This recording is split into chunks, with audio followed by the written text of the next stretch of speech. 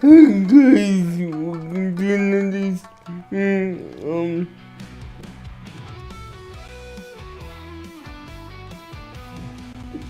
Today we're doing something a bit different. We're gonna continue to experiment with well, no, we're not doing your cockpit today.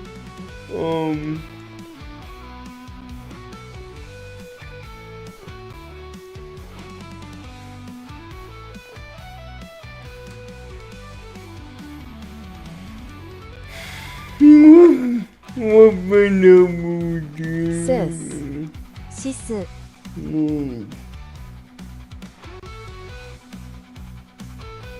Are you I guys? didn't know we were starting a fan club over here. 姉さん、こっちでファンクラブができるなんて知らなかった。Are you guys in BC?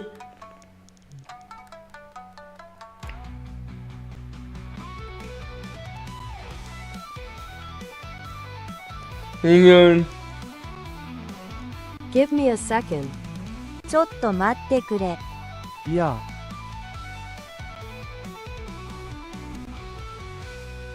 Okay, coming over then.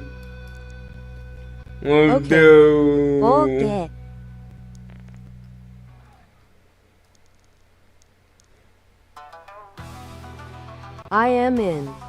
イン。Morning. Mm. Just getting my usual routine done.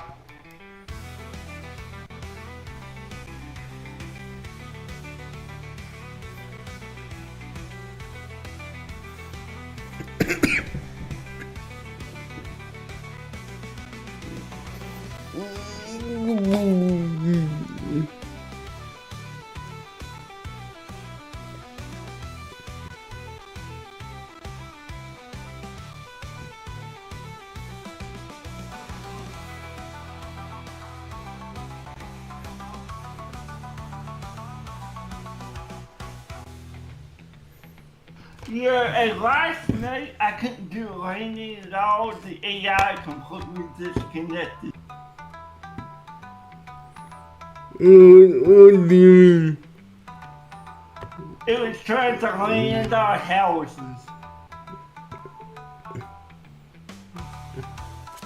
Yeah. In the middle of nowhere. It went past the airport and tried to land on houses. Eh? Yeah, you know the AI. Yeah. Why? I don't know. It just did. I don't know. So it went down to 1,500 feet and it kept going, tried to land on the house. It just kept going down lower and lower and lower. And right on to about down to 500 feet almost of the house. Like, nope. Yeah, because it was past the airport when we were doing that, so it was all discombobulated. I don't know what happened. It was doing fine until it got to the airport, and it was, no, I didn't disconnect though. Hey Runnin' WD. Do you want a fancy Yeah. founding membership Yeah. card or what? Gotta represent the club properly. Yeah. ランナウド、豪華な創立メンバーズカードが欲しいのかい？クラブを正しく代表するんだ。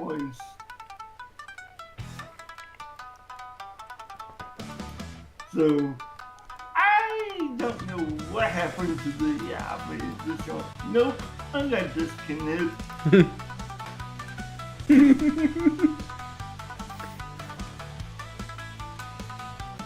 It did Well, we- everything. Well, we did get on disconnect when throughout the night, though.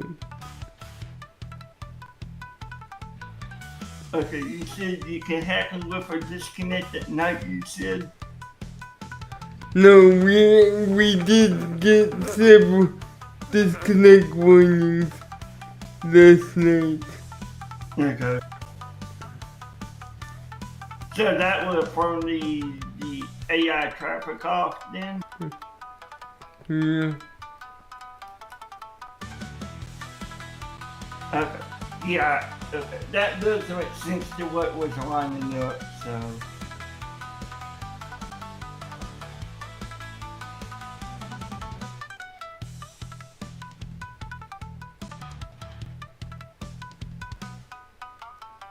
But good to know your cockpit actually works though.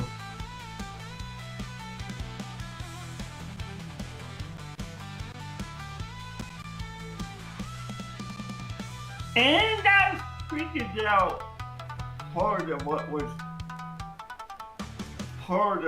going on.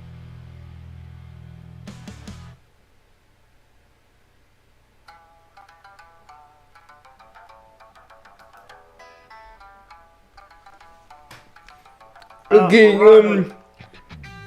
okay, so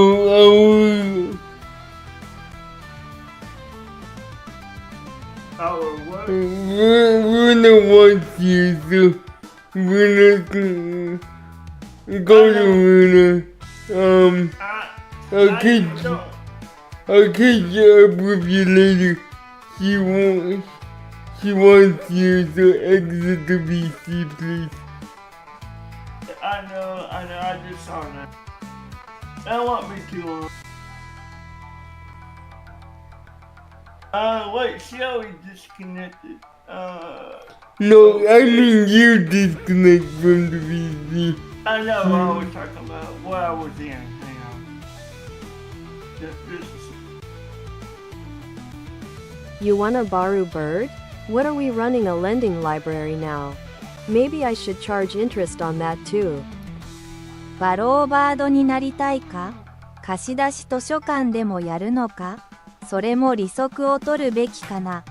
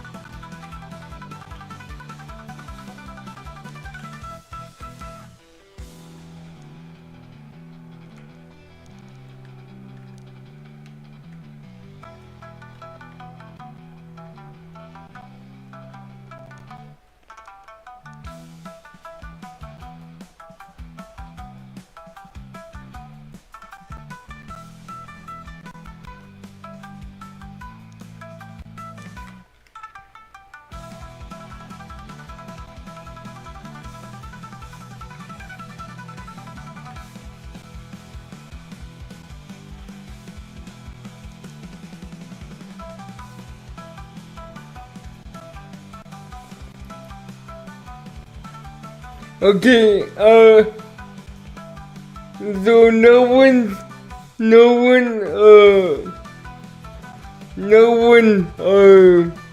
responded on the forums, but my open ticket to enables direct support, it says,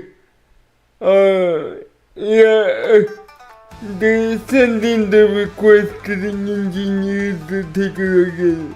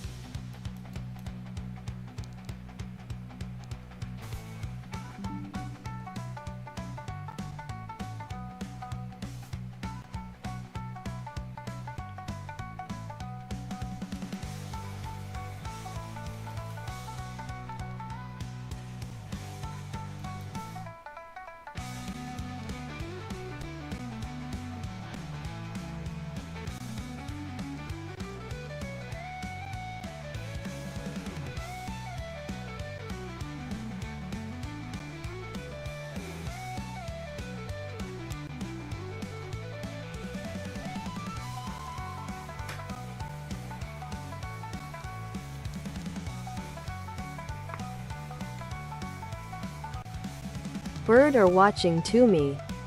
バードが僕を見ている。Sounds fun. Hope they're as chill as the in-flight snacks. 楽しそうだ。機内食のように冷ややかなものであることを願う。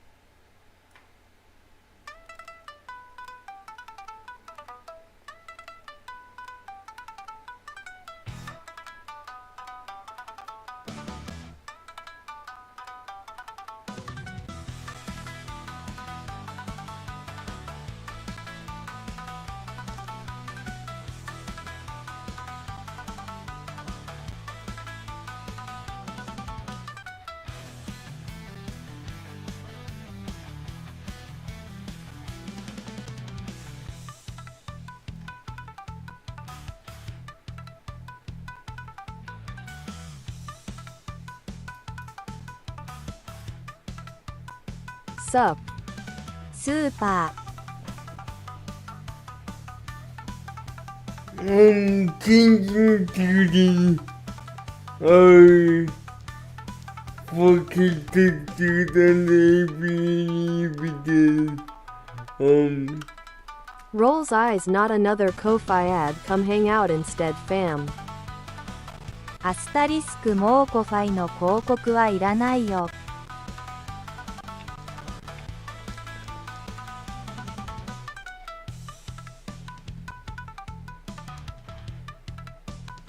that does mean do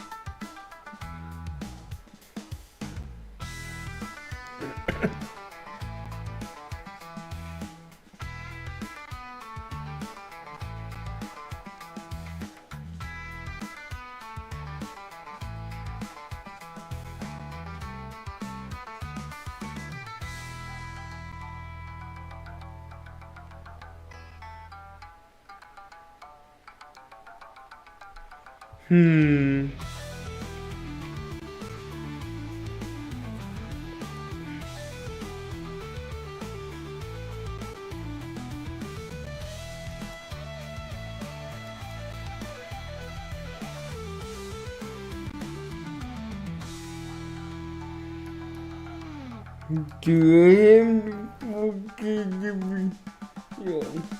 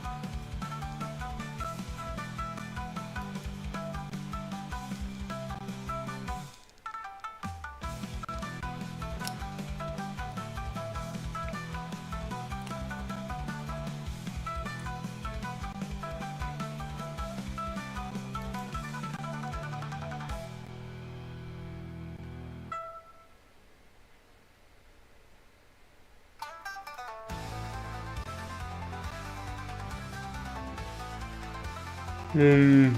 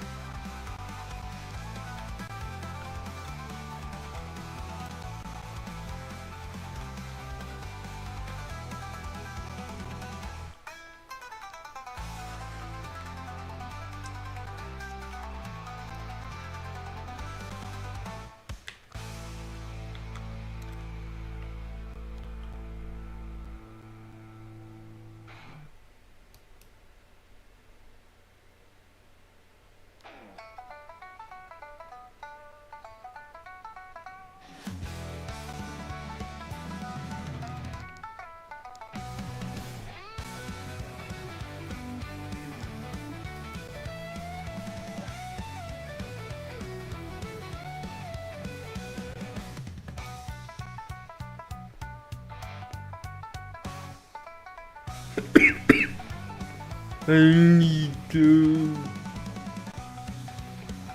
Now that I got the installed, I can run system.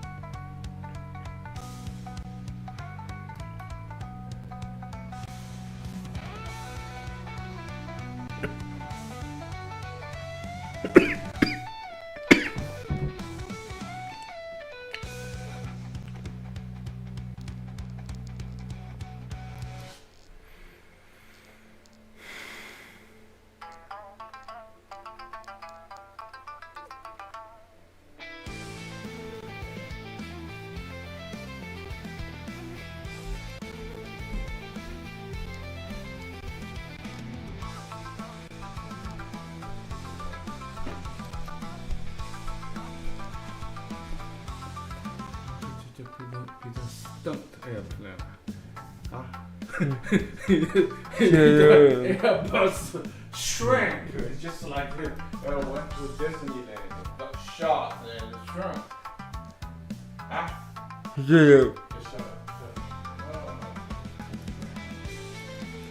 Oh.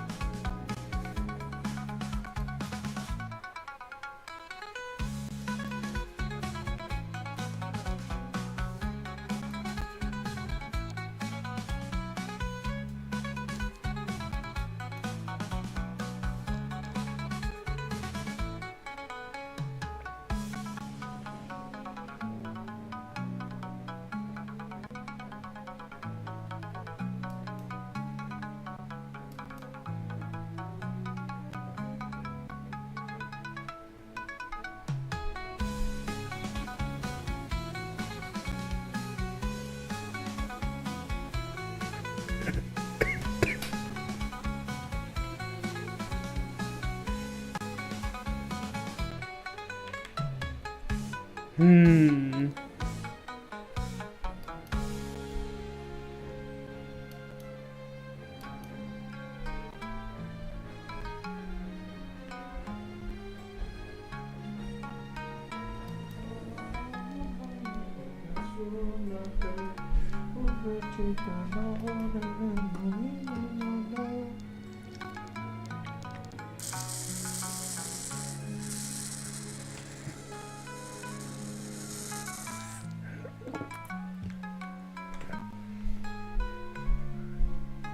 Hey, did Microsoft release the version? What? Did Microsoft release the new version? Flighting November 19th. But they withdraw the offer? No. Oh, yeah. I damn it. I damn You it. off the VIP list. I damn it. I damn it. I damn it.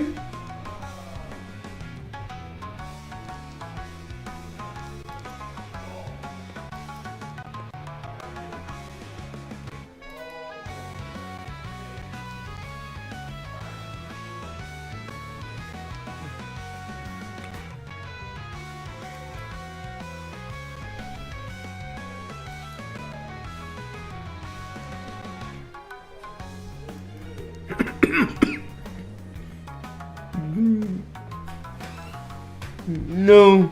Yeah. No. Yeah. No. Yeah. No. Huh?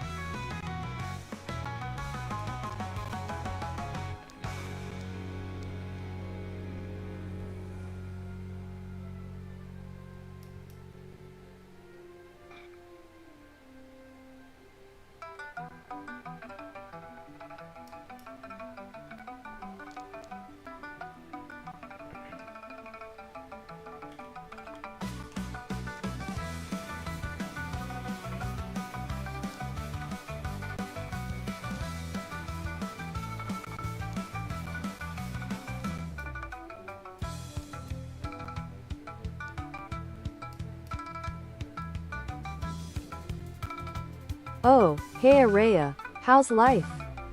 やあ、レイヤ、調子はどう？ Living the dream. Just Oh, flying high over here. Kinda. 夢を生きる高く飛んでいる。 Pretty good to be honest. Hmm.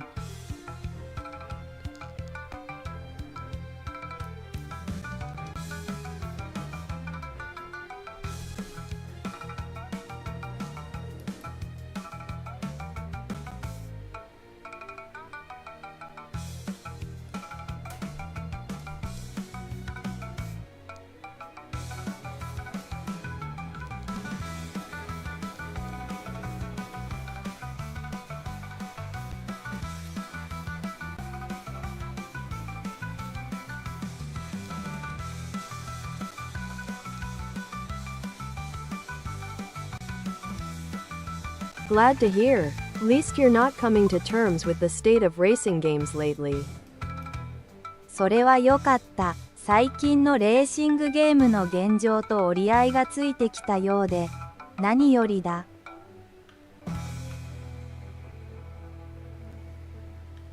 Which is what I was doing. それは私がやっていたことだ。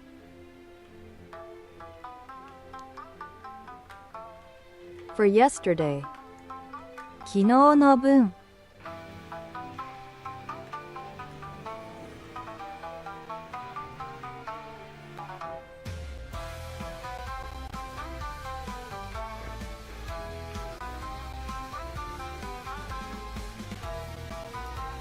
Sorry if it got gloomy quick. すぐに憂鬱になったらごめんなさい。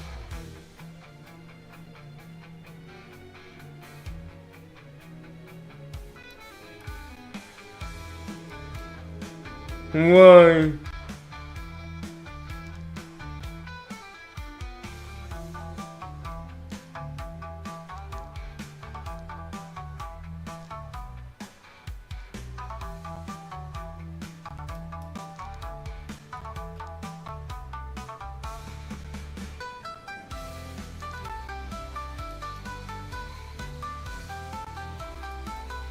Why are you saying that?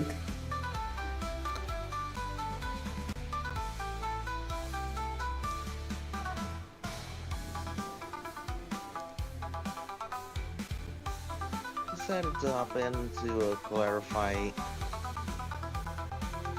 I wasn't trying to insult you, right, Rhea? Rhea, you there? Yeah.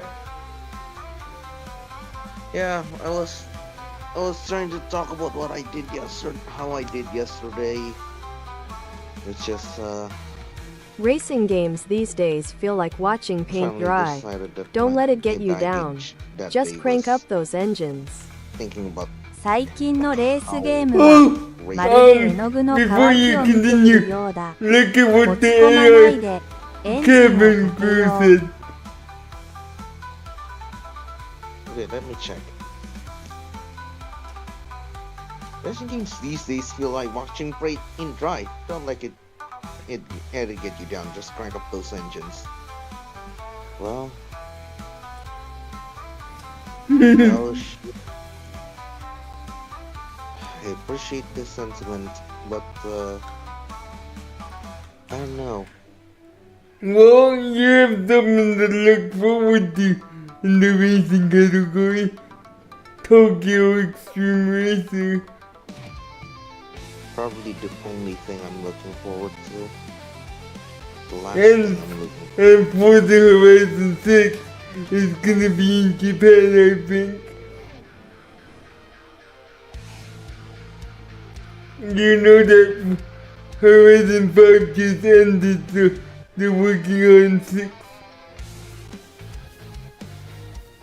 when that day comes, remind me that I said, and I quote, that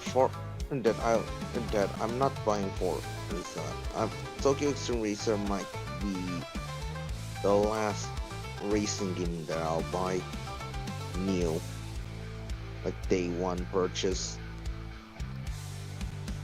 I'm not buying Forza Horizon 6 day one. I want to find out if it's actually Japan.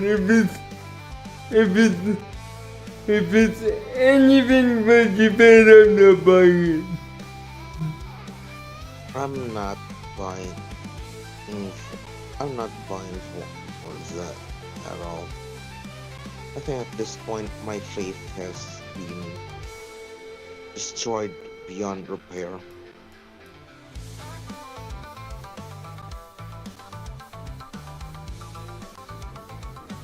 This is why I said that I'm coming to terms with the state of racing games lately. It's me thinking about stuff. I share your sentiment. However, However, for me, for the Horizon 6 being in Japan is my last hope. Let's not let the vibes stay dry. Crank those engines and make I'd sure we say keep I'll soaring pray high. for この雰囲気を壊さないようにしよう。エンジンをかけて a rebirth, 高く but 舞い上がろ Yeah. won't. It's already Yeah. been confirmed, but we don't know when. That's the thing. At this point, it feels like miracles don't exist in this world. Probably never will. At least for racing games. Yeah. Makes you wonder whether are ditching the. Makes you wonder whether are ditching the. Honestly, how you feel about racing games is how I feel about NGS. I mean, I've played PS2 from when I was maybe in high school, all the way up until now. I definitely quit. Honestly, And it's this talk about me being a bit of a Debbie Downer when it comes to racing games kind of makes me think about whether ditching the racing wheel for, I don't know, an Orpman or something is worth it for me. But I think in that case, the answer is obvious. It is worth it.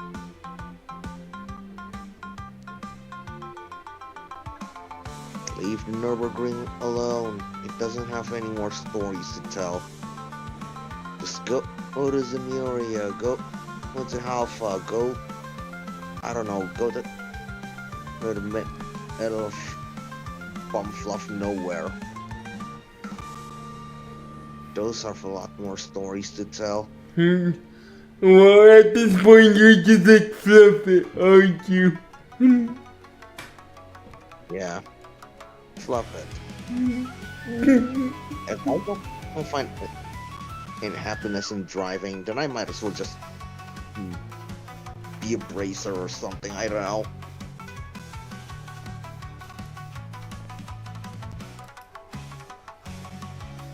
Anyways, that's all I wanted to talk about. I feel alright. I don't want to sleep, but my thoughts are being awake. Before you go, head pet. Thank you. It all happens. It happens.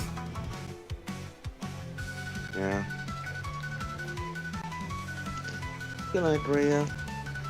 Oh, yes, me.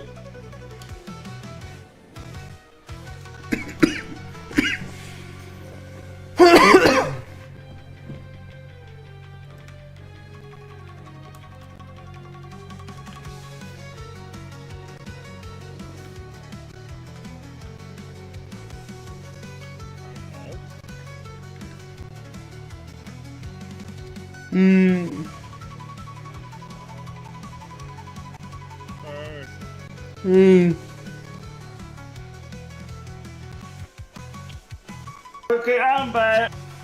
So, did you hear, Giovanna's little spew about racing games?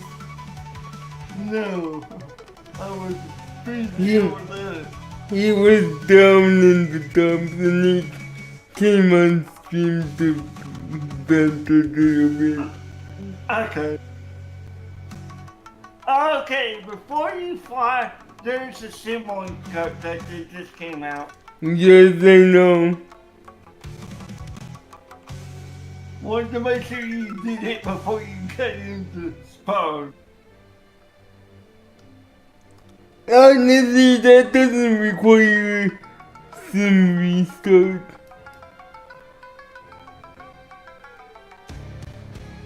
Okay.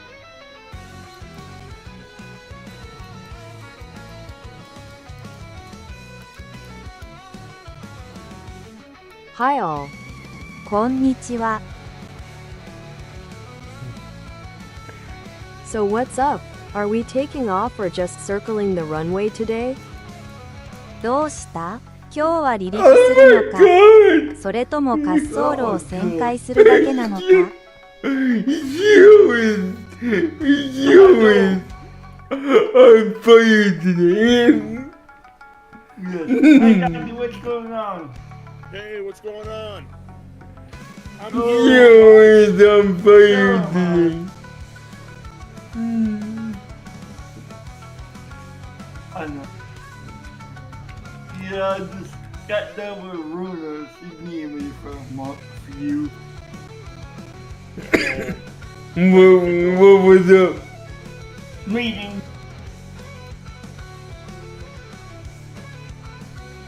Something happened. No. Just like she wanted me to be over there in case I needed to type or something. It was a disability meeting. Okay. I got it. Yeah, you gotta be there. Byrd. Hey, I know, but she wanted me over there in case if I need to type or anything, so.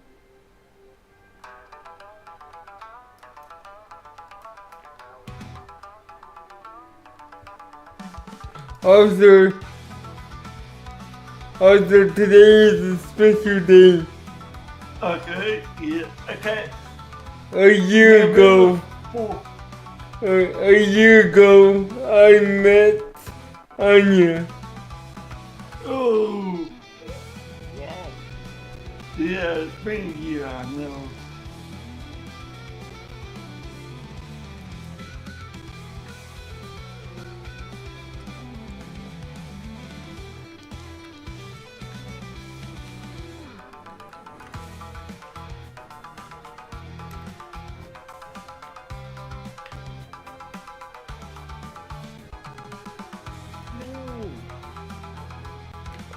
What? Oh, I'm just messing this up.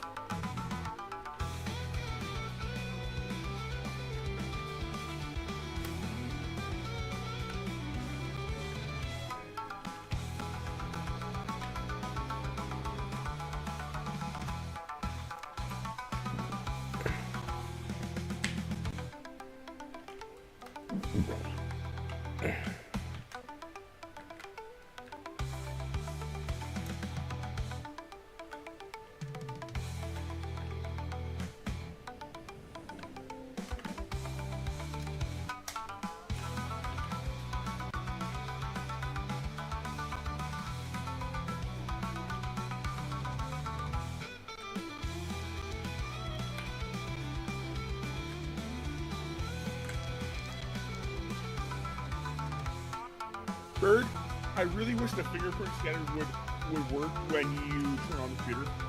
I really do. Well, Doug, here's the reason why they don't do that.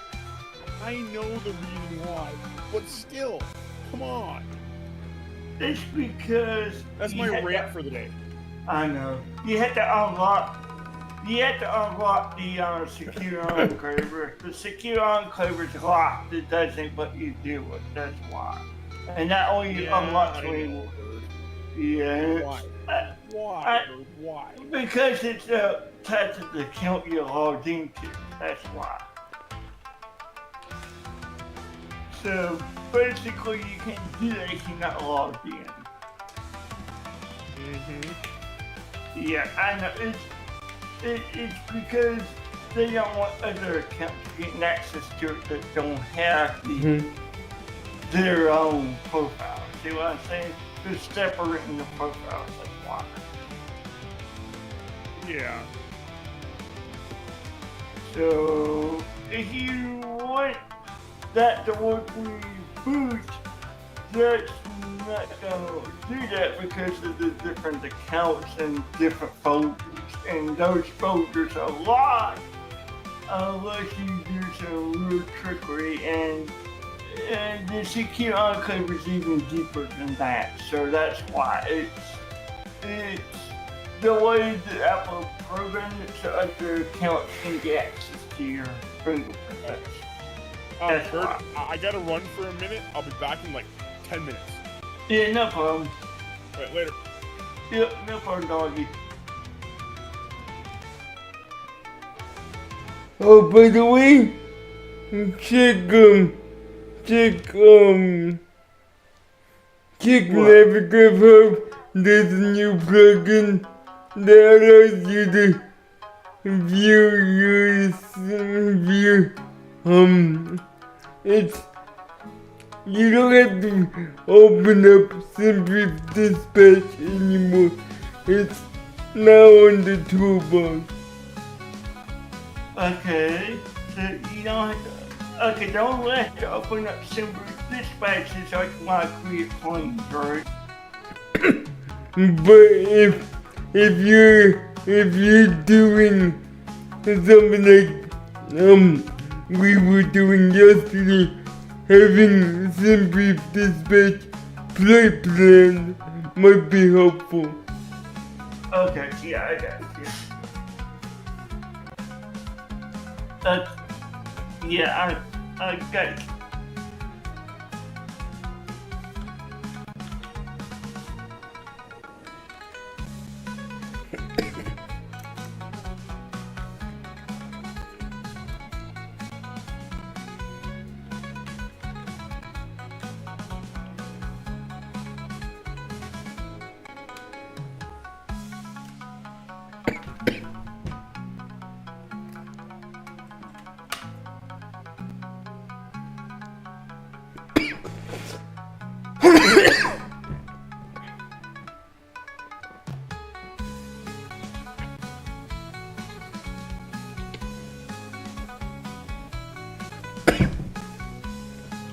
And Byrd, Yeah. I changed the You did what? I changed the 4K AV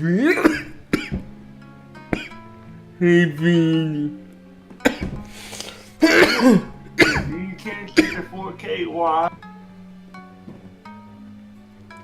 Just kidding. it wasn't doing good on my end. Okay. Okay, but you notice mine was doing okay.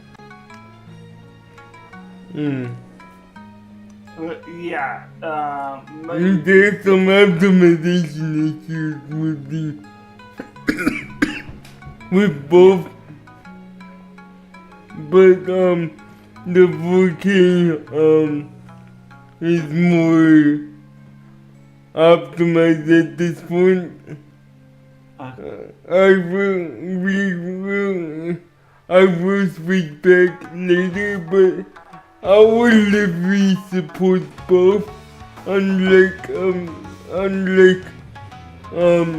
Sylvie's, they have two separate liveries for 4K and 8K. Ours are universal, so we don't have to go back to Smart. I like that idea because of the reason if we need to change to a lower texture for a bug or something. It's smart. It's smart to do. I don't know how Flipflop did it, but considering the guy that made the paint kit is part of the Flipflop team, he might have worked some magic for Flipflop customers. Oh yeah, and I love it. I bet you told him I like that. I bet you told him that you like having it like that because that's convenient and also saves us this space too. I like that. It's just smart.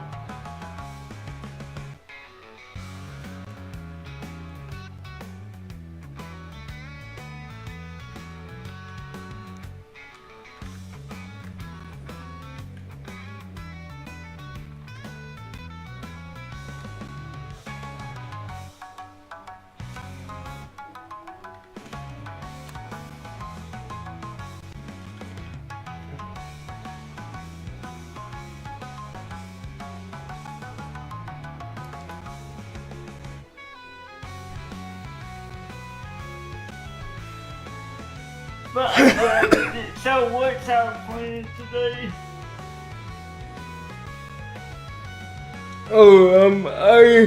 I subscribe to Epidemic Sound. It's no copyright music in case like we make videos and stuff and we have to use sounds we don't get bugged by YouTube. And that is $17.99, but the first month is free. But Not bad. first month is free. Yeah, and you said you got a plan for sis, don't you? I'm sure you're working on that. Yeah.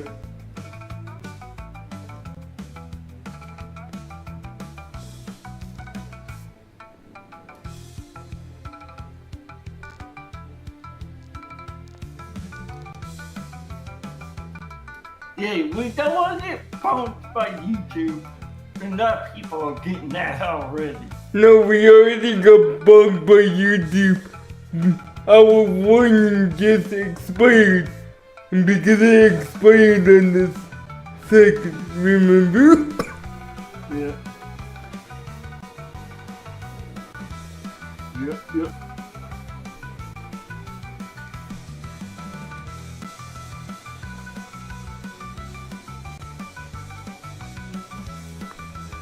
So, are we doing dual cockpit today or no?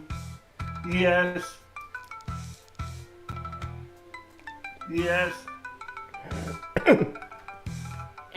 I just updated the stream title.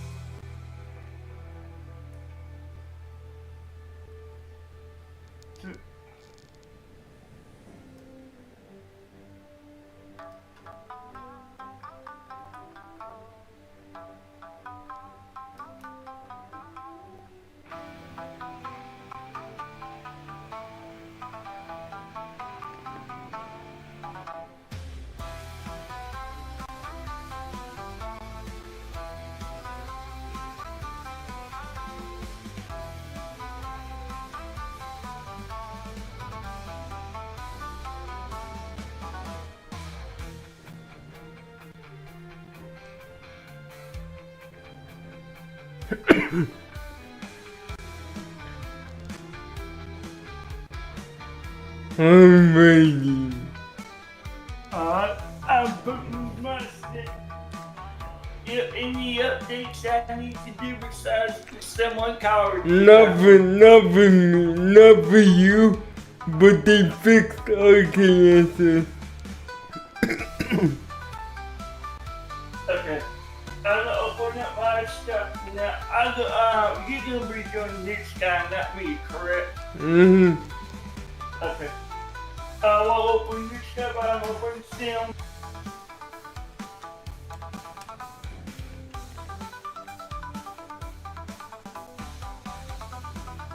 Is there an airport I need to install or no? Nope. Okay.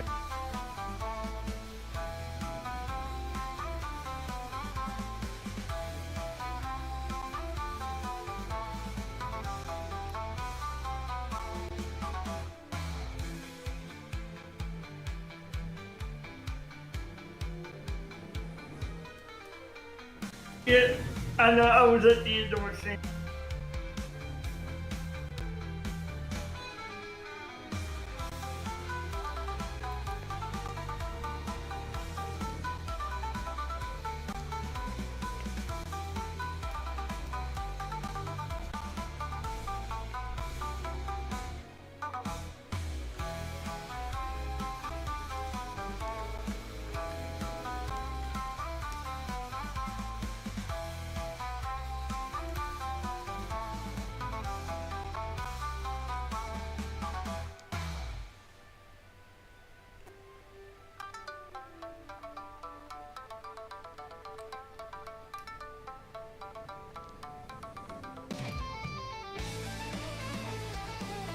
Yeah.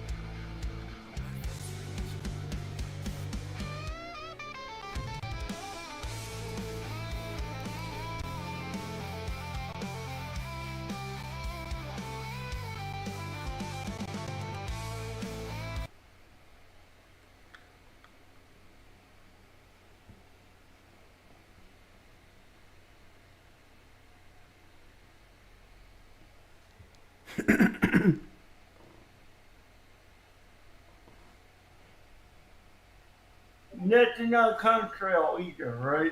No. Okay.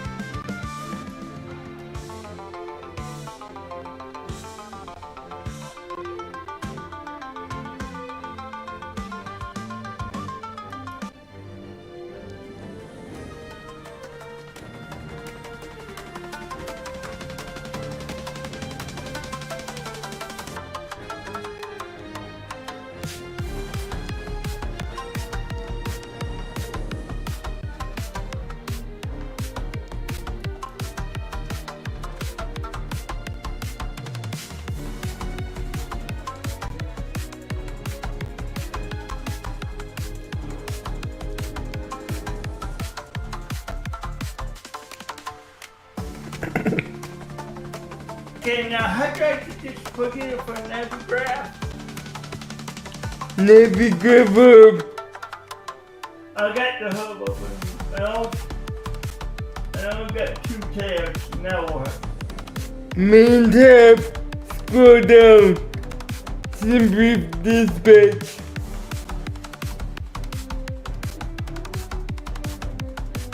Got it. That's it. Okay, now I'm gonna get the seal.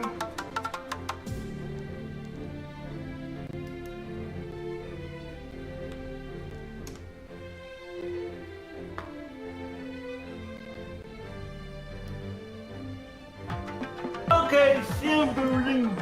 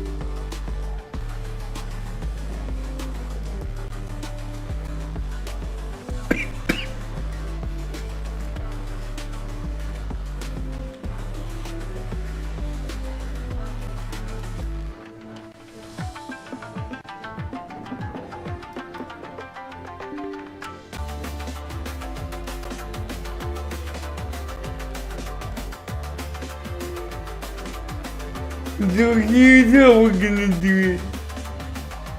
Okay. The first test when we get in the aircraft is you give me controls. Okay. So basically, I'll be the server, right? Yeah, cause I think the only problem is the shadow firewall. Yeah.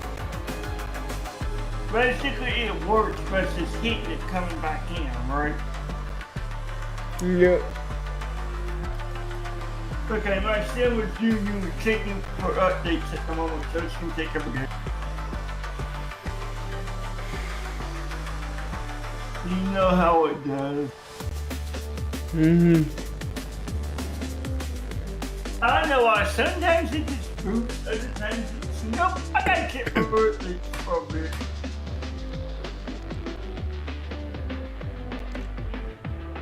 I don't know how much I program sometimes with the check. And I just got the loading screen, so I'm good.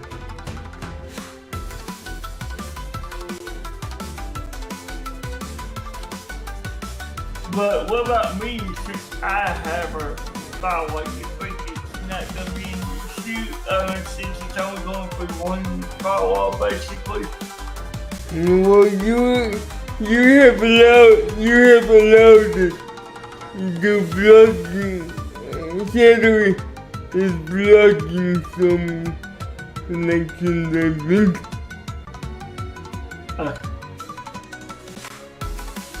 Okay.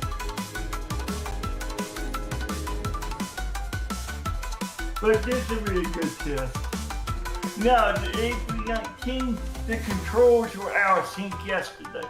I can still control the parameters even though you had controls. It was kind of weird. Yeah, that was big. That is the sign of the shadow firewall being flashed.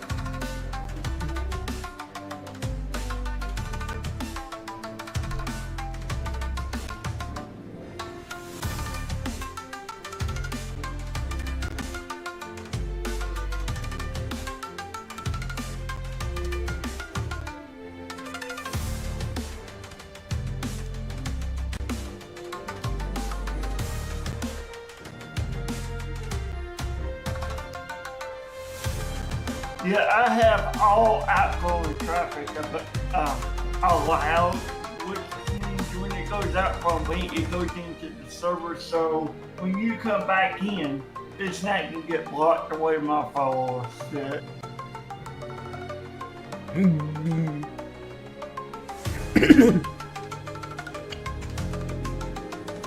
But that's only on outbound traffic. Inbound traffic directly is blocked. Yes. Yeah, if we did the server hosting, that's not an issue. If we also do direct connect later, I can just open the port and the firewall if needed. So, who's gonna make the flight plan?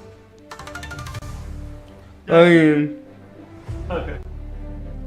I'm gonna get me a drink. It's gonna be a few minutes before the sim is fully booted, but I'm about 55% booted.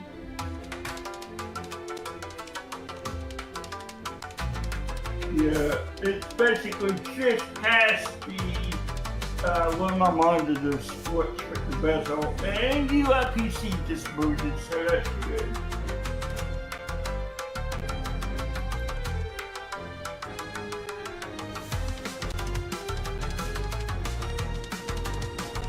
And I got one to up so we can try to play.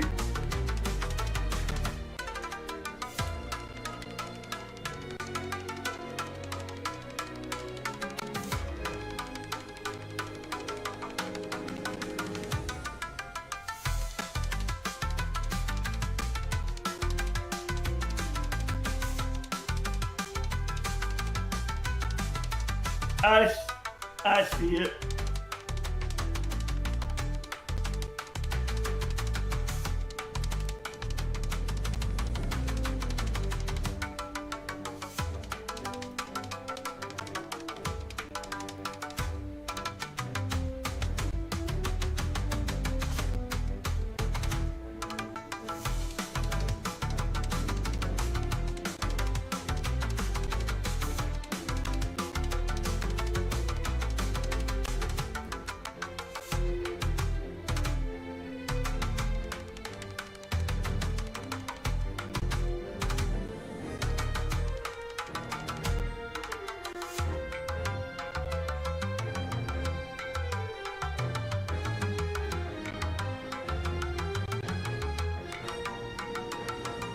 Okay, I'm on my phone for a bit. Can you hear me okay? Mm-hmm. Okay, good.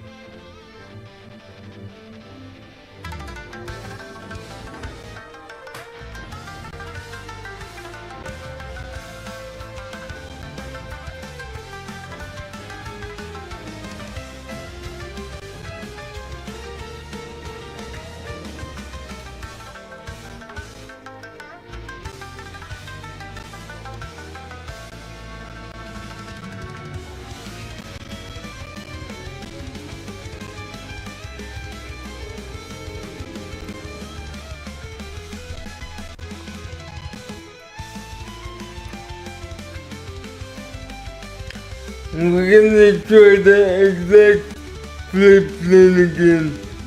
Okay.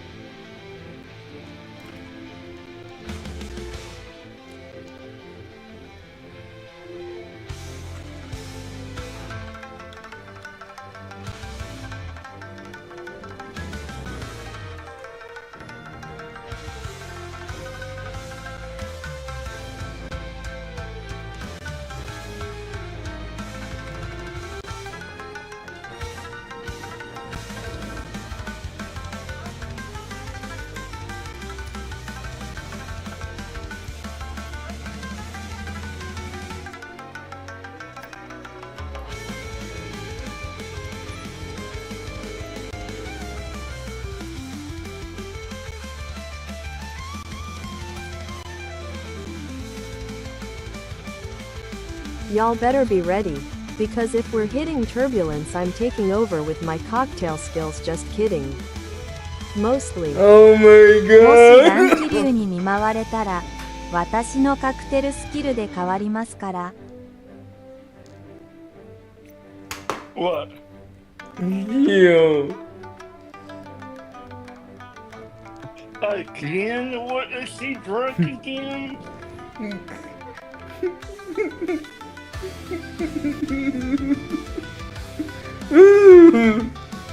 Okay, there we go. There's this building. Wait, back to come here.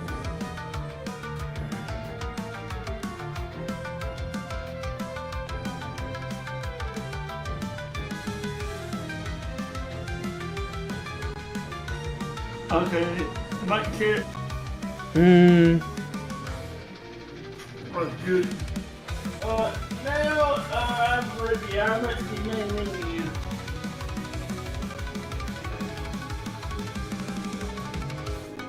You just let me use the same footprint from last night, do I? No. Yeah. I'm gonna send you another one. Okay.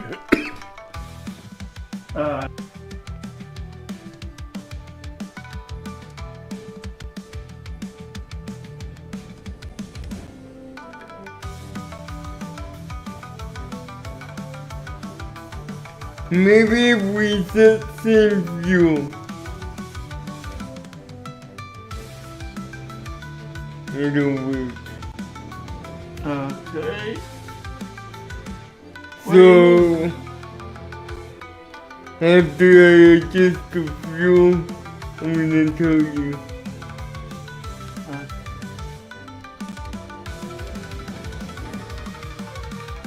So it's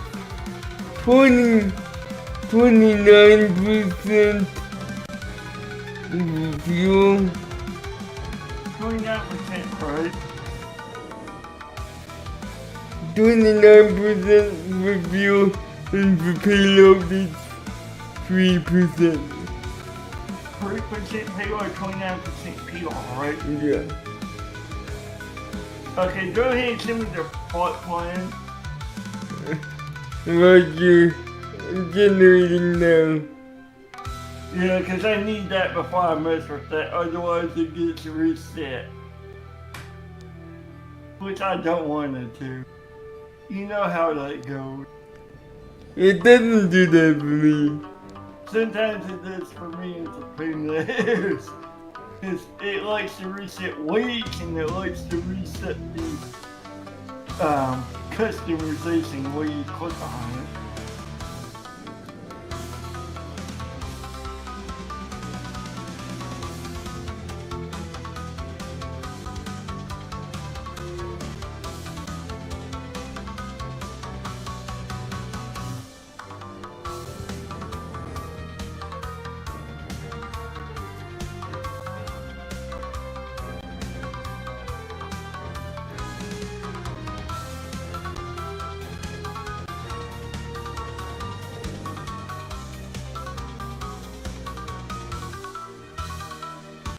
Guess what? Guess what this month is? I know this is the month of the breast cancer awareness. I know. But it's also not allergy awareness month. Okay. Allergy awareness month? Not allergy awareness month. Okay. Which you know I have. I know you have allergies. I do too. No, the nuts. Oh yeah. Nut allergies. Okay. Yeah. They're allergic. Yeah. They're everything except peanuts and coconuts. Weirdly. I know. And Most people who have it are allergic to peanuts.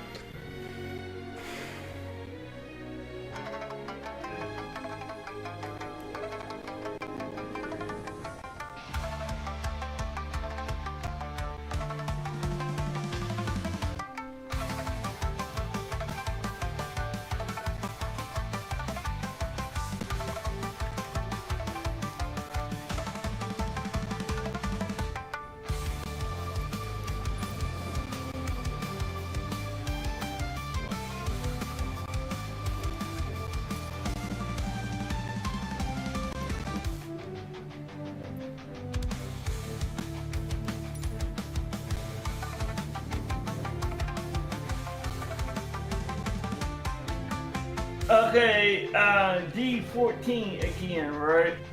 Byrd, guess Yeah. what? What? And the Navigraph tool brings Simbrief into the map menu too. This is what you wanted. Yeah. Yeah.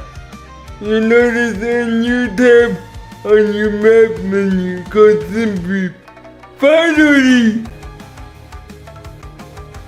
We don't have to adjust the weight anymore, do we? Well, I don't know. I'll find out. Okay, I'm at my map menu. Okay, new tab, right? Mm-hmm.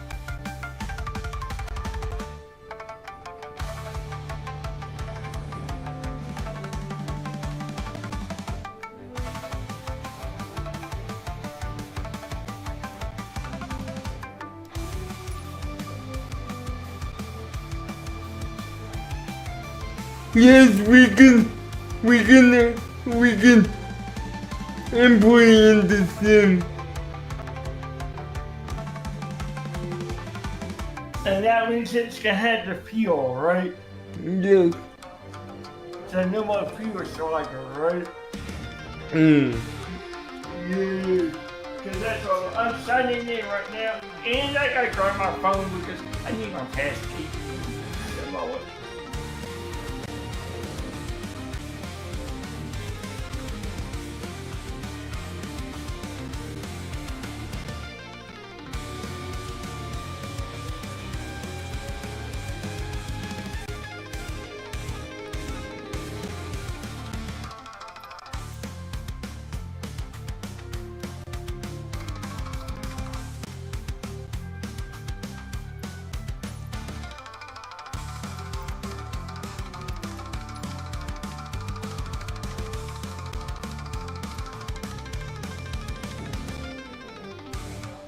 Okay, now.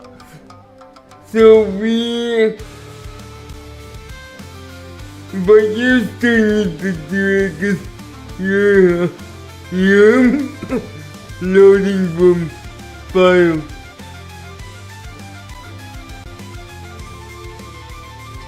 Okay. And that from this guy, correct? Not from dispatch strictly. That's what I mean, yeah. Meaning, you're not using this guy to send it to simply dispatch directly. Is what you mean, yeah. Okay, you said 3% on payload and 29 on fuel, correct? Yes.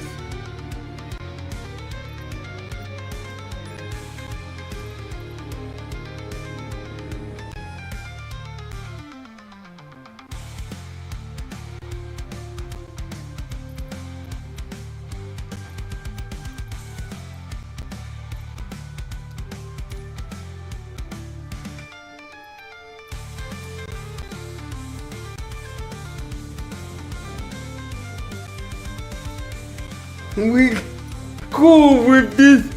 We get all the features of dispatch in the sim. We don't have to like the dispatch page. Awesome. That's one of the requests that I was putting in to my This, and that we grab. Okay, 29% fuel save, 3% payload. Say that now.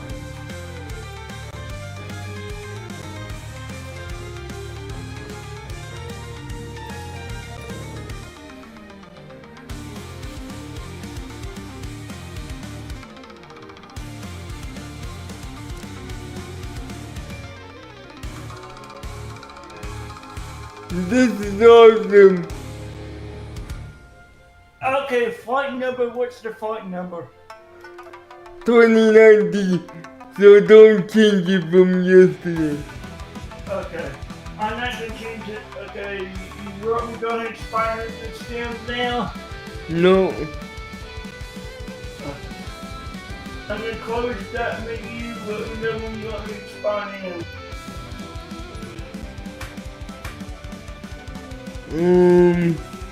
We're going for 31. Gate 31. But Okay, D31, right? no, gate 31. Not Okay, D. Okay, KNCR, right? Yeah. Okay.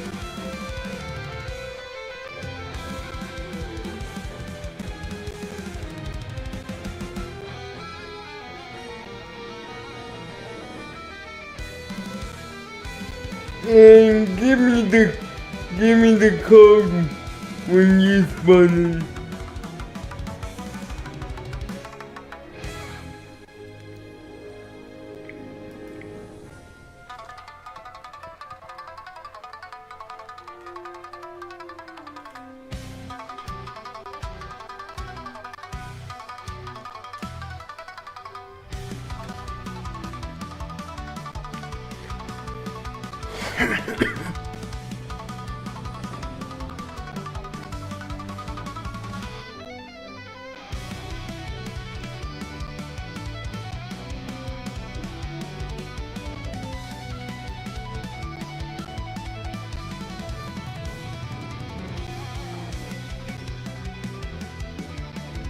Okay, date 31 is selected. Go ahead and spawn in, right? You're hosting, but Yep. they have to spawn in first. That's how many you're ready for me. Okay. Spawn in now.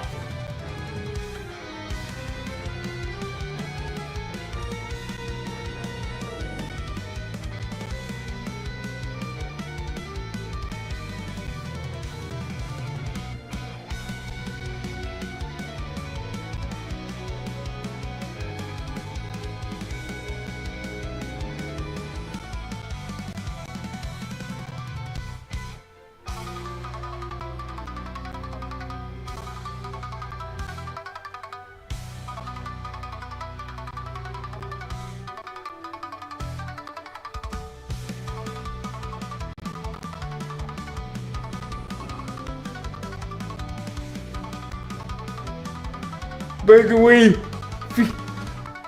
By the way, Phoebe is in my hometown right now. What? Phoebe's in Kyoto. Really? She left the US for Kyoto? Yeah. Nice. I knew she was going. I didn't know it was already.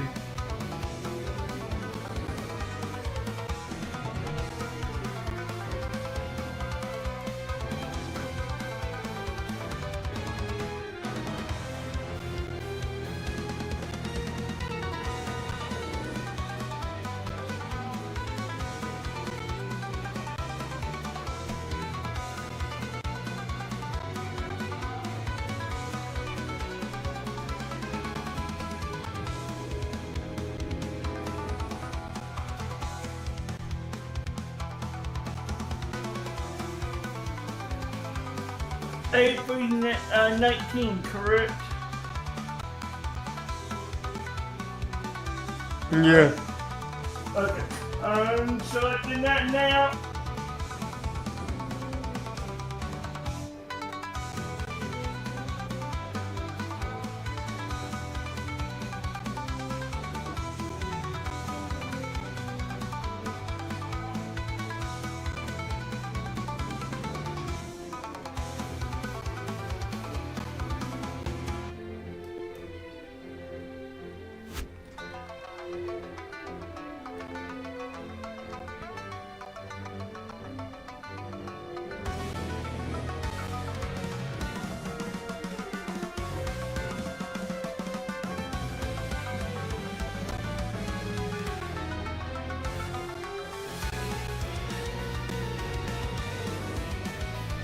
Let me know when you're spawning.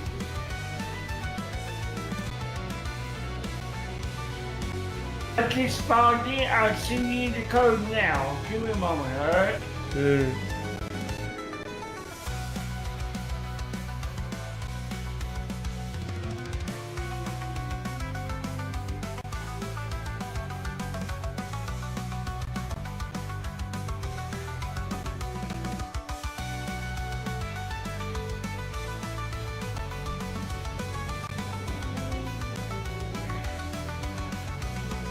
Okay, I sent you the session code in DM. Roger.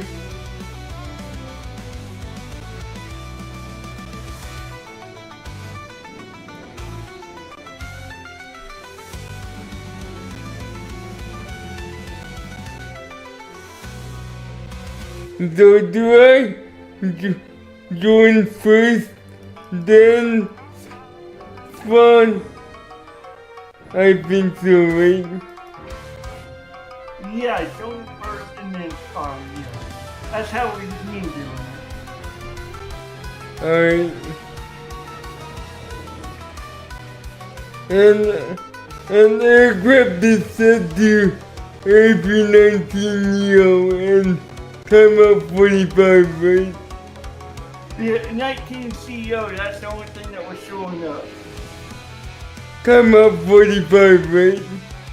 Yeah, 45 and 319 CEO, because that's the only 319 that was in the loop.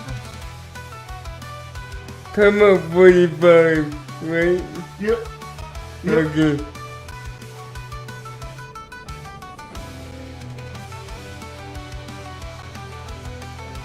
He's buying in now. Welcome back.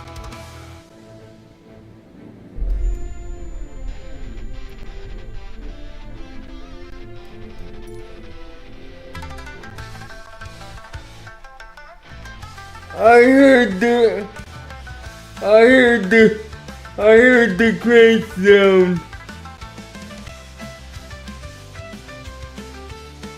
What?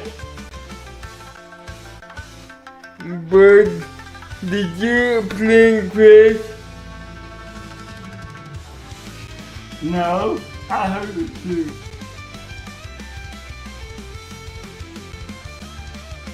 That was just you, not me. Oh, dude. I don't know. did you select Neo or did you select CEO? But we don't have it if you're not Neo in the Byrd. It's only Neo. Okay. Yeah, my thing didn't crash. I don't know what that was. I just heard the crash sound, and I'm like, ah! Yeah, I don't know, but mine didn't crash, no.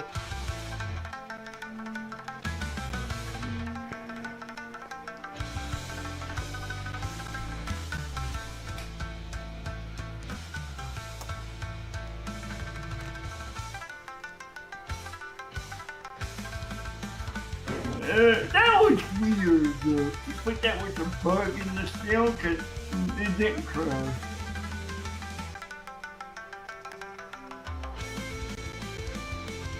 That was weird.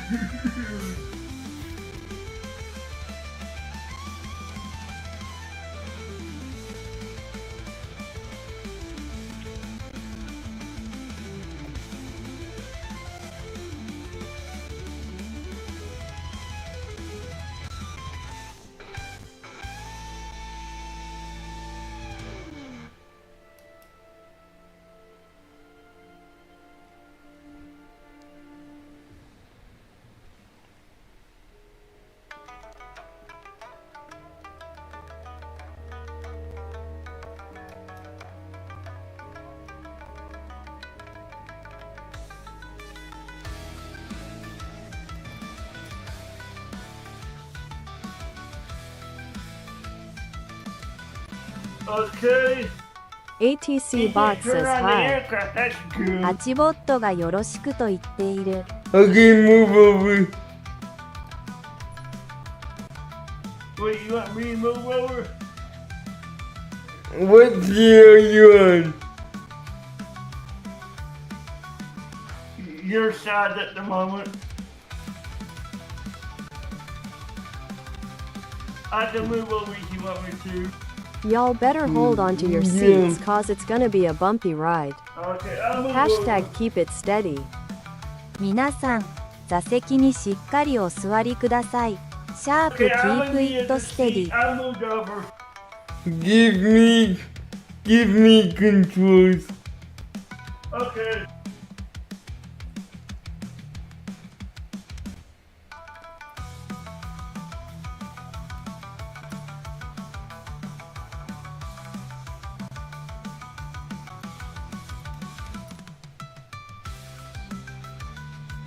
Alright.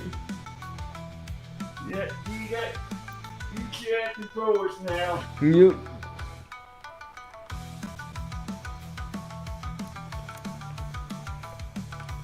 Boarding aircraft.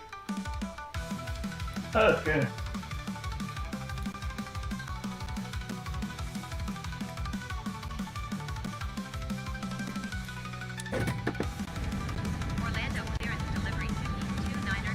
So that did fix the problem then.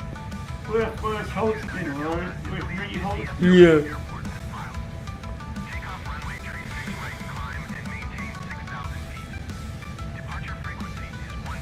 And if you do the AI, you can just tell me when to turn. If you did the ATC, and then I can just turn and go down the D.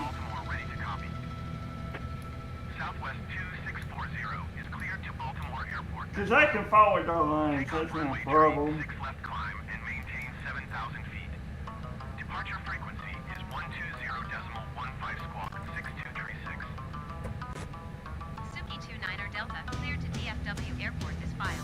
On charge, does it actually have the date that we're supposed to take March as well?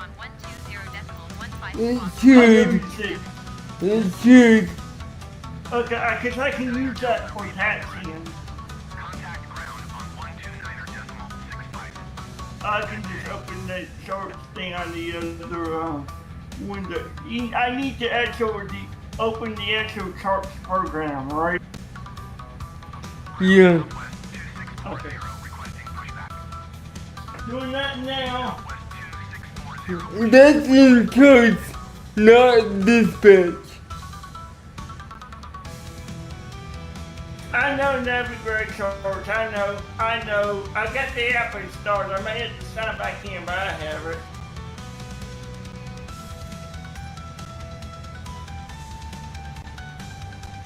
I'm going to set up the aircraft.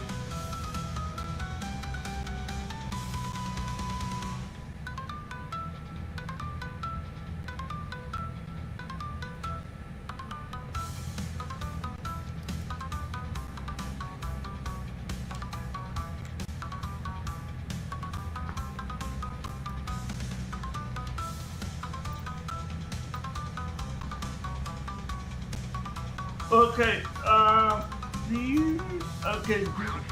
okay, I'm good. I'm signing. Do I need to sign into your chart? No. No.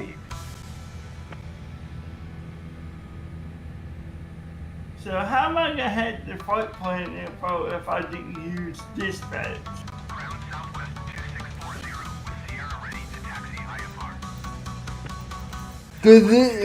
Cause unless you tell George to specifically do a navigation flight plan import, it'll go with the flight plan you loaded in world map. Okay. Okay, now how do I get to the gate mapping?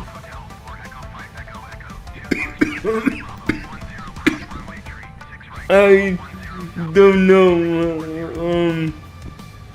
Okay. I know, look.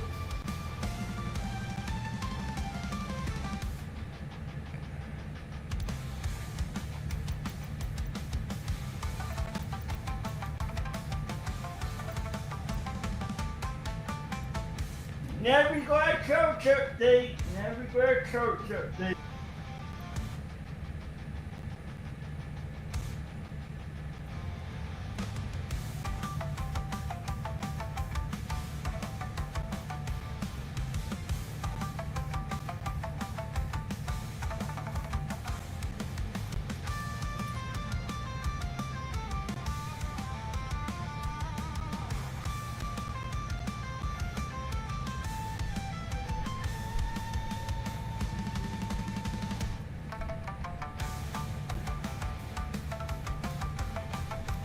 We've been on bottom panel rating.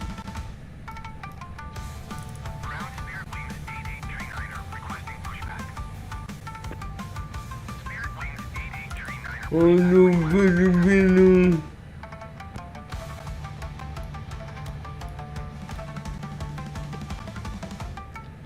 And you're 182. 3 the nav.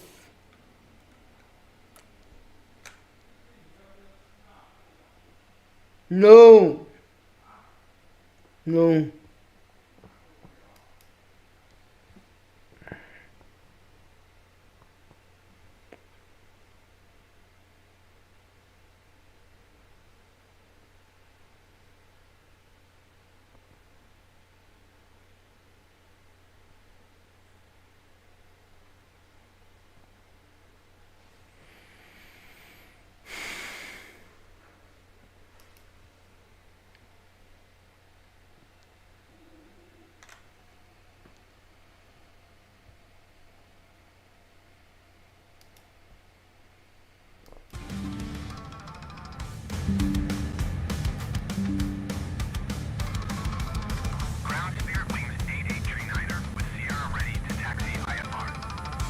And no, it did not have my flight plan. I had to import it from the actual file. Yeah, I had to go file import. I never got charged. I have it in now. I'm gonna look for the airport map. Again. Setting up. the thing. Huh? Where?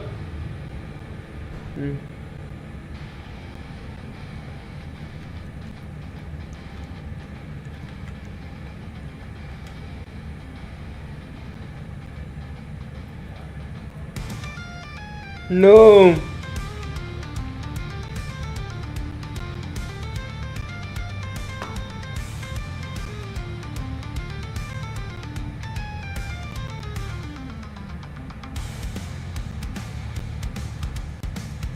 Okay, sis, when you get the charts loaded, click on the airport's tab. Then you're gonna see where it says gates. Click on that.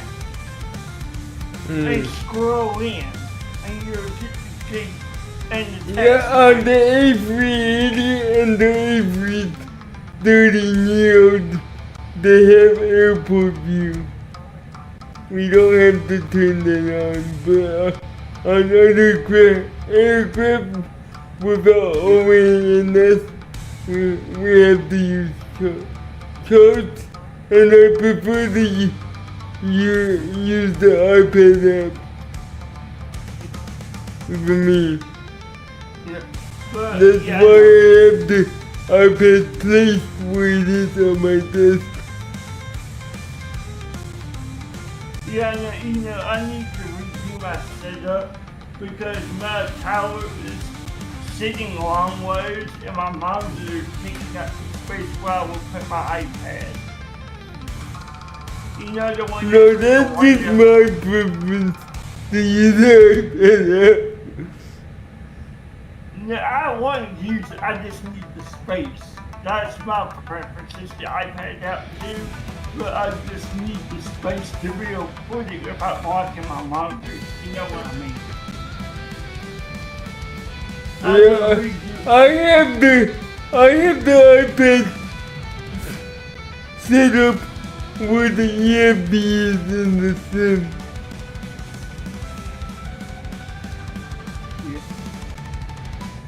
You have it where the iPad is in the sim? Yeah. Okay, so look for the, okay, you can't control the EFB from your iPad though, can you? That's only available on Phoenix A320. Okay, so it's not available on 5 yet. Okay. That's a Phoenix exclusive feature, Byrd. Okay. Okay, so if we were flying the Phoenix, then we could. Yeah. Okay. Which you will have to get at some point because we wanna get the full ProSim experience. Yeah. But it's about, I forget, but you want the full package. I don't know how much it is because I bought the base package before the AP19 and the AP21 and came out. So I got a discount on the AP19 and the AP21 add-ons. okay. Now, question: what catchways is it wanting us to take for the flight Do you know? No. Okay. I'm gonna look at that right now and see if I can. That way we know which way to push back. Because I want to see if we can do this to legit where we know where we can push back. So I'm gonna look at the flight plan, alright? Mm-hmm.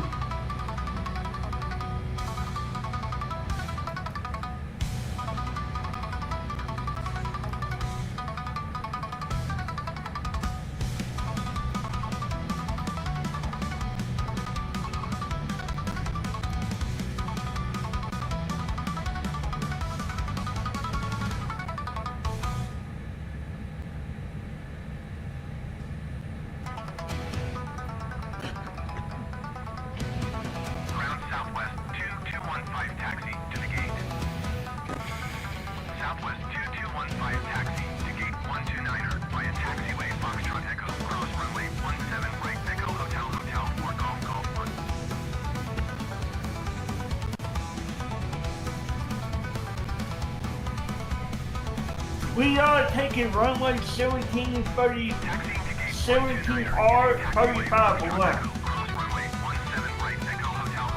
Which one? You just said 2 runways. It's the same runway, just the other end. Which one are we taking?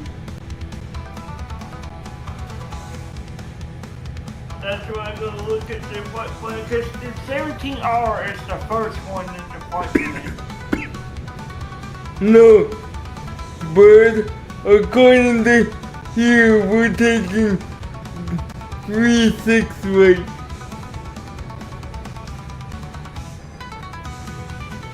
Okay, where are you seeing that? Look at the OSP. Okay.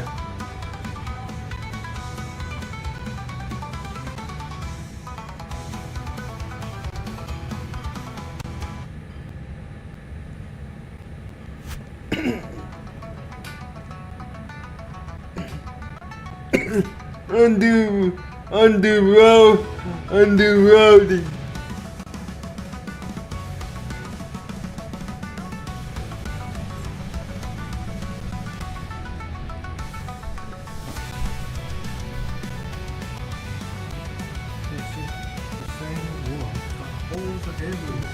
Yeah. And the northern line. Yeah. It's in the morning in Florida. Yeah.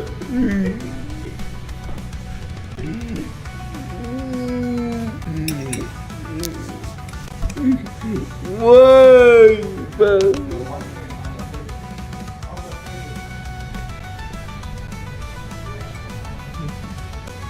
How?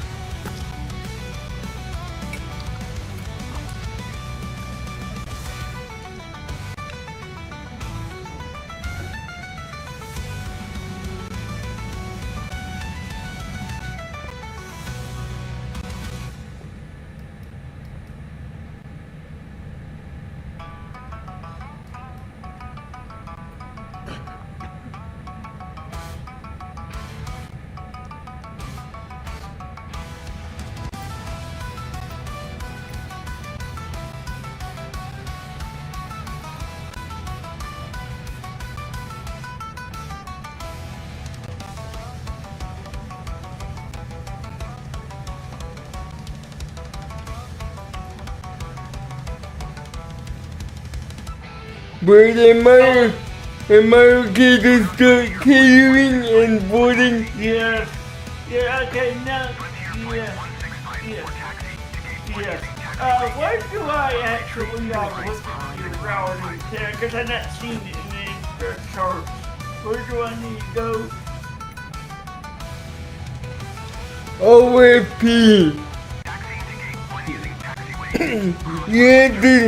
You have to look at the map, and then it will tell you departing runway blah blah blah. Okay, they are.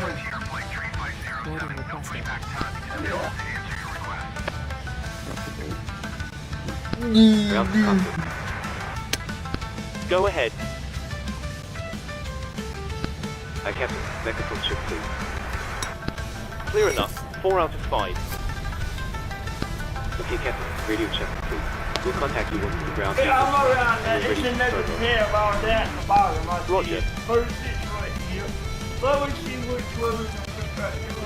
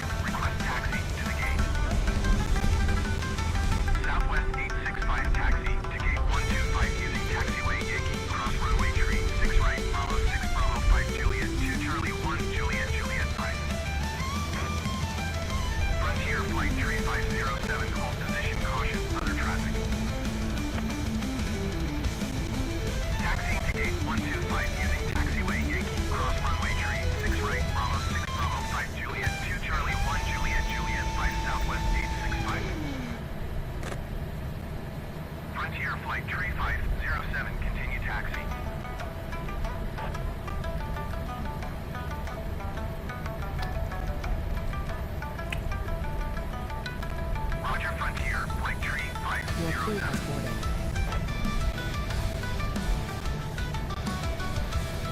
Passengers boarding started.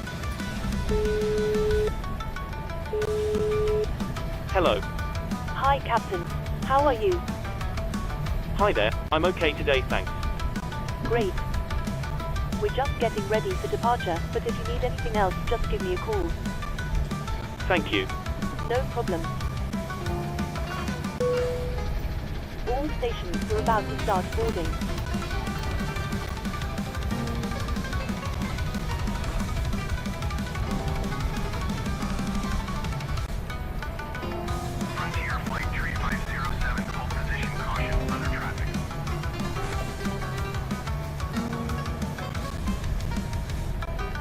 Ground cockpit. Go ahead.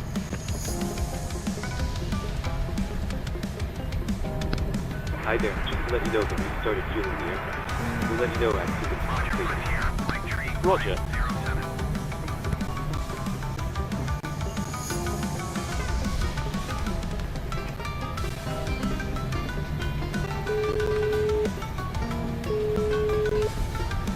Hello. Hi, Captain. We've started boarding now and the passengers are being seated.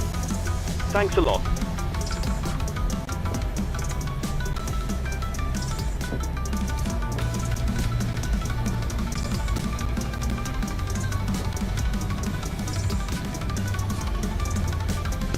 Ground cockpit.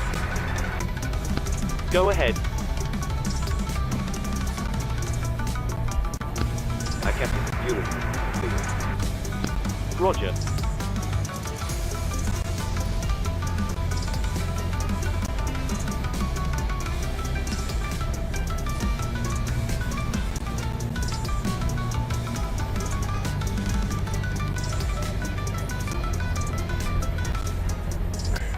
We got the collective taxi from E all the way to B10.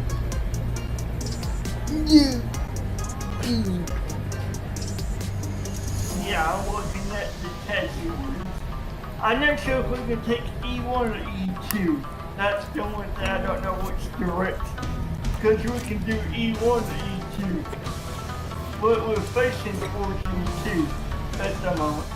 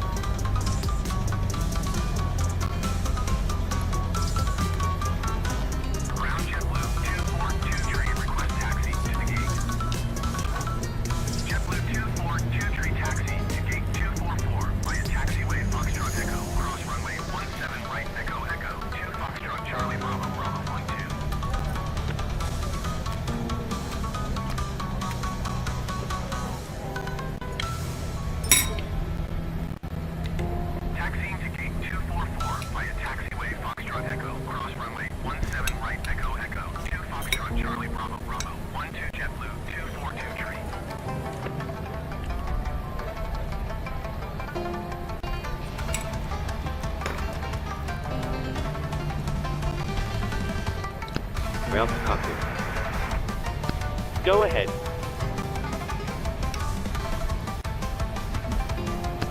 Hi, Captain. Just a quick update to let you know that we started loading. We expect the final load sheet up once we're ready. Roger. Welcome to Eclipse Airlines. We are so thrilled to have you on board. Our captain is currently preparing for our prompt departure, but while you wait, please ensure that you are sitting comfortably and all wheelchair tie-downs for those who are using wheelchairs are My secured. question is, do I Don't have hesitate to inform our flight attendants if your wheelchair tie-downs aren't secured or you're not sitting comfortably. the エクリプス Ground 航 to 空へようこそ。 computer Go ahead. get control of me? 誠にありがとうございます。機長 Loading は has 迅 been 速に completed. 離陸 Sending を the 準 load 備 sheet しておりますが、お待ち We're く waiting だ for さ you い to ま hold せ。 on. 車椅 To 子 be をご delighted. 利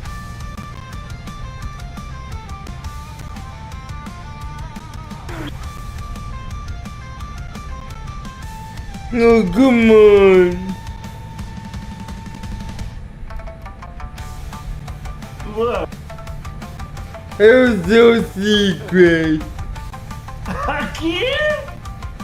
Yeah. They need to up the doses.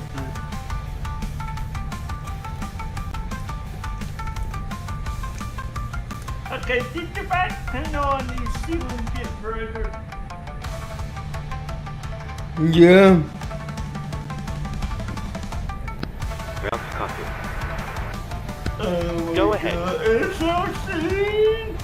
We need to turn on Loading this has been completed. We're sending the load sheet up soon. Oh, that's the We'll first. contact you for pushback once we close up and the delighted. Roger. My God, that's so soon. How do you know when there's an update for SRC? It will prompt me at startup Okay, of the program. okay. So, I'm going to cut the ground and we're going to Cockpit to start ground. APU. Okay, I'll start APU. Just let me know Go when, okay? We're Clear. starting the APU now. Stand by for Okay. ground power disconnection in a few minutes. Roger.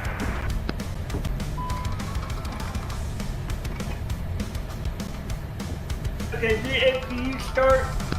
Ground to cockpit. Go ahead.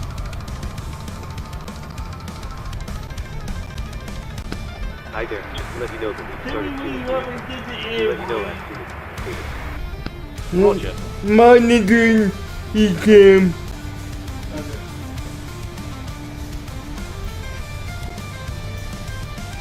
Ground to cockpit. Go ahead. You sort of seems good. Let me shoot this. We're off the ground Go power, in. so feel free to disconnect. Alright, Roger.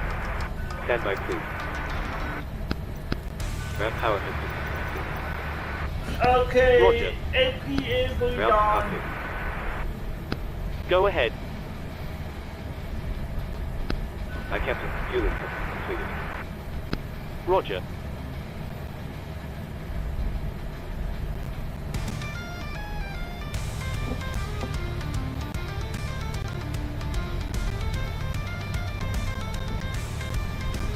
Ground to cockpit. Go ahead.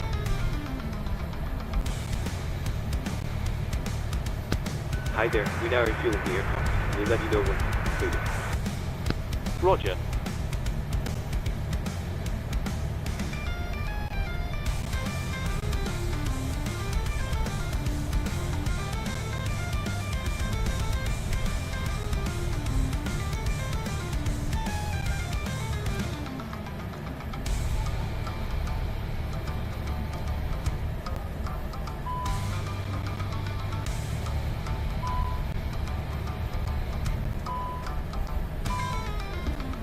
Okay, why do you just fuel pump?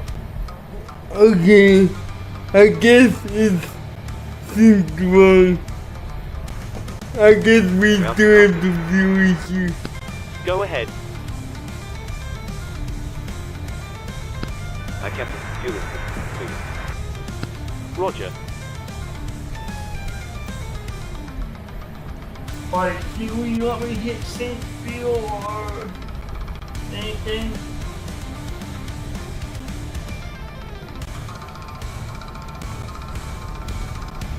Cause I'm posting. What does it say on your end? It should be 29.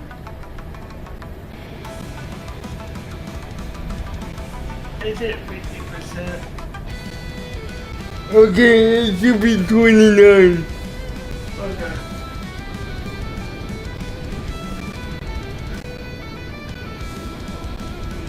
$29 and free.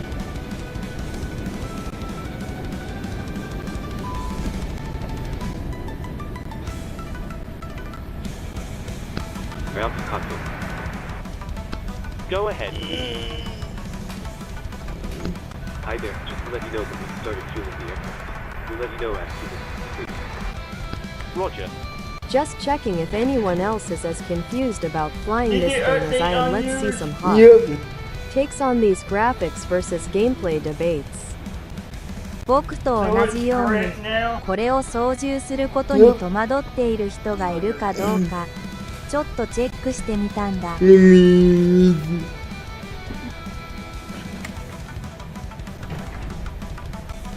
Ground to cockpit. Go ahead. I Captain, fueling. So basically, when I move the Roger. slider, it corrects itself. Okay. Yeah. Okay.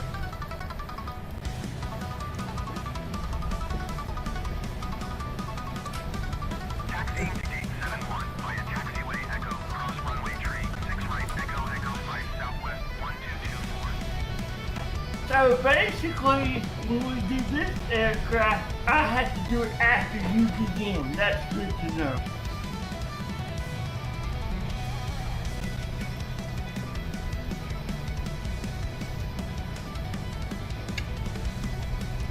Okay, I'm gonna go for pushback. You got AC hose disconnected? Remember this one. Every 1988 doesn't have ACOs. Yeah. Inbuilt. Yeah. Okay.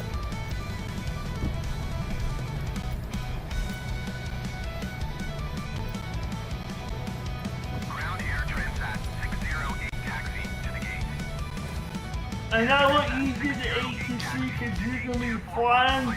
I'll just do the taxi and read the map.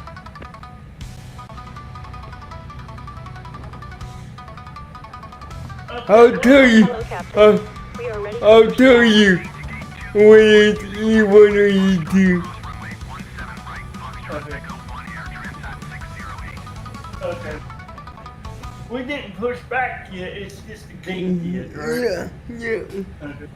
Ground southwest 6495 taxi to the gate. Okay.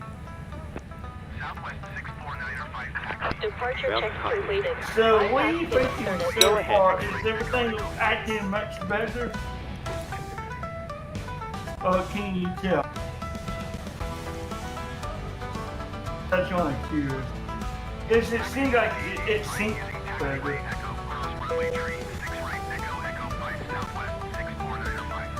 Okay, you just turned on the lights, right? Those Beacon.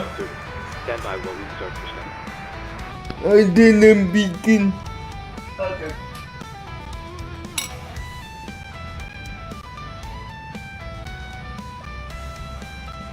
Releasing parking brakes. Parking No. brake, please.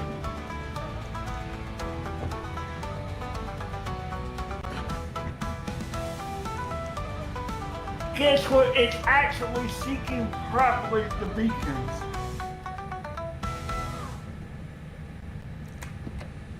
Yep.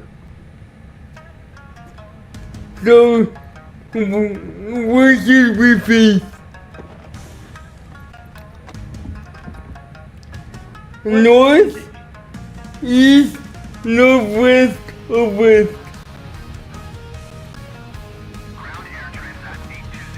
Okay, which which way we're going, E1 or E2? Air Transat 820 taxi to gate 243 using taxi. I say E2. That would be right. So that would be nose right, facing east.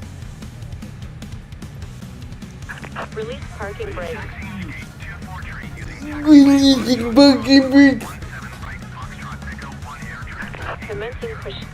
All engines clear. So if Start at it's wheel. E2, that'll be facing right.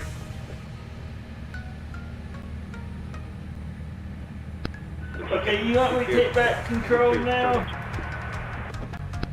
Starting number 2. Roger. Start E2. Cabin crew, You want me arm to the take doors, control please. back? Starting number Go 1. ahead. Roger. Start engine. Okay, taking control. Yeah, yeah. I don't think you have to.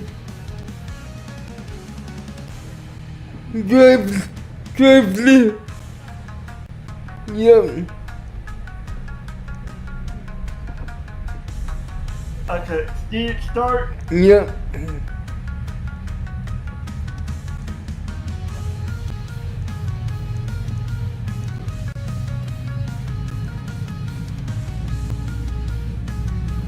Ground Suki 29er Delta, Sierra ready to taxi IFR. Suki 29er Delta Taxi 2 and hold short of runway 36 right using taxiway Echo 1 Foxtrot Charlie Bravo 10. Contact tower on 124.3 when ready. Okay, it's Echo 1. Taxi 2 and hold short runway 36 Echo one. Runway Echo 1 Foxtrot Yeah, Charlie Yeah. Bravo which, 106 okay, I know where 29er that Delta. is. Yeah, I know where that is.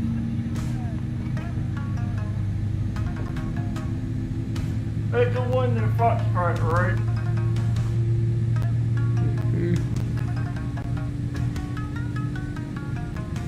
Yep. So I know where that is, and then you just need to tell me after, Echo 1, where's the turn? Putting up ETC. Okay. It's Echo 1 Foxtrot Charlie Okay. B Bravo 10 Okay. Yeah. So it's Echo 1 Foxtrot and then Charlie Bravo 10. Okay, gotcha. Set parking brake.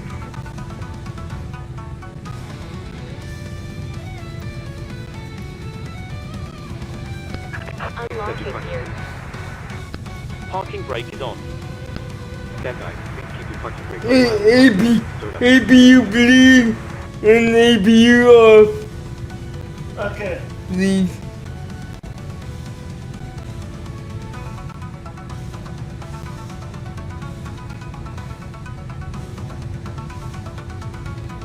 If that's off, let me know when we're clear to go and I'll turn around and go down to Echo 1, alright? Because we're facing E2.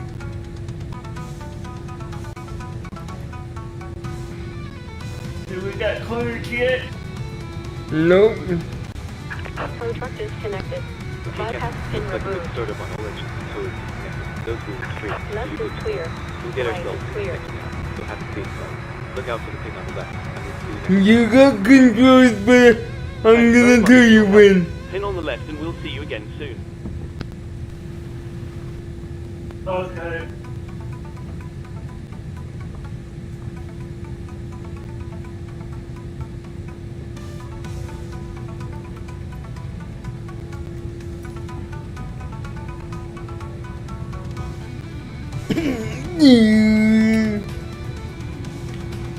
Clear. Okay, go on.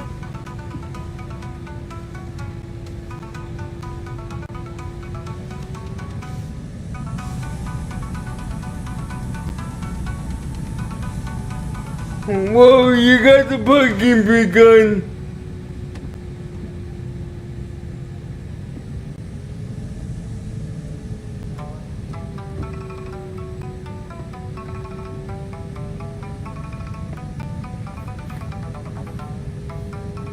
I'm trusting you with this.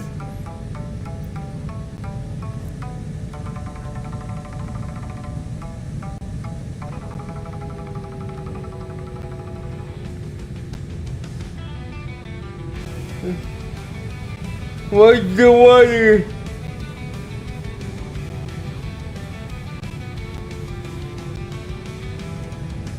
Byrd, water.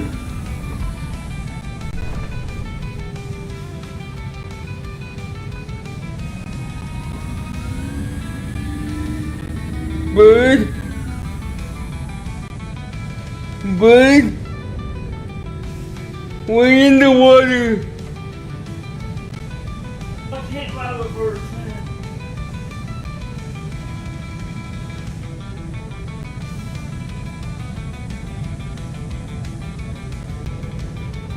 We're officially stuck.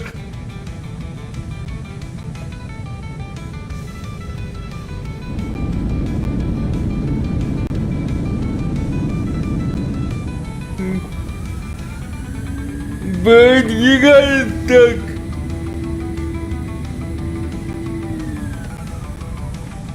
Yeah, like, dang it.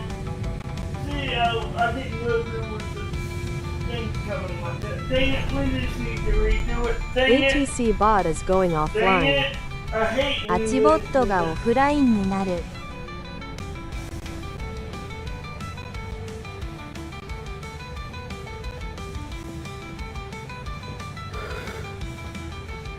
Sorry about that. I was trying to hit the reverse and I hit it, but I hit too late.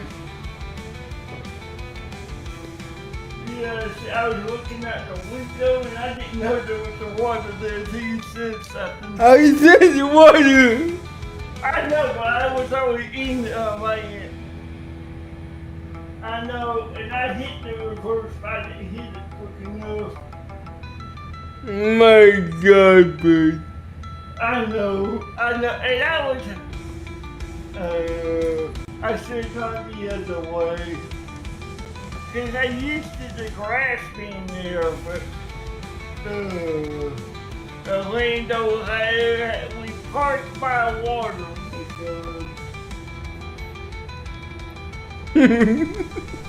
My God.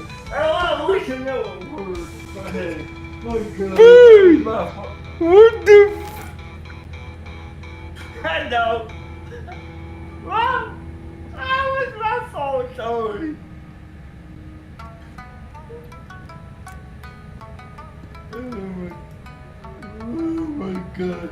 Don't worry, we'll get this in quick.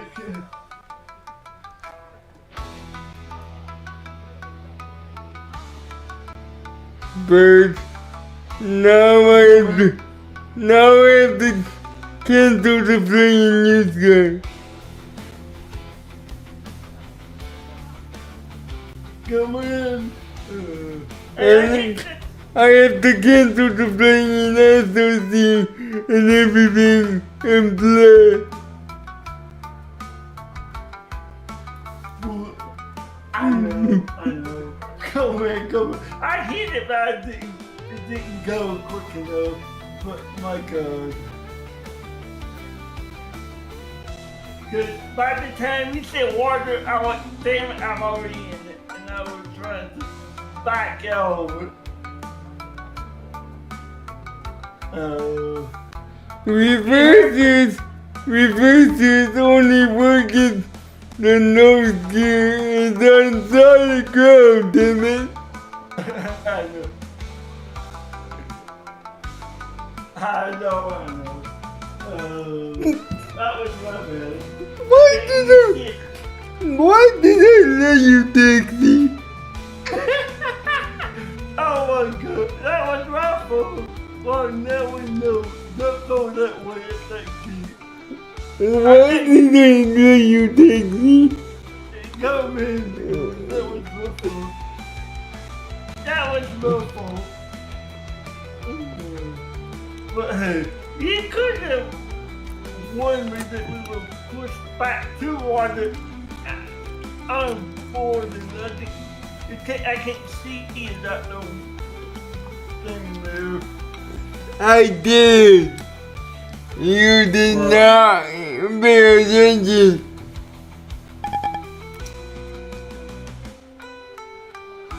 I did. I hit the brake though, but it's way too much. But now, what the hell?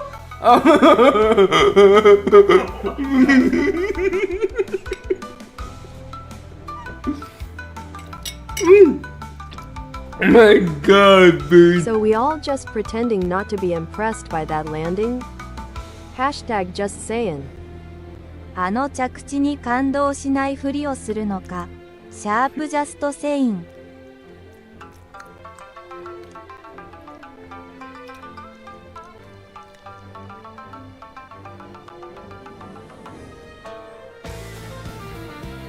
Now I have to wait a couple minutes for the plate to delete.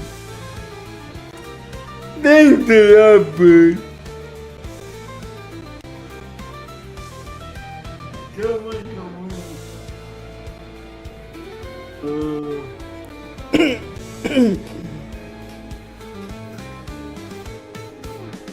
Why did I even let you taxi?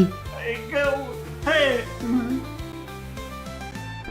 Okay. And I thought you were good at this. Now I have to reset them to get both. I have to reset them brief. I have to reset the overlay. I have to wait 10 years going and let me close the blade.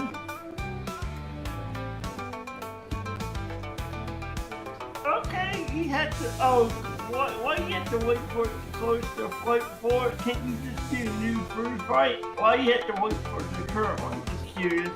Because we want to use the same plate number. Okay. Gotcha. My God. Go in. Hey.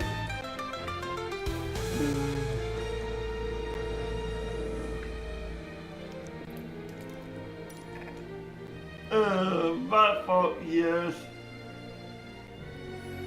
But, I never see myself. I got to. Why? What did I let you taxi? Oh man, give me a break. We have it on video. I know. I know, but I gotta go receive my stuff, okay? I gotta receive my stuff, or I can't look. We got it on video. It's not going away. It's gonna keep haunting you. Okay, well, I gotta receive my stuff this time. I gotta receive my stuff, don't worry. I got to.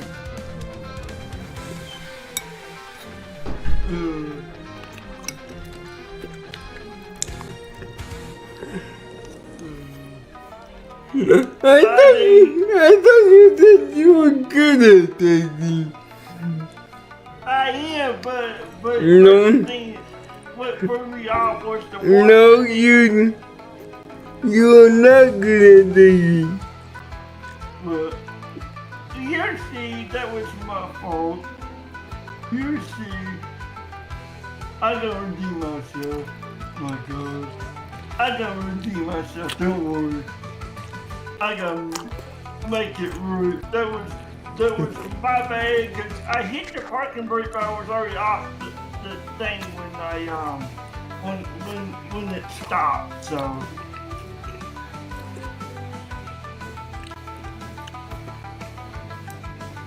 that was my fault.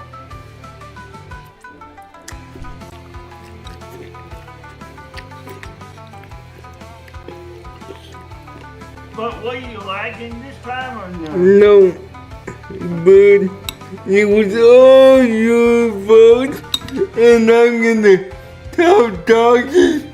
I'm gonna tell our CEO and Luna got it because she was watching the stream. Everybody's gonna know. I'm gonna post it on Twitter. Give me a break. I feel guilty though. I'm doing the roof repair now, so don't worry. I'm doing the roof repair. So, I gotta redeem myself. Otherwise, this week, what the hell? And I ain't doing this shit.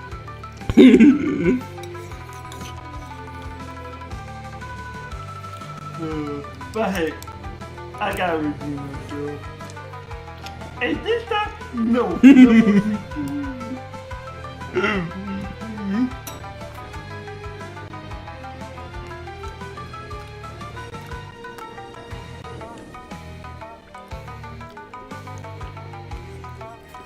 We're using the same flight plan, right? Or no?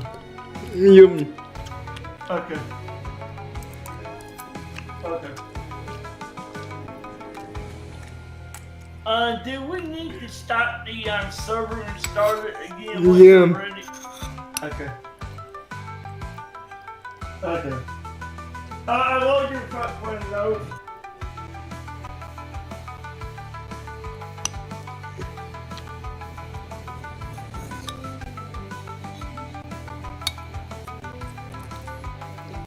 Why did I even make you taxi? Okay, give me a okay? I gotta redeem myself. I gotta redeem myself this time. That is not me. That was a mishap I didn't foresee. But I gotta redeem myself just once, okay? Oh my god, I feel so bad at the moment.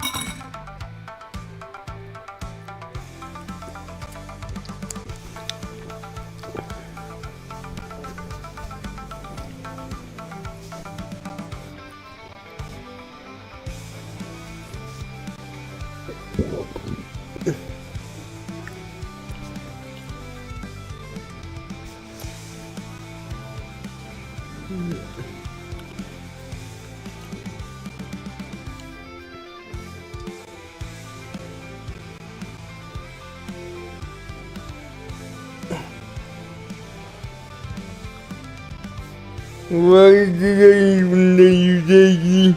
Oh, come on! Oh my god, give me a break. I gotta redeem myself. If I don't, I'll just feel bad. My god! Why? Why did I let you taxi?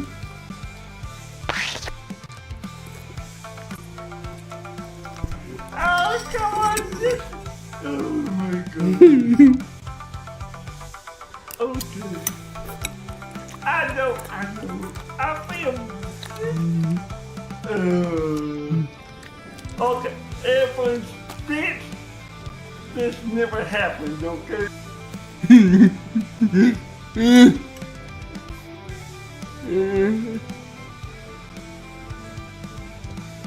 I'm good at taking my ass.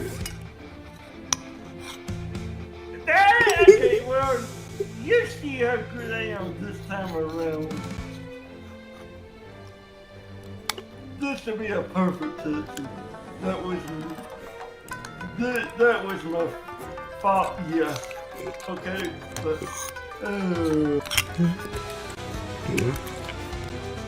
You know, if this was real life, we'd be dead.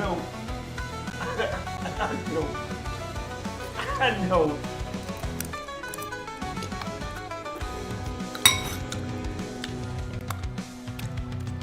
Okay, Byrd, you know what that was? What?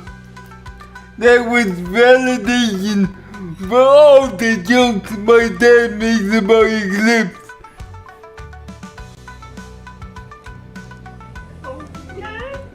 That was validation for all the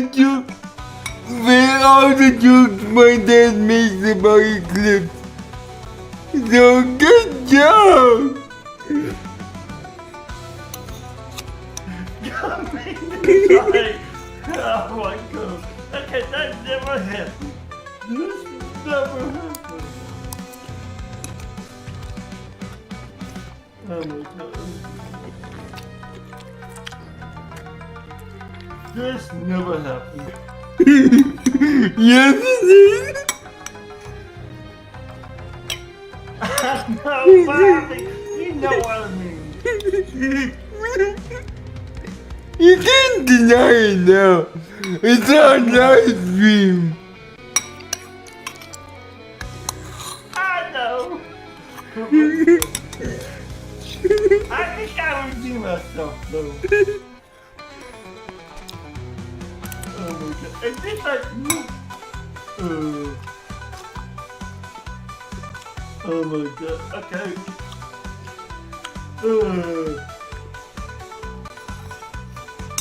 Bah!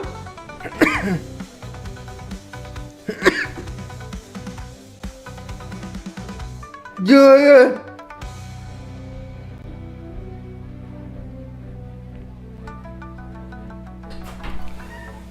And what was a piece of plastic in my lunch?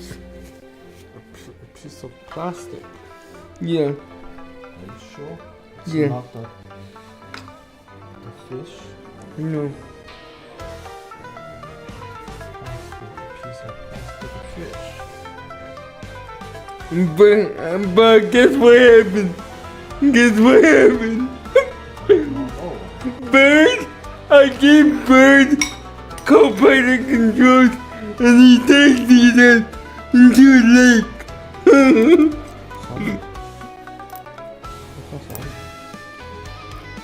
I didn't. No.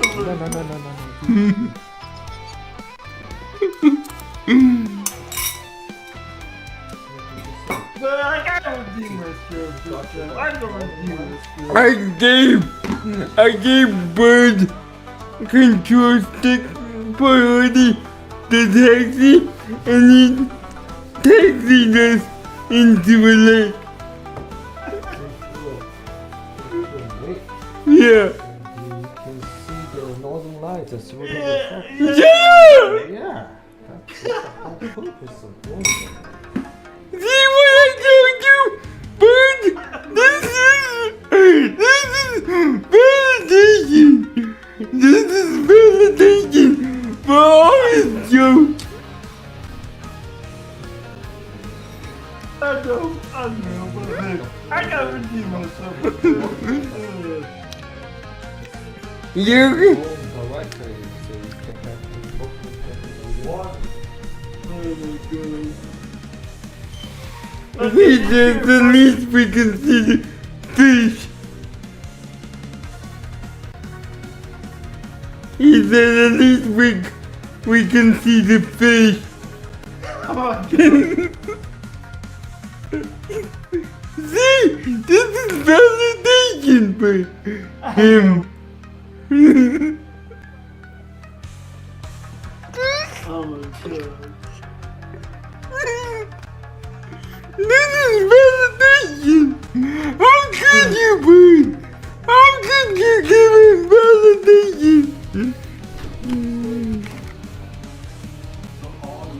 Oh my god. I feel so guilty.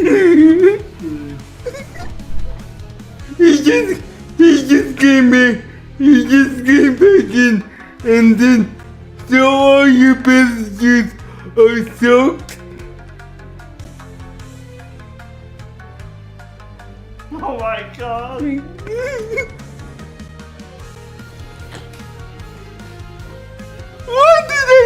What did I even give you? Thank you, Tony. Why? Okay. You're good. You're You good. ran us straight into a lake.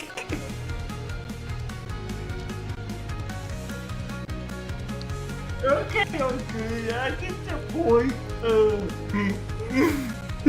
Gotcha covered with that promo. But seriously though, folks, what's your go-to cocktail? Mine's definitely something This fruity and is strong. そのプロモで validation. カバーしたよ。でも真面目な話。皆さんはどんなカクテルがお好きですか？僕の場合はフルーティーで強いものだね。This is validation.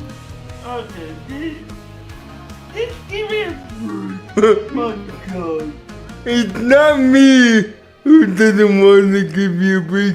It's my dad that doesn't want to give us a break now. No.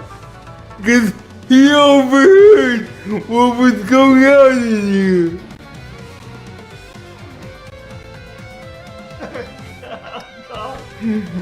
Okay, well, sit down. She can give us a break.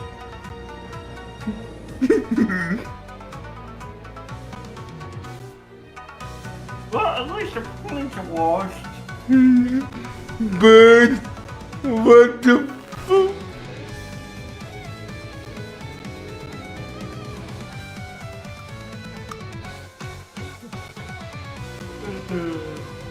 I was trying to phone. Sorry, you let me.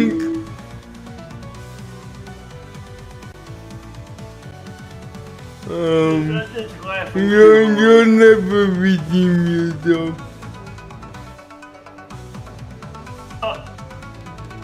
Oh yes, I will. I make sure of it.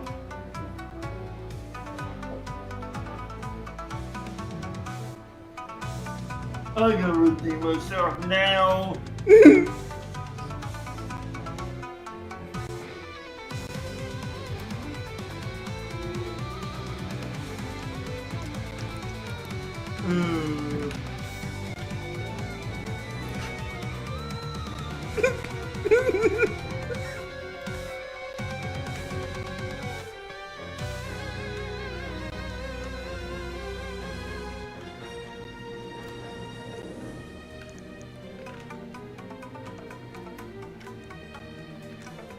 Oh my god.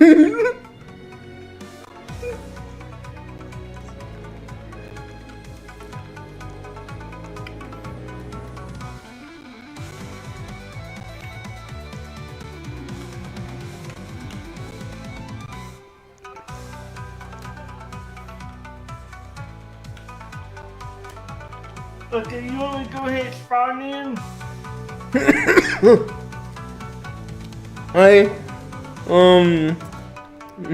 Not yet.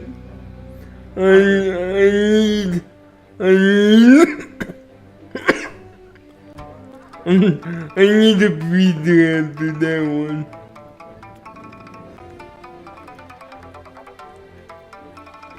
I just told Lily. Okay. What's Rena's reaction?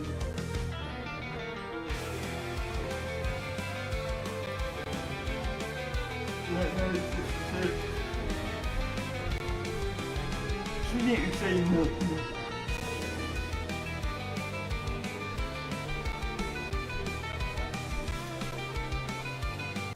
My God, Byrd.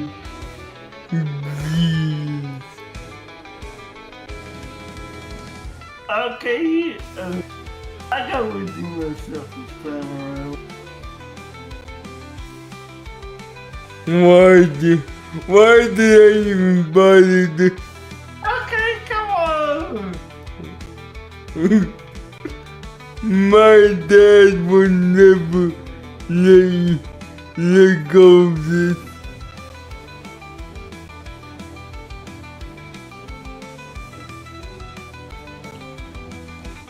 I think he will. No. He hasn't let go of all the funny things I've done in my life, so he won't let go of this one.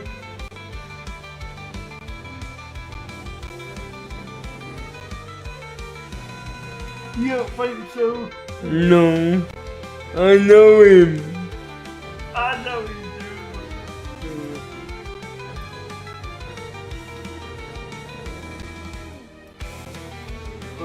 Good. My God. What? Why did I even let you take me?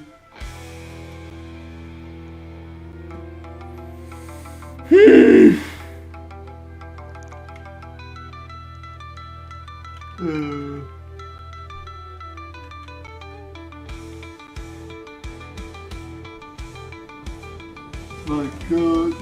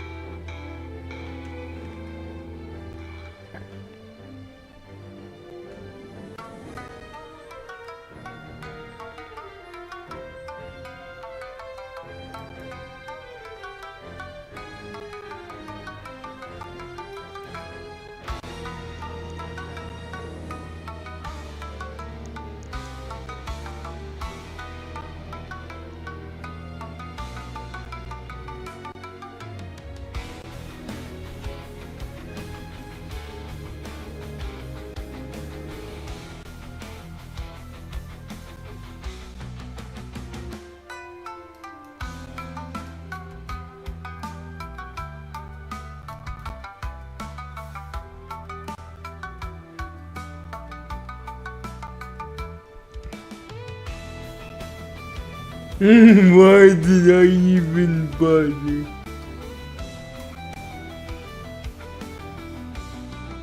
Oh.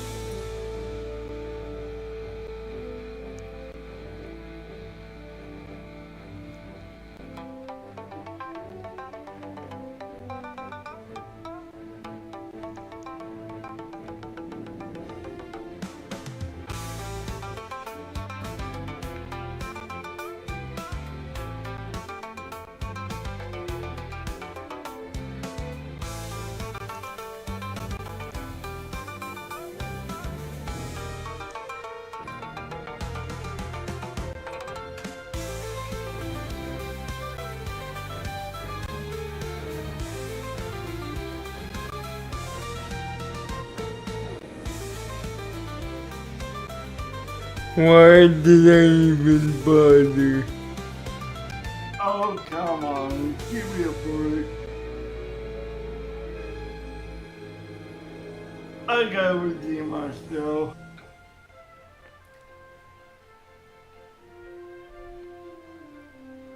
Are you sure you're gonna be able to?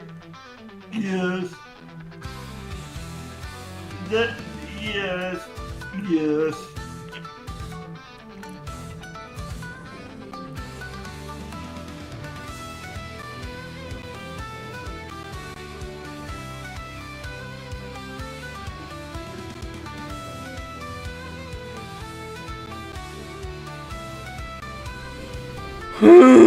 Why? That was the dumbest decision ever.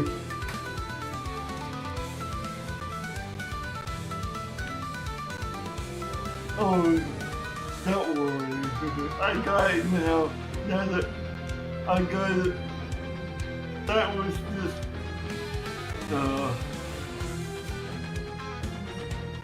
that was just a unfortunate mishap.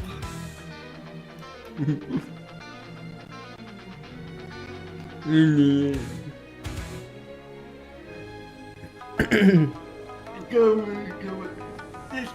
I gotta redeem myself, and when I do, you'll be proud of me this time. I don't think I can be proud of you.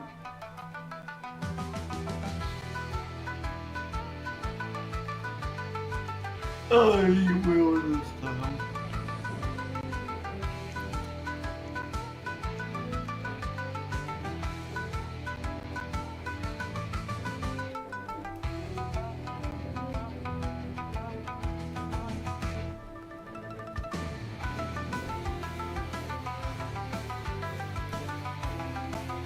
I'll get the map up and let me know when you send the flight plan, or do I need to reload the one you did? Let me check. It should be the same one. Okay. Alright.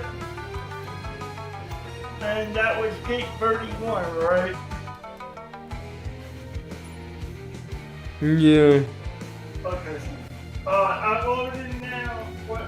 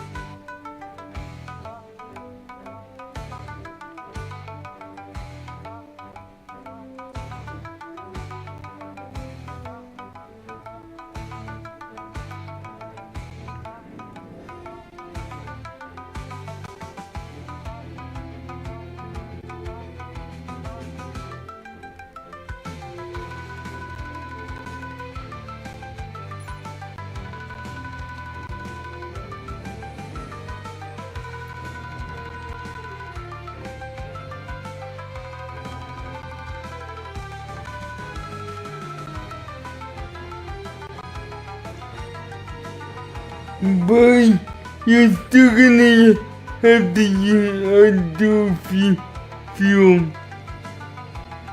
There's simply plug-in doesn't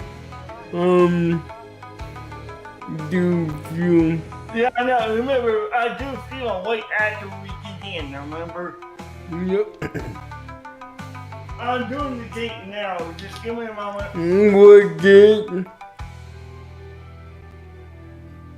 I'm doing the same gate. 31. 31 again. Yep.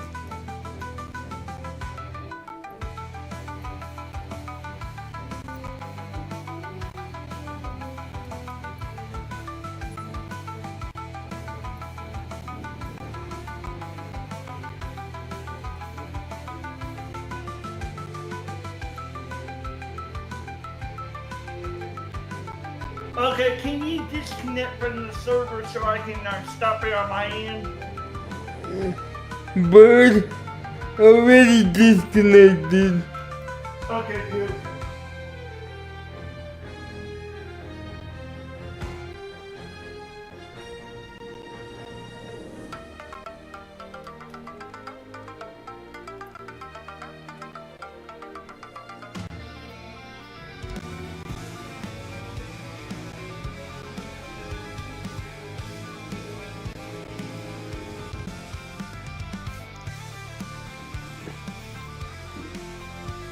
Yeah, I spotted him now.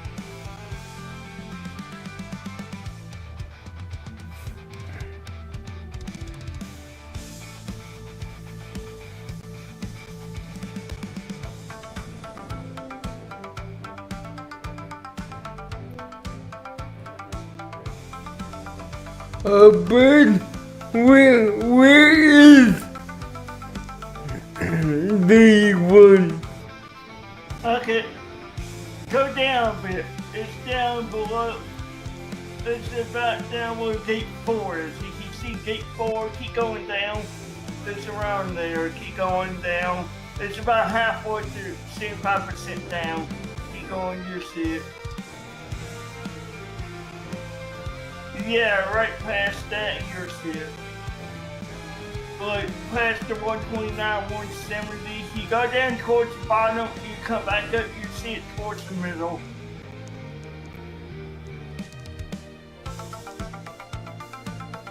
Go up to gate 49 in that area, because that's where it was. Past that, past 24, go back up. Keep going up, and you'll see it. Keep going. It's kind of in a weird order, I know. It's past 23 and 24. It's not at the very top, but it's kind of in between the middle and the top.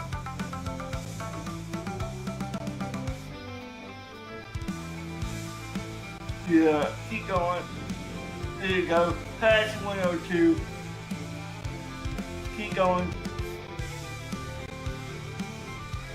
Yeah, past the 100. Keep going. You'll see it. Yeah, right in there. Keep going. You'll see it. You're getting close.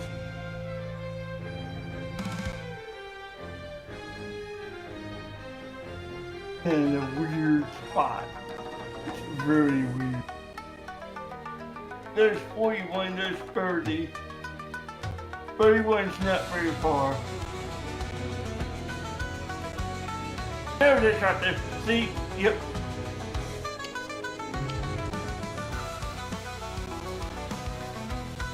I knew it was past 100. It's kind of weird.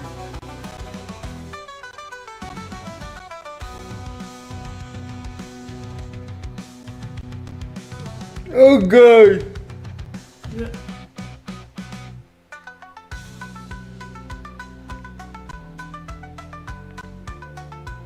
Byrd, what's the code? Okay.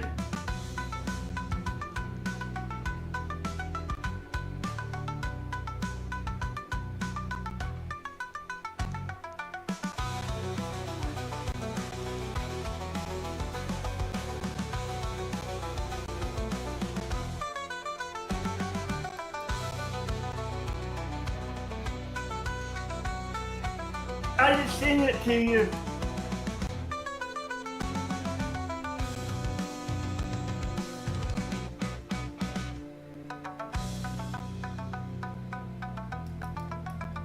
Did you get it? Yep. Okay.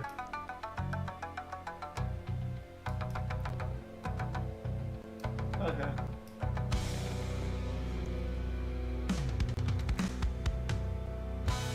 Are you connected?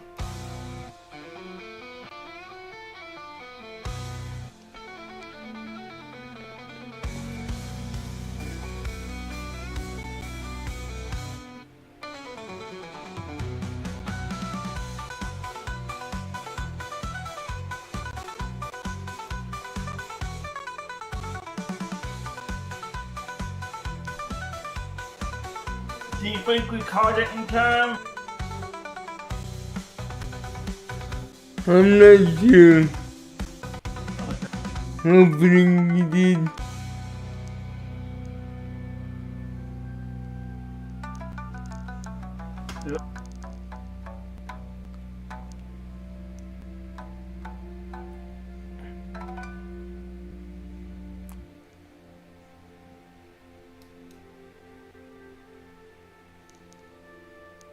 Since I'm hosting you, and it should say you're connected, right?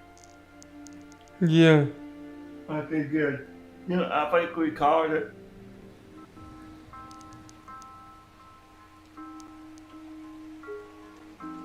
Okay, good. Okay, she hasn't spawned yet. Okay, good.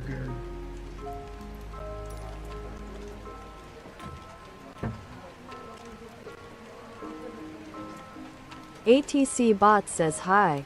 Okay, good. アチボットがよろしくと言っている。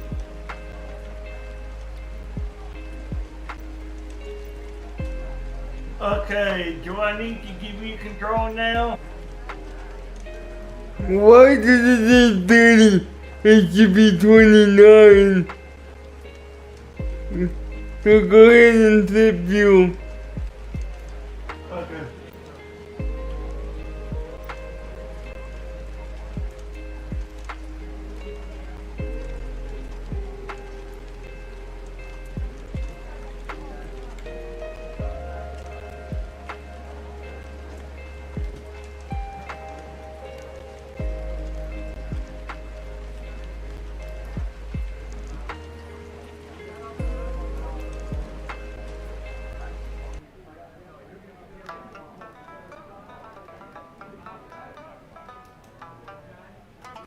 Did that sink? Yep. Okay. And 3% payload, remember? Oh, did that. Yep. That's it. We're good. 29% fuel and 3% payload. That's how it's set. Okay. Yeah, do I have to hit the good controls thing to you? Yeah. Okay.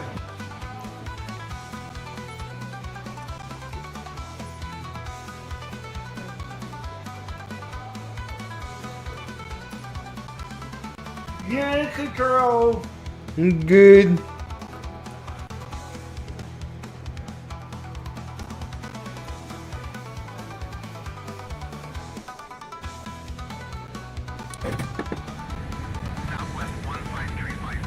Okay, aircraft booted up.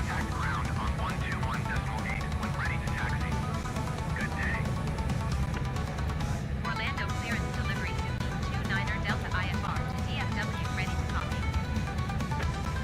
Suki 29er Delta is cleared to DFW Airport as filed. Takeoff runway 36 right, climb and maintain 6,000 feet. Departure frequency is 135 decimal, tree squawk 6541. Suki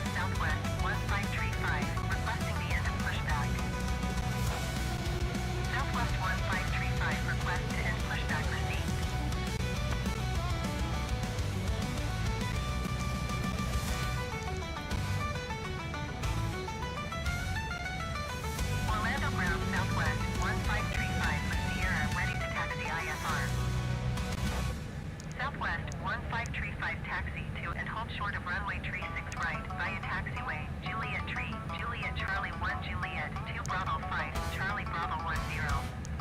Contact tower on 124 decimal tree when ready. Orlando ground Delta 250 tree, requesting pushback. Delta 250 tree pushback request accepted.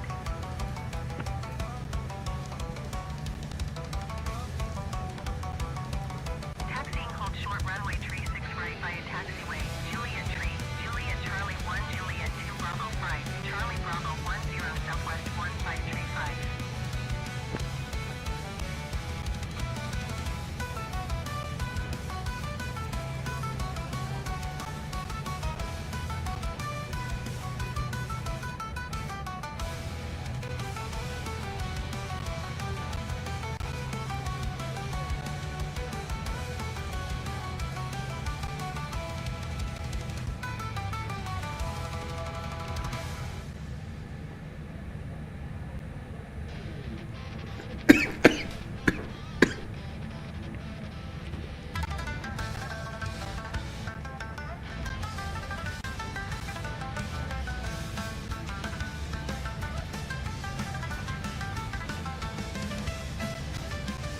Orlando ground Delta 250 tree, requesting the end of pushback. Delta 250 tree request to end pushback received.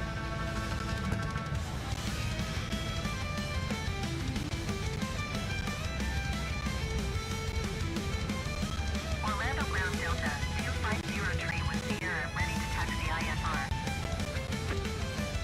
Delta 250 tree taxi to and hold short of runway tree 6 left via taxiway Bravo 5 Charlie Bravo 10 cross runway tree 6 right Bravo 10. Contact tower on 118.45 when ready.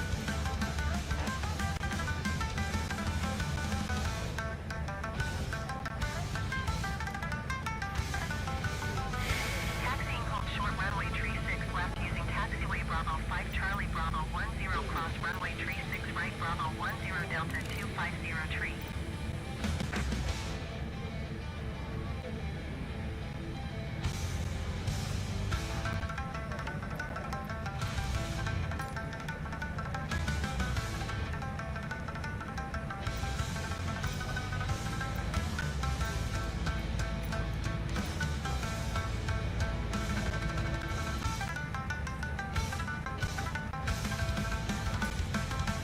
Hidden vehicles are on their way.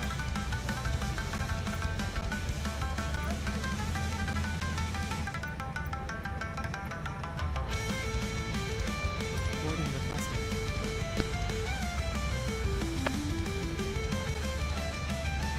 Ground to cockpit. Go ahead.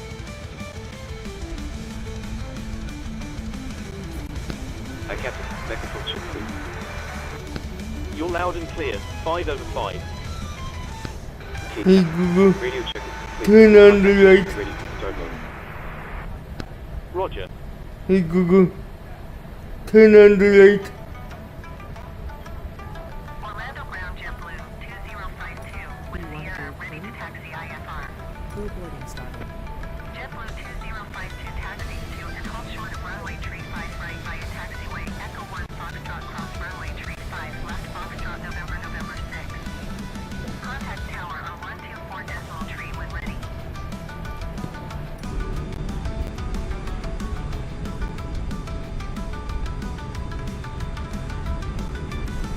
Taxi to and hold short runway tree 5 right via taxiway Echo 1 Foxtrot cross runway tree 5 left Foxtrot November 6 JetBlue 2052.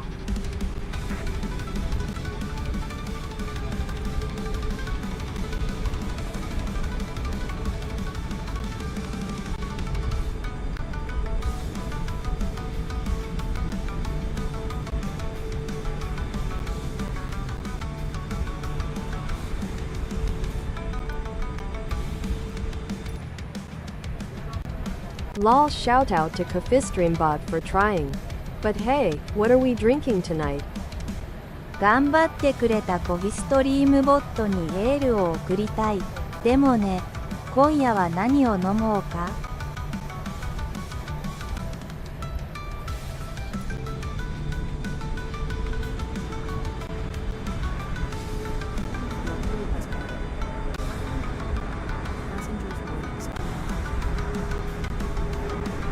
Hello. Good. Hi there, I'm... Great. Which, Thank you. no problem. All stations, we're about to start boarding.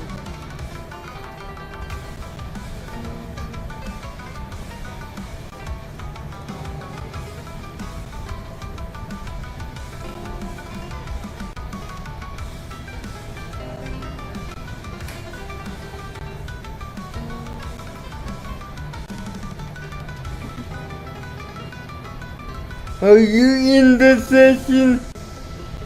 Yeah, well, Is the aircraft done? yeah. What about the jetway? Yeah. Delta 250 all position. I'm curious if the jetway is Hello. or Hi, not. Captain. Delta 250 continue taxi.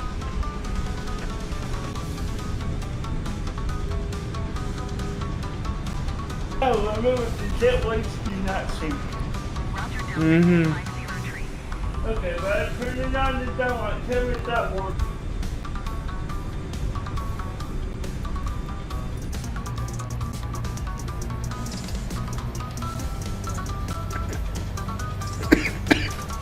Did it turn on your downlight?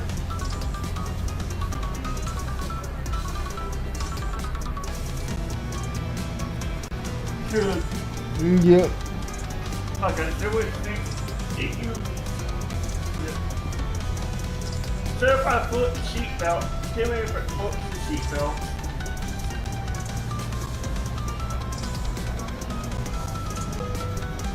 It does the thing but doesn't move.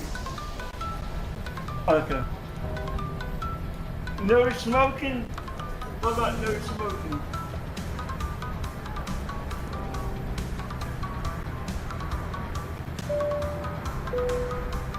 Welcome to Eclipse Airlines. Yeah. We are so thrilled to have you on board. Our captain is currently preparing for our prompt departure. Same thing, it doesn't move. You are sitting comfortably. But it's on according to the game. Wheelchairs are Okay. Don't hesitate to Okay. inform our flight attendants if your wheelchair tied Keep them on though. you're not sitting We need them on at this point. 航空へようこそ。私どものフライトにご搭乗いただき、誠にありがとうございます。機長は迅速な離陸の準備をしておりますが、お待ちいただくま、車椅子をご利用のお客様は快適にお座りいただき、 Okay. 車椅子のタイダウンストラップがすべて固定 So されている they're all reading the E-cam, but yes, the switch 車椅子 don't の固 sink. 定ベルトが閉まっていない場合、または快適にお座りいただけない場合は、速やかに Why is those two Cockpit to switches ground. don't sink? Okay. Same with the engine starter. It moves and then goes back straight again. We're starting the APU. Please stand by as we'll be disconnecting from Yeah. ground power shortly. Roger. We'll run a sort of down. Okay, you ready for me to start APU now? Roger. Yep. Okay, start in there.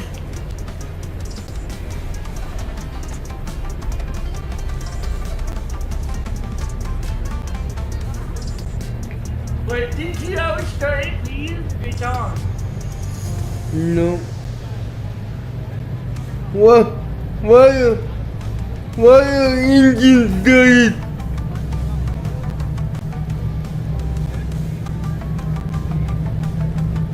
Why did you start engines? I Go did. ahead. I didn't. Disconnect ground power, please. Why would... Ground power, please. Roger. The engine started going... I don't, did it turn off? I didn't start it. I didn't start it. When I looked down, the engines was unscathed. What, Oh, did they go boy. off down? I don't know how that's gonna affect you guys' score. Great. What the hell? Why would they just start by themselves? Ground And then switch it to off, dude? Go ahead. He didn't hit I on, can't he didn't hit to let you know that right it's started that. loading. Please let me find load sheet up once we Roger.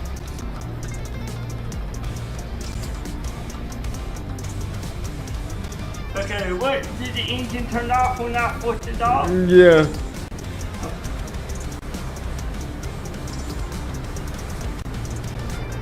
I don't know what happened here. I didn't do anything. Good afternoon from the cockpit. This is your captain speaking. I'd like to welcome you on board this afternoon as we fly to Dallas Fort Worth. That must have been We're the currently AI preparing for doing departure up here in the cockpit, and once we're airborne, we'll be climbing to our cruise level of 40,000 feet. We're not anticipating any delays, so we hope to be underway very shortly. The cabin crew will The start jet's preparing gonna the need aircraft to know to the stand. AI As we make our piloting. way to the departure runway, please make sure you're No. keeping them secured as they make their way around the aircraft. I did not. The weather is looking good, so it should be a nice, comfortable climb up to our That cruise is level. all. I never even Once we're airborne, there shouldn't be any issue during our climb. It's a pretty straightforward departure out of the airport, so nothing to worry about there. It looks as though the en route winds are in our favour, so there shouldn't be any issue getting to our destination on time. However, we will keep you informed throughout the flight if there changes. The ground crew are currently loading the baggage into the aircraft, so if you can get yourself seated and secured in the meantime, we'll be able to make a departure as soon as they've finished. Thank you, and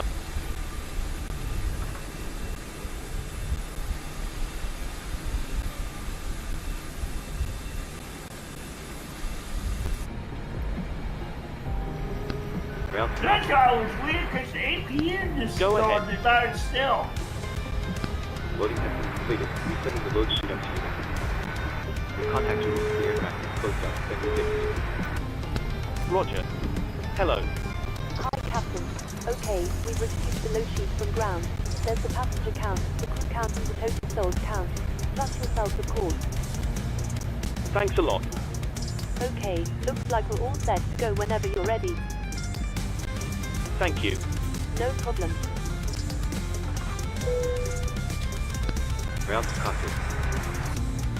Go ahead. Are the engines still off? Captain, we are ready for Coming push. Yeah. to approach now. Okay. Actually, we're all set to go now. It Feel says free to get connected. APUs, is it on? On yours? Is it off? On. Okay, good. But that was a weird.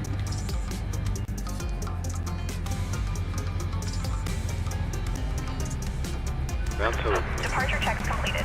Bypass pin inserted. Ground to cockpit. Go ahead.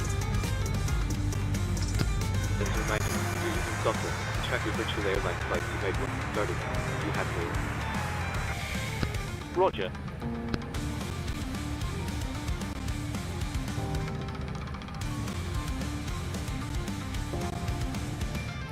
Locking gear. Okay. It's locking you. Okay. Okay. But that was weird.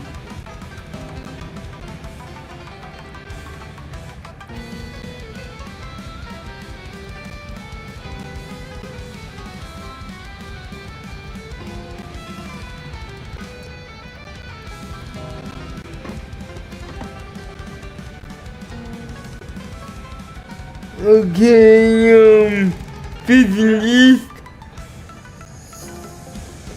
Go nose left. Remember last time we did the wrong way. Face nose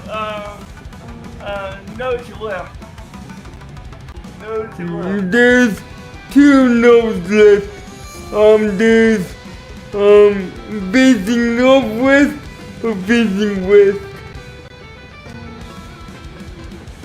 Okay, do the west.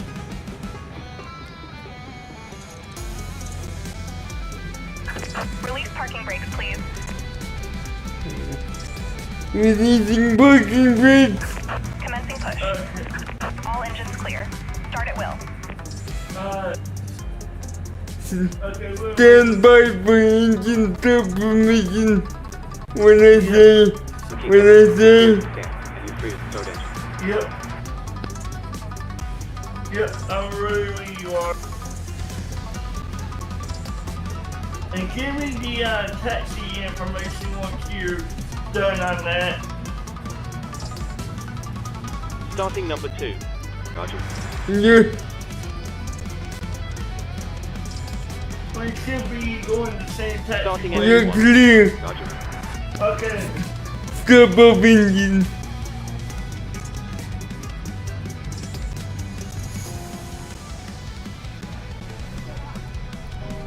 Hey, I hit it. Did they start? Yep.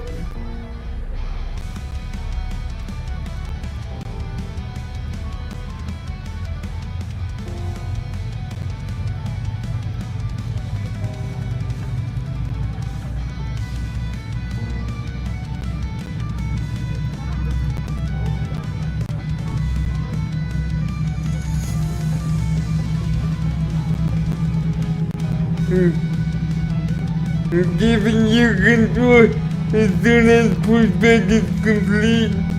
Okay.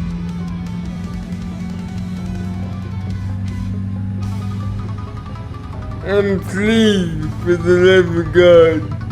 No. No lake. No lake. The whole word. Not this time, no.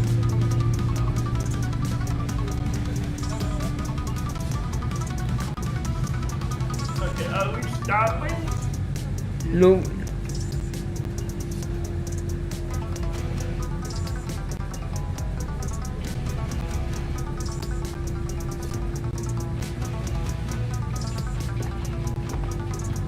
APU off.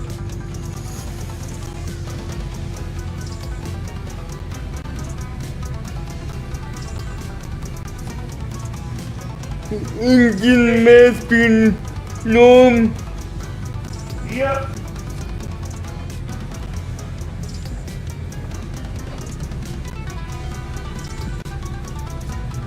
Your engine lights no. Is ready for taxi?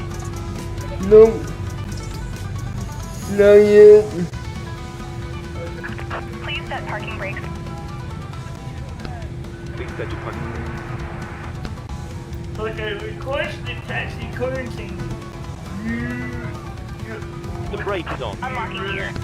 Stand by. Please keep your parking And brake let me on. know which taxiway we're going to be taking.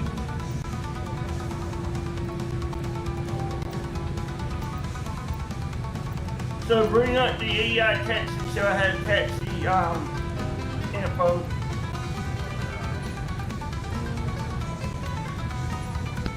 Okay, Captain. Looks like we just start up on all engines and code.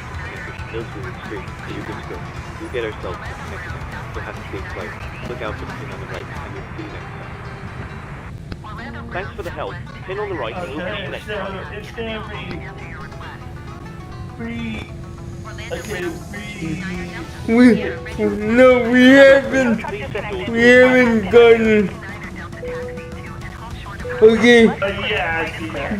36, 36 right. E1 Foxtrot Charlie beaten. Okay. Okay, so E1 F and then B10, right? Gotcha. No, E1 FCB beaten. Yeah, E1 F C. Yep, I'll let you get that in the map. Okay, I gave you control.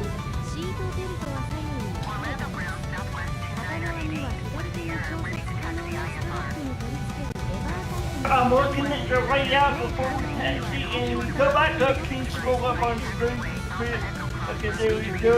Okay, you look too far. That wasn't enough. Yep, there we go. Scroll up to us, please, because I want to look at the map back quick. There we go. Byrd, E1 FC beaten. E1 FC. Gotcha. Hello. Hi, Captain. Just to let you know, And Byrd, you're for takeoff. Thanks a lot. Just let me know when you're ready to go, and I'll get the Byrd, What? I'm a We're move almost ready seat. actually, so you can take your seats now. Okay. また Yep. はフライトモードに対応した別の携帯電話をご用意ください。 Yep. Go ahead. Cause it, yep. Okay. I'm doing that now when you're ready. お住まいは常時接続可能 I'm just adjusting the airport map. をご用意しております。離着陸のスピードが速いため、コネクトの破損を防ぐため、離着陸のアナウンスが流れたら電子機器から全てのケーブルを抜いてください。また、ノートパソコンや大型機器は、使用しないときは座席の下にあるノートパソコン専用コンパートメントに入れてください。煙は客室乗務員の解除を困難にし、健康被害をもたらす可能性があるためです。 And there's the E1, and then it's F, and then C, and C1, right? No, F, C, B10. Okay. Yep. Got it. Gotcha. Yep. Yep. Gotcha.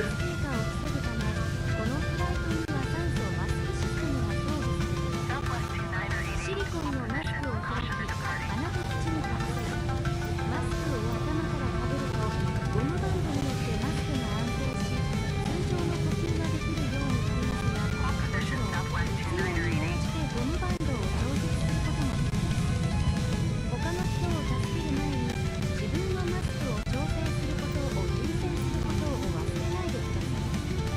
これは SF 映画ではありません。低気圧の惑星でも呼吸はできません。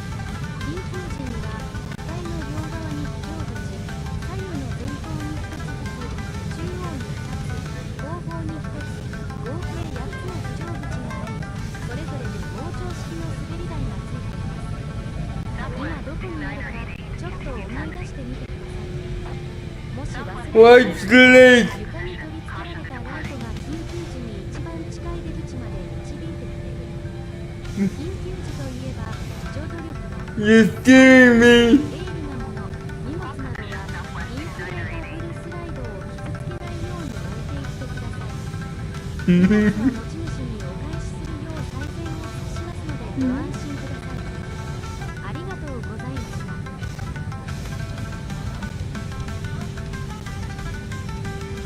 Orlando Ground American 2509er requesting pushback. American 2509er pushback request accepted. Southwest 2988, hold position. Caution the on final.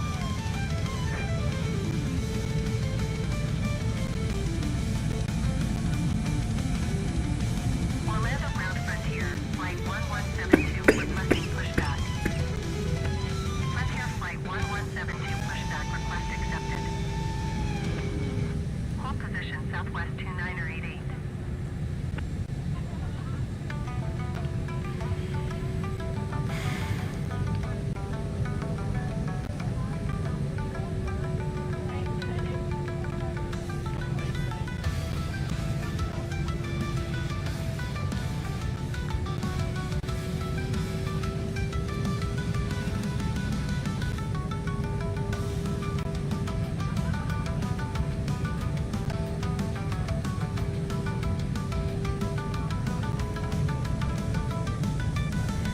Orlando Ground American 2509er requesting the end of pushback.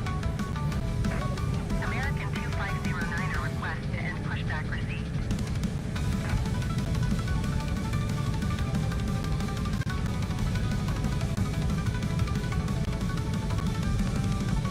Orlando A bit of lag there on my end. ready to taxi IFR.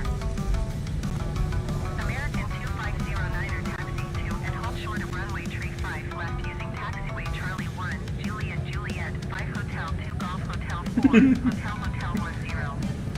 Contact tower on 118.45 when ready. Orlando Ground Frontier, flight 1172 with Sierra ready to taxi IFR. Frontier flight 1172 taxi to and hold short of runway tree 5 left via taxiway Echo 55 118.15 when ready. Taxi to and hold short runway tree 5 left, using taxiway Charlie 1 Juliet Juliet 5 Hotel 2 Golf Hotel 4 Hotel Hotel 10 American 250 Niner. Taxi to and hold short runway tree 5 left, using taxiway Echo 5 Foxtrot Golf Hotel 6 Hotel Hotel 10 Frontier Flight 1172. Orlando Ground United 700, request taxi to the gate. United 700, taxi to gate 46, using taxiway Yankee, cross runway tree 6 right Bravo 6.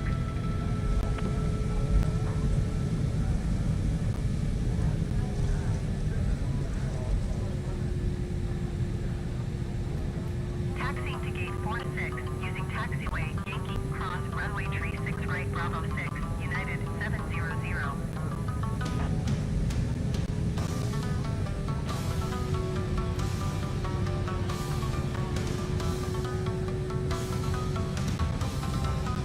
Orlando Tower Suki 29er Delta at Hey, runway parking brake set. You got control. Go ahead and get control. Really? 0.050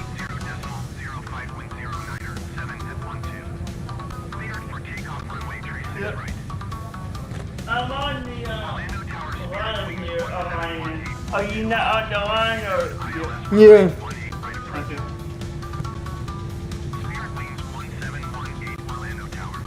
Yep. Altimeter tree 0.050 at 12. You're ready to go. Cleared ILS runway Did you take control back? cleared for takeoff runway 36 right, Suki 29er Delta. Yep. Cleared ILS runway 18 right. Approach Spirit Wings 1718. Joey switch.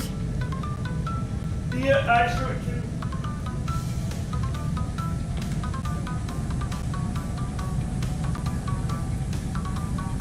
You doing it or no?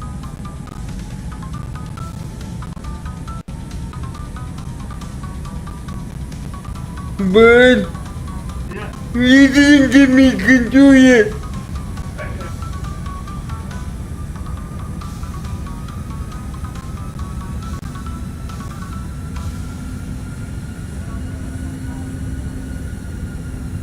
Okay, I gave you control. Yeah. It's doing it, right? Yep. Good. Yep. I got it there that says it now. So what you said, did I redeem myself or no? Maybe.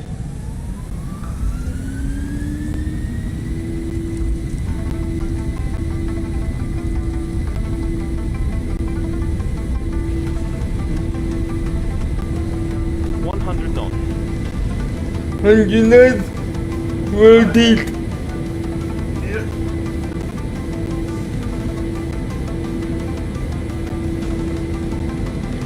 Positive rate. Gear up.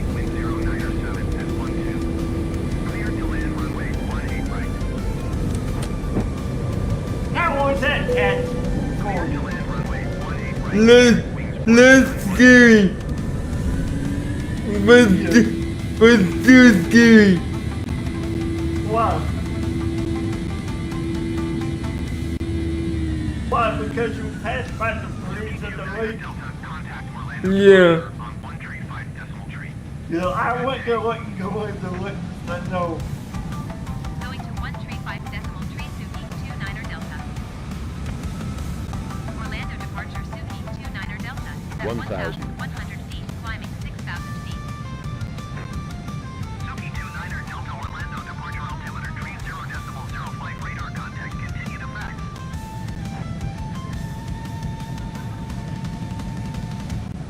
Southwest 2551 descend and maintain 4,000 feet. Landing lights. Take the lights off.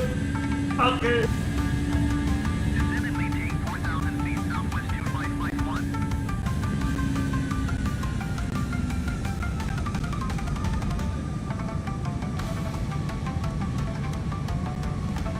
Good.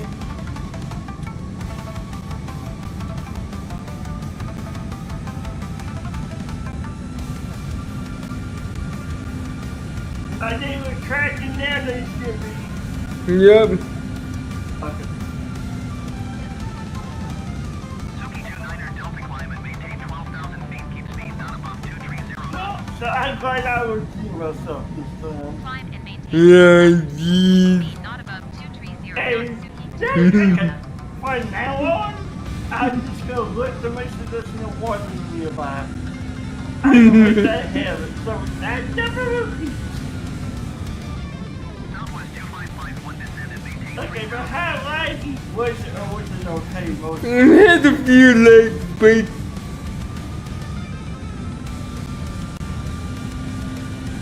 Descend and maintain 3,000 But then it was covered, right? yeah.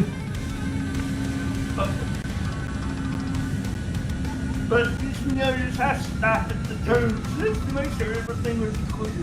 I like to do that. At the turn, I like to stop just to make sure that it's clear.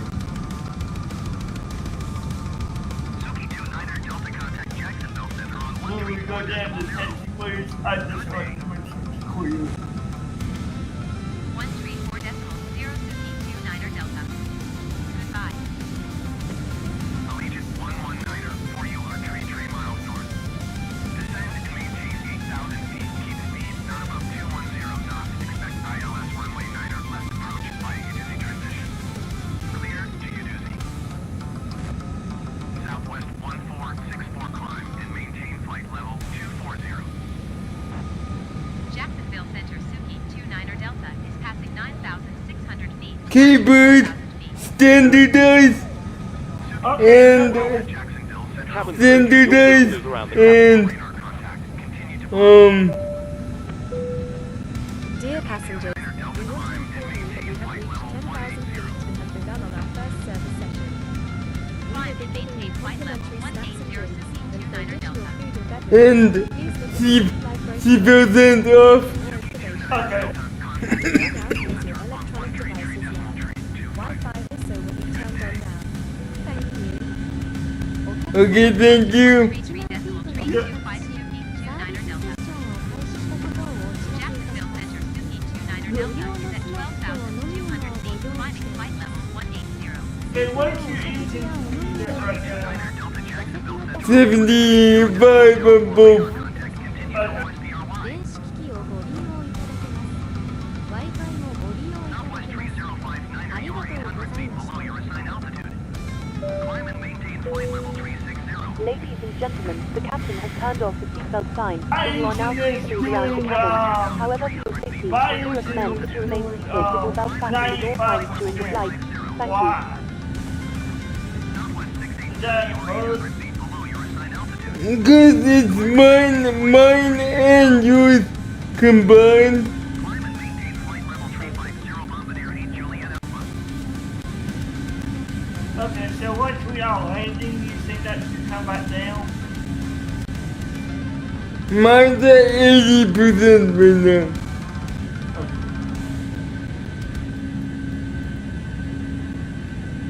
Okay. So it says the engine speed on Suki 29er Delta climb and maintain flight level what, 300. the one that has control, the engine speed should Climb be and higher. maintain flight level 300 Suki Oh, 29er Delta. How's that going?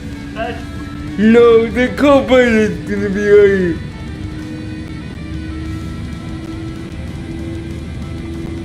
Jacksonville Center Delta 482 9,400 feet. Delta 482 Jacksonville Center altimeter 30.05 radar contact. Continue to YAGGL. Delta 482 contact Orlando approach on 120.15. Good day. and I used the little arrows when we were catching fish. 120.15. Keep in mind, some of them might be wrong. Alright crew, what's your go-to crazy cocktail combo? Let's get those ideas flying. Oh, you catch よーし、クルー諸君、 away おすすめのクレイジーカクテルは何かな？アイデアを出してみよう。Okay, but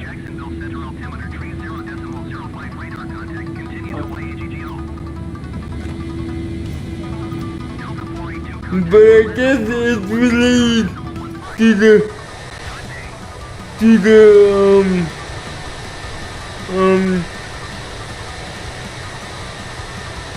issues with Indigo Detroit.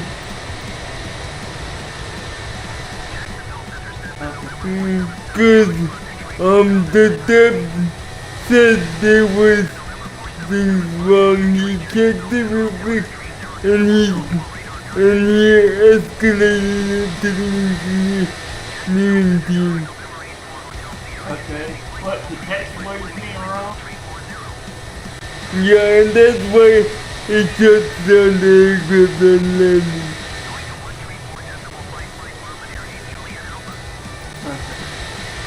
Is that why I can start it up and then redo it? Can't see if it will work. No. So it's not just the taxi beacons, but they're going down the entire wrong taxiway, right?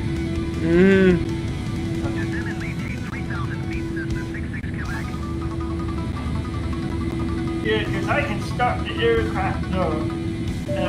And today RKS is cockpit. So Starting our in-flight duty. If you require headphones, please contact the flight attendant who will be happy to help. Yeah. For those of you who brought your own, you can substitute Well, the you armrest can with do flight that attendant. this time. Channel 11 I would be flight myself. attendant. I goes up in the air. yeah. Don't worry, I'm not gonna let the water thing happen next year. I'm gonna take that strike still. I'm going to look this part nearby.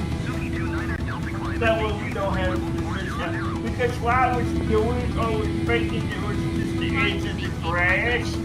I didn't know there was a pond there, and I took it to why it ended up there. That's what happened. Because I didn't want to go towards the aircraft, and then I ended up back out. That's all. So, Yeah, I'd be like, Byrd? What? I knew. I'm like, damn it, Byrd. Now we're good.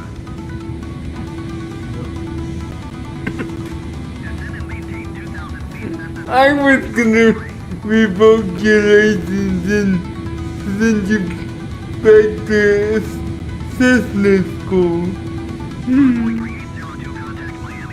Well, that was my bad, though. That was totally my bad. It's because you said we couldn't use the camo once you back away. That was the thing. No, once we're in the air, Byrd. Okay. I said once we're in the air. Okay. Good. Ladies and gentlemen, we are But allowed you to start see, one of our like, in-flight duties. taxiways, signs, Plug and in that. headphones and select channel 18 from your armrest remote.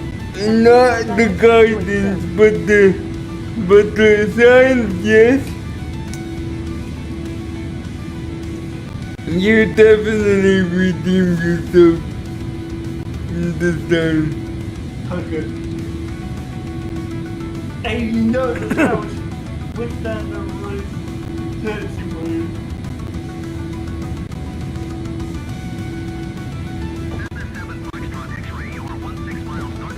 And here's the thing, it is not really marked, but I know where it is, because it was hard to find. That's why I knew how far to go down on that one. PT was at the bottom of the runway, where we ended.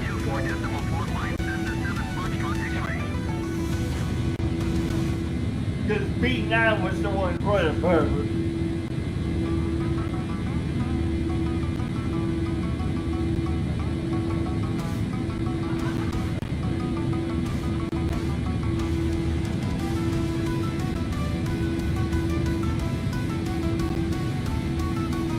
guy doesn't score you on the taxi, does it? No.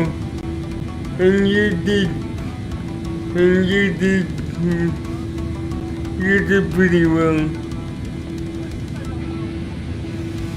Really, that's why my FSX stays. That's why taxi so good. And I use my joystick too, Will be starting in flight in service. Please ensure all aisles are clear and bags are placed in the overhead lockers. That would be much appreciated. Thank you.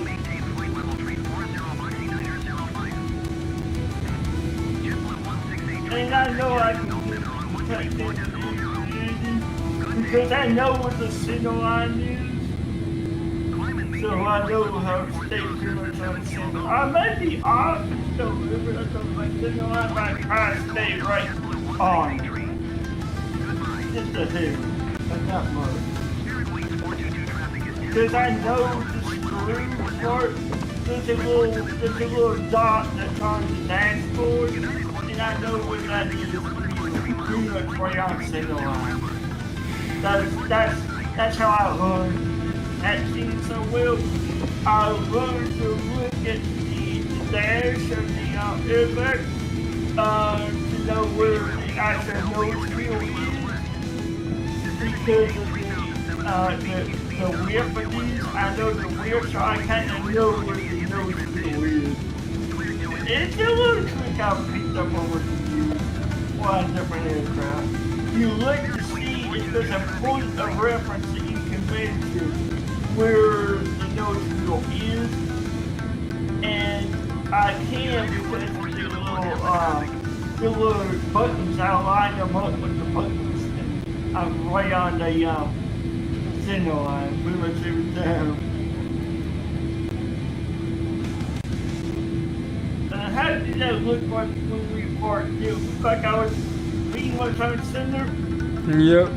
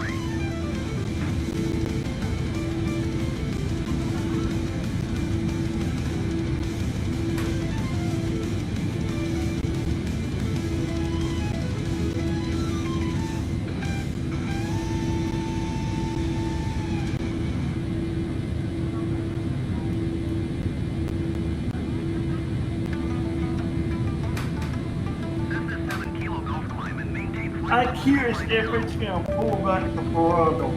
I'm Ladies curious. and gentlemen, Or my engine's we are about to serve our drinks menu. menu. Choose from our menu hot tea and coffee or a number of soft drinks. Please make sure your tray table is in the dining Mine room. says 94. Thank you. Good afternoon once again from the cockpit. I hope all is well with So you and we you are enjoyed flying with us so far. We reached our What? cruise level and are currently flying at an So altitude we of are 40,000 feet. finally. We're expecting to arrive on time as planned. Yours The process says is going very well. 95. Unless anything changes in the meantime, you'll next hear from me around the time we start our descent, so I'll leave you in the hands of our excellent cabin crew. Thank you. Yes, it does. It wasn't doing that yesterday. It wasn't sinking them at all.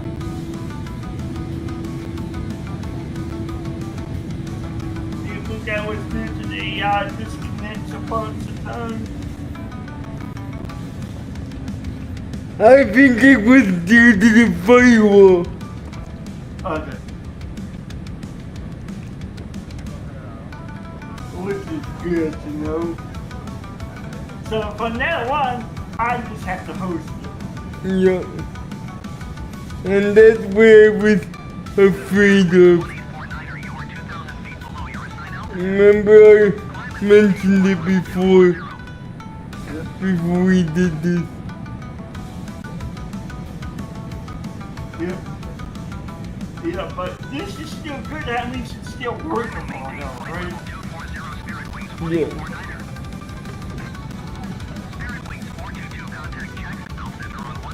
But remember, they had stuff blocked on outbound. I do not. Yeah. So basically, any traffic I'm sending out will make it to you because it's hitting their But outside view works.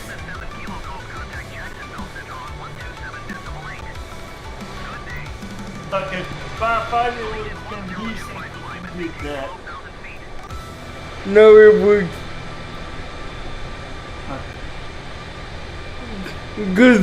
Cause you're hosting. Okay. What, it didn't let you go out yesterday? Yeah. What did you do, create it out? No. It just moved the plane like flip, flip, flip, flip, flip. Stop, go, stop, go, stop, go. Well, it's not doing that now because I'm hosting. Yeah, yeah. Well, that's actually just how good my equipment is. And my signal. I know my networking. Do you remember how all I did to optimize for Minecraft? Do you notice something? I'd expect the A380 to use the newer chocolates, but the A380 uses the older winglets, just like the A320 and the A319 look. These are the winglets, not the chocolates on the Neo. But why does AP not have the newer chocolate? Remember just trying to I'd love fix on the market design. Remember it started 05 2010? That's why. Yeah, but it's not hard to put chocolates on wings. It's just a piece.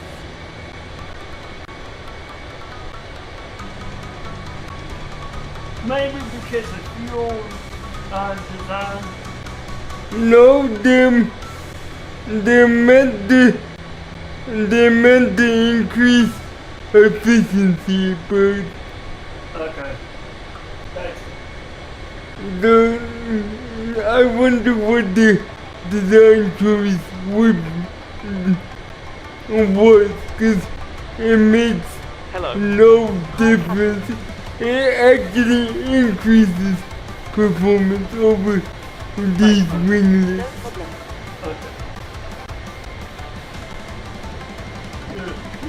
And that's how chocolate versions like increase the range by about 2,000 miles. I noticed that the comparison between winglet version A320 and chocolate version A320 is 200 to 300 miles. So they were talking about maybe making it A380 Neo with chocolate, but that got cancelled when the A380 program ended.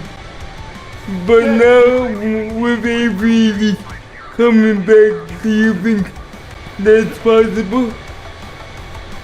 I do, but I just don't know. It's possible, but the CEO decision yes or no, but I think it's possible. Because I know that you remember Because there were two design prototypes, the A380-900 Neo and the A380 Plus. The A380 Plus was just a 900 Neo design with chocolates. Both of them never saw the light of day because of the ending of the A380 program.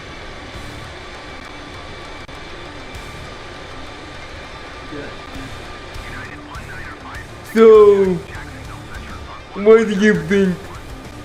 I think they'll bring it back because if they're bringing it back in service, they're gonna have to update at some point.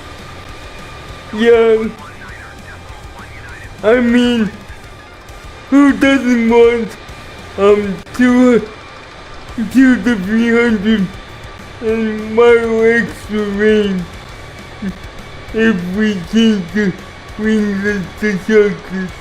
Cause that's what they do.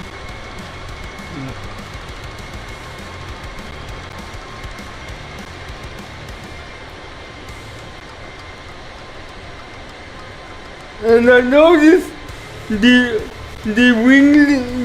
winglets are only on the 737 and the 737 Max on Boeing side. Okay. Got you.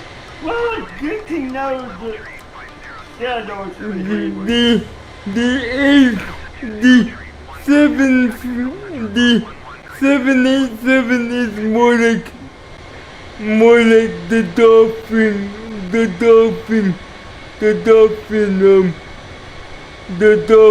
tail on the A350.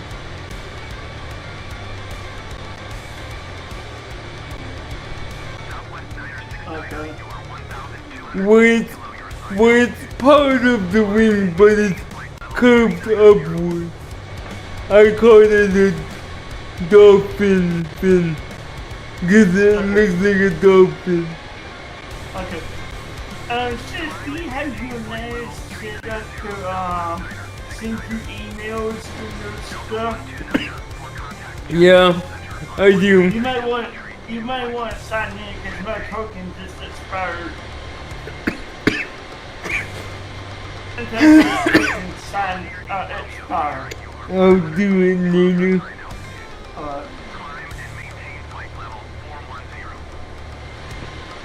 Yeah, I always get mine. And there's supposed to be an update coming out where you have to remove a video station for the NAS. I don't know when that's coming out. Because they removed video station altogether.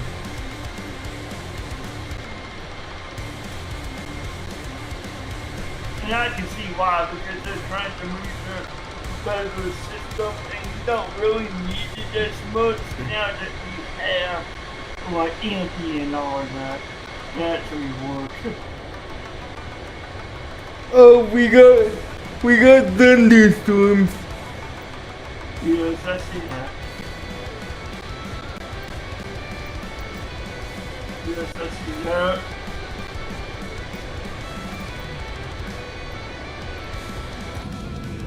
Do.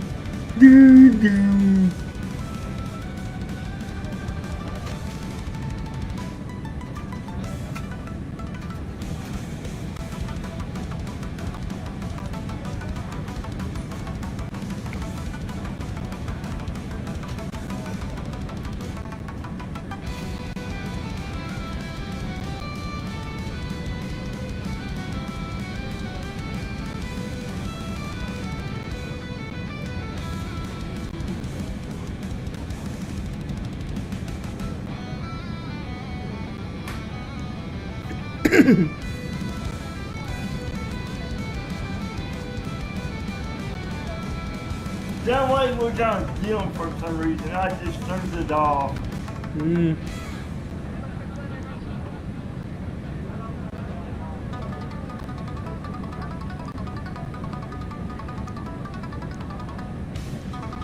Oh, that reminds me.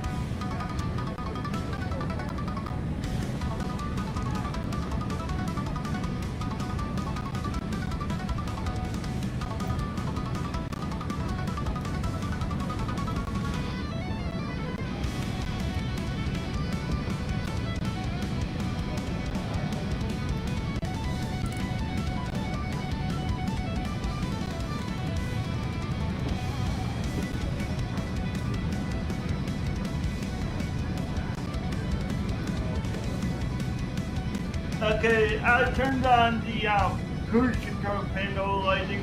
Did that work? Yeah, but we don't need it on. It's broad daylight.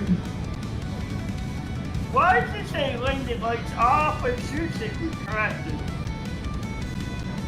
Oh, here I am. There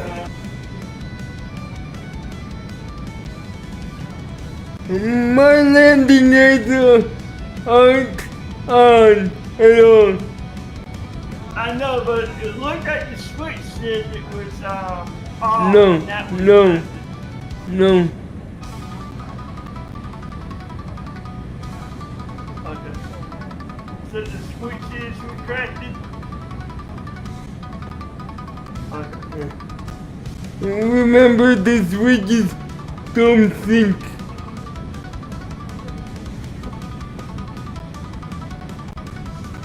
Okay. Well, ATC bot says hi. あアチボットがよろしくと言っている。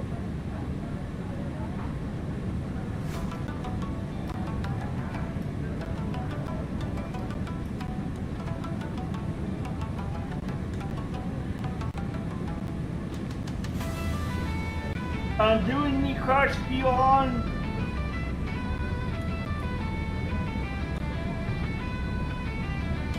No. I'll do it. Okay.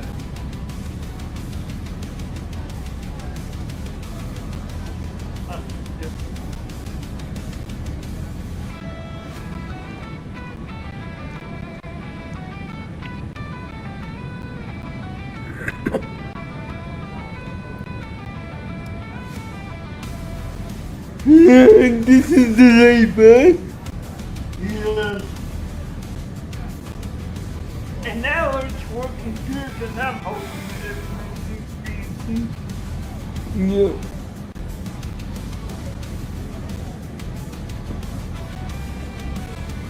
You know what that means? You can help Runa. Well, not just that, but there's also, what I'm thinking about doing. When I upgrade my machine, what I'm thinking about doing is maybe making that a Gentlemen, doing stuff for that we need hosting where it will lag out. table is Use down. that as Clear a any items in hosting the aisle. service. Thank you.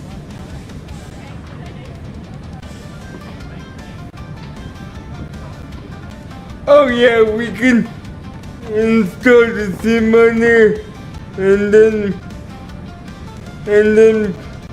put your controls in observer mode and then get some sweet shots.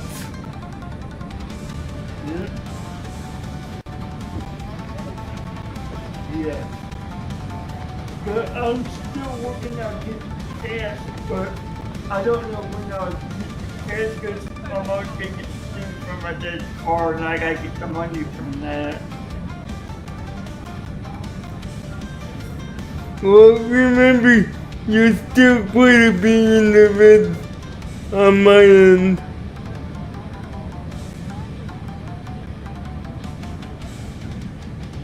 Well, even though I've been paying you off. Yeah, remember it's a total of 9.7.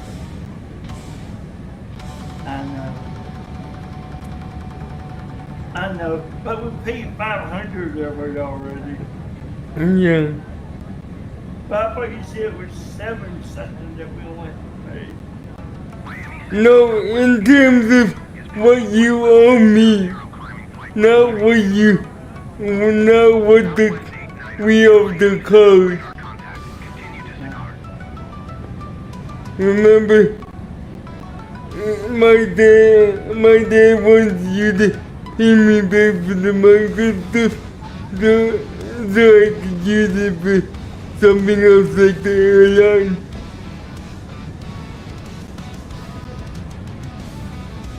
We talked about this. I know, but I don't know if I'll be able to. But it's not done in one day, Byrd. I know. And I'm not rushing you. I'm just, as money comes in,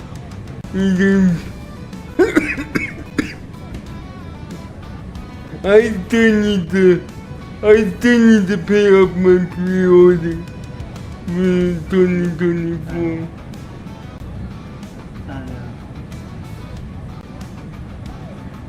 Yeah.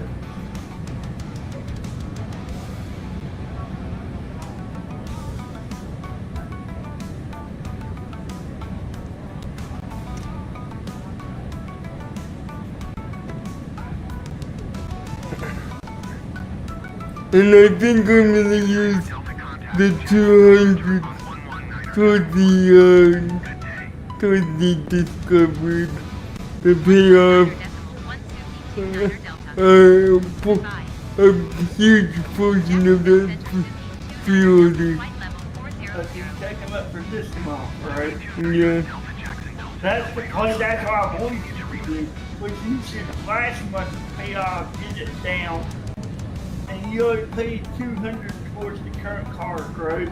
On the Apple card. Yeah. Yeah, and then you did my 500 on top of that, right? Yeah. Yeah, so we got 700 done. So what's the actual bill now, since you paid 700?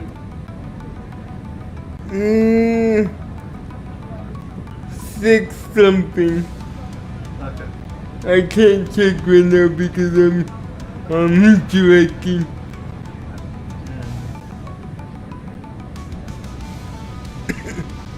Well, yeah, you could.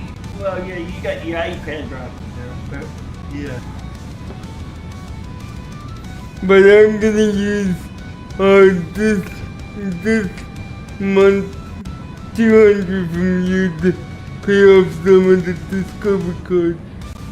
Because the pre-orders are still on the Discover card. Yeah, I know.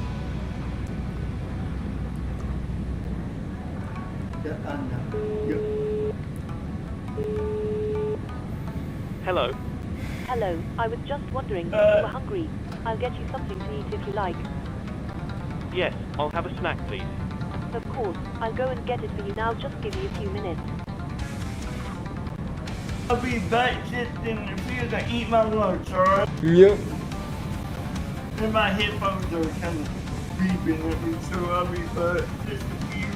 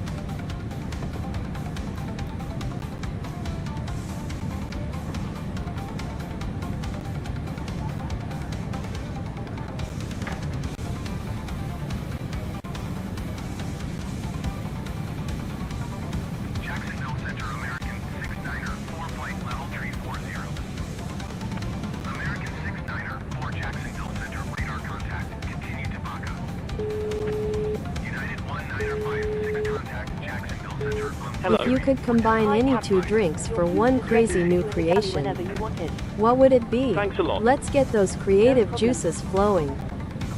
何か2つのドリンクを組み合わせてクレイジーな新しい創造物を1つ作れるとしたら、創作意欲をかきたてよう。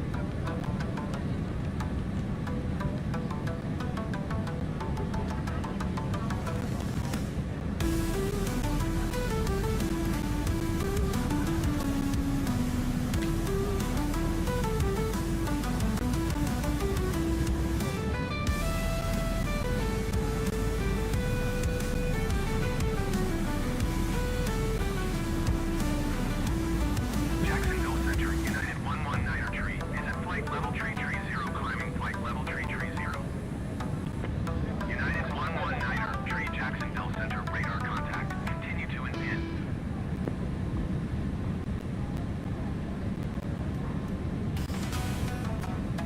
Jacksonville Center, Southwest 19er 00 is passing flight level tree 00, climbing flight level tree 60.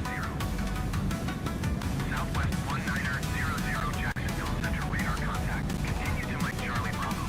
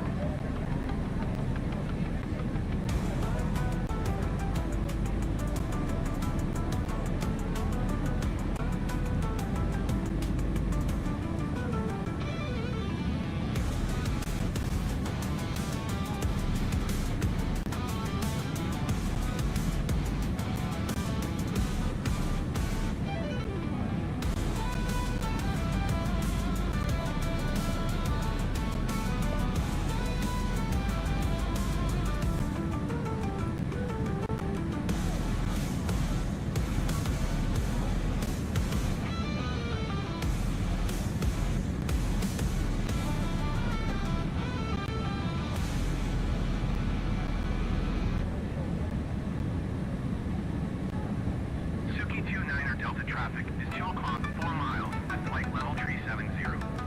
Report them in sight. Suki 29er Delta, have the insight. Bahamas 19er tree 8 traffic is 2 o'clock, 3 miles at flight level 400 Airbus. Report them in sight. Jacksonville Center, Delta 19er 7 tree flight level tree 90. Delta 19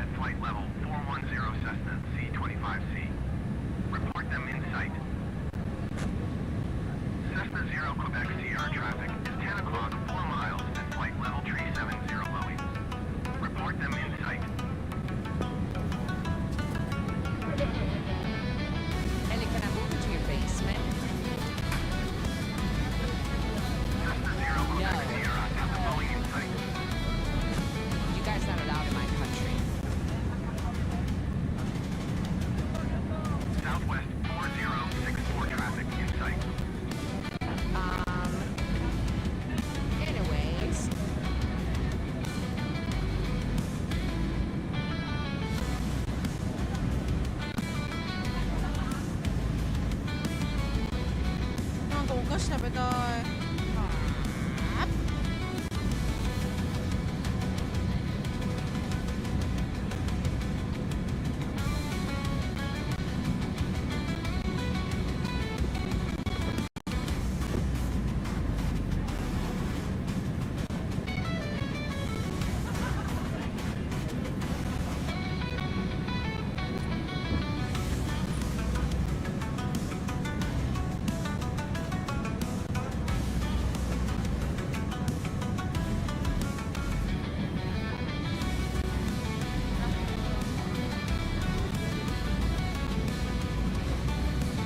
い、オッケ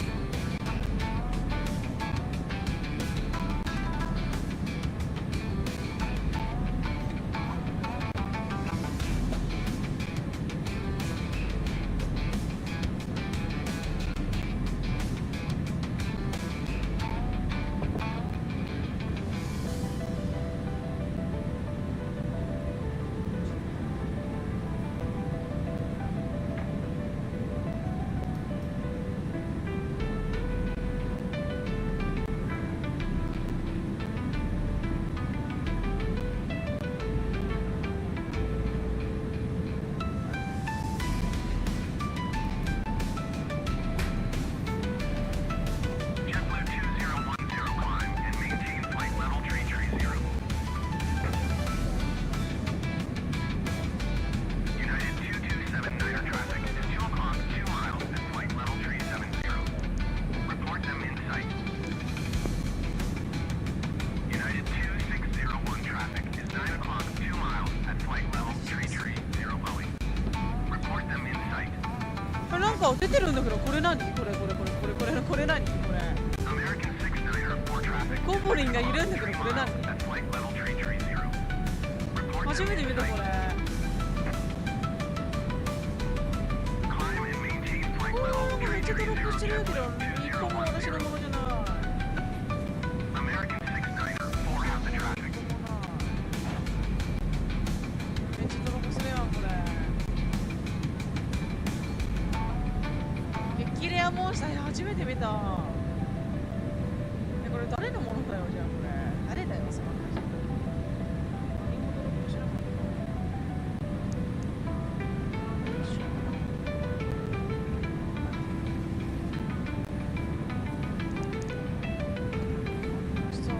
ちょうど離れるタイミングで出るんだ。 American 69er 4 traffic is 1 o'clock 4 miles at flight level tree 0 Airbus. Report them in sight. JetBlue 2010 traffic is 3 o'clock 2 miles at flight level tree 40 Airbus. Report them in sight. JetBlue 2010, you are 300 feet below your assigned altitude. Climb and maintain flight level tree 0. Jacksonville Center, Spirit Wings 1577, flight level tree 50. Spirit Wings 1577, Jacksonville Center, radar contact. Continue to Sierra Romeo, Quebec. American 69er, 4 Happy ほと Airbus んど in 運が sight. ないでしょ、言ってたでしょ。すごいんだよ、リシェンは。運のなさ、マジでね、自慢できるぐらいナンバーワンだよ。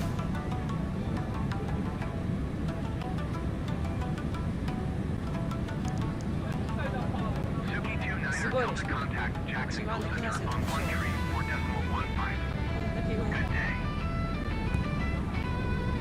Going to 1 tree for decimal 15 Suki 29er Delta. もう運がないと Jacksonville Center 人一倍 29er 頑張 Delta ればい flight い。 level 400. 人一倍男女の 29er, Delta Jacksonville Center, radar contact. Continue to お date. 話だよ。 United 204 flight, you are 500 feet below your assigned altitude. Climb and maintain flight level tree 50. American 1 tree 7 climb and maintain flight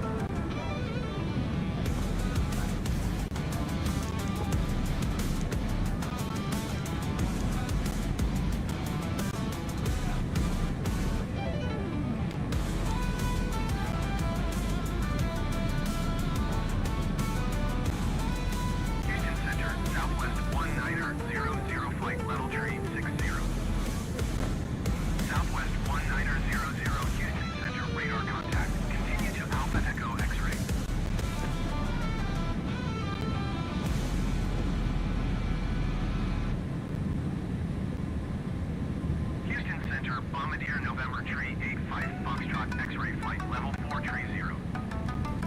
Bombardier November Tree 85 Foxtrot X-ray Houston Center radar contact. Continue to BLBNS.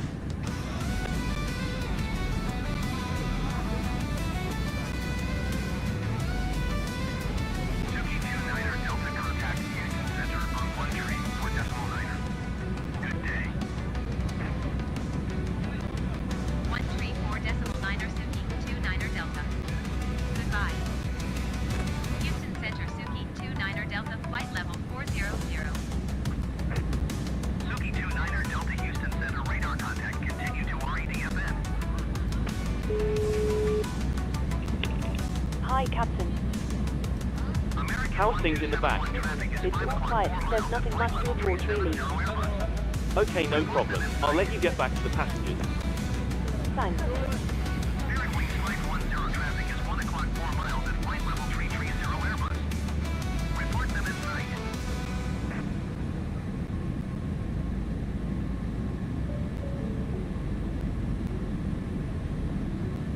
American 1271 have the Airbus in sight.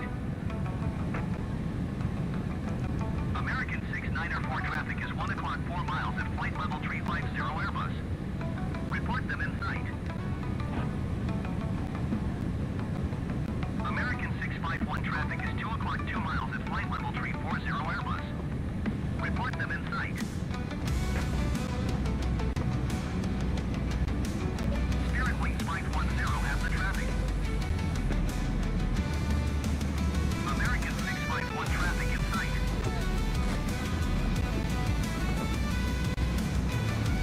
American 694 Okay, I'm back. Airbus in sight.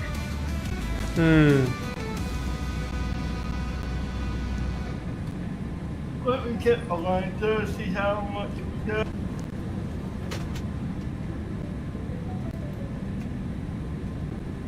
Spirit Wings Flight 10 contact Houston. Why are you on doing the 132.6. Good day. I don't know why it likes to load.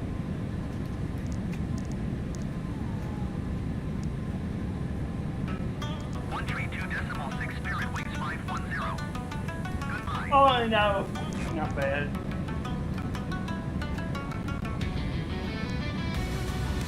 Why do you want to Detroit instead of Dallas? Why did you do that? What? No, okay, I thought, okay. No, you went to Dallas, okay, my bad. And I heard talking about Detroit earlier, that must have been the other one.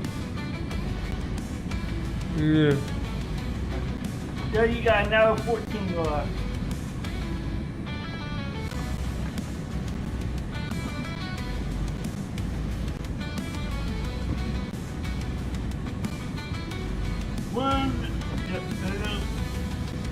Unless we stormy out there, cloudy.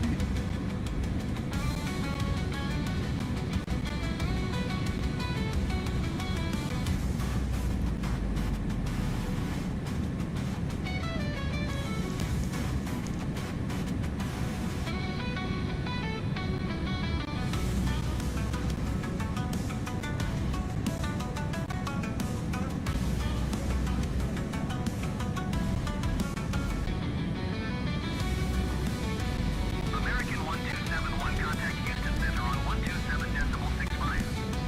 Good day. American 651 traffic in sight. 127.65 American 1271. Goodbye.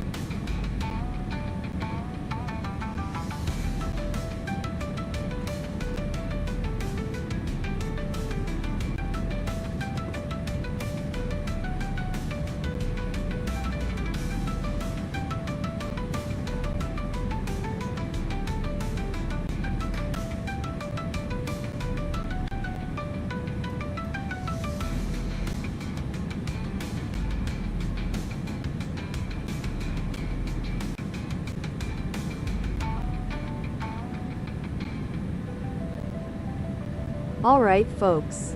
If you could only drink one cocktail for the rest of your life, but it had to be mixed by Captain Rhea while she's upside down flying this thing, what's it gonna be? さて皆さん、 64. 残りの人生でカクテルを1杯だけ飲めるとしたら、それはレイヤ社長が逆さまになって操縦している間に調合したものでなければならないとしたら、何にする？ Yeah. How is that gonna work? Especially on top of each other. Then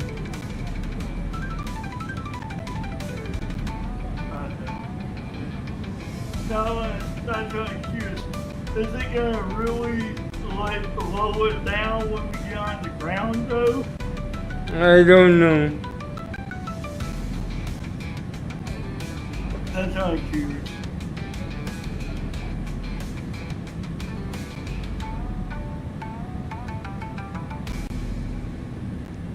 Hopefully it, because when I did areas, it went up and down, didn't it? When I was going up and down. Well, I was just curious, like what the percent was doing while I was doing taxiing. American 2118 traffic is 12 o'clock 4 miles at flight level 360 Boeing. Report them in sight. Maybe it will once we Southwest 1900 traffic is 9 o'clock 2 miles at flight level get down the pull back. Okay. But that's the reason.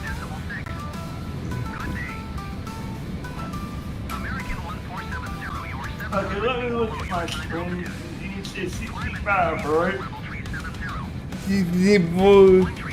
Okay.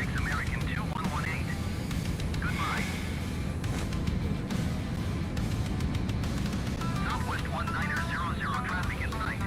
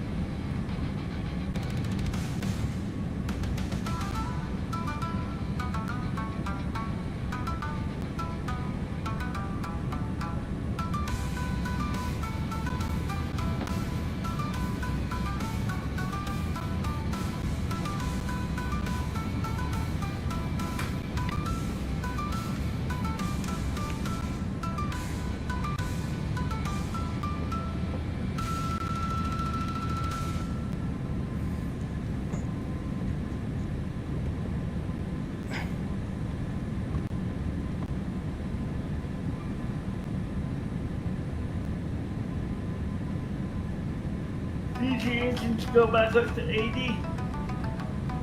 No. 64. Okay. What's your engine? That's what your engine display says below you? Yeah.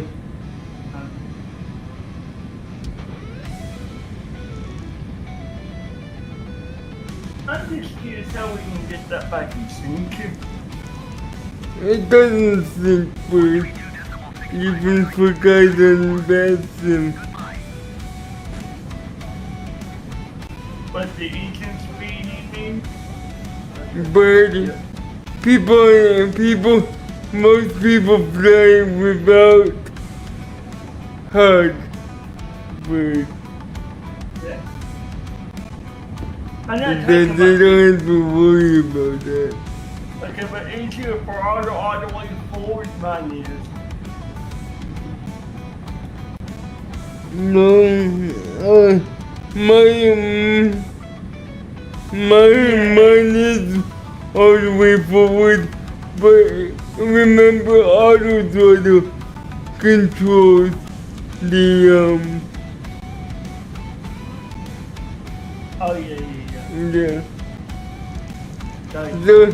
So when auto throttle's on, the throttles go all the way forward. How do you not know that? Kind of put this I was trying to figure out how this program works. I'm just trying to figure everything out. Byrd, it basically puts your and mine plane on top of each other in the same spot.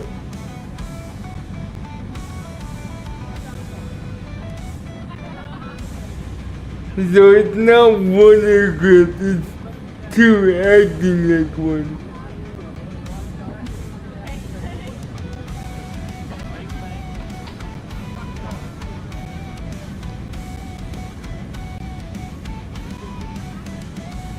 Gotcha. But then some stuff doesn't sink and other stuff does. Mm-hmm.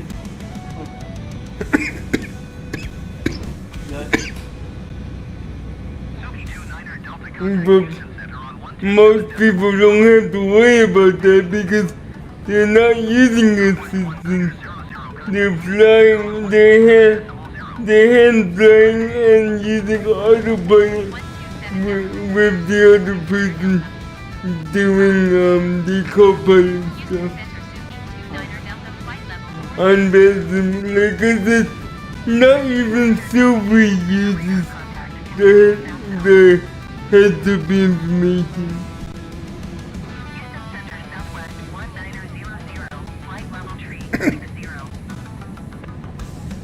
Yeah, I know. But I was also talking about the, not the heads up information, but the engine display itself. That's why I was curious if that was matched. The actual LCD screen. What did you see for each one? Because I have it on there. 64.3. Okay. Yeah. See, that's why I was curious. And that didn't sync. But you can just say it won't sync.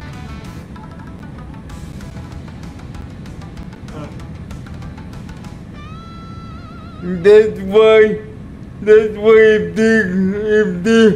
if people use your controls, they either have themselves in a Discord call or do it on live stream.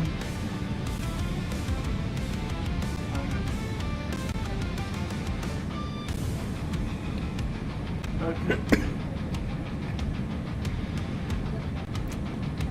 They said they either do it on Discord or live stream, right? Yeah. So they can have the other person's screen on the other monitor. Yeah.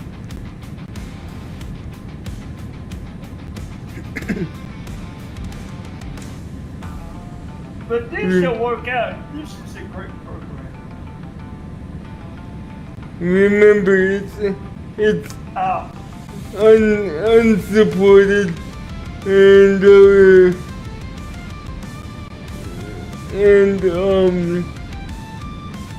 it should be only really used on network. We're using it in an unsupported fashion.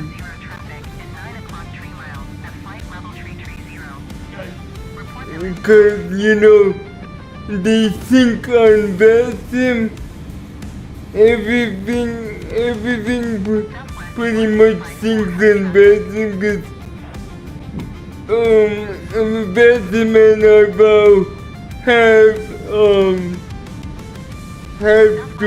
have dual cockpit syncing review controls.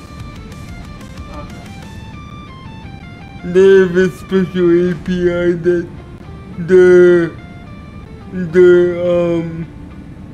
the developer gave Vesum and Arbel.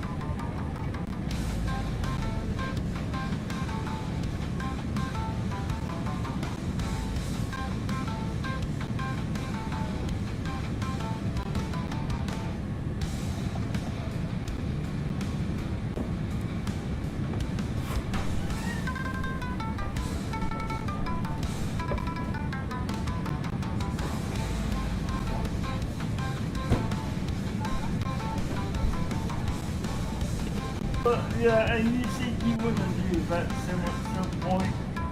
I'm not gonna do Vesum. Well, I may do Vesum. 52-9er Delta traffic is 4 o'clock, 1 I was mile to flight level 360. so you would do eyebrow, don't you? I wanna do Vesum now. Contact Houston Center on 134.9er. Good day. Okay. What's 52-9er the Delta difference, traffic in sight. basically? Well, Vesum Alert. officially supports 1 mile. um Level 360 falling. Report number 5. shared cockpit in their rules. 52-9er Delta have a Boeing in sight. In their rules.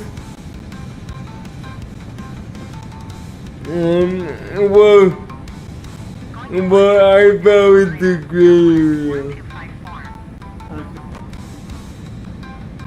1254. Okay.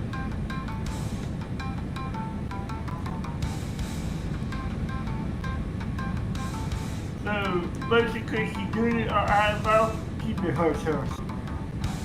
No, it's not specifically stated in the rules, Okay. so they don't have a section on where. Contact Houston Center on 126.3. Yeah, you know. I know what you mean. So it's gonna be kinda, yeah, you do. Okay, yeah. 52-9er I Delta, did. contact Houston Center on 126.35. Good day. 126.35 Suki 29er Delta. Goodbye. Houston Center Suki 29er Delta flight level 400. Ever do this, and pilots in the world are trained. Who's that? You open the door. Yes. Come in there. Oh, yo, what's going on? How's it going, mate? I don't see you, but I see you. How's it going? I'm very well. I'm excited for a good flight. What is that you, that was him knocking on the But door? you trooper in the flights in space. This is the actual person generally coming with me in this Boeing 737. And this It's you can choose this optimized for the PNTG I respect are you. airplanes. Most people fly PNTG I'm 737 with this. Hi, Captain. How are things? All good. Everything is absolutely fine, yes. Thanks for asking. Great. Yes. Yeah, okay. If you need anything more, just give me a call. Door. What's going on here? Okay, fine. I'll just jump out the window.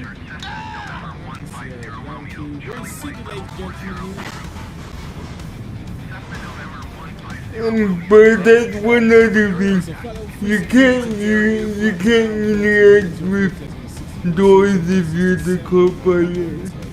You have to give the co-pilot controls. Oh yeah, so you basically can't interact with doors about reaching new controls, right? Mhm. If I'm the pilot. Because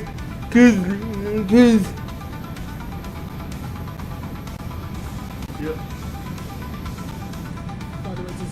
The captain is the main sim, right? Basically. That's how it works, right? look, Fine. I'll just open the door. Oh. Yeah, okay. Now, what about you Look. using doors manually in the Look. What's going on here? Okay, fine. I'll just jump out the window. he was like, okay, fine, I'll just. he was like, okay, fine, I'll just jump out the window then. What? Did you get to help with the door? No, he can't open the door. It's not him. He's connecting the alpha. Oh, the alpha has to do it on his control, correct? Yeah. My God.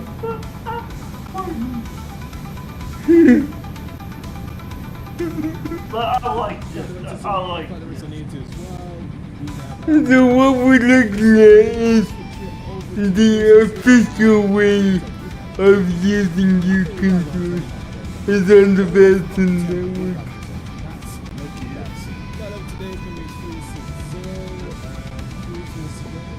He's been outside for a little bit too long. Yeah, hopefully he's alright. Well, I think he's more than alright. Who got you smiling like that? Like, Yo, what's going on? How are you? I don't like ground handlers anyway. I want to go back to the aircraft. Okay, guys. He's using FS realistic concept. Oh, there's a knock. You can come in, mate. You can come in. Oh, back in the flight deck. Look at that. You walk around, everything good outside? Yeah, everything's good. Hello to a few people. So he just did a walk around using FS realistic. Good weather outside. It's all one aircraft. But But I'm glad that you set the aircraft. That's the worst part for me. So I would much all the thing I'm just starting with the APUs, you know, get a bit of air conditioning the aircraft a little bit warmer today, you know. And see that science is on here too. and they had to make you desync after pushback, so they had to restart the whole process.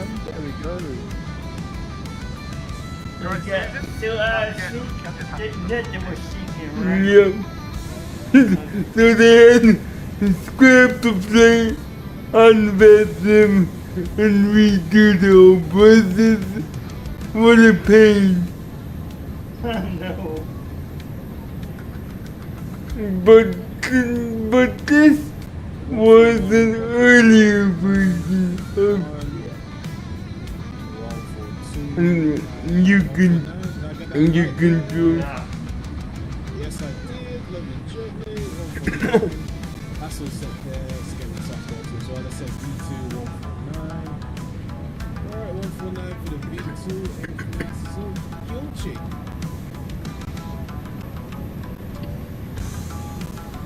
But you controls was originally made for Benson. Because then Benson, they're trying to make everything by the book. And people wanted to have shared cockpit, which is super helpful when you're on Benson. Because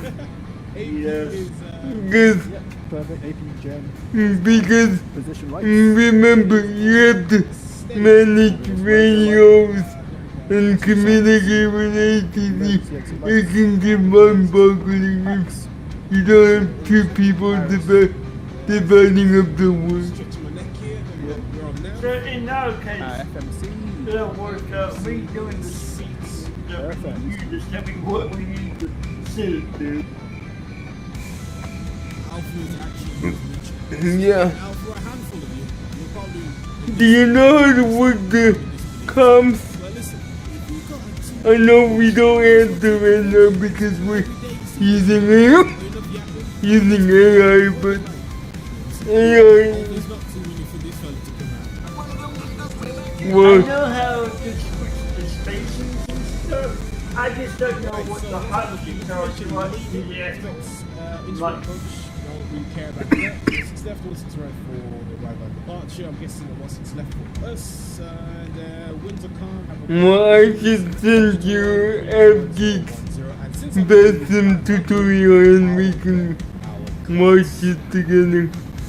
He's gonna hold tutorial series. It's over 100 videos long. Runway 16 right, KP 6, long transition, climb by the sit to 5,000, squawk forward to 11.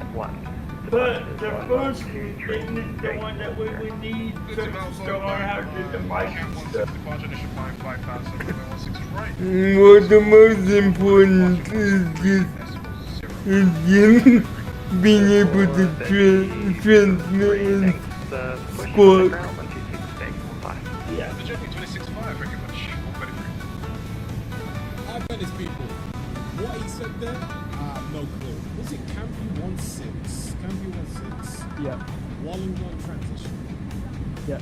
Take off. But see, that's the thing that I could learn. Oh, some of this stuff was episodes had different radios on the little bit, but not much. I was learning all that when the episodes. That's what I was learning. But everything didn't have proper ATC though.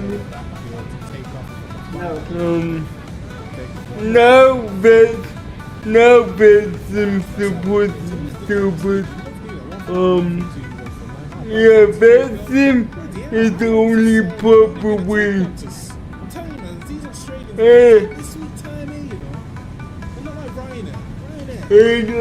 And Benson, I got all pilot. The only way to get realistic ATC experience is just going on the network.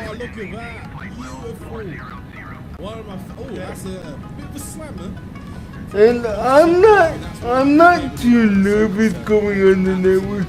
I'm just nervous about the workload. Going on there with just don't work on your work. That's it. I just bring me that's all. And Benson makes you take a test before you even before they even allow you to download the Benson connector. And I passed the test, so my account's ready to go. I just need to do mine. Wait, is your heading? Did you change the heading? Yeah, I have to change it. Altitude bar is moving, but the altitude is changing in the auto panel. Is it not? No. And you hit your username password already. Sadly, this is one of the signs to fly for me. As full as it is. Oh, you had to make an account first. But you know what? I really make way beforehand. Byrd? Are we gonna be okay? What's your feel? 5%. Let's finish off with the checkers and rules. Really? That's one that is I set said it for to 29. You sure we should get more than that? Yeah, B2 149. Set. Yeah. It's the 29. Okay, I won't fire you today, but do it again. I'm sorry, I'm the FO, sorry. Then we got 45 minutes left. Yeah, the balance is sick. Initial outshoots. 3 to 5,000. Yours is 5% because that's not right. Look where that control is on. What is it doing? Yeah, window heat is on. Mine's at 5%. Did we use too much fuel? Flight altitude, you're cruising at, what's our expected cruise? I placed the fuel. Got it set right at the top there too as well, top right. But right, so set up to 36,000. Well, declaring emergency then. Flight directors, my side is on. My side is on as well. Now Vino. Vino are set. You're way too low. Mayday, pun. What's the units you got set here? Next we've got as for the latest is... I got my side saying 10. Because yesterday, 10, at this time, it was 8-10%. I want to sort your side out then, I guess. Then we just switch that up a bit. Yeah. Why did you use so much fuel?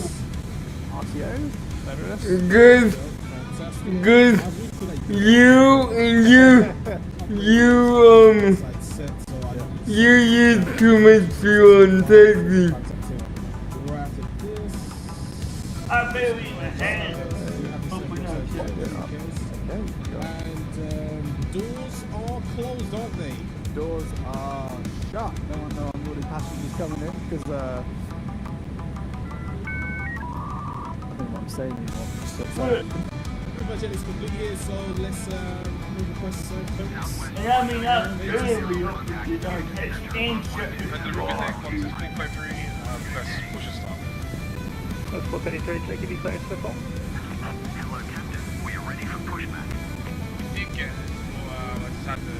What were your take on? 27.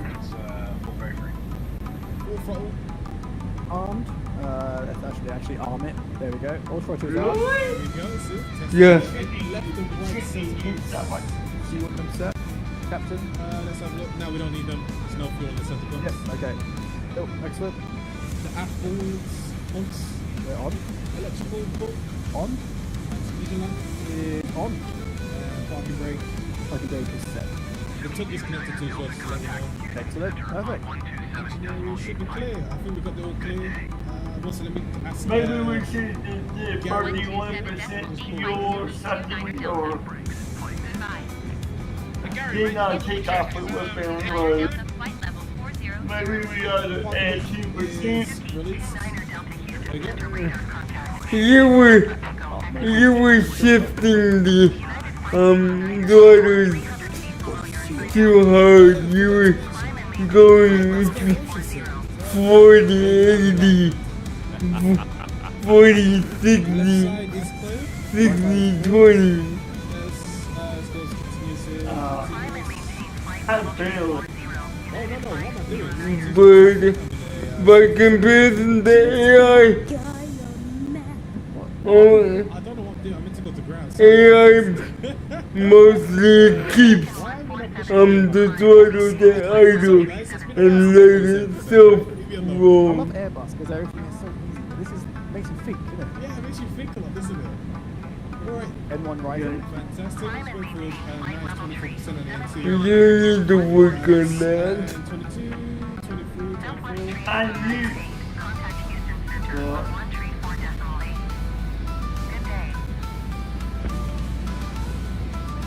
But see, I barely even opened the bar, but I guess it's real sensitive on this aircraft. Did you take the Airbus before? Yes, I did. Yep. And I never had a problem with fuel. Okay, right, can I just flex 5, please? Did you show me taxi to free Byrd, remember? Yeah. Cycle go testing green.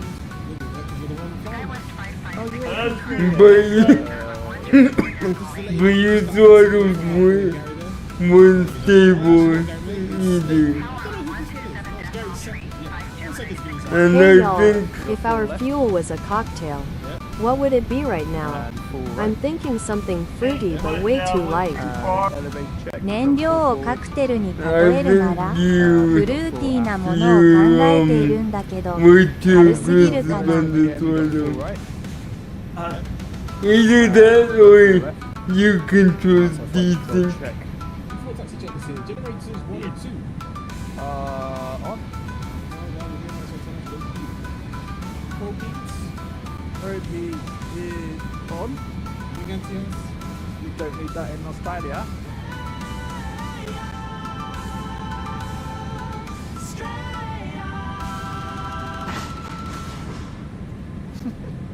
Yeah, 5%. 4%. Packs to auto. Packs, let's go to auto. Oh no, they're on high. Okay, they're ready auto. Why did I let you take me again?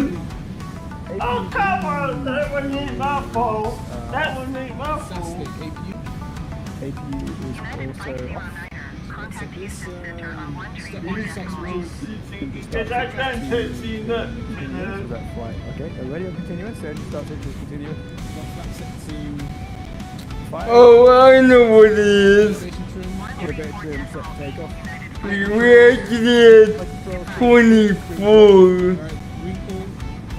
No, we were actually at I see. Yeah. 26. 26 when we landed up. I'll request taxi first. Oh, so we want to small fuel properly? That's 433, taxi 120 Bravo 216 right. Bravo 216 right. 433. Alright, let me put So my you see it gets fuel properly, is that Oh what my you days, see? the amount of traffic that's landed on this flight is incredible. Okay, yeah, I knew what it means. Because I hit the front door off when we were rolling. It's parking next to them with South Taxi, so it's just straight ahead, and then once it's right, just in front. Alright, cool. That's about it. I love doing that to get the parking brake. But, okay. Love it. Because if I didn't, I would have gone past the 30 mile an hour thing. No one always told me to know if something's working, you gotta test it. So I'm just being a good friend here. Let's test out what the torches and make sure it's good. You know?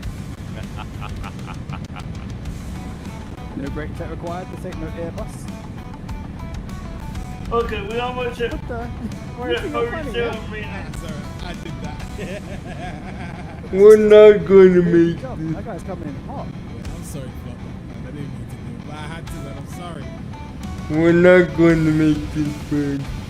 Okay. That's 433, contact tower 1205. We're not. 20.5. So you said we started at the wrong fuel amount, basically, even though we synced it right? 433, good day. Good day, mate. Is that a good Australian accent? That's good, yeah. Just approaching the freeway. Okay. I'm ready for takeoff here. Cabin crew seats for takeoff, please. So what do we do then? Oh, yeah, social right here. Brake check. Fantastic, Do we great. just let it So, crash, let's see or if we do can we find that back we're ready for help? departure here. Yep. We'll fly, I'll make sure that we are safe and sound, eh? Yep. Well, we're 5,000 is our initial altitude. Are there any constraints That's on our really SID? cute. We've got ATC, so they'll look after it, so. Yeah. Alright. Or you just gonna... Computer 316 right. Yeah, we're not going to make this.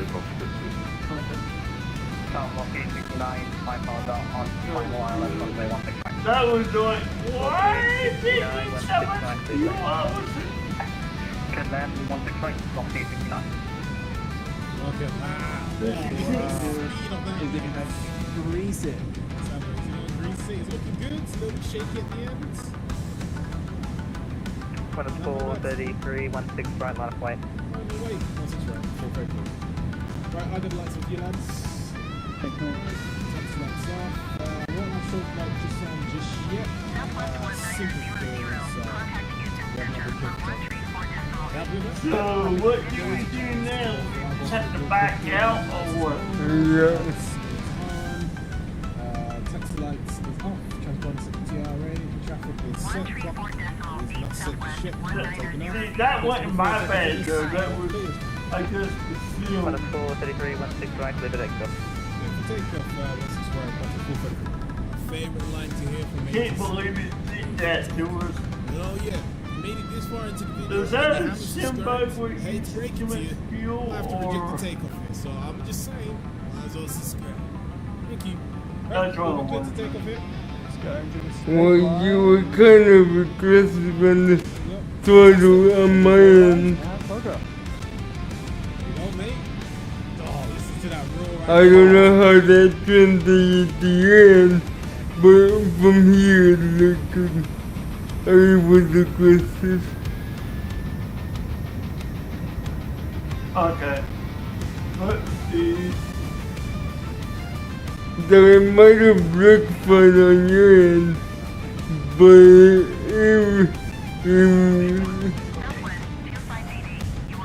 it was really bad on my end.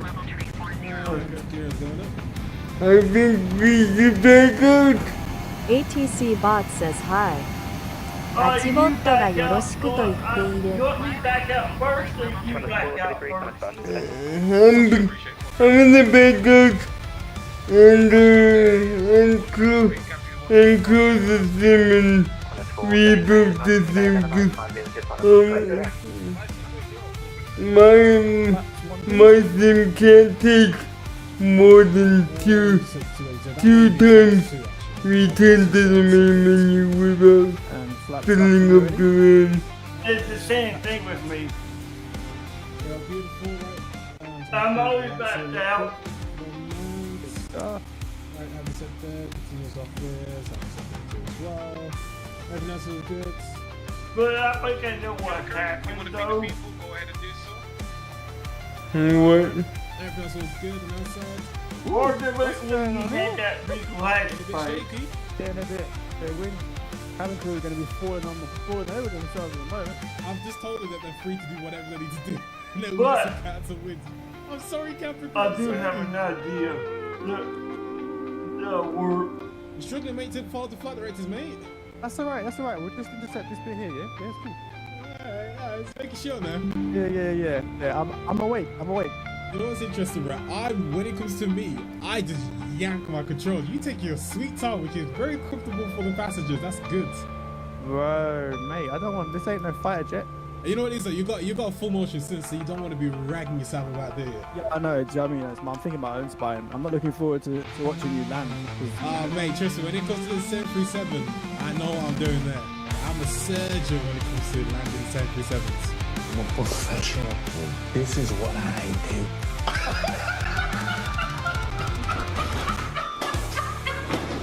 There'd be a little bit of some cap there, but come on, I can land a 737 smoothly. Anyways, enough talk of me being such a great 737 pilot. Let's continue with the rest of our journey. Qantas 433, connection on 129 days. You say we can go 2 over, right? What? Well, since a good day, Oh, it's gonna go over 2. that's compatible with 220. Qantas 433, center climb flight level 360. Should we should think about listing the seatbelt sign, I think. Yeah, let's let them go. I like to Well, we just want to be a bit cautious, but yeah. I'll be honest, I completely forgot I had them on. I had them on all the time. I think you should tell them though, like, we give them a little mid-flight update. And good afternoon, gentlemen. This is your captain speaking from the flight that will on board this Qantas airline flight to Melbourne. I realise I didn't tell you this earlier, but yeah, you're on the Qantas air, and we're heading up to Melbourne. This is the wrong flight. Data breaking to you.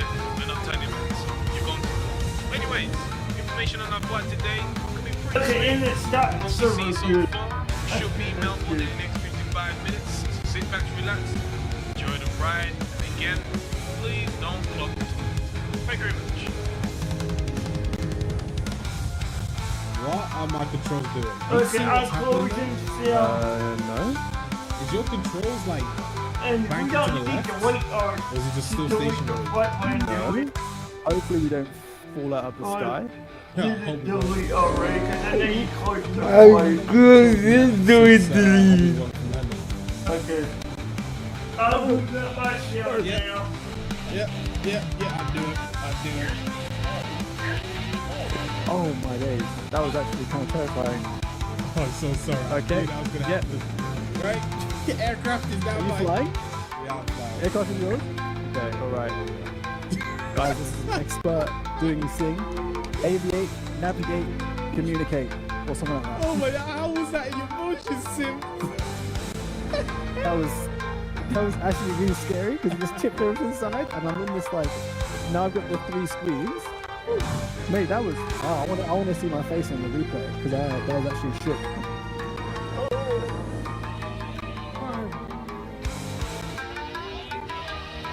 You know what, I should have told you in advance, but I just wanted to see what it was like. I'm so sorry. Let me just have a chat to the passengers. Right, there we go. Where's our 10 bar? There we go. Hey guys, flight safety first. Apologies for what just happened there. I think one of the flight attendants came in and knocked something, and unfortunately it caused us to have a little bit of a bump. Hopefully you guys were all following the instructions and staying in your seat with your seatbelts fastened. And if you haven't followed that, then I'm sorry, but we can have injuries you may have. Feel free to have a chat with the nearest flight attendant if you are hurting anywhere. Otherwise, we should hopefully have to do our flight Restart this thing.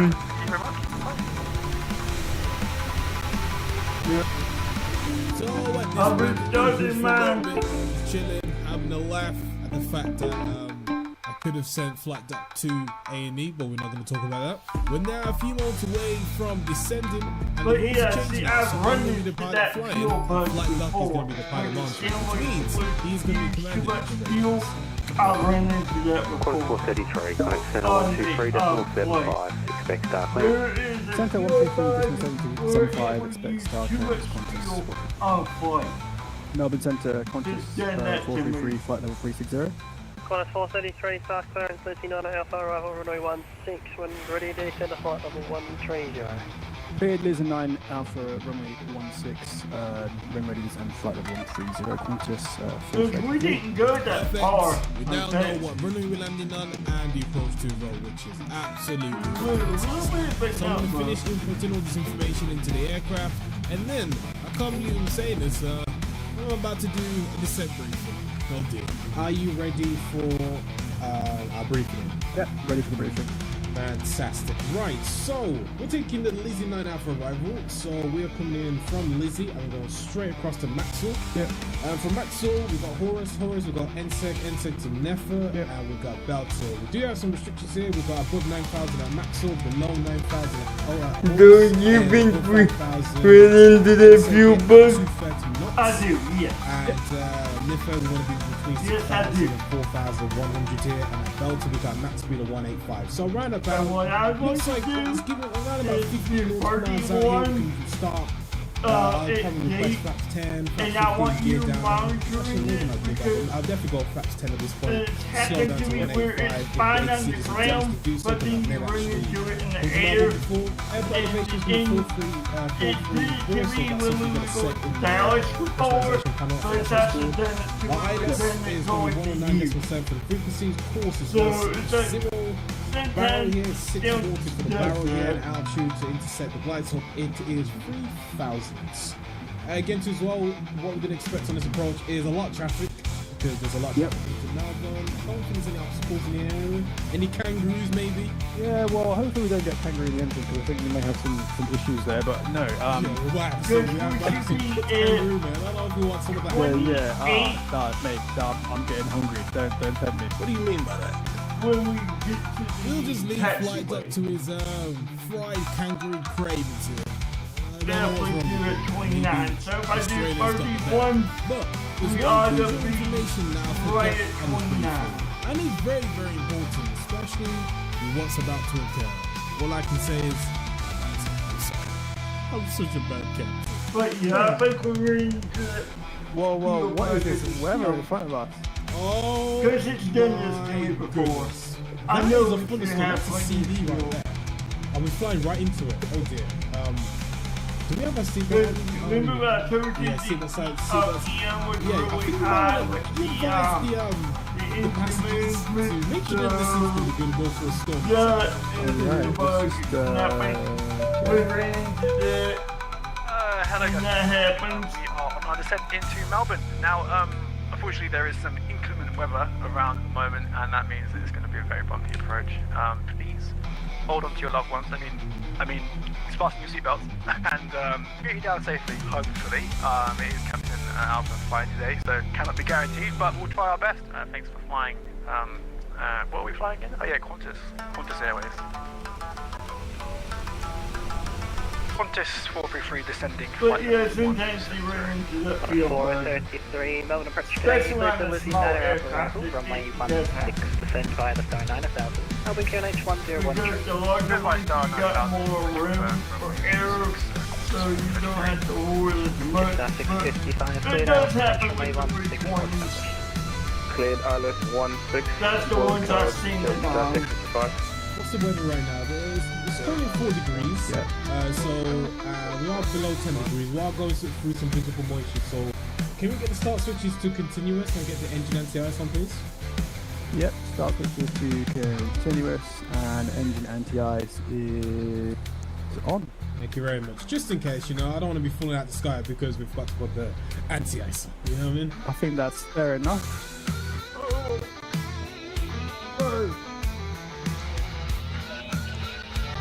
Cool, I can't lie to you. I don't normally get scared when it comes to these flights, but I'm a little bit nervous, lads. I'm gonna be honest. I'm a little bit nervous. I mean, I'm not nervous.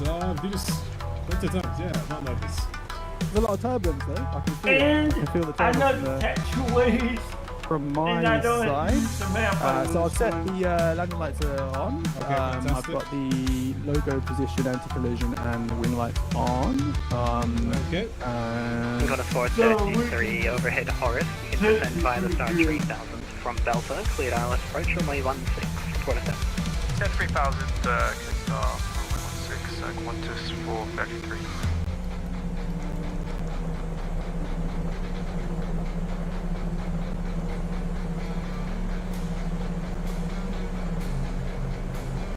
What is this weather? I think it's worth probably just having a quick cheeky look at the old ATIS. Right. I'll be honest. At this point right here, I wasn't expecting the ATIS to be too crazy. I think this reaction is going to tell you how I truly feel about the information I just received. So, expect glide slope by left approach, 16 for arrival. Wind shear reported on final runway 16. What? Wind shear? Wind 250 at 10. Few clouds at 1,200. Overcast 4-9er. Temperature 12 and QNH 1014. QNH is checked at 1013 for us, so let's go QNH 1014. Melbourne Tower, Qantas 453 on final for runway 16.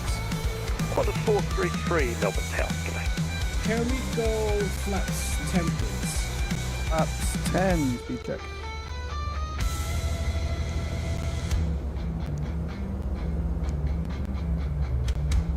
Can we go command B2 as well? Command B, auto land. I don't know if we got auto land here, I'm not too sure, but it is what it is. Alright, can we go gear down, flaps 15? Gear in transit, flaps 15, speed check. Lofty 2137, did I see you taxi straight through the international terminal? Did he just go through the terminal?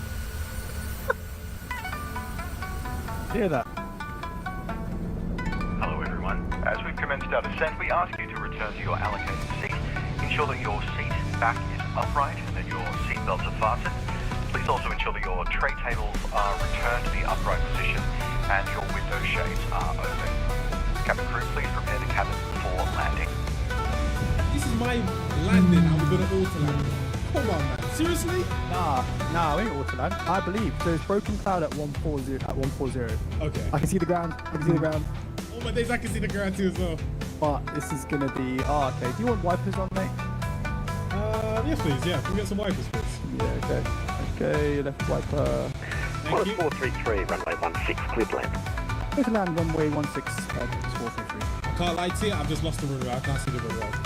I've got runway lights. Yep. Autopilot disconnect. Alright, thank you very much. We should have done the landing checklist here, but I think everything's all good. That is okay. Okay. Wow! Okay. Bro, the winds! Yeah, just let me know if I'm dropping below, because I'm gonna really focus on keeping this aircraft just in the air. Yeah, you're on the glide path. Okay, Wow, this is hard. Slightly above. I still need time. So you're looking for like 153 for the speed, so just let me know if I'm good. Yep. So Don't worry. you are 4 below. I'm just gonna get the gate set. Don't worry, I'm not going past that, alright? Still slightly high. Correcting. I think we need a remake flight plan. Green, flaps 30. Go around altitude is set. Runway turn off flights. Mate, the winds, bro. Runway turn off flights are on. That light is on. Did you advise cabin clicking onto as well? Should have done that earlier. Okay. Cabin crew seats for arrival.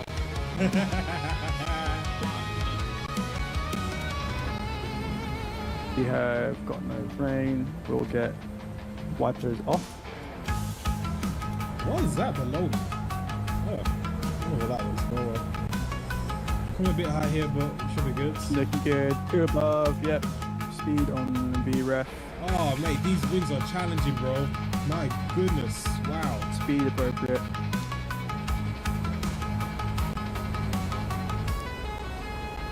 Alright, I gotta kick out the crab in a second. Wind from the right. 100 and Whoa. But you controls work great this time Bloody hell, around. these winds. It was just that sim. Yo, Oh, I liked. Okay. yeah, like yeah. Yeah. So we got you controls. We got it down. Oh, whoa. Do you have reverses? Reverse is green. I don't have reverses. There we go. Cause that right when you said 5%, I noticed it. Reverses up there. I don't know what's going on here, but it's so down here. Man, you're breaking That's it. why I brought up the sim. Oh my goodness, that was scary. Don't know what happened to reverses there, ladies and gentlemen. Hit down, we lagged at the end. We got it down.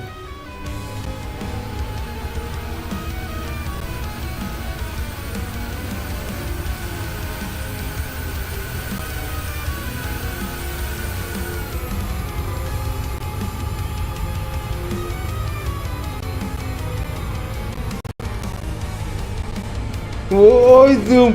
I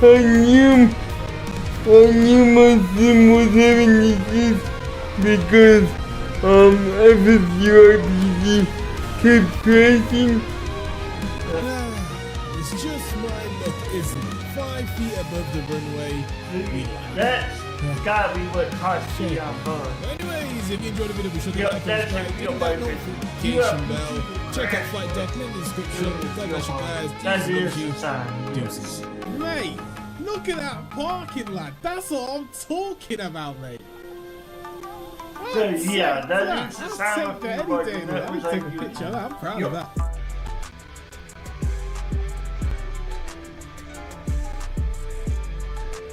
Yeah, so you got PC crashes, all that keeps crashing, and that's the fuel burn.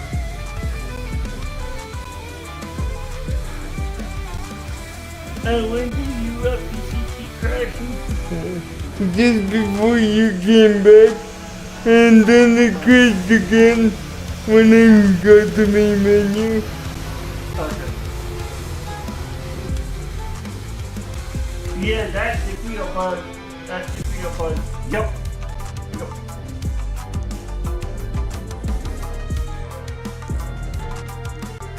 So that was on your end.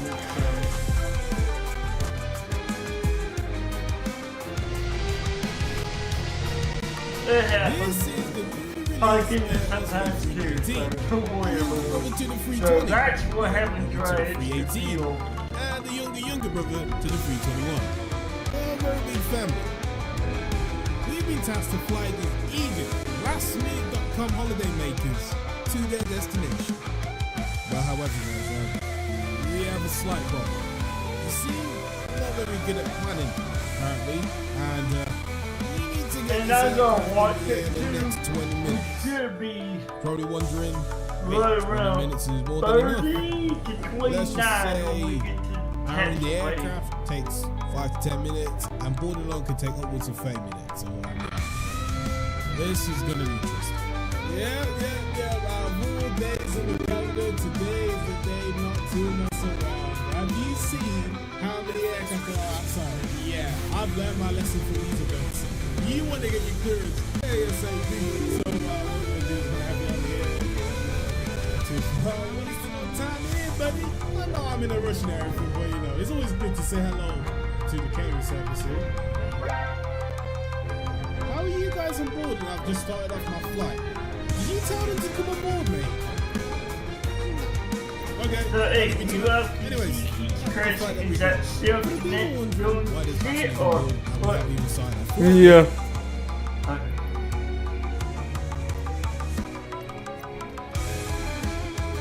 So you obviously use still connect to some extent.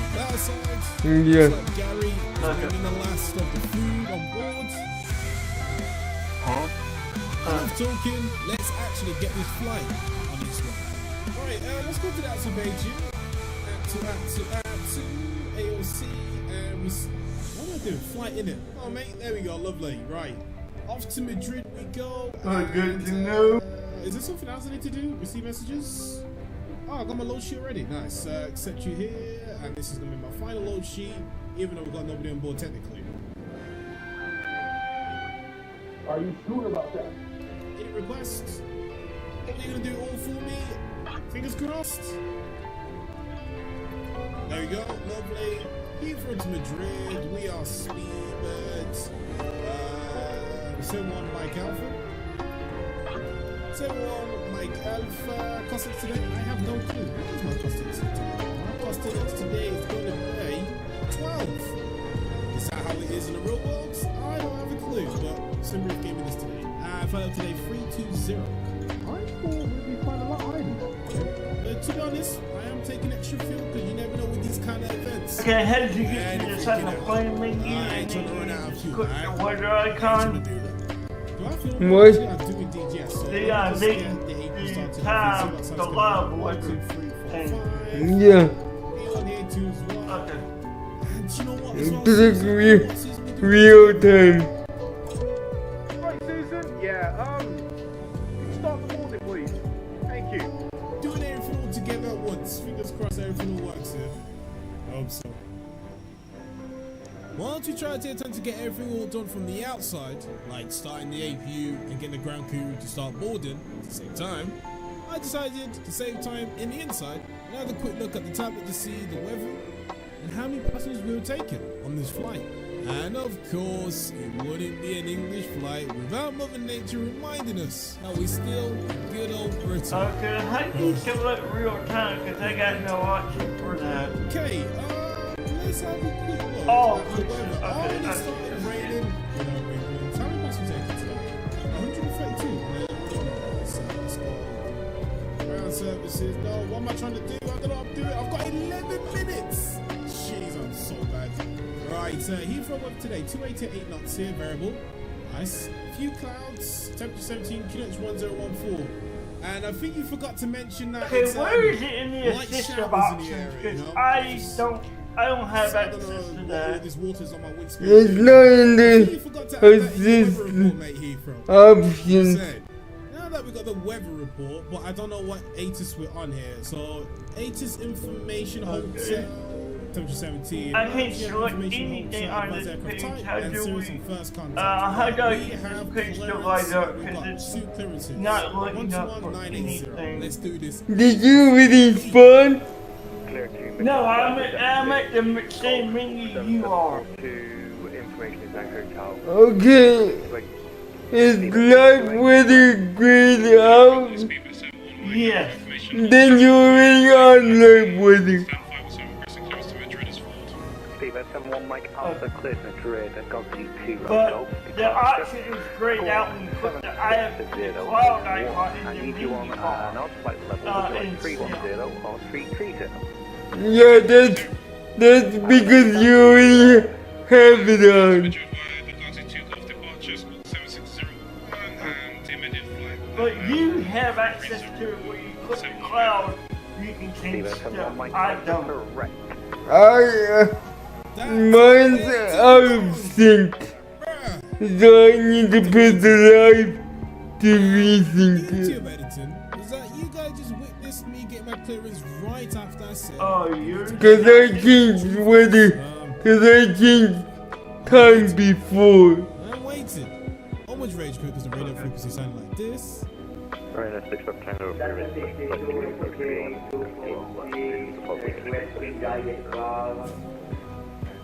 Rhino 6 up Tango, hold position, I'll put you into the queue.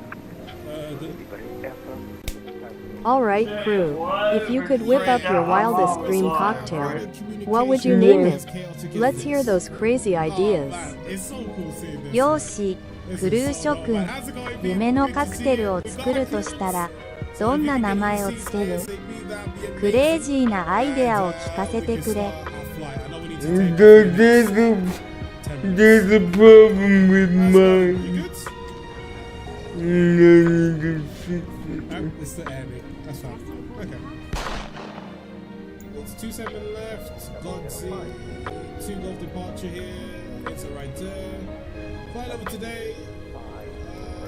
I'm thinking right now I should have gone 3-3, so 3-1, but I want to fly higher. Higher the better. Alright, 330, see you there. Let's get me right there, mate. Thank you very much. That's all good right there. And you know what? Do I be cheeky and get my pushback clearance and get in a queue now? I don't know if that's something we can do, because you can see how busy it is. So I might get myself in a queue now. Yeah, they can do it. Do I do it or not? In my sim, it was live weather off on your channel. It was at this moment where everything went left. Wait. Little did I know. Yeah, go into the main ring. Then get distracted with my throat positioning. And on top of that, gotta include that loud scream on the frequency. Yeah. Do I do or not? All these little events led to me forget. Where was it? So I decided to focus on the jumps and having a look to see how many people were flying in and out of Heathrow. I was just there. Go down the bottom. Go down the bottom. 147 live weather. plus 121. I don't have it. 60. So almost 300 pilots. Oh my goodness. But after looking in shot, seeing how many people were actually flying in and out of Heathrow, I went back into the flight deck, calculated my speeds. It's at the top of the tag, go to Desert Connection. Break. Anybody asking for updates on At the very top, there's a tag called Desert Connection. Right there. Right above it. 2 up. So to translate this in Go simple up. terms, But you don't want live weather on. Okay. sorry passengers, we're gonna be That's being controlled by active guy. Okay, that's all on mine, yes. I want you to tell the passengers, but yeah, we're gonna have been aground for a minute. This is looking very delayed, dude. I'm sorry. At this point, we have to accept that we're going to be late. But the question is, how long? Because when it comes to these events, you can wait 5 minutes, and in some cases, 2 to 3 hours. And I'll be honest, waiting 3 let me know hours when you get the front land. you could do a whole new flight out time. So after waiting for only 10 minutes, which felt like an hour, it's been best in my coffee. Oh my days, bro! Why me? Trust me, react like that when you constantly get stepped on and feeling frustrated with the controller. because he is doing his best to deal with annoying pilots constantly asking for push after asking 30 seconds beforehand. But eventually, managed to get into the queue. Let's move to 71 Mike Alpha, crash push and stuff. Byrd 71 Mike Alpha, hold position, I'll put you into the queue. Okay, one sir. Oh my goodness, man, that took the Michael. Okay, what are you changing there? Apologies for the delay. We're probably going to be on the ground for another 30 minutes. You are now stuck in this plane. All the doors are shut. Apart from one. I do apologize for that. But while you're at it, you might as well like, comment, subscribe, and ding that notification bell. And don't forget to put your socials as well. Anyways, let me We're just making sure that my settings are out of whack. I think.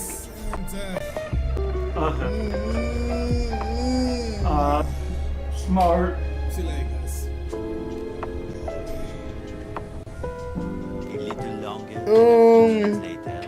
Byrd So 71 Mike Alpha, for delivery. Byrd 71 Mike Alpha, hold position, contact ground 121.855. 121.855. But yeah, that last flight, I knew the field was not seen. This is why You would have a problem with it. And then, up at you up, PC has a problem, and much with the I'll be field. the biggest It's done it to me every time. Have a very good day. It's been a 7 Mike Alpha, stand 5, crash push and stuff. Byrd 71 Mike Alpha, he took ground hello, hold position for the located shortly. Oh, appreciate it. 7 Mike Alpha. How do you know when the PC reconnects though? It doesn't pop up, does it? At least I didn't hear Speedway 7 Mike Alpha. It refused to reconnect. So That's why SOC was breaking so many times. Did you get speaking from the flight deck here? Good news and bad news. Good news. Yeah, not for me a few hours. Bad news is we still have to Well, it didn't necessarily try to reconnect. It just died. Completely died. I just could not get it restarted. Anyways, Susan? Oh no, I don't think Susan today. It's scary. Hi, Gary, mate. You're gonna be a bit cheeky here. It doesn't when I have the main menu full RAM. Departure checks completed. Bypass pin inserted. It doesn't on the full program, we said? It doesn't when the main menu is full RAM. My mistake was not restarting the sim after I went back to the main menu the first time. sorry, my fault. Let's close the doors.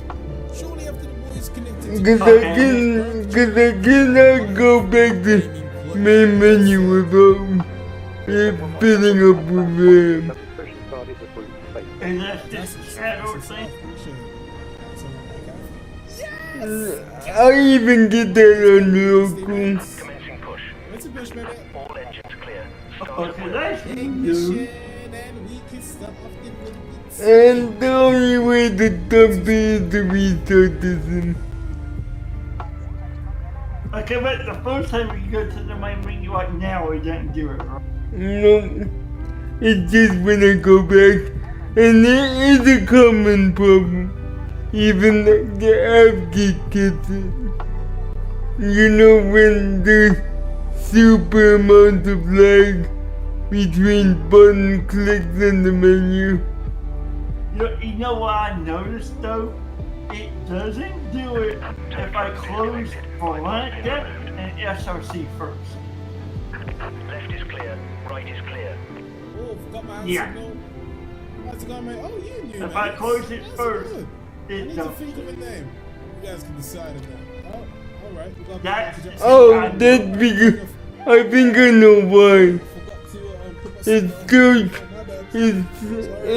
still trying to probe positioning data and according to the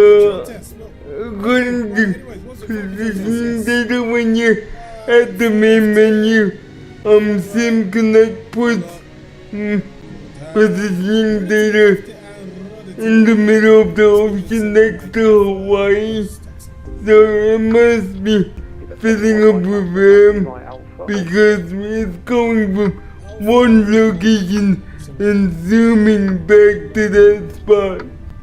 Okay, and then what about when I close for lane? They jumped it right. Park rates released. But think about it. If it's any program that uses tracking. Right, on the tiller here, get rid of you, mate, don't need you. Oh, so if we close for lane, then it just jumps. Oh, it's a good day, man. You know what? Let's get a fast taxi. If we close Valenta, we don't give it a chance to fill it up in the first place. 21,705. Cause we're not teleporting at 1,000 miles an hour back to the spot. And that's not on Valenta, that's on Microsoft. Microsoft should just turn off mapping data when it goes back to the main menu. That's the problem. Lufthansa. I think I actually remember that Lufthansa. Holding shoulder, I remember. Oh, we got a cheeky American 787 there, looks like. Oh, no, it could be a triple. We kind of have to look at the booty. Huh? Got him. And that's why I said when I exited the seal weapon open and tried to do stuff, your desktop was all wonky because it's still holding on to that RAM. 7 skips leg day. All the workout they do is Yeah. the engine. Boy, But don't blame Orbix. That's just the same issue. We got a text from British Airways saying, Okay. because of your delay, there's a 50% chance got that what Space plan? ATC go to sleep. I don't know about you, but mate, I like me some ATC. First, we need to assert a dominance as his little A319 has our big brother, the Delta A330, trying to race us. I don't know who he thinks he is. Where you going, Delta? Not on my watch. Not on my watch. Yeah. It's my airport, mate. Why me and this Delta having a race? I don't know. I think I saw Air India at one point. Where? There it is. And then the triple. And the triple. And another Speedbird 7. Well, another 777, but it's by our company. Very nice. Solid victory there. So, but that's also why when I close the when I close the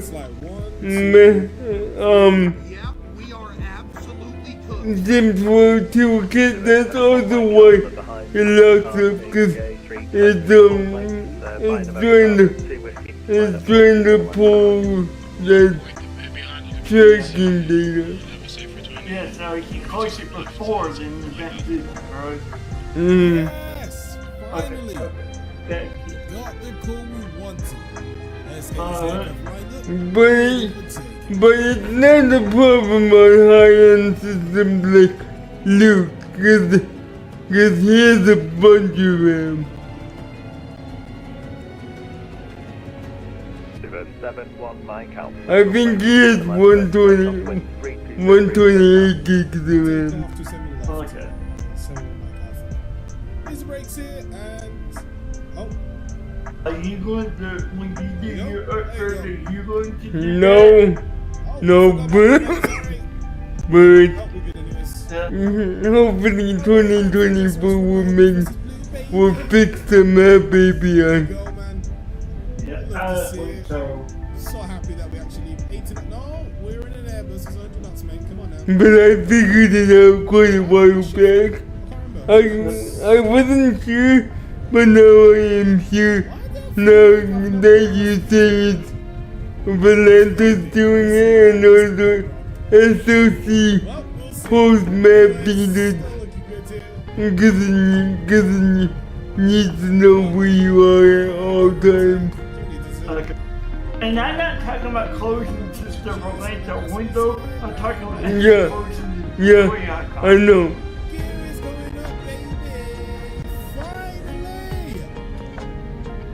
I know what you mean. And that's why I do that before I shut down each single night. I do people to close the link after SOC and all that are done. I close SOC. I close down Valanta. Don't give it a chance to pull garbage method. That's all I do. Yep. And I do that every time I Mike get Alpha, control, hello, climb now, flight level. 150. 150. There we go. Let's go open climb in, mate. Why not? Let's get an open climb in here. Today's it. Oh, my days, man. I'm so happy. Finally. Oh. 71 Mike Alpha, direct Southampton, Sierra Alpha Mike. Sierra Alpha Mike, so Mike.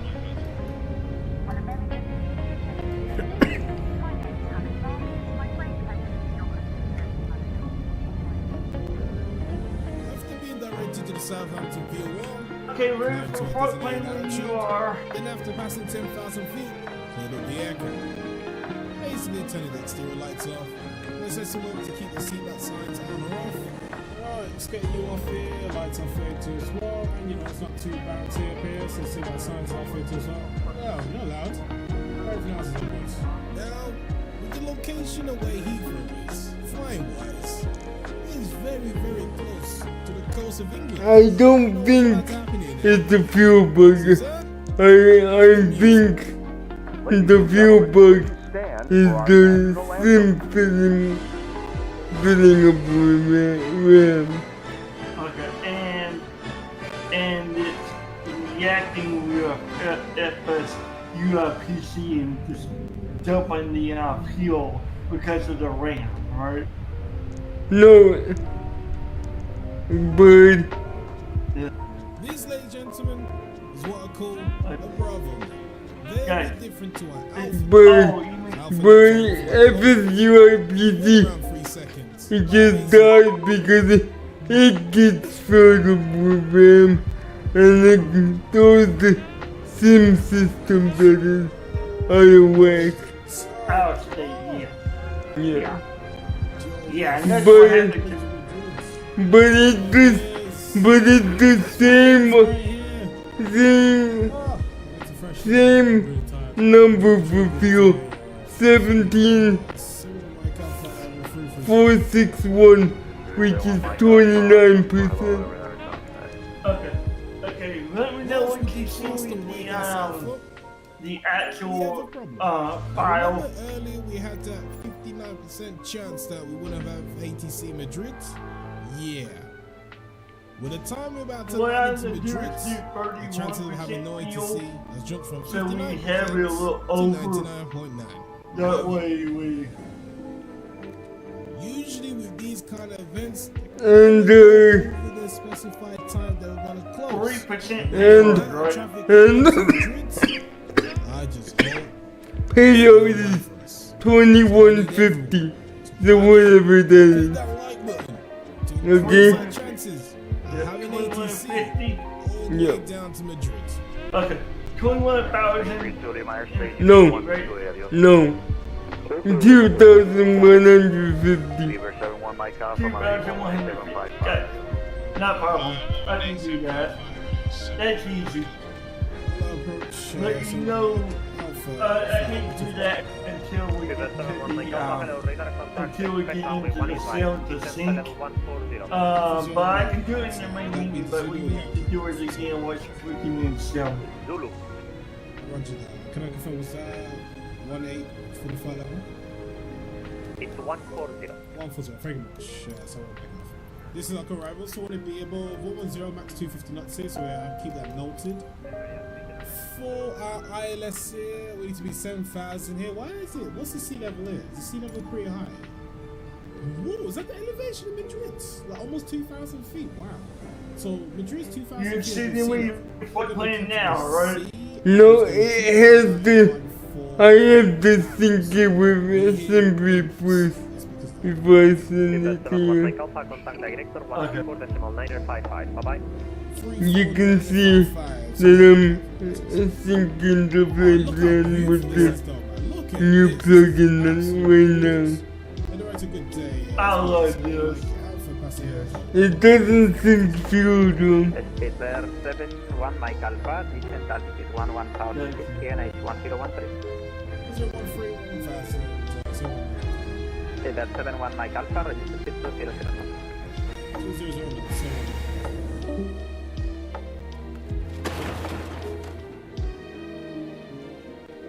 What? What was that? The images has all gone off. That was weird. What hurts the most? Demon time about to go on Unicom. They just disappeared. It saddens my heart. Because now, this flight doesn't feel like a complete fight anymore. The good news is, we have a new challenge on our hands. Yep. And your lights haven't gone to waste. Because now, I'm going to send to you now. Absolute textbook. It's Okay. Now that it You can syncs. also navigate around the pilots flying all around Madrid, and trust me, this is going to be fun. Without any ATC. And Byrd, same info. Madrid traffic has been so Yeah, I know. Gate 31. Back into the left. Tell me when you send it and I'll board in. Try and get that set fast. Byrd 45 introducing to silence for speed for left 183. Okay. Madrid traffic is I'm reporting it now. Won't take me long. about to turn left. Right, we have the traffic. Madrid traffic, runway 18, right, Madrid traffic, speedway 71 Mike Alpha, 70 mile final, runway 18 traffic. It is really stressful navigating there.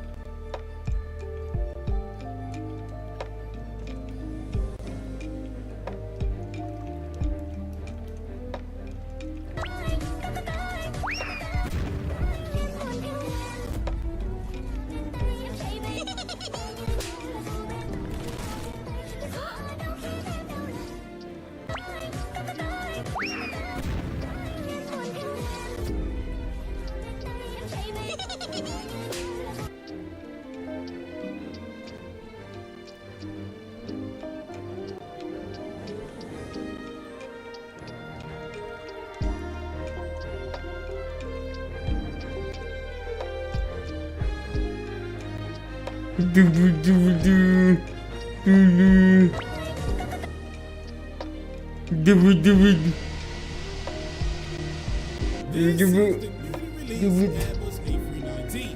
The younger brother to the 320. The older brother to the 318.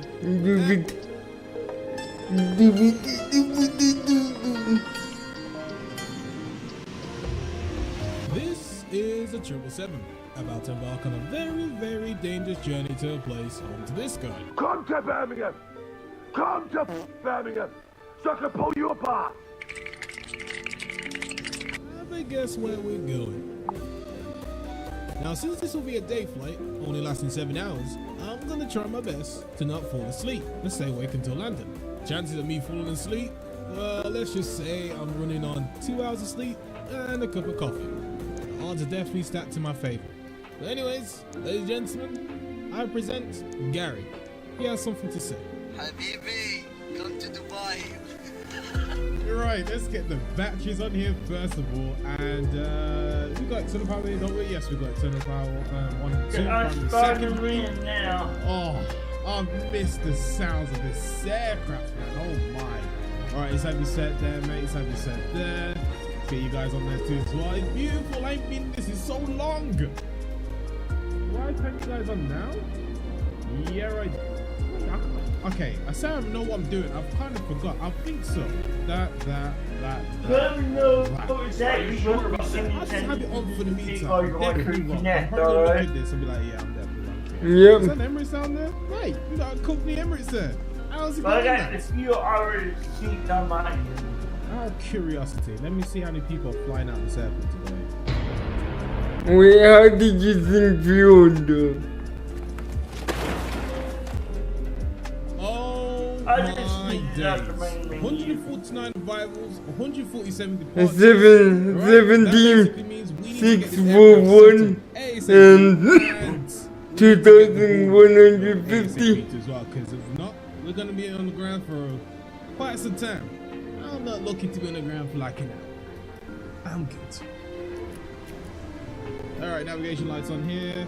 Fantastic. Right, FMCE, mate. Pause in it. Come on. Alright, OMDB, that's Dubai. OMDB. Bravo 15. Okay, and reset my fuel. What did you say? It's at 137. What's the DP at right now? Lovely. Bing bong. 17, 461. Set fuel. Select route there. And Fuel's already in here. 21. Let's get the APU running here, baby. Let's get APU on. And 1, 2, 3, 4, 5. Alright, calm down, mate. I know you missed me, but I need to sort out the APU here and see what signs can be on to as well. DVD. 2150. In life, there's only two sides. 2,150. Engine start and an aircraft APU start. But now that we got successful APU start, we can now finish the project, so turning the making sure we get that ready for our first checklist.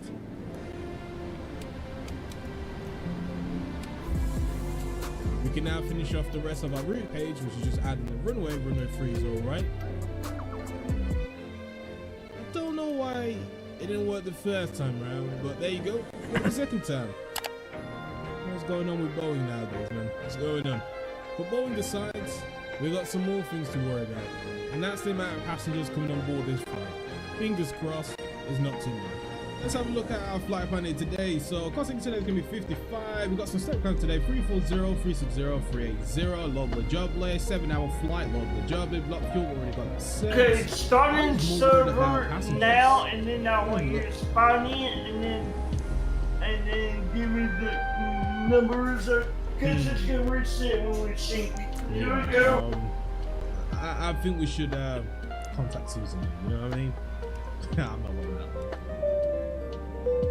Hi Susan, could you start the boarding now, please? There's a lot of passengers coming on board today, and I don't want to be on the ground for a whole hour. So if you could do that for me, that'd be great. Thank you very much, Susan.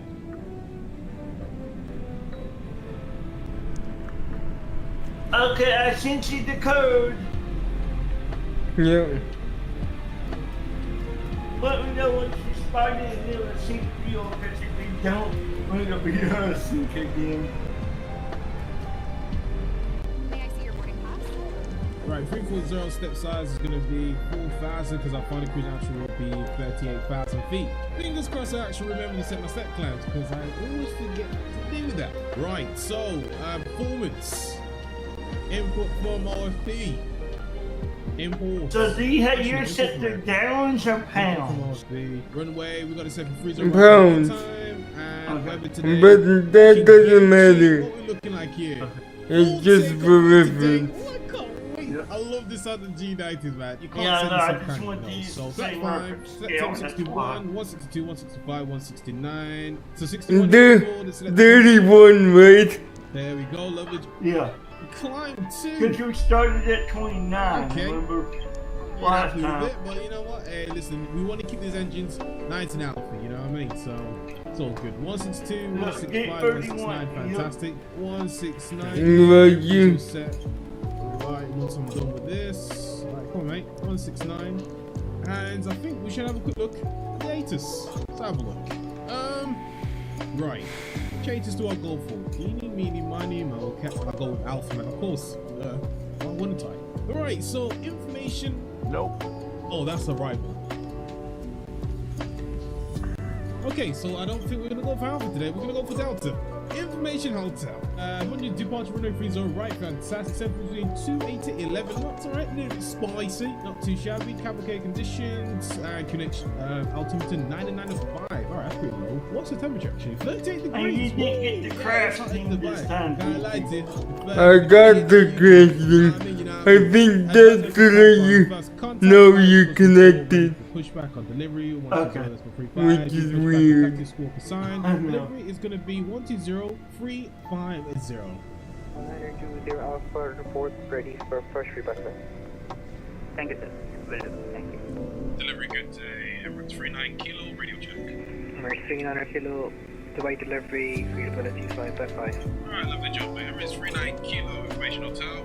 We are Boeing 777, stand Bravo 15, requesting clearance to Birmingham is filled. Emirates 39 kilo, you're cleared to Birmingham, YLTV DAP 2 Foxtrot departure. Maintain 4000, walk 05, speed 2. Alright, clean to Birmingham by the radar 2 Foxtrot departure. Finish climb 4000, school 0532, Emirates 39 kilo. Emirates 39 kilo, reback correct information hotel. You report 1 ready for push. We'll call 39 kilo. Well, no time wasted by the controllers. We got clearance. I'll be honest, I didn't think we was gonna get it that quickly. You see how many people are here in Dubai, so that's a good start. With that great start, we complete the rest of our pre-flight checklist. And that is, the pre-flight checklist is completed here. And I don't know why. Maybe it's just the Dubai weather. I just felt like going for a walk around. And I'm going to input this into my let's go for a walk around. Oh, that's new. A map. Oh, is that the external power now from the ground? Oh, that is sick. Actually, we don't need to look at that, the external power here. We've got this beauty. Oh my goodness. Oh man. Nice promo skills, lol. Now who's ready for takeoff? Nice promo skill. わら。さあ、離陸の準備はできたかな? Check there's no damage on the any of the engine blades here. All good, fantastic. ATC bot says hi. ハチボットがよろしくと言っている。 Looking amazing. And we're walking very fast here. This is definitely real. I'm going to move over. Look at the tires, bro. Oh my goodness. I love it, man. Okay, and I'm just adding the flight now to here. You know what I mean? No, I've never actually noticed that. What does that do? Yeah. High-powered hot air exhaust. I don't know what that does, but okay. If I'm correct in saying, I remember watching a video on this. That is where the hot water like drains from. I think that thing right there. I think so. Excuse me, mate. I might be tall, but I don't think I'm that tall enough to jump down to jump up here. But you know what? Just a little. There we go. All right, let's go over here. There we go. And through the door. And through we go. Good to see you, man. Good to see you. I'm just gonna head off to the flight deck, alright? Tough crowd, yeah? Tough crowd. Anyways. Alright, you know what? As we're waiting for the passengers here, let's have a quick look and see what's happening. So we're over here. We're going to runway 30 right. So I'm guessing we've got nose to the left. Taxi via uniform. The Yankee. Lima 4. Mike and a Mike 1415, one of the two. I think I'm gonna go full co-pilot this time. Burj Khalifa here is gonna look amazing. Runway heading straight down. We're gonna see a beautiful view of the palms as well. The world map and the palm too as well, man. I just love flying out Dubai, man. Yeah. I want to go there so bad, man. One day it will happen. One day. Oh, Caesar, I told you to hurry up here, mate. Look at the time. Which means you have to turn on ATC before you I thought you was good. start the aircraft. Yes, we're gonna be here for a while. Okay. Actually, before we do that, You want me to go ahead and give you guys controls on how to turn on 2000 and yeah. No, I'm gonna be co-pilot. Oh, I can lean back. Okay, turning on ATC now. Let me know when you're ready for power. Now, some would say this is unprofessional, relaxing in the flight deck. Go ahead. All the passengers to board because Susan wants everyone to take their sweet time. But eventually, after a long time it felt, probably like 10 minutes, we heard the chimes letting us know that boarding is complete, jetway's moving out the way. Now it's Okay, time for I us got to do our part ATC on. You and ready get for this power? aircraft in the air. Let's hope we're not on the ground. I just turned it on. That took way I too long. forgot I have access to the earpiece too. And I'm hearing some people waiting 20, 25 minutes for pushback. Fingers crossed we don't get that. I have earpieces. How do you have the access? What we can do is, there's going to be lights on here. Oh, you don't need to go No, I don't. Alright, skis up there, mate. Thank you. Let me hold on. NCP V2, we have it set to 169, heading. Oh, there it is. 299 for the heading and altitude 4,000. Lovely jubbly. And let's go take off here. Rotate is 165, V2 169. Trim will be set after pushback and taxi and take a briefing. We already spoke about it. Okay. And that's the before start checklist is complete. So what's after that? I think it's after before taxi checklist. We don't need to do that now. Beacon lights on. Everything else is set over here. So oh, there's no Since you way. got the new scout. I'm in this absolute beauty. You're pushing me in back. You want me to go ahead and I thought disrespected it. let me know when you Alright. can get Susan. the actual APU started. Hello, Captain. We are ready for pushback. Departure checks completed. Bypass pin inserted. I'm ready when you are.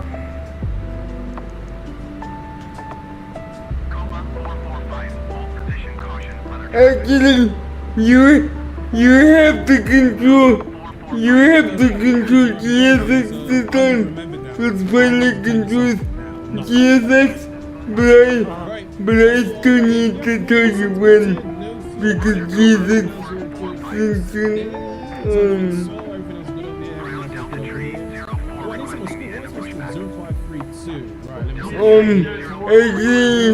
as cover, I cannot use SOC, so I just do it.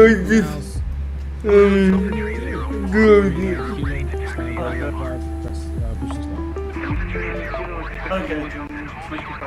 Tell me when you're ready for GSX. Did I just hear that right? The battery's on. The external power. Ready. 25 minutes. Okay, GSX now. 25 minutes. Okay.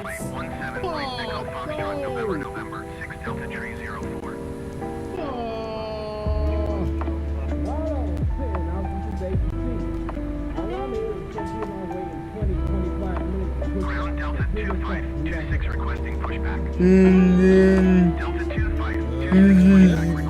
dark. Too soon, no? 25 minutes.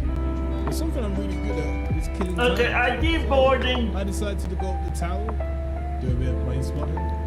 Oh, this gave me a little bit of an opportunity to, rest my eyelids. Definitely not taking a nap. You don't Once I see feel it like my eyes were rested, so No. I got to the aircraft and have a quick look at the No. cabin because I never had the opportunity to do that yet. My goodness, there's one good looking cabin.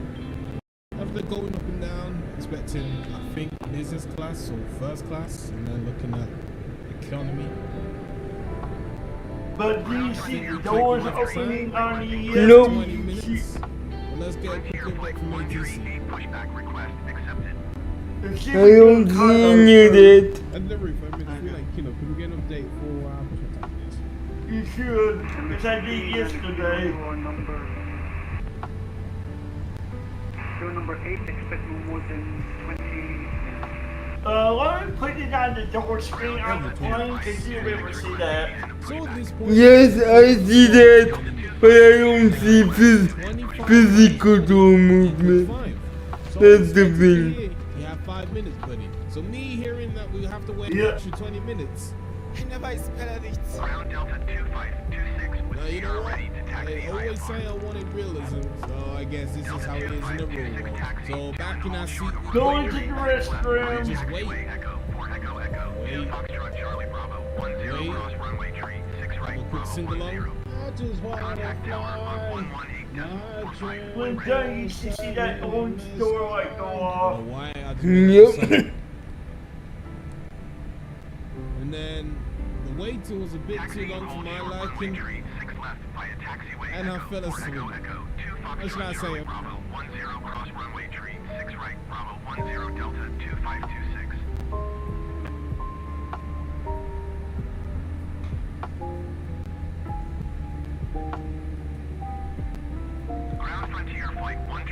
But then eventually, the controller wanted to get my attention, and it took the controller some time to get it.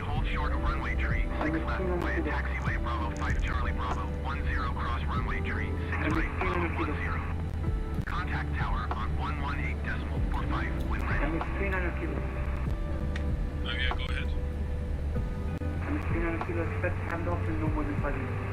Fantastic, mate.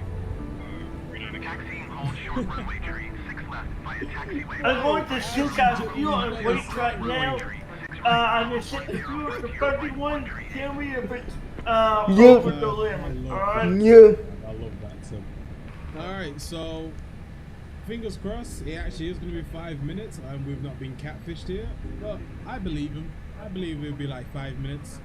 So before taxi, we've done everything we need to do. Did you fuel say 31? So 59.5. Yep. And how much fuel do we need?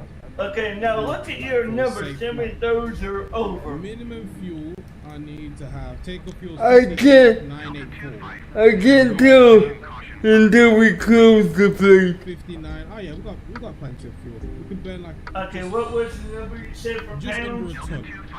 Yeah, we could just burn under a ton. So 17,461. Okay. 18.5. Thank you much. Very much. Yes. Yes, just going to the next frequency. It's made my day already. I love Dubai. Yes. Very good day. Emirates 390 kilos. Stand approaching 15. Emirates 39 kilo, pressure start approved, base west on Unicam, no reback required, clear fake. You said no reback required? I think that's what it said, right? Start the pushback. Commencing push. Okay, right now we're at 18.732. So happy. And that's the extra 30, that's with 31%. Okay, now what's the weight? 22,150. Okay, 2,150, got it, but the fuel is set, okay. Southwest 2122 request. Then pushback received.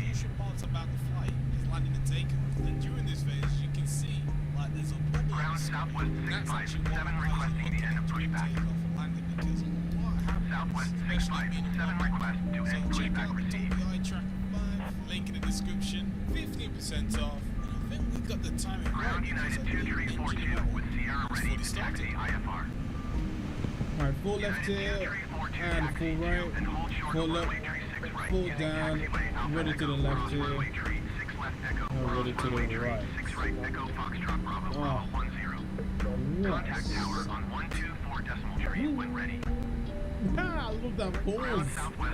I love it. Have we got a good start on 2 engines? We have indeed. Fantastic. Anti-ice. Not required. Recall. Should just be my TCAS. Flight controls checked in. Ground equipment. Are we clear? Alright, so ground equipment is now clear. And that's the before taxiing and before takeoff here. Oh yeah, that's 5 here. I don't forget that. 2184 is what I can get. Is that still too high? Taxi 2 and hold short of runway tree 6 right via taxi No. Okay. I got that. That's as close as I can. Full takeoff is sorted out here too as well, and then what we can do is get the APU off. Can't believe it, guys. Remember to turn the APU off. It's a good day in the office. Okay, is that what you said when you opened the window? Or Yeah. Correct. No station, all stations standby. Alright, wait if you are seen.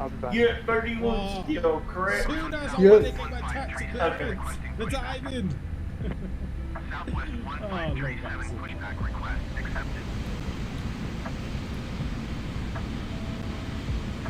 One eternity later. Goodbye, ground is back online. Right, 39 Kilo taxiway uniform Yankee hold. Okay, boarding completed. Is the door closed? Are you in?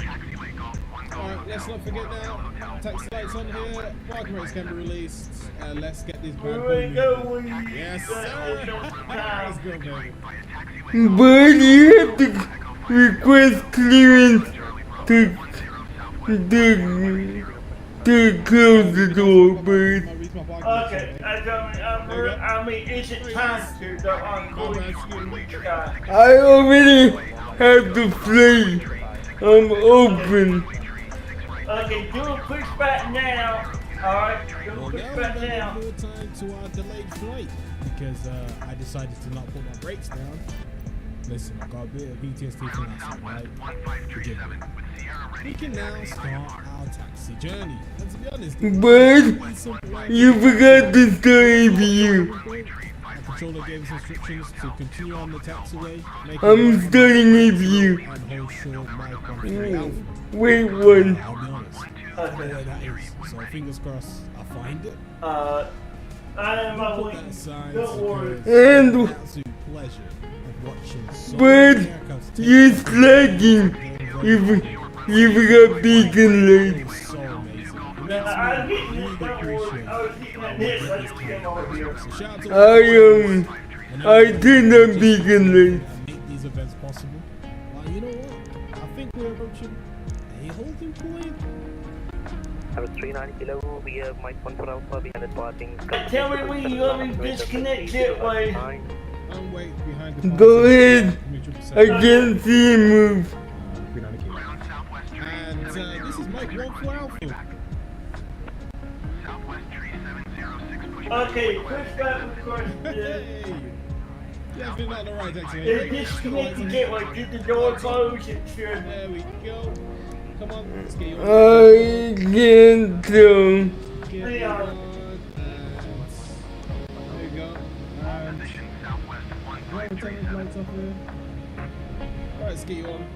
Turn you around here. Runway 3 is alright. Fantastic, fantastic. Here we go, baby. Oh, I can't wait, man. I can't wait. I love the sound of this aircraft, man. Okay, I just waiting on the turret. Southwest 1537, continue taxi. Oh boy, isn't this a... Okay. Finally, after being delayed, we're close to an hour. We are moments away from taking off. Ground Southwest tree 706 requesting Contact classes 121.025. Bye bye. Have a 39 Kilo with 470 degree takeoff. Contact stages around 7 takeoff. Waiting on clearance for break. Alright, 50% here. And, oh, I forgot my L11V now. Oopsie daisy. There you go. And, I don't need I you should have... to get the break, do I? There she is. What? Like, for you to be able to release parking brakes, right? Have a 39 Kilo. Do you have parking brake issues? Because I didn't. But hold on a You also sec. have no parking brake issue? Oh, no, we're moving it. 394. Roger. That was strange.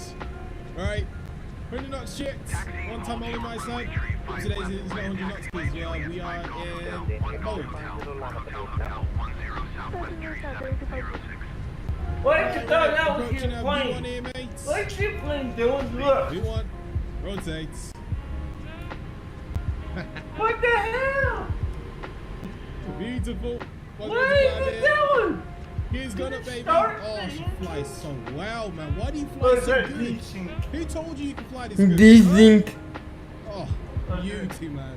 And of course, if you have the Burj Khalifa to her left too as well, man. Yo, she flies amazing.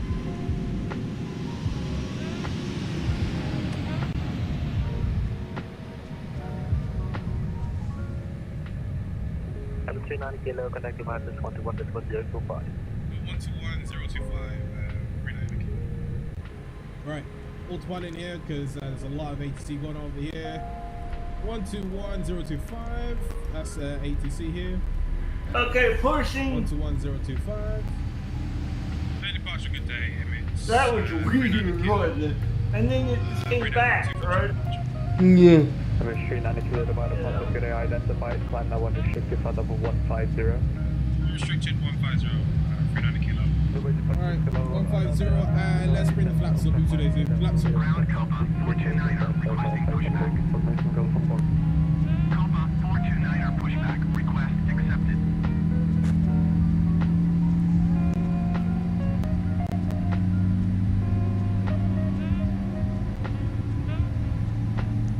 MH3 90 kilo, contact radar 128.35, bye bye. 128, 125, 390 kilo. Negative 128.25. Advantage 128, 35, 390 128.250. Sorry. 128, 250. Southwest 171 taxi to gate 129er via taxiway. Well, that's a little bit embarrassing. I apologize, but listen. The boy is tired, man. But there sure is one way to wake me up. And that's scaring me. Because boy, we didn't get scared. Okay, watch out, it's set parking brake. Twice. Give me the, 300 kilo, top line. I cannot. Your pilot. 300 kilo, immediate left heading 270. Immediate left 270, 390 kilo. Oh, something's happened. Hold. We're about to collide with an aircraft.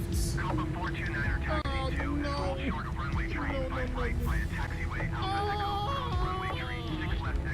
Where's the traffic? Okay, set parking right now. Yeah.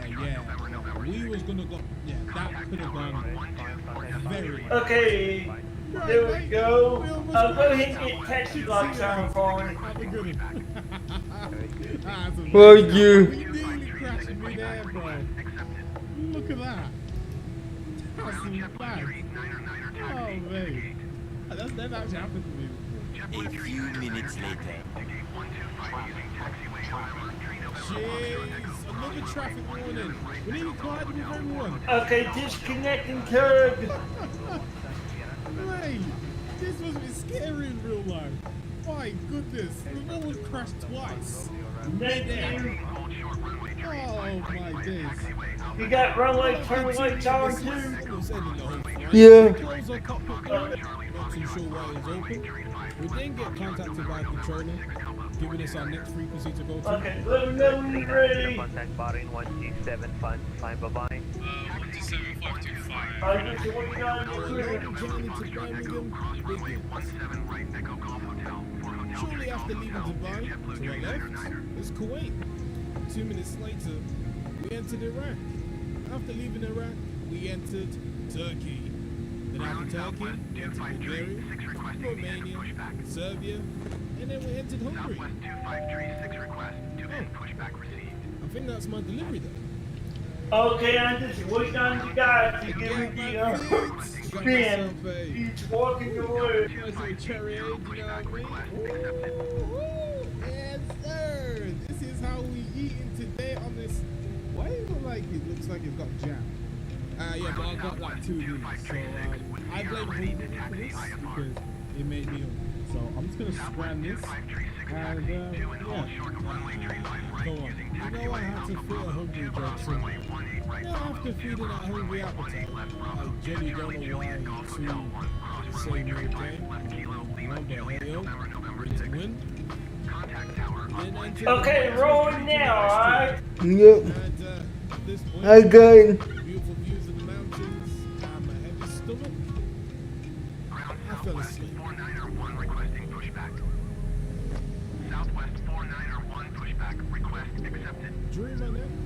over to Germany, Belgium,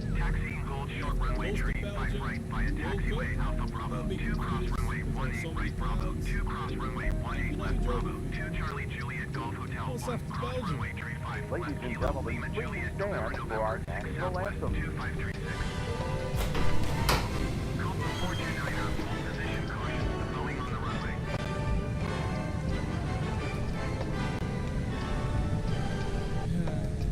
Good old United. Delta 2580 with Sierra ready to taxi IFR.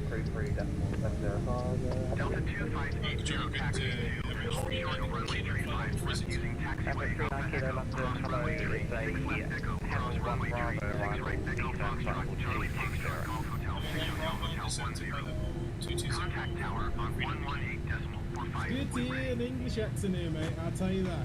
Why is it so cloudy though, man? Oh, I'm not liking it. I think we actually got it in time too as well. Yeah, perfect. Alright, so this is the Hemel 1 Bravo arrival. So coming from Hemel, heading towards Welling. So where's that? Northampton. Oh, we fell over Northampton. And then we're heading over to Romsgrove. And then Birmingham's over here. Now I'm not entirely sure how we're going to do the actual arrival. Is it a teardrop approach coming into Birmingham? I'm not too sure. Or we're going to get vectors in from the islands. We're going to find out very soon. We continue our descent down into Birmingham. Very straightforward. Leg.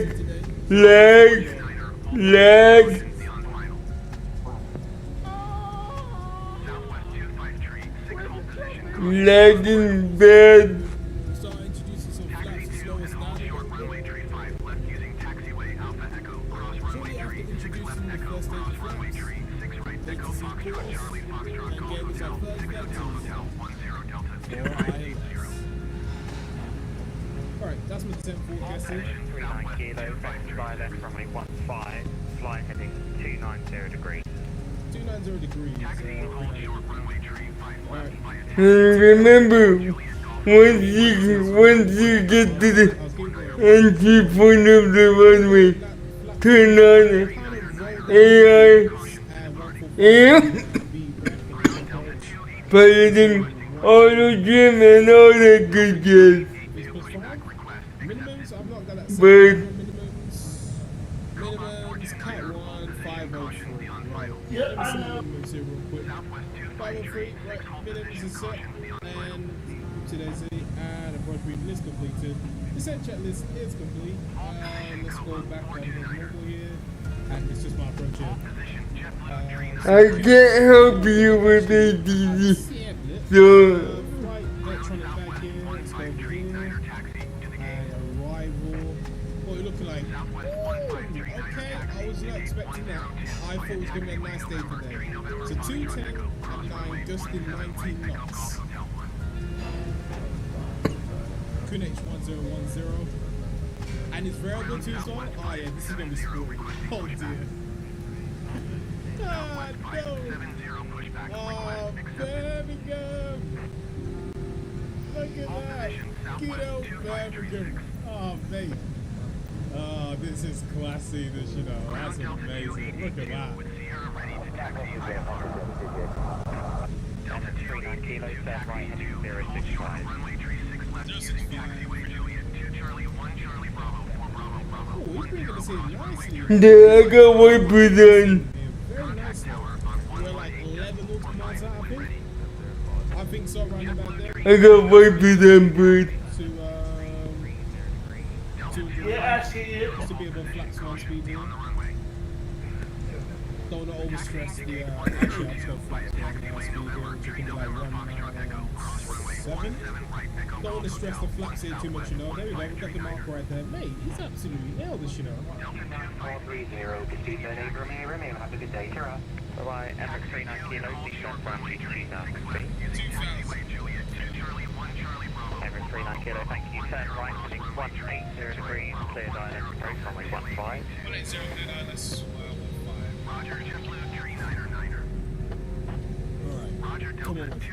Last time you landed a 777, you crashed. As long as we don't do it this time, that's a job well done. So if everyone watching this moment right now, Okay, stop. your grandkids and We- their grandkids and their grandkids. Well, he's not lying. This may be my first Turn on, in the trip. turn on 80, turn on AI 80, AI now. Emirates 29, correction, Emirates 39 kilo, runway 15, clear to land, surface wind 210 degrees, 9 knots, gusting 19. It's on. So we're good. You ready for takeoff? Any other pre-book checks? Go ahead and do those now. Let me know. And I will do this wrong. Lights on here. Alright. Whoa. You got lane up lights, everything ready to Yeah. go?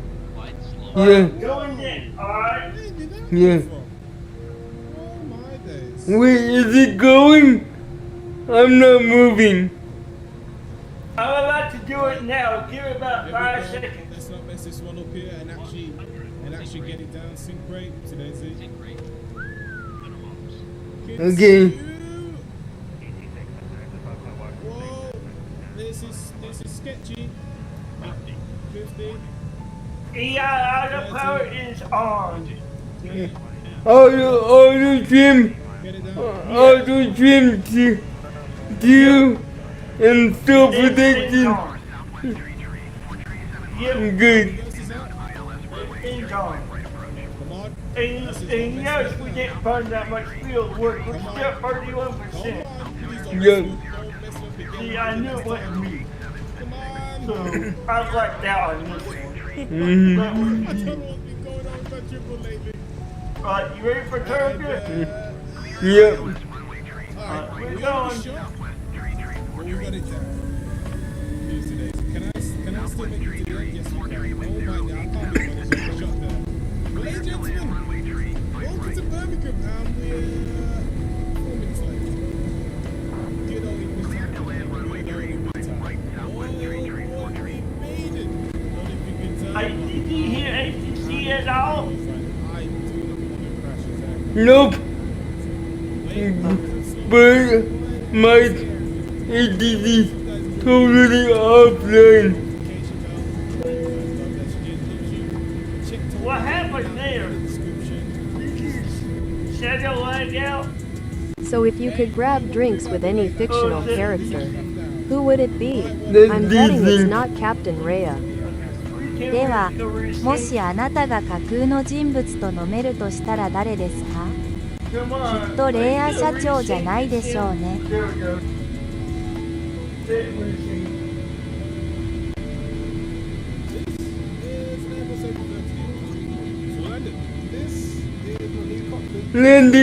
Landing lights off. Taxi lights off. Okay. Strobe auto. Okay, make sure the bottom page door's on, please.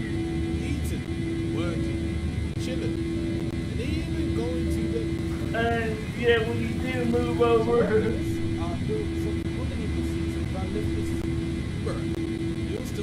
Bottom pedals go down. Okay, good. I can see shit. I can't see shit. What about you? Landing lights off. Off, please. Strobe auto. Taxi lights off.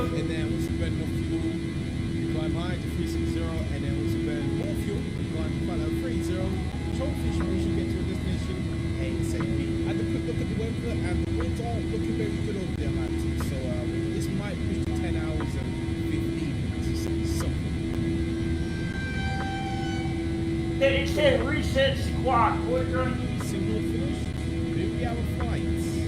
Yes, we do. Fantastic. I was looking kind of scared to figure out what we're going to work here. So, yeah, That's AI desync.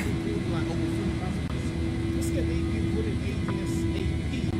So, I guess if I could start, is it going to show anything here? It does. Fantastic.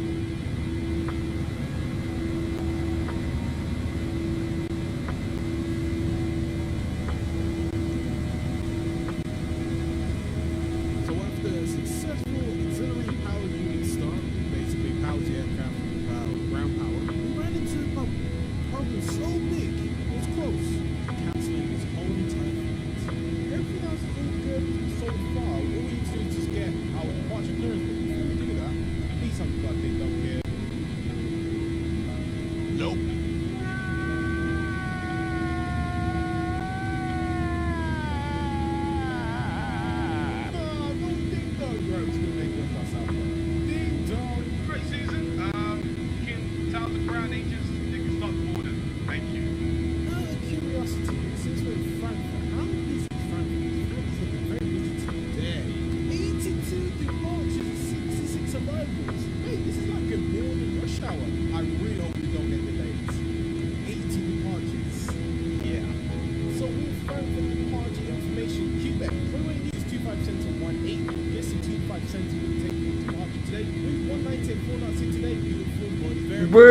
status?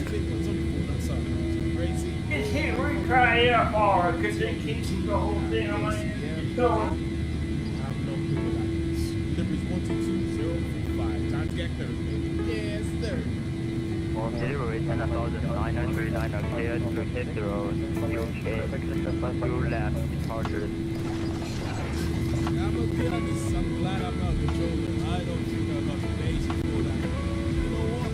I'm just gonna skip. Are we good now? Yeah, it's because you need yeah, the wipers are on still. Delivery good day, down to 15. Which commit pressing clearance. So Atlanta is fine. Delta 15 Alpha, delivery hello, info cabin correct, lead Atlanta, Vocal 2 Mike, departure flight and route, climb at this flight 70 cross 2176. Lead Atlanta by the open jet by departure, 5 by SID, Bishop line 7176, Delta 15 now. Correct, and the contact of block time? 0902. Okay, thank you. I waited a good 15 minutes to talk there. Sure. 025 center, open to mine. Oh, it's already been forming. Fantastic. 0297 there, 7,000 in the box there. You have to rain on that side. If I do terrain, it goes on both sides there. Terrible level, okay? We have currently got 30 minutes before. You think it adds that extra percent of fuel in case this happens? Oh, good. What? Good morning, ladies and gentlemen. This is Captain speaking from the flight there. Welcome aboard. What happened? Flight to Atlanta. We've just finished up our paperwork at the front. We've already got clearance, which is now waiting for you guys. You've boarded. Now, I'm not sure if you've noticed, but Yeah. the seats are a little bit different. These things. Next summer racing, because I will be sitting in my next summer racing seat throughout this whole entire journey. So shout out to Next Summer Racing for sending this seat over to your boy. Fingers crossed. What is it going on with their law? Now because we are trying to be on schedule, mate. Thank you much for flying. Don't tell us. Excuse me, guys. Could you hurry up, please? We ain't got time to waste here, mate. Is you like you? I keep going off. Okay, so this is economy. Okay. Did you overspeed, yo?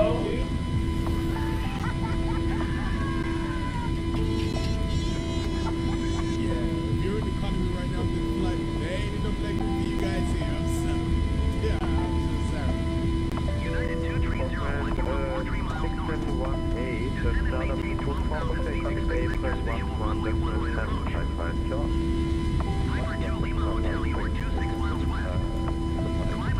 Are we? Are you overspeeding?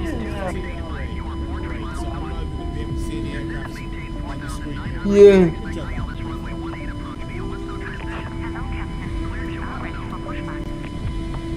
Delivery down to 15.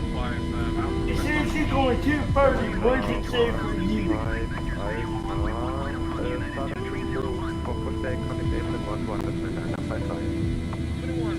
Oh god.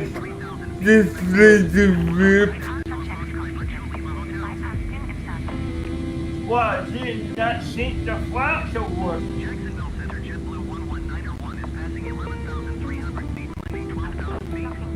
What happened?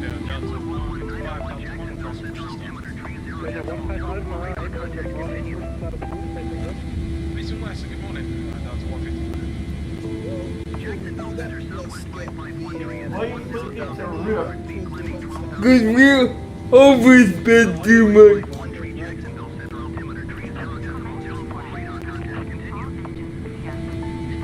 Why did you always Yeah, these things.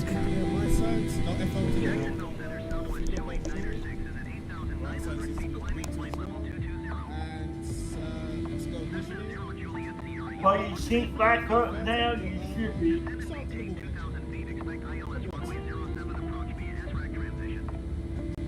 How would you win you?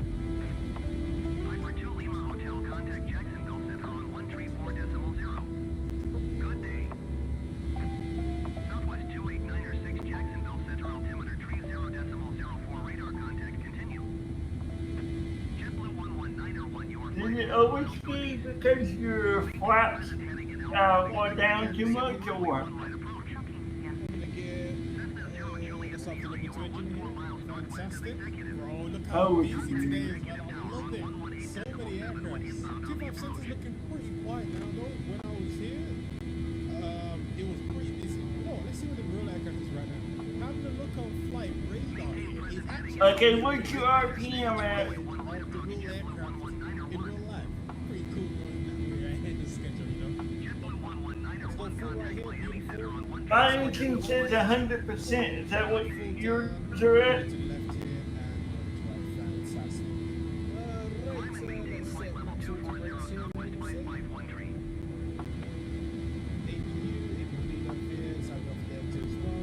Taxi lights on, we can turn them on in a second, and taxiing is going to be pretty straightforward.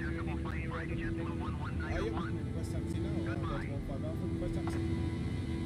Delta 15 Alpha, what a perfect timing, taxi to runway 25 center by November 1, hold short of Lima. November 1, hold short of Lima, thank you very much, Delta 15 Alpha. Perfect timing as you said, right, taxi lights on here.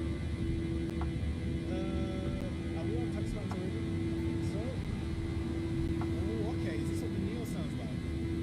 Right, my trim is definitely not separated. Highly doubt. What a beautiful day it is to fly out of Frankfurt. I'm just excited, man. Long haul, bro, man. I've not done one in a long time. It's such a long time, man. Cobra 112 unit, continue taxi via November, hold short of November 5. Continue on November, hold short November 5 for Lufthansa, Juliet.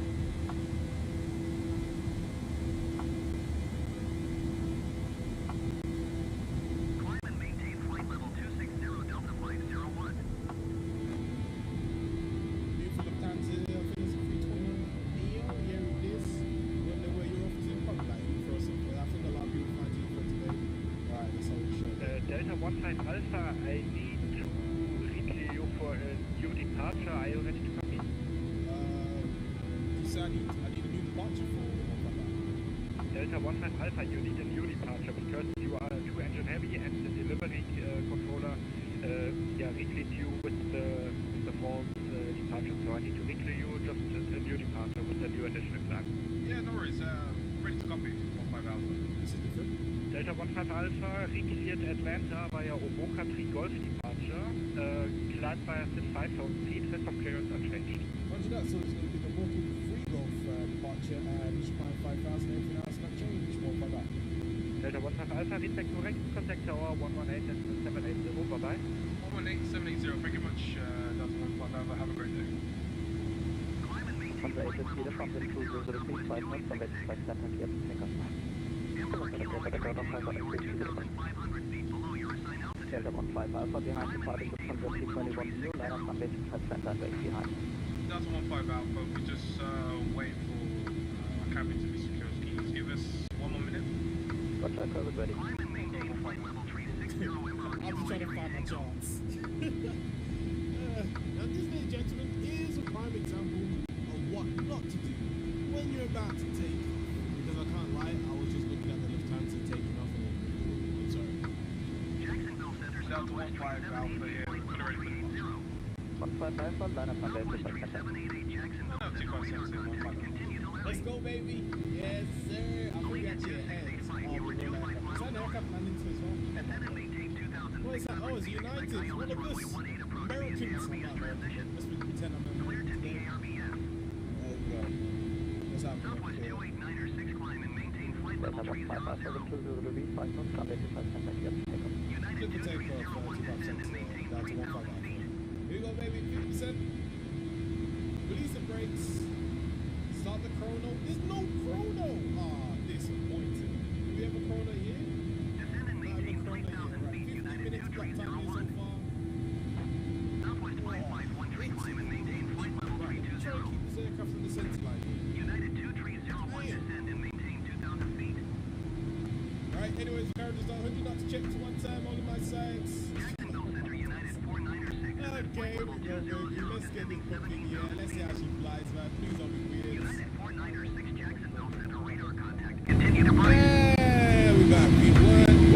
And I think it's descend and maintain 2,000 feet. United 2301. Oh, she's taking a lot to get in the air. United 2301, contact Tampa, approach 118.1. Oh, we can't be that heavy.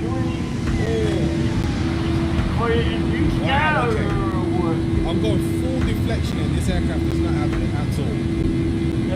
But anyways, I'm going to climb. Gears going up. Delta 155, identified contact on radar 120 to 155. Have a nice flight, bye-bye. 20155, thank you much. Down to 15 Alpha. That was low-key a sketchy kind of take-up. Just about got it in the air, but it's going to be smooth sailing from this point onwards, right? Come on. What's an algorithm video? Nothing is smooth. What's always been more than 30 seconds? Good problem to have. Aircraft. Heat very way, not 45. This is a big problem because there's a lot of traffic around me and I'm not trying to collide into anything. Why are you doing this? 12 seconds later. There's been a little bit more of exaggeration there, kids. I fixed it. Sorry. My bad. Yeah. Right, a good day. Delta 15 Alpha. Welcome to, welcome free Delta. Delta 15 Alpha, Langen Radar, hello, identified. Climb flight level 130. 130, Delta 15 Alpha. Alright, 130. Alright. There's a little mishap with the aircraft there. Don't know why I couldn't connect to where it's at, but are we climbing? If it was, it wouldn't have been very because I those shoes that United 496 descend and maintain 11,000 feet.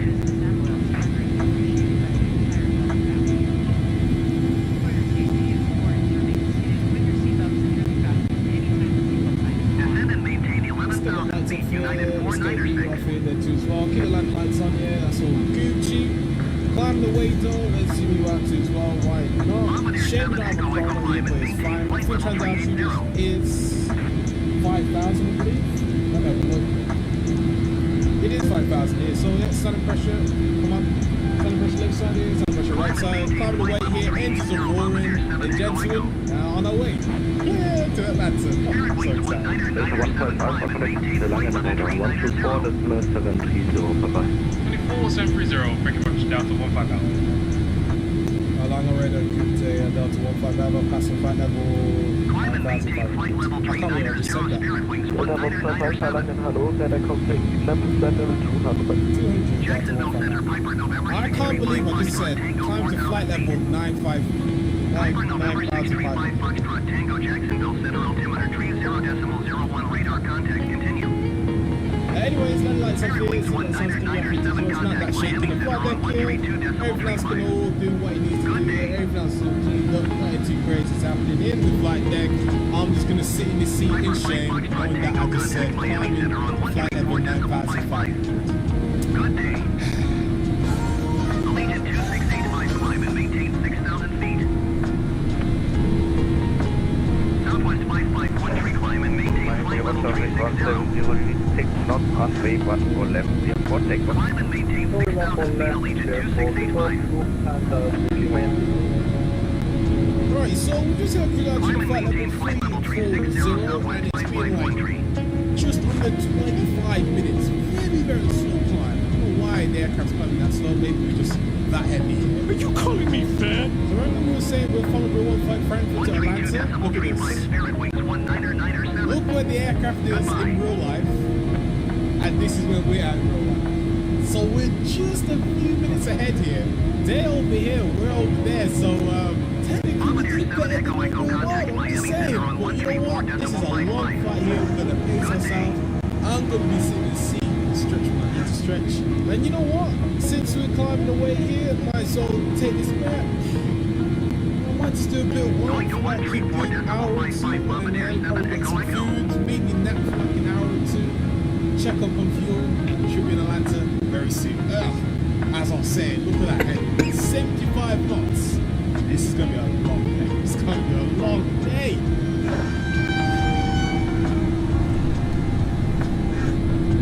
Shannon Control, Byrd 42 Delta Bravo on Alpha. Requesting IFR clearance. So, I don't know how this happened, but we've just reached Dublin, right? Which is, okay, fair enough, we've got direct to Venom. But the real flight is past Dublin. How this has happened, I don't know. So you're probably wondering how on earth this is happening. Now, I'll be honest, it took me a while to figure this out because first I had to. We were always being because I accidentally hit the EFB. You get a bit tired when you have some good grip, you know. I'm ashamed that I didn't see this earlier. When it decent, it clicked the EFB.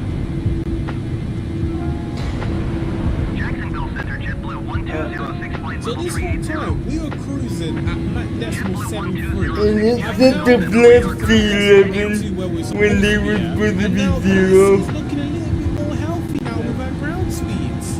I'm liking this. I might increase it a little bit though. We have the ability to do so. So I'm gonna go like Mach decimal 86. Might as well. No wonder we've been falling behind the real world aircraft. We're going like close to like 100 knots slower. Right, we got a lot of traction to do here, but I'm happy now that we're speeding up, so we should arrive there on time. Fingers crossed. Now this is looking healthy, ladies and gentlemen. This is looking real healthy. So we'll just see if we've played good catch up in the next, I'll say the next 3 hours. We'll do a nice cool food check. That'll be halfway through the trip. Sounds fair, right? You are 2,300 feet. Good job. Can I confirm for Delta 15? Are we meant to be on frequency? Delta 15, yeah, sorry, I got a little bit there from Hanya off monitoring the Pound 9 152, that's my radar, so terminate. Success, mate, no worries. Have a good day, Delta 15. Climb and maintain flight level tree 40 Bombardier 0. What is your engine percentage? Every flight I do, I record the whole thing from beginning to end, so I capture everything. Usually at locals, I kind of just stop recording and just chill, but I kind of forgot to do that because I was so tired. And, this was me sleeping. Mine's the 94. Actually, knocking my phone just to check on the browser. Thanks, man. But it burns the correct amount of fuel now. But that's what mine does.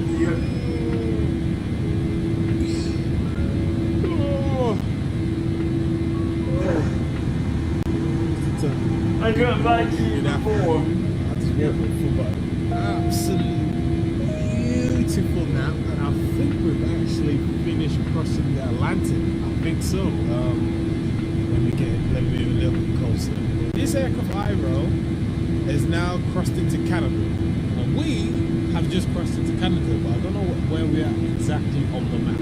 Okay, this is good actually. We've actually caught up here because we were so far away from this aircraft. Yeah, the aircraft now is only like over here, so I'll take that. I'm really happy with that actually. We've not had no contact news or anything like that on this flight. Beautiful airspace here, man. My goodness, bro. I can't lie, bro. That man was sensational. Bro, I can't lie. This chair's comfortable sleeping, bro. Oh man, I think I was asleep for a solid 2-3 hours, bro. No pain, nothing, man. Climb and maintain flight level tree 10 Cessna 8 Mike Delta. Yeah, let's do a fuel check. So we've just entered Iberg. In Iberg, you want to have 27.6 at Iberg. We have 29 tons of fuel, so we need 2 tons of both. And we can go a lot quicker than we want to. But you know what? I'm happy where we're at right now. We are ground speed 457 knots. That's too crazy. What's Atlanta looking like right now? Atlanta, ooh, looking healthy in Atlanta. 100 aircraft landing in and out of Atlanta. So we're over here.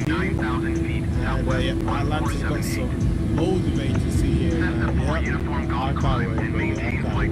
And after a couple hours of virtually playing spotting and chopping up with Tom, shout out to you, man. Now we join us. It's time to 26. Oh, what's that? That's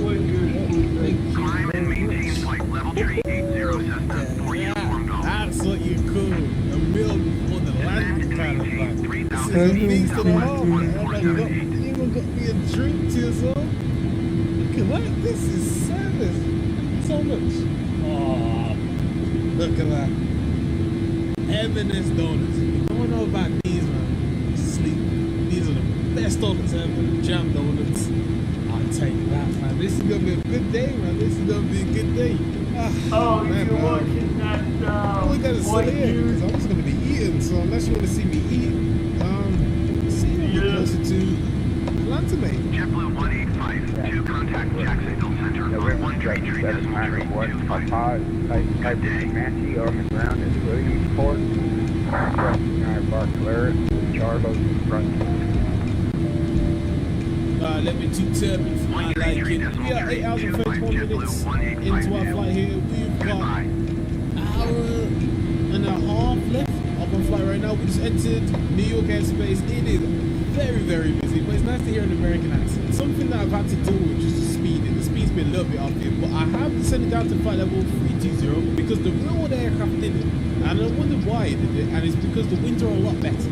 We was at flight level 380 and the winds were absolutely shocking. We had headwinds at like 80 knots. I said, nah, we're not dealing with that. So we just dropped down to 32,000, just like the normal aircraft. We checked some fuels as well, everything's all good. It's just been a bumpy ride, I'll be honest. It's not been the smoothest of flights I've ever had during a long haul. It's been a pretty bumpy ride. This is where we're at right now. We're going to be putting all through all this airspace. And you can see all of these is everybody flying into Atlanta.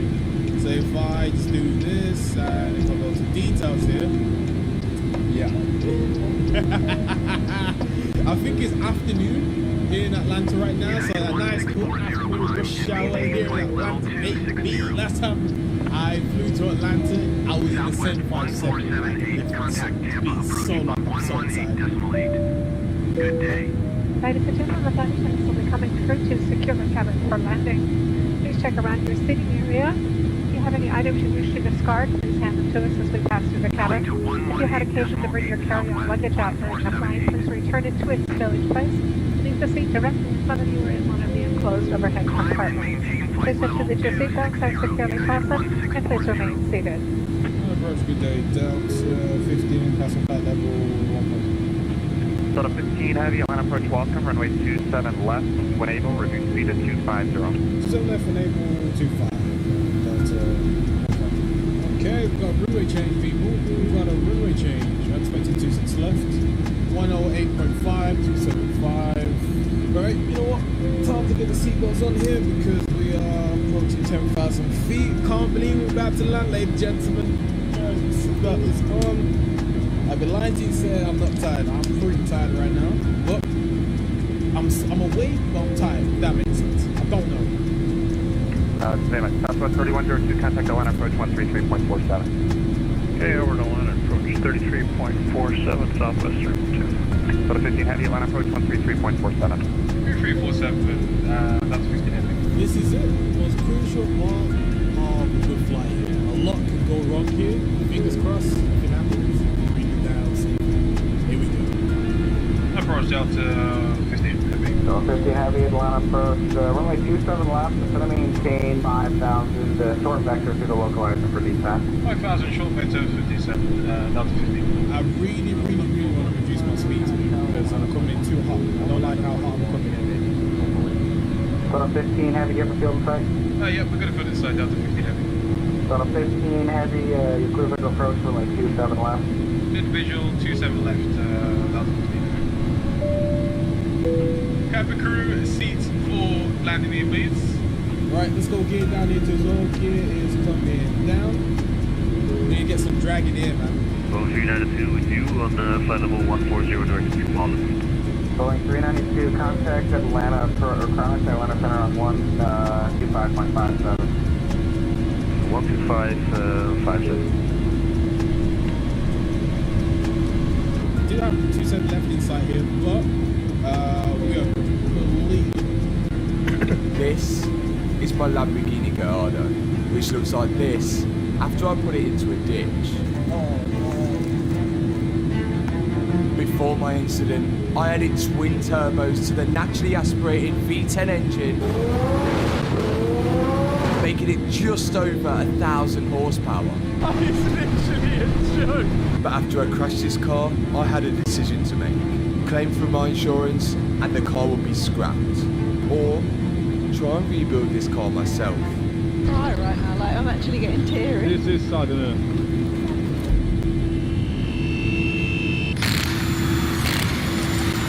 Did you really think I was going to let the insurance touch this car? Of course, I chose to repair it, but there was a lot of damage to the engine, to the chassis, so much damage that I had to buy a whole other chassis to cut parts of it to use to repair mine. Effectively, I was rebuilding the car again from scratch. After we fixed the chassis and the engine, we even had to fit new quarter panels as well. And then finally, I got it running for the first time since the accident. That now leaves us with one last job. Now, the Gallardo is fully prepped, sanded down, ready for its new colour.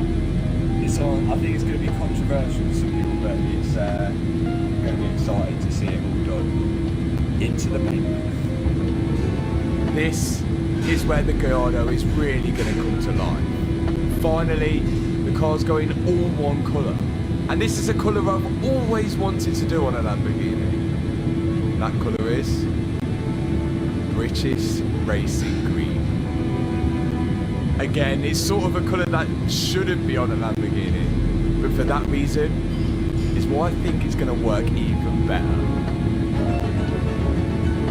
The guys at Allied Automotive began to apply the paint to every single panel. It needed its last final polish up before finally we could have it back. Here it is, and it is green. I love a green Lamborghini.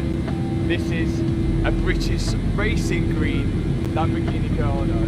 The paint job is absolutely next level. Like, it is like a mirror finish. It's like a very flat colour. There's no metallic in it. But I've always wanted a British Racing Green Lamborghini, and now I've got one. The only thing is, this is very much in pieces, and now we've got to build it all back up and get it running back better than it was before. So, next step in the unit, get it running right first, then we'll fix all the body panels.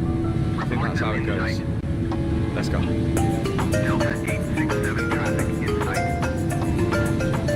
Step one, had a long think about my actions.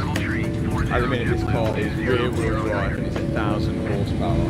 So I've decided to get a differential and front drive shafts to make this back to four-wheel drive, because I think that's a sensible option. Let's get these on.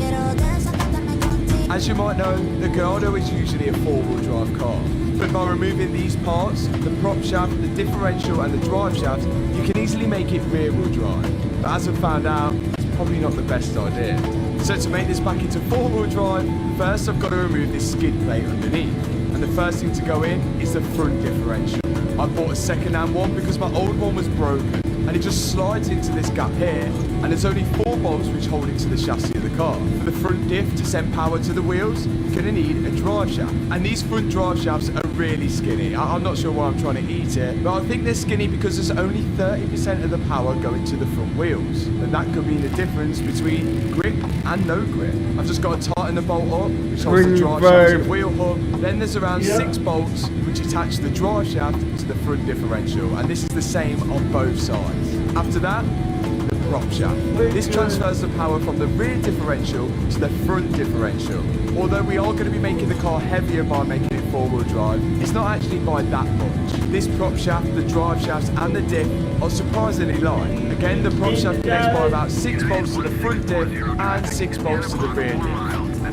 We're going to make sure they're all tight, then support the prop shaft to the chassis of the car. And once we've got that all bolted up, we can attach the skid pan back underneath the car, and that is one four-wheel drive going on.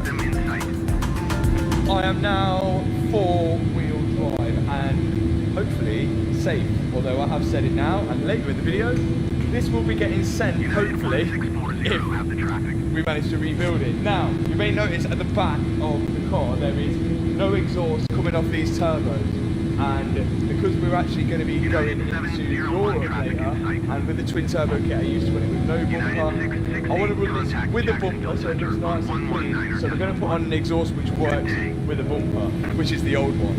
That's what we're going to fit next. Here's the exhaust. Wow, that is amazing. Look at that, and it's got MA in there. Wow. Lovely stuff. It's like a bull. So here's the exhaust. This was the original one I had made when we first put the turbo kit on the car. So it should bolt up and fit nicely. And everything was going well till Liam did this. Oh, so cranked it.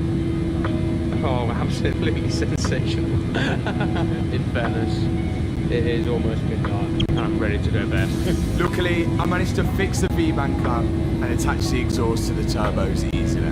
This time without snapping anything. After that, the heat blankets go over the hot side of the turbo to make sure we don't get any heat transfer onto the cold side of the turbo. And that is job done for the exhaust.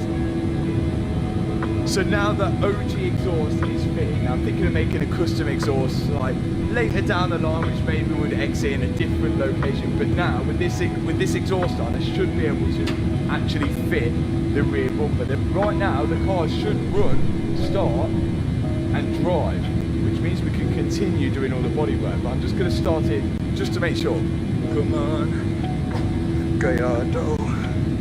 Here we go. Yes! She's running! Now, if I put it into gear, all four wheels should now be spinning. No. What about now? Yeah! 70 Spirit Wings 114 tree. We're now four-wheel drive. Everything is going well so far. Now I can start bolting on the rear lights. Both of my old ones were broken, so I had to buy some second-hand ones. Once they were bolted on, I could then install the brackets, which holds this rear panel with the badge on, and that sits in between the lights. So far, all of this seems to be all lining up pretty well, bearing in mind that half of the chassis has been replaced. After that, the rear crash bar can go into place. Again, bolted in with no problems. Everything lining up perfectly. Now I'm onto the rear engine cover. I've got to thread the wiring loom of the engine cover through the holes in it and then all the way down to the back because there's a brake light which sits in the rear spoiler. 2 more trims to install, then we're on to our first upgrade. Carbon time, upgrade time. This green is going to look mega next to the carbon. So we're going to put a super Leggera wing on it. So these have got to be fitted first. These are the wing brackets. So they're going to go. Super Leggera, meaning super light in Italian. All of the upgrades that we're doing to this car are hopefully going to make it lighter, which in turn should make it faster. We plan to be racing this car on track at the end of this video. We didn't quite go to plan, but for now, I'm trying to make this Gardo one of the fastest and best handling that it ever could be. I'm adding a bit of Mansory glue to the wing brackets. This is just going to help stick down the wing along with the bolts that are going to go up from underneath it. It can't hurt to give it that extra bit of security before going underneath and whacking in the bolts, which go through the wing brackets and into the bottom of the wing. And I almost forgot the reverse camera. I've had to pull out the rear brake light again so I can plug the rear camera into the same wiring loop, put the brake light back in, add a little bit more Mansory glue and slide the camera into its mounting point, making sure I centralise the camera with the hole. Then I can guide the mounting point back into place and bolt it all back onto the lower part of the spoiler. And that's one carbon spoiler fitted. Yeah. It looked like you're in an MTV music video, like a skater boy. Here is the rear bumper, and I've upgraded the rear diffuser to match the rear wing. We've got a Super Leggera carbon diffuser. It's not a genuine one, it's just like, it doesn't matter, it's just the same, it looks the same, it just doesn't fit as good. So here's upgrade number 2, the carbon diffuser. First I'm plugging in the wiring loom for the rear bumper, which only consists of the rear fog light. There's no parking sensors on this car, just how I like it. Then I can slide the bumper in place, and of course it fits nicely, it's the OEM rear bumper. There's then just one nut and bolt each side to pinch the bumper to the rear quarter. Next step, top grille. There's then the grille which slides in place between the bumper and this top panel and is held in with a few screws in between that honeycomb mesh. How good does that look? That carbon wing and that carbon diffuser have completely transformed this car. Like, it is there's just no combination better. British Racing Green against carbon. Oh my days. On a Lamborghini Gallardo, I actually feel like I'm building something personal to me with this car now. Like, just let me show you. It is 1:45 in the morning and I can't stop working on this car. Every time I bolt something on it, it just looks better and better and I just want to keep going. I've still got to put the latch on the boot, I've still got to put these quarter panel covers on, and then there's a lot to do at the front. But, oh my days, that is looking sick. On to the next step.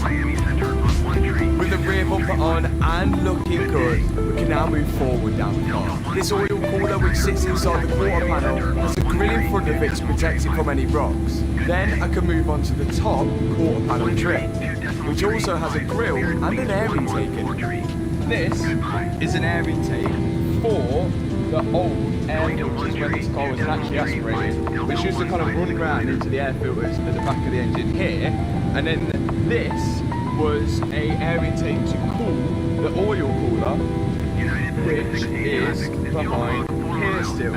So all the air going in there now is now leading to nothing, but the new air intake, the new air filter is right here, but you might notice it is just above the exhaust, which is probably one of the hottest parts If of the you car. could sip on any character's drink while flying high, who would it be? Let's hear those wild combos. That is probably the hottest. So 空高く飛びながらどのキャラクターのドリンクを飲んでもいいとしたらワイルドなコンボを聞かせてください。 My plan is to make an Adrian Newey air guide from here going down to that air filter to keep both cool. So that's the plan. So I got to work with making a makeshift air intake for the air filter which sits at the back of the car. Now I'm hoping this is going to provide cool air, which is obviously denser to those air filters at the back. Now ideally I need a heat shield between the exhaust and the air filter, but maybe we can come back to that at a later date. And there it is. Air in from there, down there, into the air filter. Look at that. A lot of research and development went into that. I was in the wind tunnel to develop this new air intake. All I've got to do now is make an exact replica to the other side. I think that will do the job. It's no Venturi intake, but it's definitely going to guide cool air to that air filter at the back. And with that in, I can start installing the arch linings. This car is starting to look brand new again, which is getting me super excited. And the fact to get to rebuild it exactly how I want it makes it that much more special to me. Now, onto the front. Got a load of second-hand bits, that's a bit sun damage, but I'm sure that'll clean up with a bit of plastic cleaner. This. Fit in the wiper blades. You weren't helmets? Yeah, I didn't fit wiper blades, no. What did you fit? Bikes. I did PDI on bikes. I was the mechanic. I was blades would be on there. Yeah. I was hopefully one day I'd be a wiper blade fitter. I'm struggling with this one. Yeah, I've got a story for you. Let's hear it. Took my bike to a train station in Italy. Yeah. Then left it there. Yeah. So that I could take my hire car back. And then I was going to catch a train to that train station to help me bike, get back to where I was staying. Yeah. Okay. So I went to the train station. Obviously I thought it looks a bit dodgy around there, so I took all locks and I locked my bike up, so like if somebody was going to take the wheel, they would have had to take the whole bike. Okay. Because it was like connected. Frame. Yeah. Locked everything up that you could take off the bike, like the wheels and stuff. The seat or not? The bars. Well, yeah. That's what happened. Oh, you're joking, I really? got back, my bike's all locked up. No seat. They took the seat. They took the seat. Why did you not on the seat? So we had to do a 5-mile bike ride. Where's that, Italy? Yeah. Bloody Italians. So if anyone's got my dad's bike seat in Italy, please feel free to return it. We're doing the Italians a favour right now and putting one of their cars, which was destined for the scrapyard, back on the road. The least you could do is give back my dad's bike seat. With that being said, it's now time to put on the front wings. There's a lot of bolts holding this thing down. Inside the arch lining, under the headlight, making sure this thing is nice and secure. After that, I move on to the bonnet. After all the chassis work that this car's had, this is the moment where it's all going to count. We're hoping that all of these panels all line up, because if we've got anything even a millimetre out, it's going to show now. So we're hoping the panel gaps are going to be perfect, or at least as close to as possible. Finally, I can put the washer caps on for the headlights. They just clip into place on the right side and the same on the left side. And that is the bonnet and both front wings in place. What goes in this big old here? JetBlue 2009er, have the traffic. Look at this! I built up the bumper and I've got carbon in the middle to match the carbon rear diffuser, like the Super Leggera. All that was left to do was fit it. Yes! Again, as it's the OEM bumper, it slid in nicely. Everything was lining up good. That is the best panel fitment we've ever had from just bolting it on. Now, this car's really coming to life. The British Racing Green is truly making this a one-of-one Lamborghini Gallardo. Now we can start putting all the trims which go underneath the bonnet, including the storage tool. This just pushes down into place, and then there's 4 bolts which hold into the chassis. Once we've got that in, we can then begin to add all the trims which sit around it. Not forgetting the original Lamborghini tool bags and the oil you get with the Lamborghini as well. It's looking as good as new now. That's pretty much the front end wrapped up, which means now we can move on to putting the front arch linings in. These are second-hand arch linings, but they do look pretty much brand new, and they're used to just protect the body of the car against the weather and any stones that the tyres throw up. And finally, we can go underneath and start installing the front under tray. But just as I was putting the back wheel back on, I ran into an issue. Now previously, we replaced this whole wheel hub with a second-hand one, but the wheel bearing on the second-hand one didn't seem that great, so I put the original wheel bearing on. But I had a small doubt that the wheel bearing was going to be bent after the accident. So before I put the wheel on, I wanted to run the car in gear and see if the brake disc with the wheel hub was wobbling left to right. And that would give me a good indication of whether this wheel bearing was bent. When we put it in gear and ran it, everything seemed all good.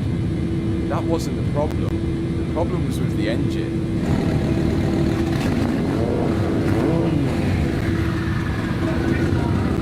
It started running really lumpy, and it was smoking a lot from the left bank of the engine. Look at how bad it's smoking. Now my first thought was fuel. And normally when a car gets low on fuel, it starts to sputter. It's been starved of it, so I'm hoping this will fix it. But I did have another doubt. Previously on one of the second channel videos, whilst I was away, Liam was installing some panels on the back, and for some of those panels he had to drill into the chassis to fit them. The problem is we spotted this, which looks like there was metal going into the turbos, and if any did get in there, it could have caused some serious damage to the engine. Do you think it's fuel or do you think it's metal? It's not what I think, it's what I hope. What else could it have done? Metal shards? Metal shard, depending on how big the metal shards are, there is a chance that they can just go in and out. First things first. Let's just see if the fuel fixed it. That's a lot better. So yeah, you put Still seems to have a small misfire from the left bank of the engine, the side where potentially some metal could have got into.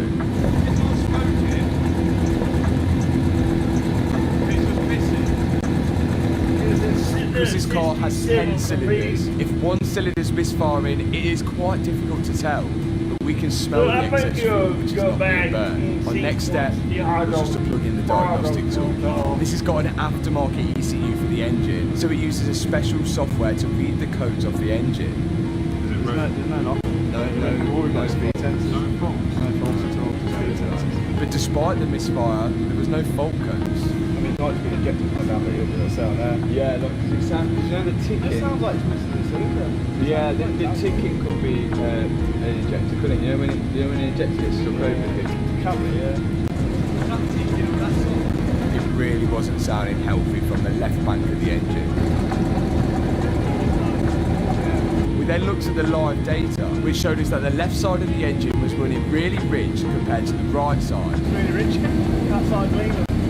Meaning that there was a lot of onboard fuel travelling through the left side of the engine. Now this didn't make any sense. If there was damage to the engine, it's unlikely that there would be damage to every single cylinder on the left side. Oh!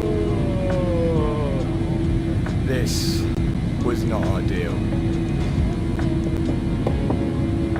Right, so the engine's very bad, but what's the plan? We're going to have a look at the spark plugs first. That's the plan A. Plan A. That should always be the plan A, really, shouldn't it? Check the spark plugs. We put it on the ECU. So the first thing is to the spark plugs. And this is the easiest and the cheapest way to fix this engine if it is the problem. Yeah, I'd say that. Okay, fingers crossed then. This is the most logical thing to do. But that's going to start by removing the spark plugs on the left side. Once the spark plugs are out, we can get a camera down in the cylinder to see if there's any damage there.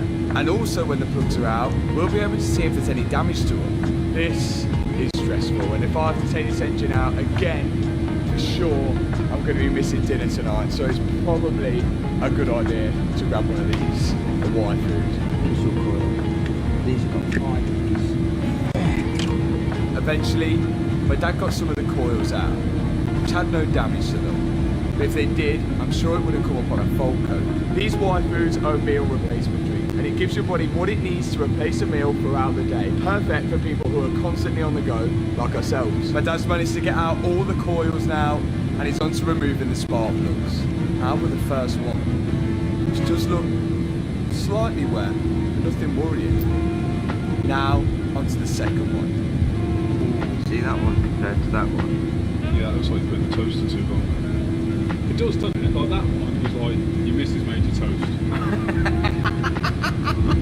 All of this black on the spark plug is carbon, and it can be caused from the engine running rich, or your spark plugs also may look like this if the car's sat idling for too long. My Gardo hasn't really moved anywhere in the past couple of months. So my dad continued removing all of the spark plugs out of the left bank. Now if it is a spark plug, then we're going to be looking. So the best thing I can do is have a happy banana, because hopefully that will cheer me up. And the good news for you guys is that if you don't like banana, there's loads of different flavours to choose from. And on top of that, there's 26 vitamins and minerals in there. It's high in fibre, high in protein, lactose free, gluten free, and there's no added sugar. Yeah. You can foul the plugs? Yeah, I think the plugs are really foul. That's what I'm thinking. Because we've just been moving it on and off the ramp, but I was just worried because it's only one bang. Yeah, it can happen. It's probably not one bang. It's probably just one plug. So if one's soaking wet, that's probably the cylinder that's got misfire. The soot basically blackens the electrode and then the spark can't jump.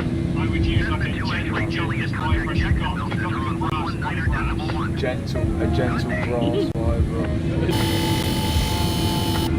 But Dad found the most gentle brass wire brush he could find and cleaned up the old spark plugs and then reinstalled them, as we couldn't get new spark plugs for another week. So we've got to hope this works. Now if you wanted to grab one of these and try these out, you can do with the link in the description box below, and with a discount code there's 22% off all products. So if you're trying to be healthier and eat healthier, this is your perfect meal replacement drink. Go check it out with the link in the description box. Let's hope this is a spark plug. Brand new second-hand spark plugs in.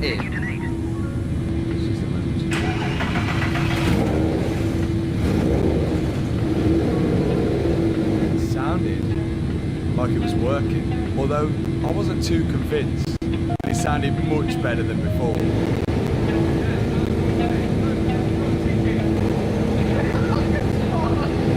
I'm so happy that worked. Look at that. I think it actually did work. We could have got off so lightly here. We've got 10 cylinders instead of 9. Exactly, yeah. So it seems the best case scenario actually worked. just cleaning the spark plugs, which probably ended up that way from starting up the car and just moving it in and out the unit for the past couple of months. This Garda likes to be driven, not just moved around. Normally these green clips, they hold in and they have the zip tie on. I haven't got any of them. So I've seen this thing on TikTok, and so say these are meant to go there, okay? What you do is you get your zip tie through the back hole like that, yeah? Wrap it round the wire like that. You go back in like that. Then join the zip tie up at the back. And it holds the wires accordingly. Okay, just give it a trim. Boom. Look at that. Is that because the big part of the zip tie holds it through the hole? Yeah, look. Does it come out? Does it come out? Good, isn't it?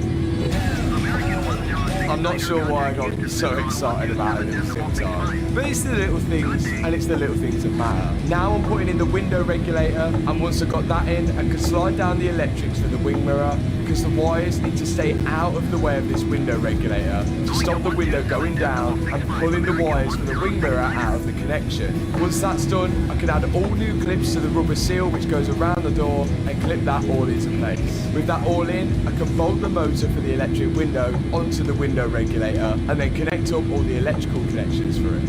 Now, it's time for the glass.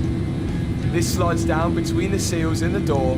I had to take off all the brackets so it would actually fit down there, and once I slid it down, I've got to reattach the brackets to the bottom of the glass and then slide a bolt through to clamp it onto the window regulator. One on the back and then also one on the front.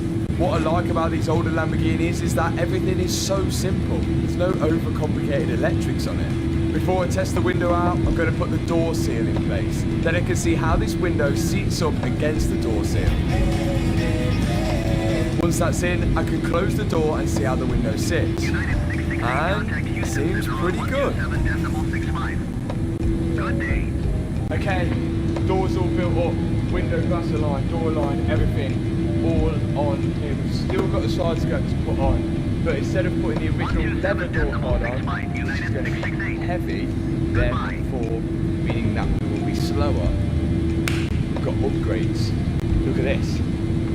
Carbon fibre door card out of a Super Leggera. Needs a bit of a clean up second hand, but these things are well expensive. We've got some second hand, and this is super lightweight, like it weighs literally nothing.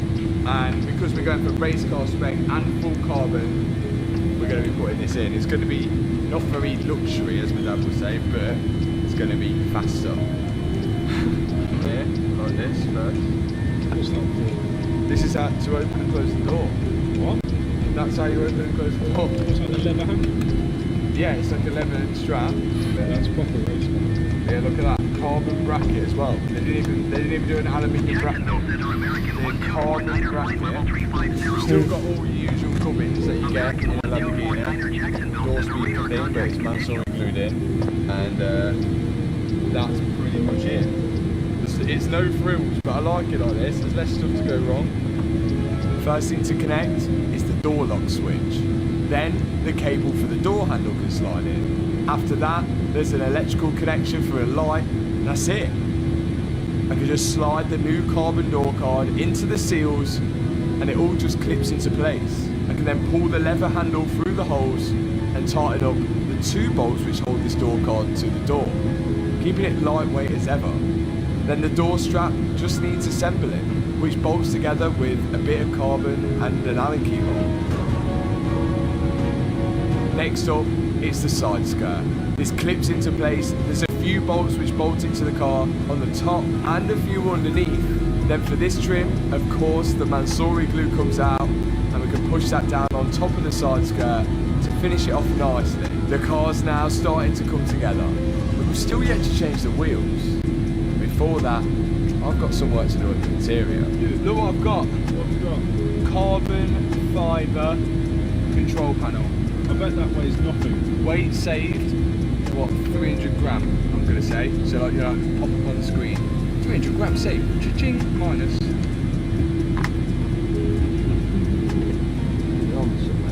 More carbon fibre added to the interior. This time, the surround for the drive controls. Then, I've got more. this is well lighter than this. How many grams saved? 800 grams saved. Oh, do you want that orange? I think so, because... What, you want orange there? Yeah, because I think it might go well with the new... But wouldn't that... Oh, what, you reckon keep that orange? Yeah, because orange stitching and... What's everyone think, that orange there? They won't know until they see our next modification. With that grey? Instead of that grey? You want orange there? It's a bit Ali G though, isn't it? Yeah, but wait until we see the seats. They'll go with that. Are you sure? 100%. Okay, we'll try it. It's a bit Ali G. You've got carbon fibre interior, that's why Ali G. No, because it's lightweight. So it's on with the carbon fibre centre console. Door hard. It's not as good as the leather one though, in my opinion. And with the door cards on and the centre console in, I can start finally building up the rest of the interior. This part here is the rear bench which sits behind the seats. There's one thing I want to fit to it, which I'm hoping I don't ever have to use. Right here is a fire extinguisher holder. I'm just drilling the bracket in place, nut and bolting it, and then I can slide the fire extinguisher in place and install it into the back of the car. Last thing, the seats. Now this is the passenger seat and the airbag deployed, and I had no passenger.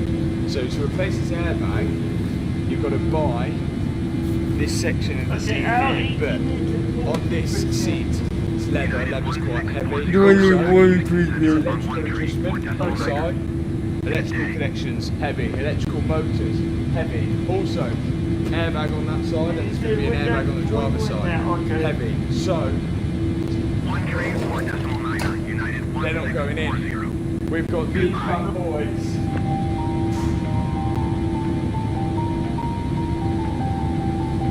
These are Lamborghini Superleggera carbon bucket seats, and they are so light. Like, it's literally, legitimately Lamborghini, but we've had a retrim because they were a bit old, rusty and that. Got my MA logo in the top, orange stitching, Alcantara, and this has got absolutely 0 electrics in the bottom of this, and no airbags. So a massive thanks to Auto Trim for retrimming these seats and making them truly my own. The seats are a massive part of the car, especially in the interior for Gallardo. And with this being a car I'm never going to sell, I wanted it to really be my own. Let's whip up something wild for our in-flight cocktail service. What are we mixing? 機内カクテルサービスに何かワイルドなものを作りましょう。 They're not the most comfortable things, but you can't go fast in a Rolls Royce, can you? So you've got to have compromises. They look good. They look absolutely sick. Let's have the full effect. Everything's now a bit more creakier and race car-y, but that's what this car's about. It feels like proper race car in here now, doesn't it? It looks like carbon, orange stitching, carbon, orange, carbon. It's just... Yeah, I think it does feel good. The only one problem is we can't drive it yet on those wheels because these wheels are well and truly buckled. So we're going to get some warranty work done at Wheelmania. Off to Wheelmania, but on a trailer. We're not going to drive this thing just yet. Let's go.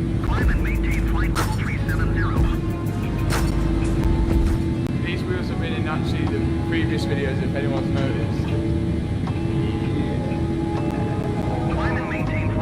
Here are the new wheels for the Gallardo. Oh, Custom forged by Wheelmania. A completely different look than before, and a completely different colour. But I'm more than happy with them. Here they are. Custom. 19-inch, we've got a size smaller, so then I can run a bigger tyre, more grip, and look at this. I won't be selling with the ME logo in the middle. So the old one, but it is time to say goodbye to them. They took a pretty big beating in the crash. Right, I'm excited to get these on. Let's see what they actually look like. But remember, custom wheels as well. I did all this. You guys can do it as well. All you need to do is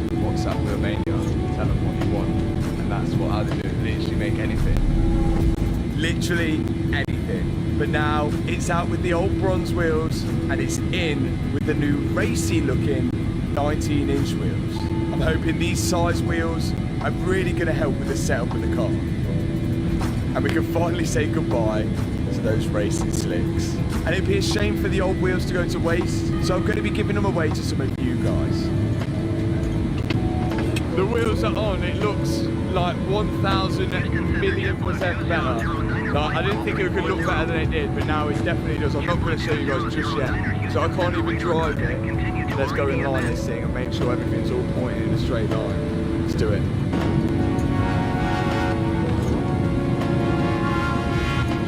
This is a big moment now.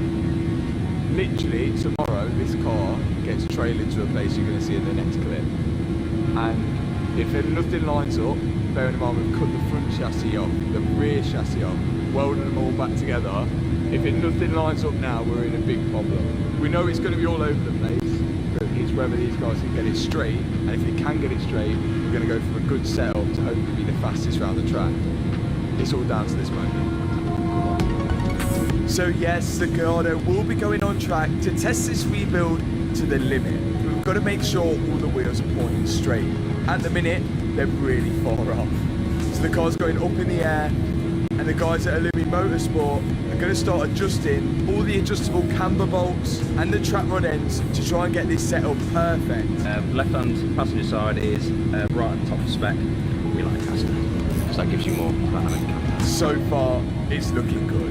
And it looks like we got all the chassis perfectly in line. And now, so's the suspension. That's crazy that we've got it. Like, these guys have got it in within 0.1.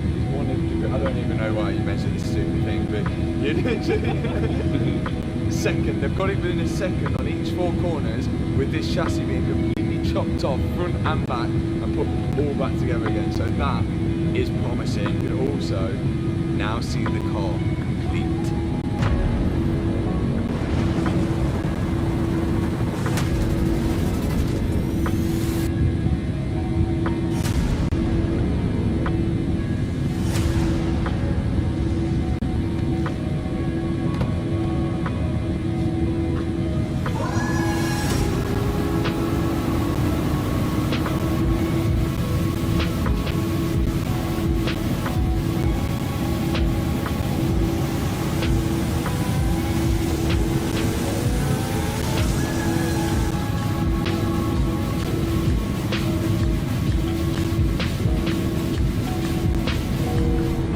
Proper connection with this car. I don't care what people say. You can't have a connection with a piece of metal.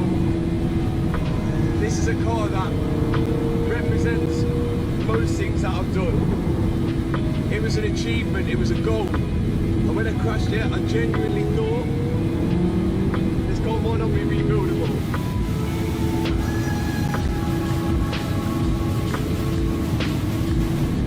It's twitchy. It drives a lot better now it's four-wheel drive. It looks exactly how I want it. And now I'm driving it in Portugal on a track. You can't ride this. Delta 1756, you are 600 feet below your assigned altitude. Now we had the car sent to this brand new circuit in Portugal. And we were supposed to be racing the Gallardo against some other cars. Problem for us, it seems like it was the only day in Portugal where it actually rained, and I didn't want to repeat it the last time in the wet with the Gallardo. So to be safe, I just wanted to enjoy the car for myself. This is it. Better than I ever imagined. Better than it was before, 100%. This car is now done on the road driving better than ever, and I think it looks amazing, even though it is absolutely filthy right now. Thanks so much for watching this video. If you enjoyed it, hit that subscribe button, hit that thumbs up button, and I'll see you next video. Peace out.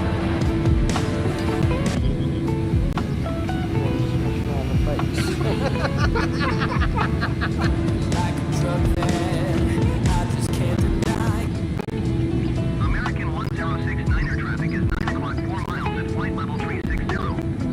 Report them in sight. I've just bought the cheapest 911 GT3 in the world. Today, we're going to try and rebuild it in 24 hours. The GT3 is a car that I've already bought, rebuilt, but sold, as it was way too expensive to bring back to the UK. But oh, did I love that car. Wow. So when the opportunity came up in the UK to get another one, but this time even cheaper, I was all over it. Oh, more bonus time. Come on. Yeah! Oh no! Sold on approval. Didn't meet reserve. Oh. Luckily for me, the sale was approved. It is Porsche day. And what a day for it. Right, apparently it runs and drives. If it runs and drives onto this trailer, then it's a great start. I think we might be able to repair this in 24 hours. Yeah, look at my jacket. Oh, you can see me from a mile off.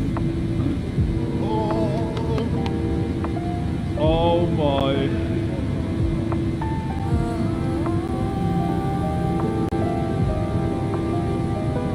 A 2022 Porsche 992 GT3.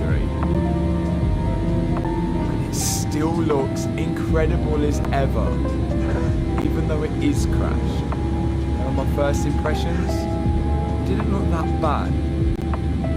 The truth will be told. I don't know why there's no back.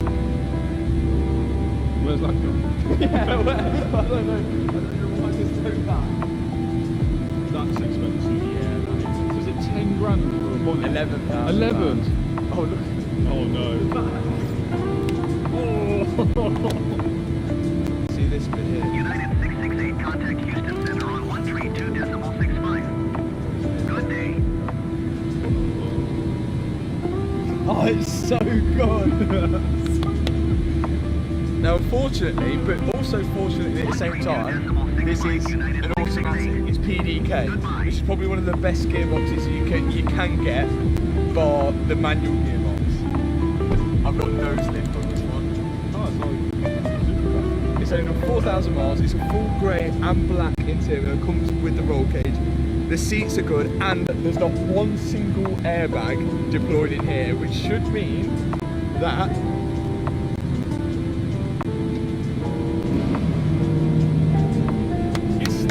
starts off. What? Although we do have an airbag line. So some positives and some negatives, as always when buying crash damaged cars. But I wanted to challenge myself to rebuild this car in 24 hours, as I was desperate to drive it. Oh, has he curved the wheel? Well, it's a good job that this wheel is actually damaged. But the more we looked at it, the more damage we found. Needs a front subframe. Yeah, well. Yeah. From the outside, the car really looks like it's been in a small accident. But then again, it takes a lot to write off a £200,000 car. But it's too late to turn back now.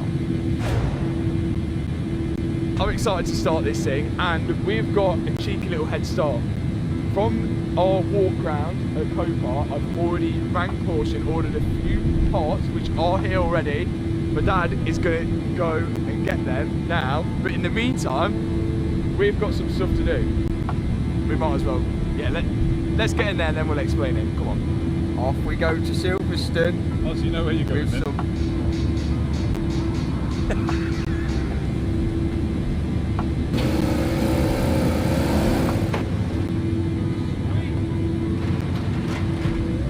24 hours starts from now. Let's do it. Now we're not going to be starting to repair the car as you might think straight away. And that's because we don't even have the tool to take the wheels off yet. We're hoping that's something my dad comes back with. That's how you... For now, I'm taking the door card off so I can get to the wing mirror bolt to take the wing mirror off. You'll see why in a second. Yes! Now I've got the bolt out, I can pull the wing mirror away from the door with the wiring. And yes, the 24 hours has started, but I will be pausing the clock when we go home to sleep. How light is that? He's got carbon in his hand. They've had the front end PPF. Don't know if you see, look, you can just see the edging of the PPF. Didn't really protect much though. But this is well light. It's ridiculously light. That's 11 grand. That was 11 grand. 28 minutes. Got the bonnet off, we got the wing mirror off. I think we're doing alright. And this is a part which is probably going to confuse a few people because I'm about to modify it before repairing it. We won't be able to paint the car in 24 hours. I'm keeping this car for myself. And yes, we are wrapping it. We're going to make this stealth. This is going to look crazy. I'm already getting shots fired in the comments. I can feel it already. Save yourself till it's finished, trust me. As you already know, I'm building this car for myself and I'm not going to sell it. I've already made that mistake and this is the colour I want it. That's a nice jump you have there, Neil. Brand new second hand, this one. I'm not only going to be rebuilding the car, I'm also going to be wrapping it satin black, so it should be completely transformed by the end of this. 1 hour. It's gone already. Great progress. How are you doing? We've rebuilt nothing yet. That's the issue with wrapping. It's very time consuming and on time that we didn't really have. But it is much quicker than paint. Thing is, the more help we had, the better. Hello. How are you? You brought back up. Yeah, I'm just here to do all the hard work. Do it on your own, obviously. So now it's me, Liam, Chris and cameraman Matt working away at the car whilst my daddy's away getting the parts. Here we are right at the back end of the vehicle and we're going to remove the spoiler. And Matt reckons it's this size. And he's right. So we've got 2 bolts here, 2 down, 2 to go. Oh, it's Velcroed on. What? Velcro! Yeah, I used to have them on my shoes when I was like 30 something. You mean the lighter ones? Hopefully, we can get a carbon one. If not, it's going to be difficult to wrap, so I'm nominating Chris to wrap it. Just as I was finishing off the rear quarter, my dad come back from his trip. We've got 22 hours left.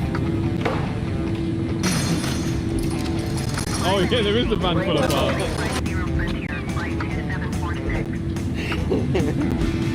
So Tony's just arrived with all the parts and he's left some of them at Silverstone. Wheelmen are on the way now to get the wheels, so hopefully in the back of this van we've got a wheel, otherwise we've got a big problem. Yeah, there's a lot of parts here, but as Matt mentioned, we noticed when we picked up the car there was damage to the front left wheel, which definitely wasn't repairable. So I've ordered a new wheel from Porsche. We're just hoping that my dad actually picked it up. Hopefully this is a wheel.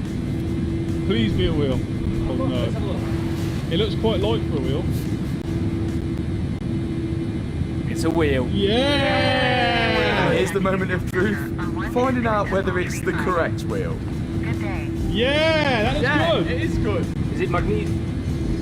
Oh my god!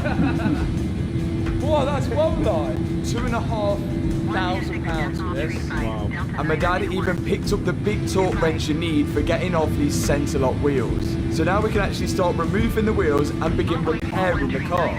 Just got to finish off this rear quarter. And once that's done, we can lower it down to get the wheels off.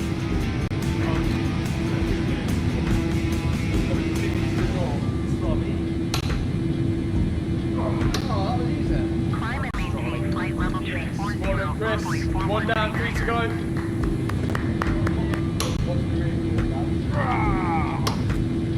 It's Tony's turn again.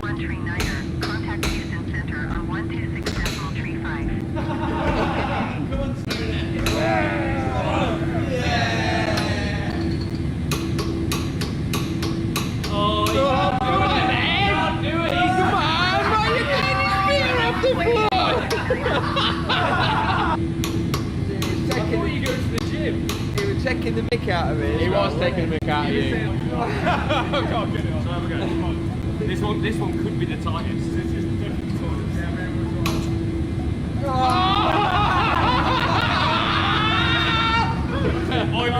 I loosened it. How embarrassing. Now with the centre lock wheels undone, we can remove them and start to assess the damages. And I noticed it had rear wheel steering, apparently to help cornering at high speeds. That'd be weird for donuts. And any place Porsche could weight save, they weight safe, even drilling holes in the back of the wheels. Now I was on to investigating why there was no coolant in the car. It's pretty obvious to see. There was a huge dent in the front radiator, so that's definitely going to need to be changed.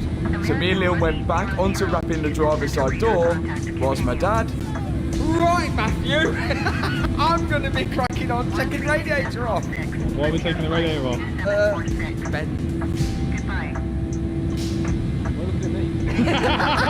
Now you'll notice there are a lot of parts here, and they're all brand new from Porsche, because if you try and search for any 992 GT3 parts on eBay or anywhere else, they're next to impossible to find. I'm guessing because the car's so new, and there's just not many of them on the road. Right now, my dad's checking the radiator, and just as we thought, it definitely needs replacing. Yeah, that's pretty bad. Go on then. Meanwhile, me and Liam are making progress on the driver's side door.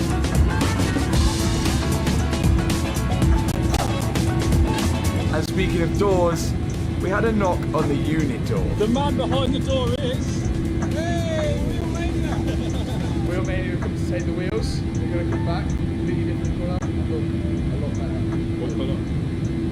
Find out. 21 hours, 4 minutes and 42 seconds. We've got. Oh, has it already started? Yeah. What do you mean if we already started? Look at it. I didn't even look. Right, we'll see you in less than 21 hours and 4 minutes, please. That end wrap is on, and I think it's looking banging inside. You can really see the shape of the car now, and the yellow calipers.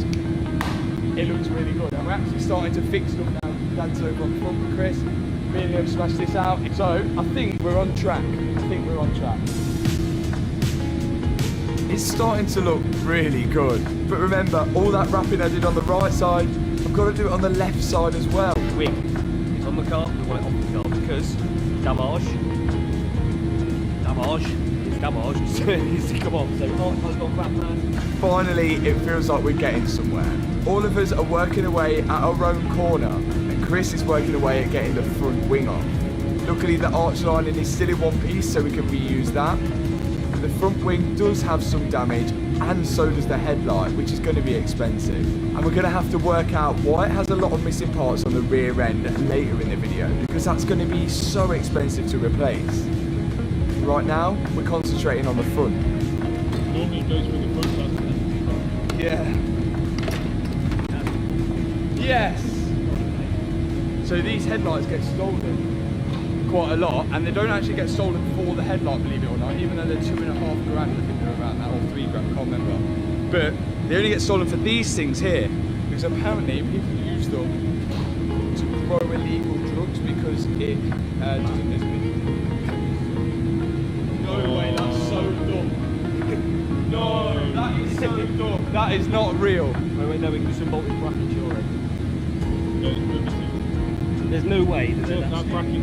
Wait. You have to disconnect the aircon, lose all your gas.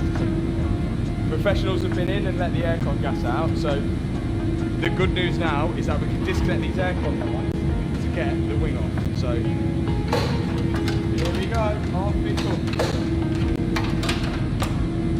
One wing off. One wing off. We also need this. That's why I looked after it. Meanwhile, back at the front left side of the car, my dad's starting to reassemble the radiators. The front rad and most of the parts on this Porsche are built up with loads of parts. And apparently this is to do with insurance purposes. If you have an accident and you only damage one part of the radiator, then you only have to have one part replaced, which would make cheaper labour, cheaper insurance, and cheaper on the parts. It kind of makes sense, but does make it very fiddly when rebuilding stuff like this back up. We have the fan shroud on the back of the rad, these little rubber grommets which sit on the radiator, and then the plastic brackets which hold the fan shroud to the radiator. Then you've got the two main hoses which lead to the radiator to connect onto it. There's this little plastic line which connects to the top of the rad. Then after that, we're working on the aircon radiator. The one on the car didn't leak any gas, but it did look a bit bent. So we're going to be more safe than sorry and replace it with a brand new one anyway. This has a plastic bracket which it clips into, and then you can push it onto the radiator and bolt it in. There's two aircon lines which connect to it, one on the top, and one on the bottom. And these are bolted in because they hold such high pressure gas. And that's the front left radiator almost complete. Just need to add this plastic shrouding over it, which guides the air into it and keeps it nice and cool. The wing mirrors are going to be difficult to wrap. They're grey wing mirrors, and we've got carbon ones to go on so I don't have to wrap them. And with the carbon mirrors, we've also got these little carbon bits to match the carbon roof. It's going to look brilliant. It's literally one bolt. It was literally one bolt, and there it is at the back. So Chris got onto it with unscrewing that one bolt. There it is. And then he could lift the little plastic trim out of its place and replace it with the new carbon one. It's these little details that are going to completely transform this car, especially matching that carbon roof. Oh, that looks sick. And it only took me 4 seconds. That is a nice box. Matt, it's coming the right colour in, you've got to wrap it. Look at that. That'll need more, mate. Yeah, don't bother. As the body panels started to show up, we all grouped together to wrap them all. Me and Liam doing the passenger side door as we did on the other side, and Chris, my dad, and Matt the cameraman doing the front wing. And this is a pretty cool moment where all of us are working together to build a pretty cool car. I guess not much has changed over the years.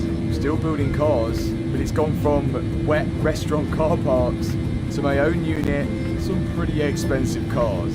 But I guess that's what happens when you persist on chasing your dreams. Right, 17 hours remaining, and that bonnet, carbon fibre bonnet, was £11,000, and the lads just said, wouldn't it be cool if you had an exposed carbon fibre bonnet? They don't be cool about a carbon fibre bonnet. Oh yeah, it'd be absolutely fantastic. Yeah. We're thinking there is a possibility this could be exposed carbon fibre because it's not been made. Should we see? Oh. What is it?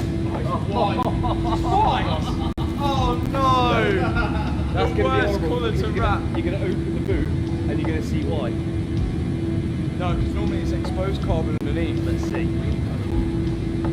It's taped up. Oh, it is carbon. Oh, they've painted the primer there. That is carbon, yeah. It's carbon. Yeah. If that was the top. If they didn't spend the time primering it, it would have been well cool. Houston Center Southwest 1706 is passing flight level. Yeah, they probably charge you more to not primer it. No, it would have been like dry carbon if they didn't paint it. Oh yeah, because it's plastic reinforced carbon. Or carbon the reinforced first plastic. production car ever to have plastic reinforced carbon. So does that mean it's got carbon underneath? It's just got carbon underneath and it's plastic on the side. It's a bit of a con really. They could just say a carbon fibre. Do you want to write a letter? Yeah. I'm going to With time still ticking away, we've still got a lot to do. Even just wrapping this rear bumper took hours. You can see the time ticking down here. As it's such an awkward shape, it's impossible to do it in one piece of wrap. But then we was revisited by Wheelmania. The rear. Oh, they look sick. With some freshly refurbed wheels. That is the damage. That one. Oh yeah, it's bent and everything, isn't it? Yeah. Wow. Wheelmania have delivered the wheels. We've gone for a champagne colour, the same as a Lamborghini Huracan Performante. Saturn, of course, these are 20-inch on the front, 21 inch. And the stock wheels are pretty good to be fair, like they're really light. And Wheelmania have not painted the centres, so we know that the lock-in will lock into it and not take off any paint. Now, we'll get these wheels off, we've got damage to the subframe. So we're going to get them off the ramp here, put it on the ramp there, so we can have a look at the damage on the front subframe. So these wheels have got to go on to do that. So let's get to it. These wheels are looking incredible.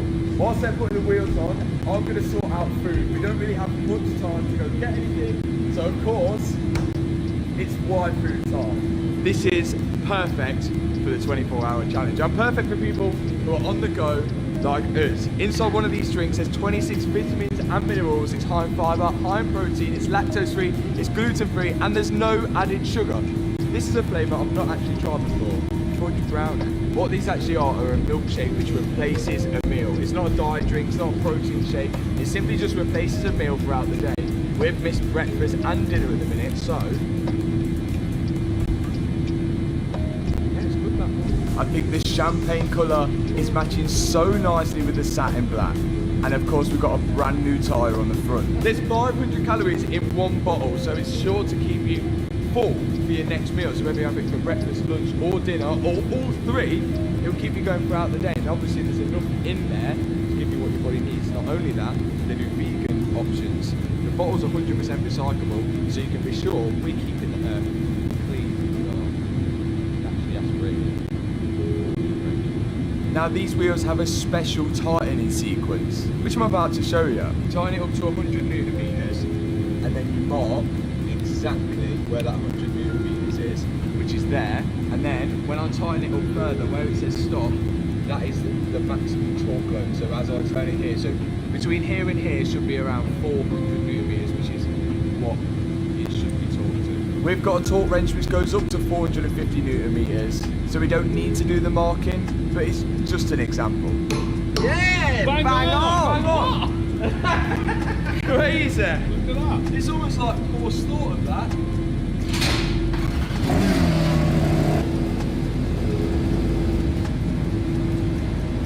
We're in. Now, to grab a Y food, you can do with the link in the description box below. So if you're thinking about getting healthier and perhaps saving money because you buy so much fast food at your lunchtime, you can do. Find your favourite flavour with the link in the description box below and use this discount code which is appearing underneath me now for a nice bit of discount as well. Thank me later.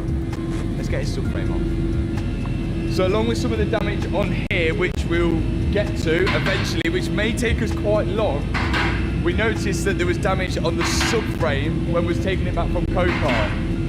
We're about to find out how bad that damage is. We're hoping not too bad. It didn't look as bad as the purple one. I think we can do it. I think we can do it. The bronze wheels though, with the satin black, is looking so sweet.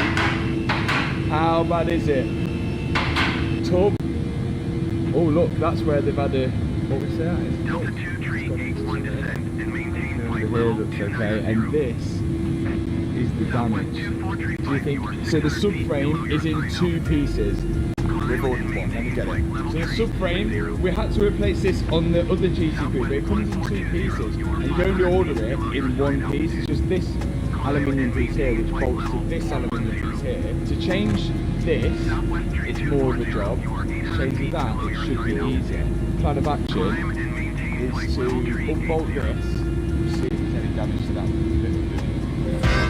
Let's hope the rest of the subframe underneath this panelling is all good, as it should save us a lot of time. There's not a scratch on it. Porch techs might be like, oh, just replace the whole thing. But I really don't think. Hey! There is not a scratch on that. Good. Not a single scratch on it. This is going to be a quick replacement, and we've got 11 hours, 59 minutes to go. Now my dad's going to separate that front part of the subframe away from the rear part of the subframe, and then we can begin to switch it over for this damaged one. So upon further inspection, there's a why on earth have they taken an under tray off here? The whole thing should have an under tray on. Look, it goes into the... Oh look, it's broke. Look, it's broke. That's why. So there's the whole underneath the car needs an under tray. Yeah, look, but they're all bent. Now also some people will comment and say that the insurance have declared this as a write-off to say that it's not worth repairing, which they have to take in loads of things into consideration when repairing a car like this into the cost. One, they have to buy everything new, yes, which we've done anyway, but they also have to take into consideration the hire car for the person who owned this car before, which have to give them a similar car whilst this car's being repaired, which is going to cost a lot, especially if they're having to wait for parts, because it could be a long hire of the car as well, and it's going to have to be similar to a GC3, so then also they'd have to repair everything like for like. So something like this, like for me, I'd get rid of it. I'm not even bothered about that, but the insurance would have to do it as good as new. So so all of that would add up. What I think's happened to this car is that it's been crashed and then taken to an insurance repair centre, and they've stripped off most of the damaged parts to do a quote for the insurance. After they've given the quote, they've wrote off the car and it's gone to Copart, but all the old parts have just been left at the body shop, hence no rear end. I actually think there'll be a body shop out there somewhere which has got a lot of the parts of this GT3 laying around. What would you do without plastic?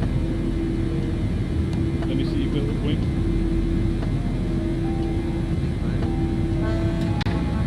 Climb and maintain flight level 290 Delta 2381.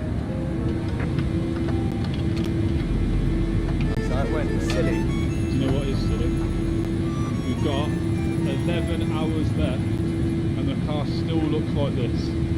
We better get a move on. My dad's now fitting the driver's side wing and me and Liam are wrapping the passenger side wing, even though it is satin black. And with both of the wings on, or fenders if you're American, we can now push the bumper in place without any of the trims on, so it's now easy for us to wrap. With the bumper clipped in, we can actually pull the wrap against something, whereas a lot of people think you would wrap the bumper off the car. It's actually a lot harder unless you got the bumper pinned down to something. Let's not forget the time ticking down in the background. Old headlight. Now you can buy the headlights separately from Porsche, of course, but they don't come with all this stuff on. And inside the headlight, there's fans and actuators, and we actually missed this out on the Porsche, the purple Porsche. So Freddie, if you're watching, you need to go back and do this on headlight and get the fans out of the old headlight and put them in here, because apparently there's some fans in here that we need to switch over. There's the fan. What does that mean? Just cool the There's actually two fans. This is one, and the other one looks like a little turbo here. Now somehow we've managed to rope Dom in. He was only meant to be dropping off a few parts for us, but he wanted to get his hands dirty. So who better than someone who actually works at Porsche? I'm taking this off because it's perished. Oh, that is perished. Yeah, it's perished. Okay. So it looks like there was damage to the rear, and it kind of backs up my insurance theory. If there's damage to that plastic bracket, then there was likely to be damage to the bumper. So the insurance body shop have probably taken off the bumper to have a look at the damage underneath, and to take off the rear bumper, they've got to remove all the rear lights and the ducktail spoiler as well, which again, explains why I don't have it. So we're just building the bumper up, which consists of so many different parts. It's like plastic on the back, there's this plastic bit which holds the grille, there's this plastic bit which holds the daytime running lights, there's like shrouds, there's everything, and we're all clipping it all together. But we're missing one part, and that is this little centre piece here, which is the grille. So we're not going to get it in time, I don't think, so we're going to have to put it together without the grille, make it look as good as it can get. We've also got splitters to put on and everything. A lot of this bumper is really light and in a million pieces, but we'll be able to work on it right now. It's so hard. They go in here. They've got a special location. Yeah, that's it. And then you want to put the rivets in. I need a rivet. I'll go get you a rivet. Yeah. Wow, legit. That is called an OEM. Whilst we were putting the front bumper together, Dom and my dad started assembling the rear. And as you can see, the rear bumper goes on first, then all of the lights. Full bumper is done apart from the grille. How's it looking? I can't see it. Does it look good? It looks amazing. We've then got to take off the wing again to fit something pretty important. Everyone always asks, how do we organise all the stuff and put in all the cars together? Now you know. Now you know. It is literally carnage. I don't know whether you call this organising or just throwing on the floor. It makes it more fun. It's like find the parcel. Now one thing we are going to change is the bonnet hinges. Any time a car's had a smash and it's got bonnet damage, it's likely that you put a new bonnet on and you can never get it to line up, and it's usually down to these things. So we're not taking any risks. These are going on like that. These are the little things that do take up that precious time. But these could be vital in getting the panels lined up. There's a crash sensor in the wing. This little thing is a crash sensor. And when this detects a hit, you send a signal through the airbag system. Deploy an airbag, but it's not deploying an airbag. The crash sensor locates just behind the headlight, and I imagine in the crash it wasn't hit hard enough to deploy any airbags. But it would have been handy to have all the broken parts, because as you imagine, we've not only had to order the parts, we've had to order the bolts to hold them all in as well. That's lined up, that's lined up, that's lined up, that's lined up. This is my Lamborghini Gallardo, which looks like this after I put it into a ditch. Before my incident. There is no exhaust coming off these turbos. And because we're actually going to be going into Europe later. 134.139. It does feel good. The only one problem is we can't drive it yet on those wheels because these wheels are well and truly buckled. So we're going to get some warranty work with the Wheel Mania. Up. That's all. Bearing in mind we've cut the front chassis off, the rear chassis off, welded them all back together. If nothing lines up now, we're in a big problem. We know it's going to be all over the place, but it's whether these guys can get it straight. And if they can get it straight, we're going to go for a good setup to hopefully be the fastest round the track. It's all down to this man. So yes, the Gallardo will be going on track to test this rebuild to the limit. We've got to make sure all the wheels are pointing straight. At the minute, they're really far off.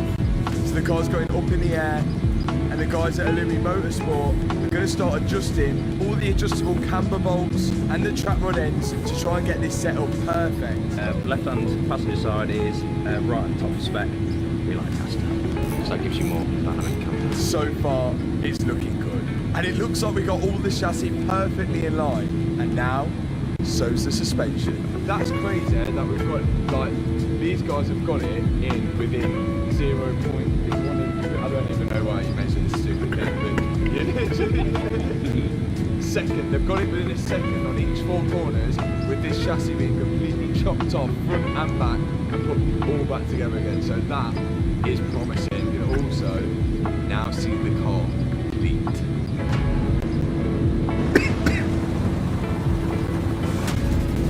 Hey Captain Rhea, what crazy ingredients are you thinking for our in-flight special cocktail?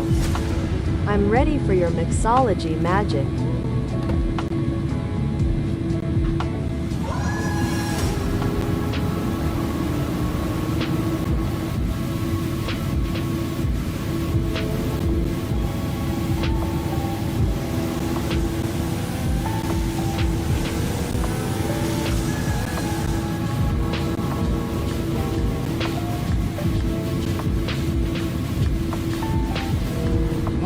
Proper connection with this car. I don't care what people say. You can't have a connection with a piece of metal. This is a car that represents most things that I've done. It was an achievement. It was a goal. When I crashed it, I genuinely thought this car might not be rebuilt.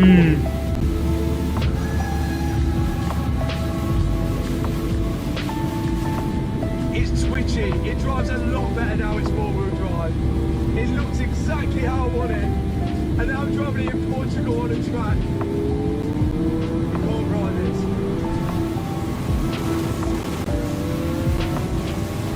I love this car. Now we had the car sent to this brand new circuit in Portugal. And we're supposed to be racing the Gallardo against some other cars. Problem for us, it seems like it was the only day in Portugal where it actually rained. And I didn't want a repeat of the last time in the wet with the Gallardo.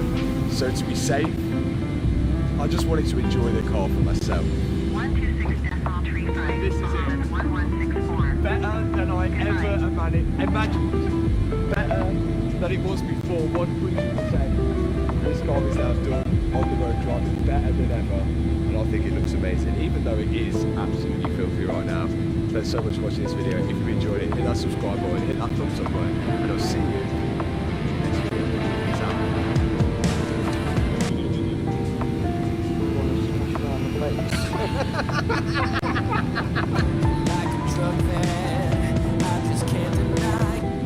I've just bought the cheapest 911 GT3 in the world. Today, we're going to try and rebuild it in 24 hours. The GT3 is a car that I've already bought, rebuilt, but sold, as it was way too expensive to bring back to the UK. But oh, did I love that car. Wow. So when the opportunity came up in the UK to get another one, but this time even cheaper, I was all over it. Oh, more bonus time. And the Donkey Stream. Yeah! Oh no! Sold on approval. Didn't meet reserve.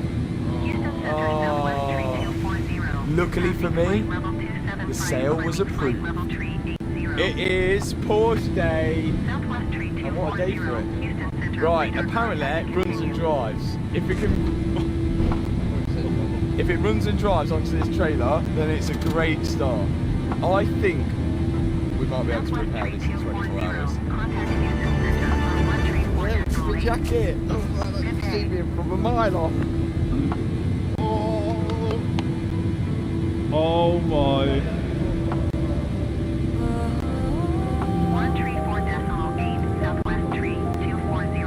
2022 Porsche 992 GT3. And it still looks incredible as ever, even though it is crashed. And on my first impressions, it didn't look that bad.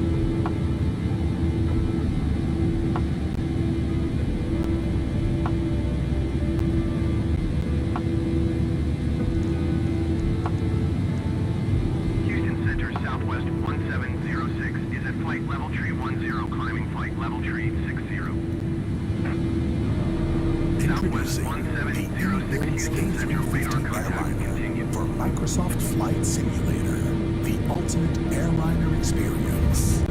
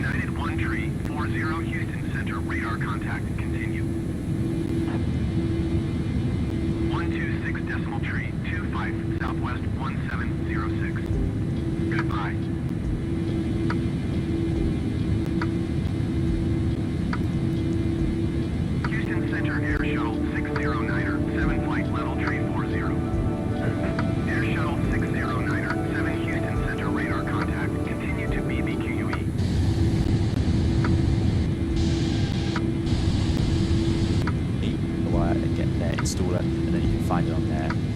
You're going to see in today's video all the different features of it, some of the unique parts of it that make it so different from the A320. We're going to take it, like I say, for a full flight. We're going to depart from Haneda and also land back into Haneda in Japan, Tokyo, using this fantastic ANA livery for it. The A380 is, of course, doesn't really need an introduction, but I can give you a little bit of one. It's the world's largest passenger airline and first flew in 2005, having initially been launched in 2000.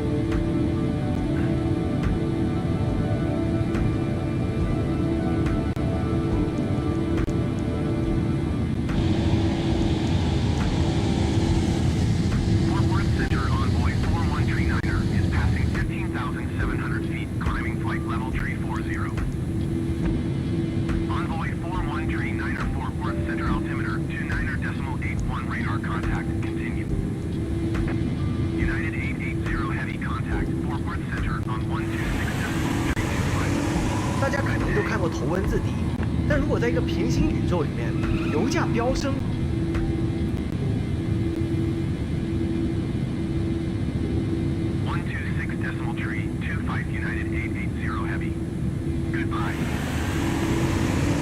大家肯定都看过头文字 D， 但如果在一个平行宇宙里面，油价飙升，年轻人不再追求速度，在这个世界里，帅和优胜的唯一原则是省油，那头低的世界会变成什么样子？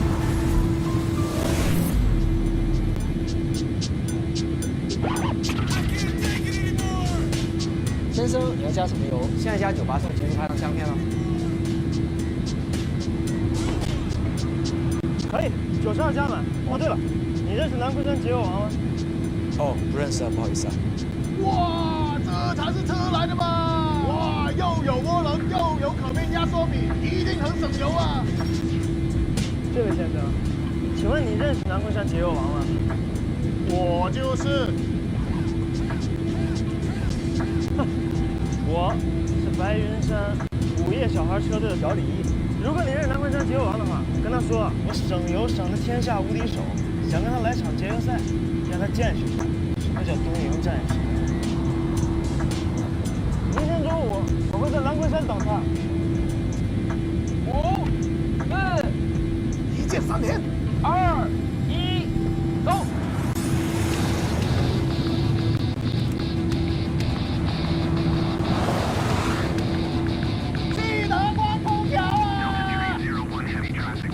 天籁就已经冲了出去，可以看见大海在此时的压榨油耗，时刻先落后都要咬着小李毅的车尾。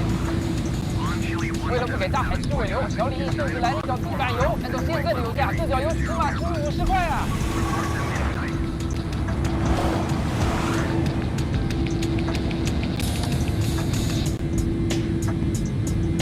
通过刚刚小李的重大失误，两台车的油耗已经拉得越来越大，小李毅要反败为胜，看起来。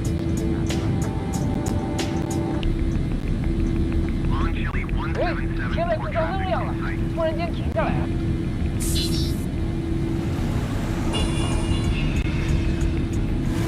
现在加98送前面拍张相片了。可以，92加满。天籁2.0T 要加95的，小李为了省钱加个92，天籁这次比赛凯美瑞获胜。耶，赢了！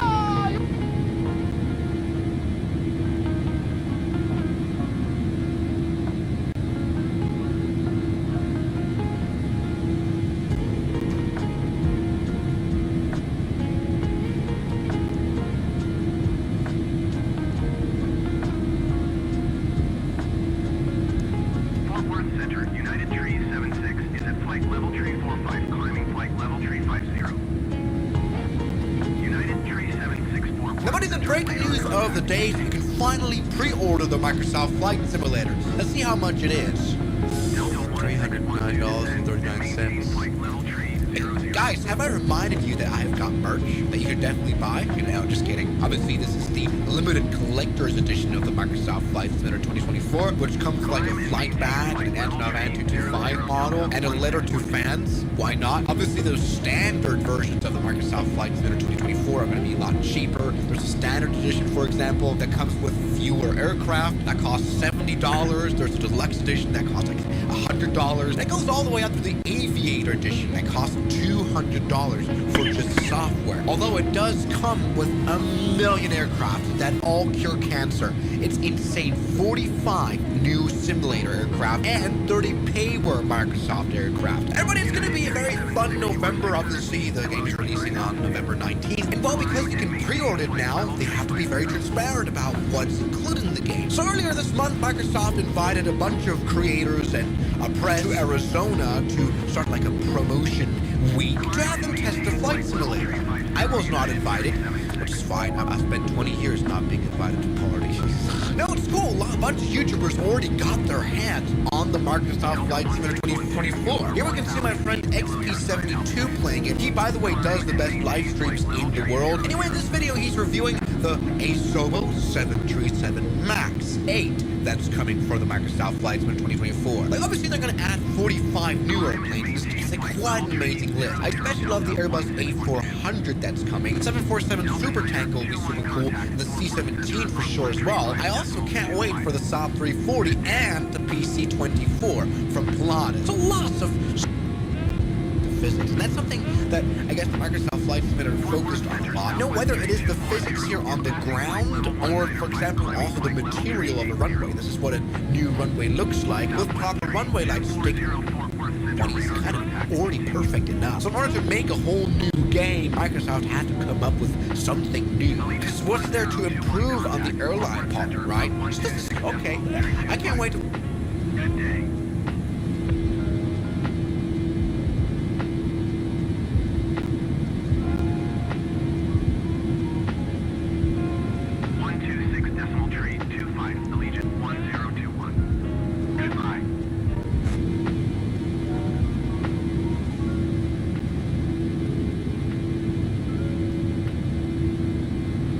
Good morning, captains, and welcome aboard. I'm Emmanuel, I'm an Airbus pilot, and in today's video we are back in the United States of America. We are currently in Los Angeles on stamp number 38, and we're going to fly the Delta A321 over to...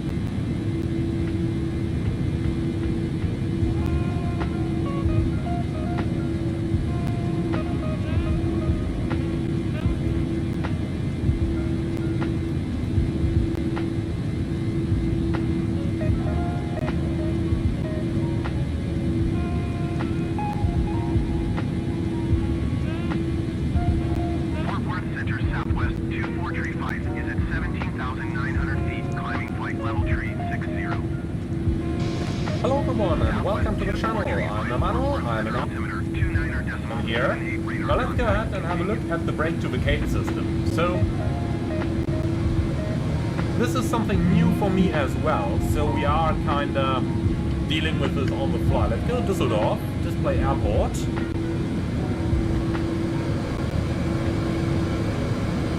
Speed. And we are back on profile.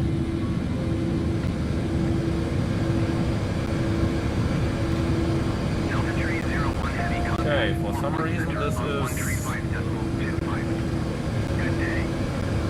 interesting. Okay. I would kind of have expected that we can get exactly to the airport right now, but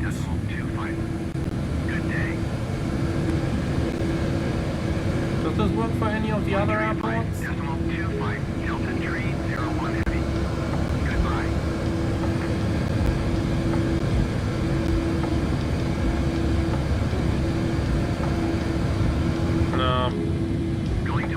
Okay, I might just not know what I'm doing right now, so don't put too much into that.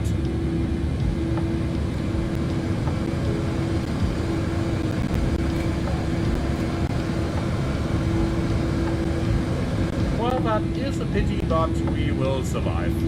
Then we'll just not use the OANS, but I'm just gonna use Auto Brakes 3. Or rather, we are not going to use brake to vacate, but I will use Auto Brake 3, so that should be more than good to go. Okay. I think that's all we need over here, so let's go ahead and start the approach briefing, please. And if we're on it already, let's get rid of that. Perfect.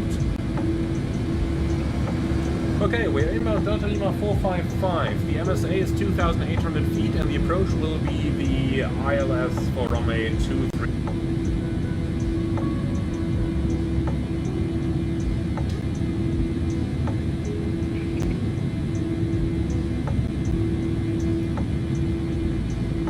Hello everyone and welcome to the channel. I'm Emmanuel, I'm an Airbus A330 pilot, and welcome to our next video featuring the Aerosoft Airbus A330. It has just seen its first update and we are going to give it a shot over here and see what...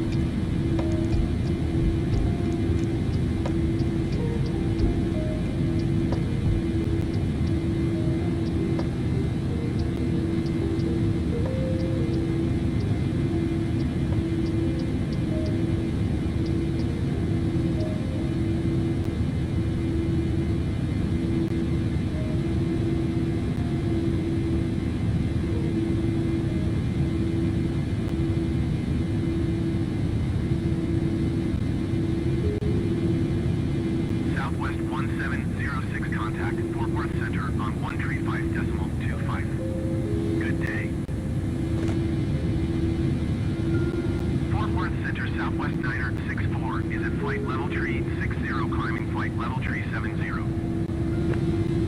American 2081 contact Fort Worth Center on 135.25. Fort Worth Center Southwest 1706 is passing flight level 280, climbing flight level tree 60. Southwest 1706 Fort Worth Center radar contact continue.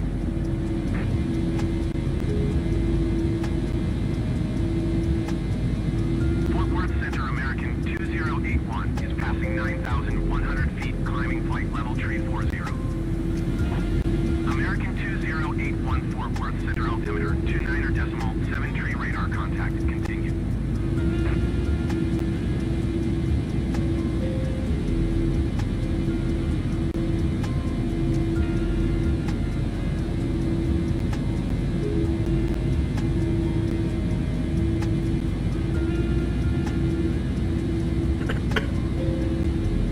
The whole point of it context was that you were just Wait isn't the solution just to deal with the latency. the thing it didn't. So when are we gonna talk cocktail wish lists? Or do you just deal with messy in-flight situations like they're an appetizer on your tray? How about this? カクテルのウィッシュリストの話はいつするんだい？それとも機内の面倒な状況をトレイの上の前菜のように処理するだけですか？ What is this timestamp stats? I don't know. I mean, I don't know if they're going to completely different places, then you need to make a distinction. I don't know when in this 50-minute video is discussing it. I'm not watching this all. He sent this timestamp to me. I don't know. I past me knew what he was talking about. Southwest tree 240 Fort Worth Center altimeter 29.7 I mean, I could just be crazy over it. Like, you know, my odds, you know, like, I'm, like, tossing myself against it, like, you know, like,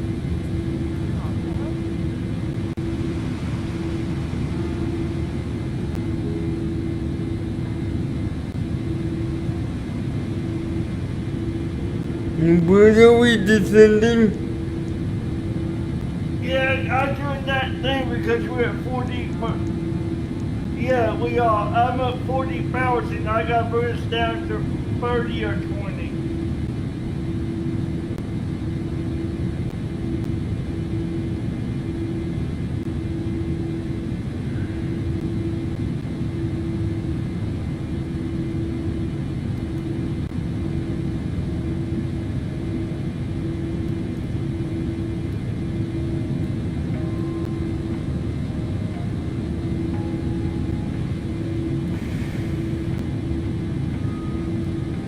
Delta tree 01 heavy contact Fort Worth Center on 126.725. Good day. It's your speed at 246. 252. Okay. 126.725 Delta tree 01 heavy. Goodbye. Southwest 2658 climb and maintain flight level tree 50.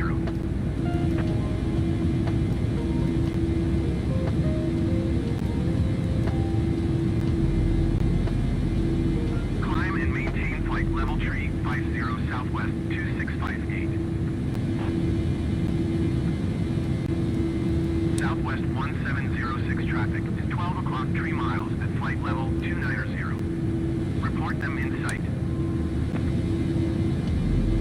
Southwest 2658 traffic is 4 o'clock 1 miles at flight level 275 Boeing. Report them in sight. Fort Worth Center Southwest 2435 is passing 11,400 feet, climbing flight level tree 60. Southwest 2435 Fort Worth Center altimeter 29.69 radar contact continue.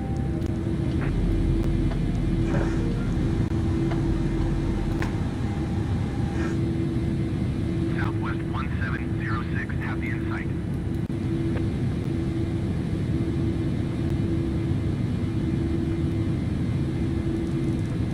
Southwest 2658 traffic in sight.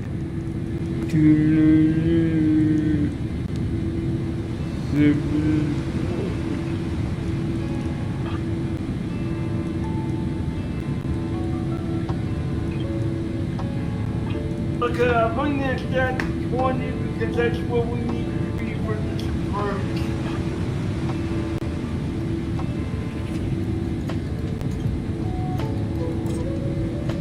And then it's gonna be a little bit before we do final approach.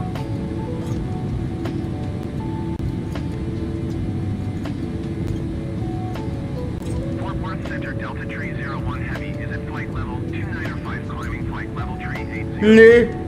Landing checklist complete. Altimeter set later on. I'm gonna wait for being until gonna wait until 10,000 feet to turn on whatchamacallit, the review. 2,000 feet, then we'll be another 5 minutes for a final. I just gotta get down to 20, because if I don't, we'll miss the landing gate. Contact Fort Worth Center on 135.1. And I don't want us to be too high. You know how that goes. Yeah. Good day.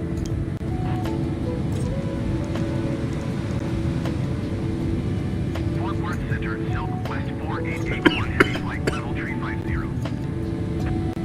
Okay, we're at the final, cruise, at the final middle of the descent. 126.725, Southwest 1706.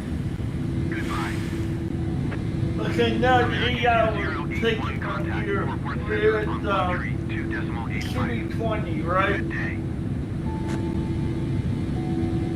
What? What altitude is here, say 20? No, 2-4. That's right, okay, good.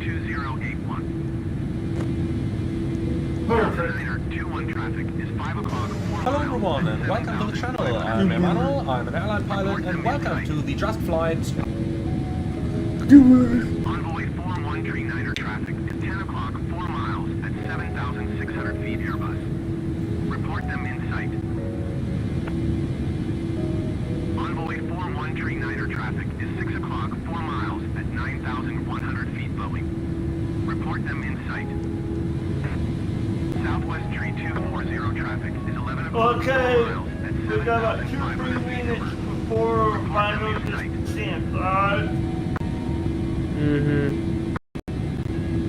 Delta Niner 21 have the Emperor in sight. Yeah, it should be going down a little bit.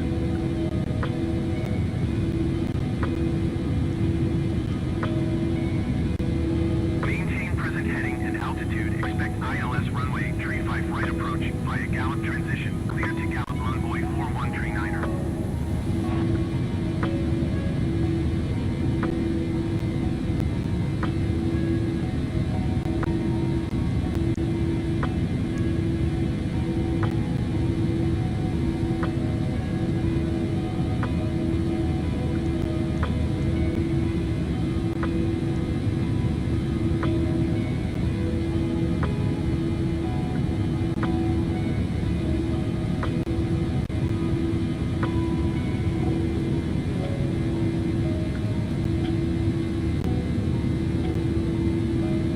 Birds are by far one of the biggest inspirations when it comes to aircraft design. But just how much is the industry actually looking at them? Stay tuned.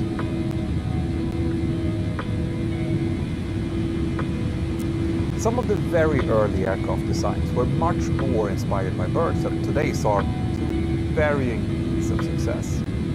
But today, I would like to highlight a few of the most obvious things about birds that doesn't seem to have made it into our aircraft designs yet. And I'm emphasizing yet here because some of these features might actually be on their way into common designs. But let me first point out one thing that is not. Despite many early attempts, mechanically operating flapping wings never really took off.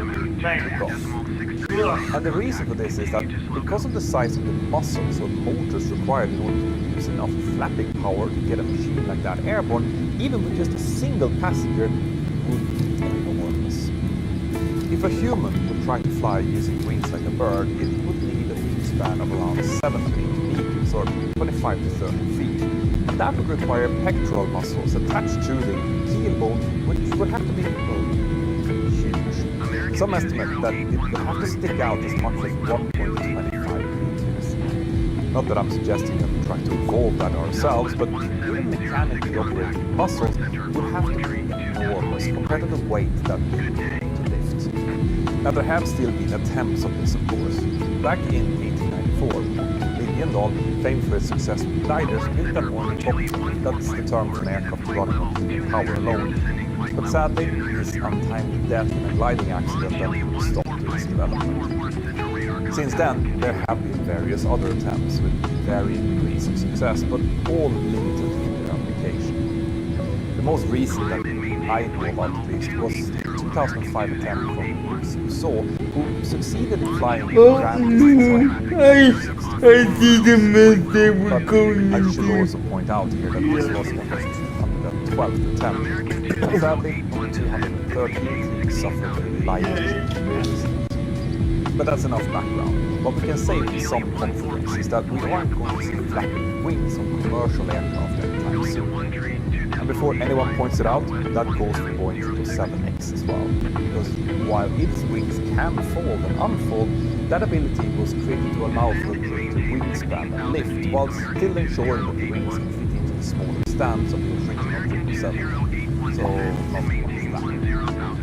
So instead, it's much easier, as early aviation pioneers also discovered, to use some of the Byrd's other amazing features, like the ability to glide using lift produced by the wings rather than trying to use the fan. Actually, if you think about it, Birds really don't intend to do that to get airborne and help themselves. Yeah, I'm receiving ATC, I'm not ATC is like their feathers, for example. Giving to but as it me. turns out, feathers are actually clever.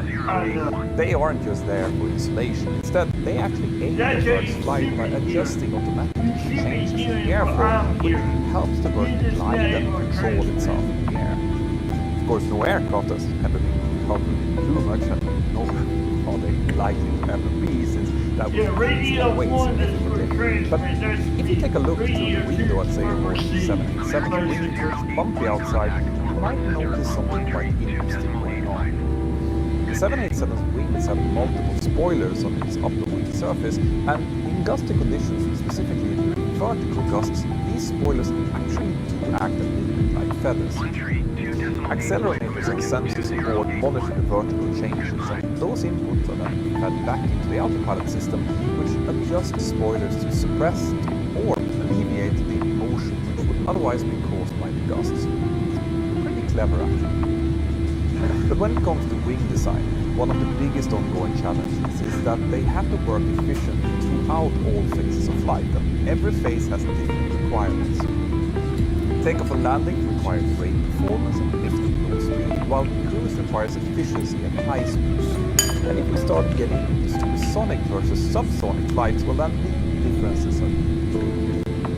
So a lot of innovative concepts are now coming out, focusing on how to develop wings that are less of a compromise for each phase and instead more efficient for every phase. And that brings us to Up Next, a project focusing on exactly this type of wing design. It involves a Cessna Citation 7 this year, which has had its standard wings replaced with some brand new ones, intelligent ones in fact. This intelligence comes from a high aspect ratio design with semi-elastic movable tips able to adapt to the movement of the air. Alright, I know that Byrd don't have elastic wings, but their wing tips do tend to be movable. Anyway, this citation will also be fitted with a LiDAR system, where LiDAR stands for Light Detection and Ranging. This system uses light in the form of radar pulses to measure ranges, and this helps it to build up a very precise 3D model of the air the aircraft is going to fly into. The fundamental difference between a standard weather radar and LiDAR is the use of light or infrared instead of radio waves. And this means that the LiDAR is more able to spot turbulence, since it provides something vaguely similar to heat sensing. That's great in this application, because it means that the aircraft can start to automatically adjust the wing shape to adapt to the detected turbulence proactively instead of reactively. This will potentially make it even more efficient, taking advantage of those vertical air movements than the Boeing 787 example that I gave before. Now you might be wondering why not all aircraft is using LiDAR instead of standard weather radar, but normal radar has a much greater range in terms of conditions and distance, and since that's what's required for weather detection and that's what we use the radar, that's why we're using it. It's also significantly cheaper. Anyway, another bird, a bird of prey in fact, which aviation and especially Airbus has been closely studying, is the owl, specifically the common barn owl. Now, it might have a common name, but its feathers are anything but. You see, the common barn owl and some of its fellow owl friends, including the long-eared owl, have very uncommon feathers who are kind of serrated like coal. So why is Airbus so interested in that then? Well, it turns out that the serrated edge has a big impact on turbulence because it helps smoothing it out or at least break it up into smaller pieces. The trailing edge feathers, which form the serrated edge, help change the angular flow of the air coming over the wing, and this effectively directs the flow into many smaller, more stable streams. These airstreams are then dampened by a further, secondary layer which reduces the sound. For an owl, this means that they can be very quiet and sleep copying on prey, but for an aircraft it could mean a more stable boundary layer off the edge of the wing, making it more stable and efficient. The serrated edge also has a second effect, allowing the owl to dive down very steeply and then quickly being able to change over away again without flapping its wings. This is made possible because the air remains stable, enabling the wings to produce lift even with a large and sudden change in the angle of attack. So the aerodynamic qualities of owl's feathers are being studied to see how they can be integrated Byrd, into aircraft design, turbulence, 2971. and general aerodynamic efficiency. This might actually also be helpful in dealing with another major issue, wake turbulence. It can be too off. But while we are on the subject of issues, I would like to highlight a tool that I am using to solve several of my own, and that's today's sponsor, NordVPN. I love using Nord because they provide a quality product that does exactly what I need from it. Nord enables me to get access to geo-blocked research material from all over the world by virtually moving me to the regions where the material is available. And it also lets me watch my favorite TV shows and sport events from Sweden even when I'm at home in Andorra. But the best part are NordVPN's security features, which keeps my browsing private and secure, especially if I'm using public Wi-Fi in hotels, airports and restaurants. And they now even have features that can scan Remember, approach is not the input. Approach is the approach. And when we're talking about costs, if you use Nord to virtually move around to different countries when you're planning a trip, you can find quite different prices on things like flights, hotels and rental cars depending on where you book from. And that can actually save you quite a healthy buck. Just remember to clear your cache before you search. Anyway, I am so happy to announce that if you use my link here below, which is nordvpn.com/mentor now to sign up, you're not only supporting me directly, but you will also get 4 free months, which makes this deal. Are we good for landing? And as always, you can test it completely risk-free since Nord always gives you a 30-day money-back guarantee. Thank you, Nord. Now, where was I? Yes. Wake turbulence and reduced drag is a big challenge in aviation, and it's biggest when you have a big wing who is producing uncontrolled lift. This, by the way, is why aircraft have to take off and land with certain separation, because the majority of wake turbulence is created during these two phases, when the aircraft are moving relatively slowly but also producing huge amounts of lift. I've actually made a video specific about this if you want to learn more about it. But as a quick summary, it is created because of the difference between higher pressure below the wings where the air is slower and the lower pressure on top of the wings where the air is moving faster. Since that high pressure under the wings will always want to move towards the lower pressure in order to equalize this difference, you will get these huge swirling vortices by the wing tips. And if another aircraft would end up inside of one of these vortices, especially after a large aircraft, it could be a very bad day, which I'll soon get to.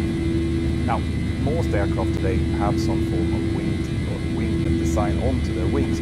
The purpose of these is to try and increase the overall aspect ratio of the wings and therefore also reduce these vortices. But this is much more about reducing drag than it is about reducing weight for anyone behind. A serious wake turbulence encounter can result in an aircraft banking in excess of 30 degrees, and it's often the rate of bank that causes problems, including injury to anyone not strapped in, and it can even cause damage to the aircraft if the turbulence is very severe. Back in 2017, I covered a serious wake turbulence event where a Bombardier Challenger 604 was tossed around like a paper airplane after it encountered wake behind a crossing Airbus A380. In fact, it was so severe that the Challenger was flipped upside down and lost some 9,000 feet before the pilots could regain control of it. And when they eventually landed, the aircraft had been so badly damaged that it was actually taken off.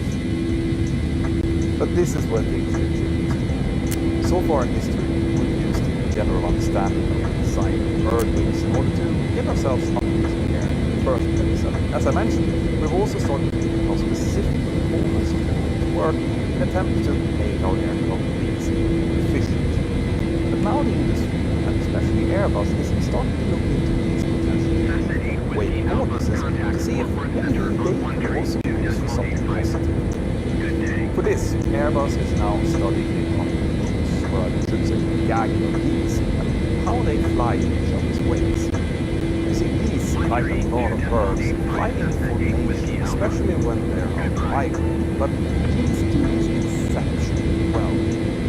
They actually manage to create an almost perfect formation, which is estimated to increase their range by a staggering 71%. And this is made possible through two different mechanisms. First of all, for all but the Byrd, this means it decreases the wing resistances. The bird in front is effectively acting as a kind of brake. But secondly, every time the bird flaps, it creates a vortex, very similar to the ones created in some airliners. And when this happens, the air directly behind them is pushed downwards, but the air behind and to the side actually moves upwards. So in that V formation, the bird behind them to the side gets a bit of helpful lift without having to do themselves. And this trick, surfing upwash, is also known as wing entry. So how can this translate to aircraft flight efficiency? Well, Airbus thinks that it can be used to improve fuel consumption and therefore efficiency of the aircraft on long routes. They estimate it would lead to around 5 to 10% improvement in fuel burn and therefore signal reductions in CO2 emissions.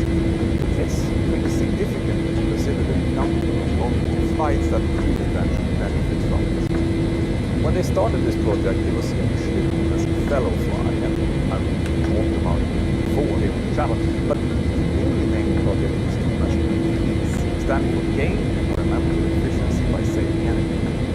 Pretty good acronym, isn't it? Almost like it was on purpose. So far, this study has been focusing on oceanic routes, and it starts in the flight planning stage with the use of a pairing optimization tool, which shows whether the specific flight can be paired with another flight in the system. If a match is found, well, then this is included in the flight plan so that the air traffic controller are aware. Then, when the aircraft are in flight, the pairing will be checked again, and air traffic control will coordinate the flights to try and sequence the flights together. This will require both aircraft to reach a selected waypoint at a specific time and flight level. Once they are then in their positions, your aircraft will stay in contact with air traffic control, while the follower aircraft is then moved to their upwind position. Upwind to lead aircraft where they can benefit from the wake energy. Now, Airbus actually tested this concept in 2020 with a long-haul demonstration flight between Toulouse in France and Montreal in Canada involving two Airbus A350s.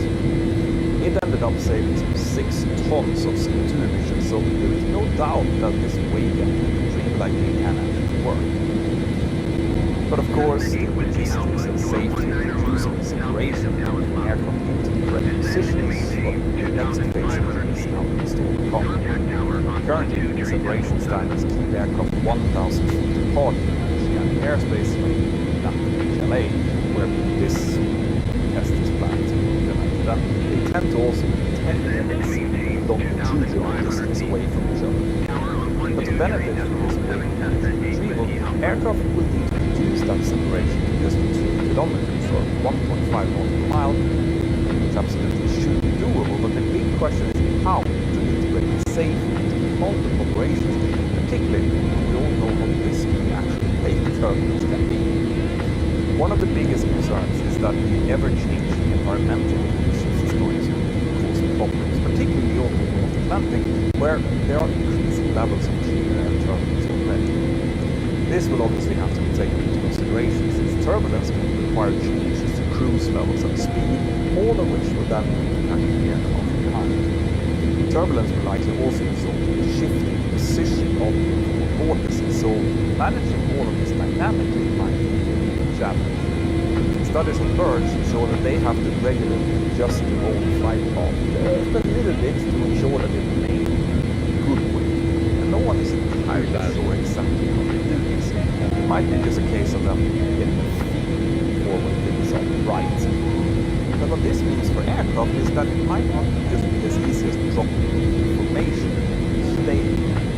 Instead, that optic position might vary and the separation might become insufficient if local turbulence becomes too severe. So what this all means in reality is, at least initially, the fuel plan will not change at all. The aircraft will still have to carry the fuel for this particular flight based on standard flight methods in case the wake energy retrieval is impossible or is disrupted. Another big challenge lies in the actual logistics. How will flight planning dispatch be integrated with the pairing optimization system, and how will air traffic control actually manage the sequencing? This is not going to be simple because currently there are a whole range of different flight planning software that operators use, and if this is to be successful, well, then the pairing optimization tool will have to be the vast majority of them. On top of this, safety parameters, continuous procedures, and technical issues and other problems will also need to be considered thoroughly. Currently, the continuous procedure for a flight emergency over LA is to turn 30 degrees of course, and once established at 5 nautical miles, in case of rapid cessation or engine failure, descent.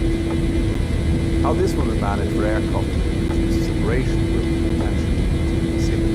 And the same thing will also go for weather avoidance. See, at the moment, aircraft to avoid weather when operating in LA can avoid by more than 5 nautical miles, but must climb with descent to become without three-way communication between traffic control and following aircraft, this will require some thought as to how to manage both the avoidance and also the waiting retrieval flight afterwards.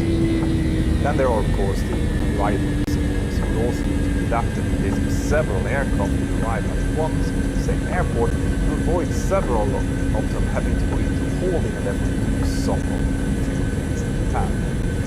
Because of all of this, the next trials will be critical for determining how aircraft can adapt the trajectories and what the process for airlines and controllers will need to look like. This is known as CONOPS, or Concept of Operations Trials, and it will look at everything from safety aspects to general operations to the impact of those legacy systems currently in use and the procedures ACR implement. And Airbus is working with some big names in this trial.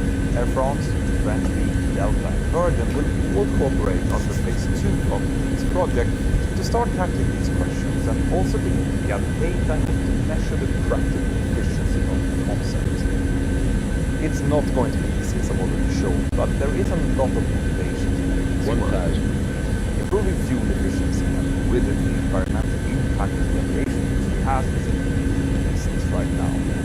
So it's no surprise that the EU are adding around $11 million to the funding of the project, and there's already thoughts about how to extend the scope of the trial to incorporate other aircraft, like Boeings, for example. And this will require even more study, because right now Airbus have all the data for their own aircraft, but the system itself will need to keep data for any types on this in order to best determine optimal pairings. Something that might be challenging.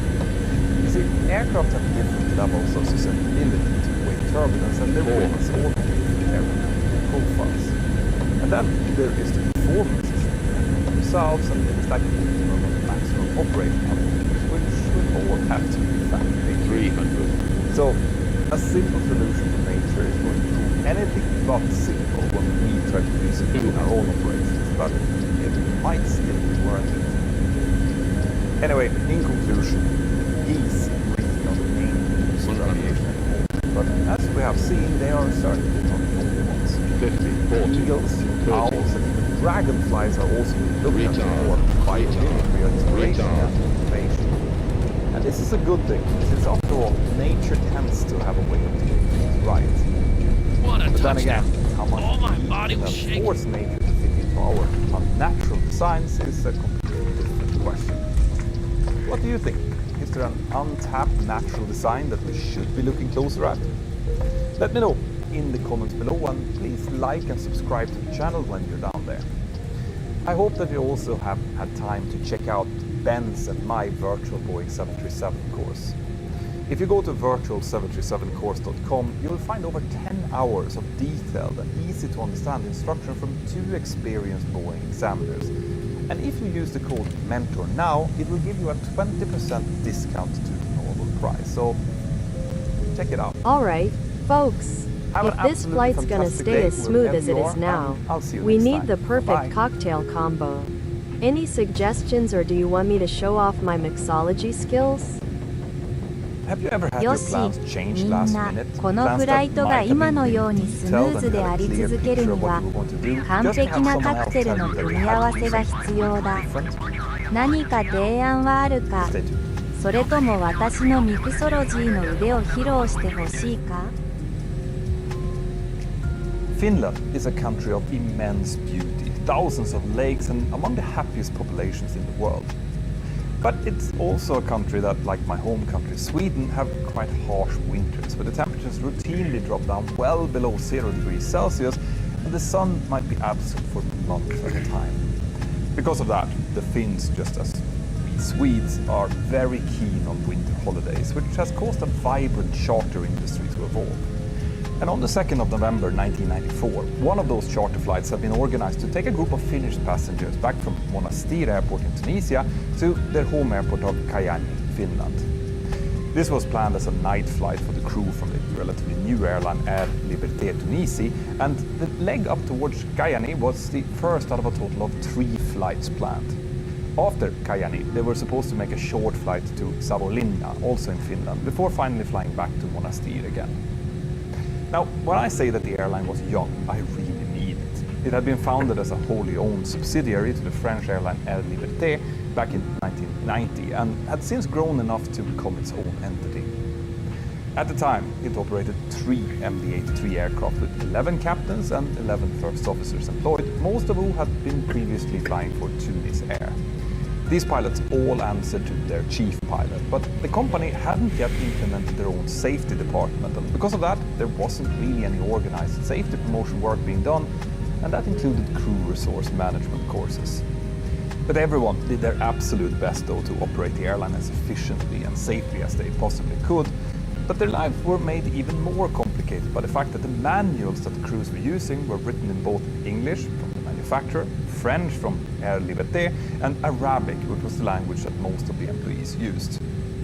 When it came to the training, this was largely handled in-house by 4 training captains who also did the simulator checks using leased simulators abroad. And that brings us to the pilots who had been rostered to operate this night.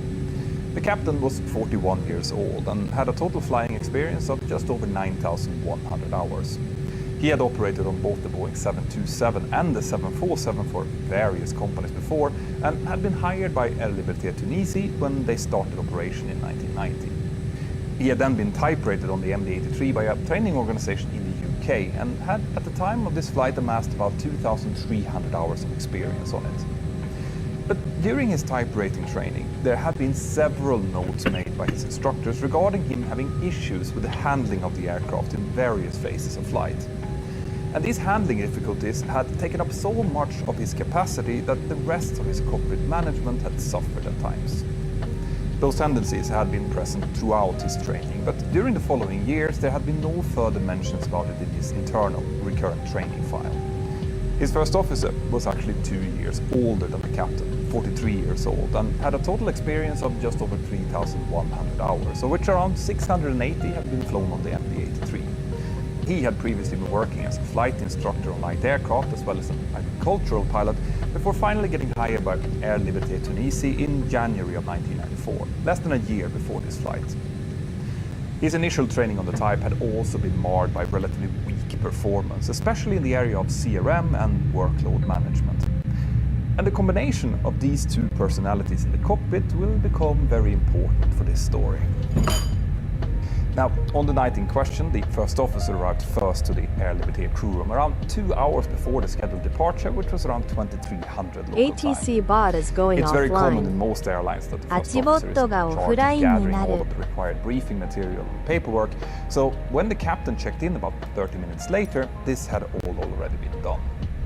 Together, they then went through the forecasted weather, on route charts, flight plans and NOTAMs, and everything looked okay for the first long flight up towards Finland.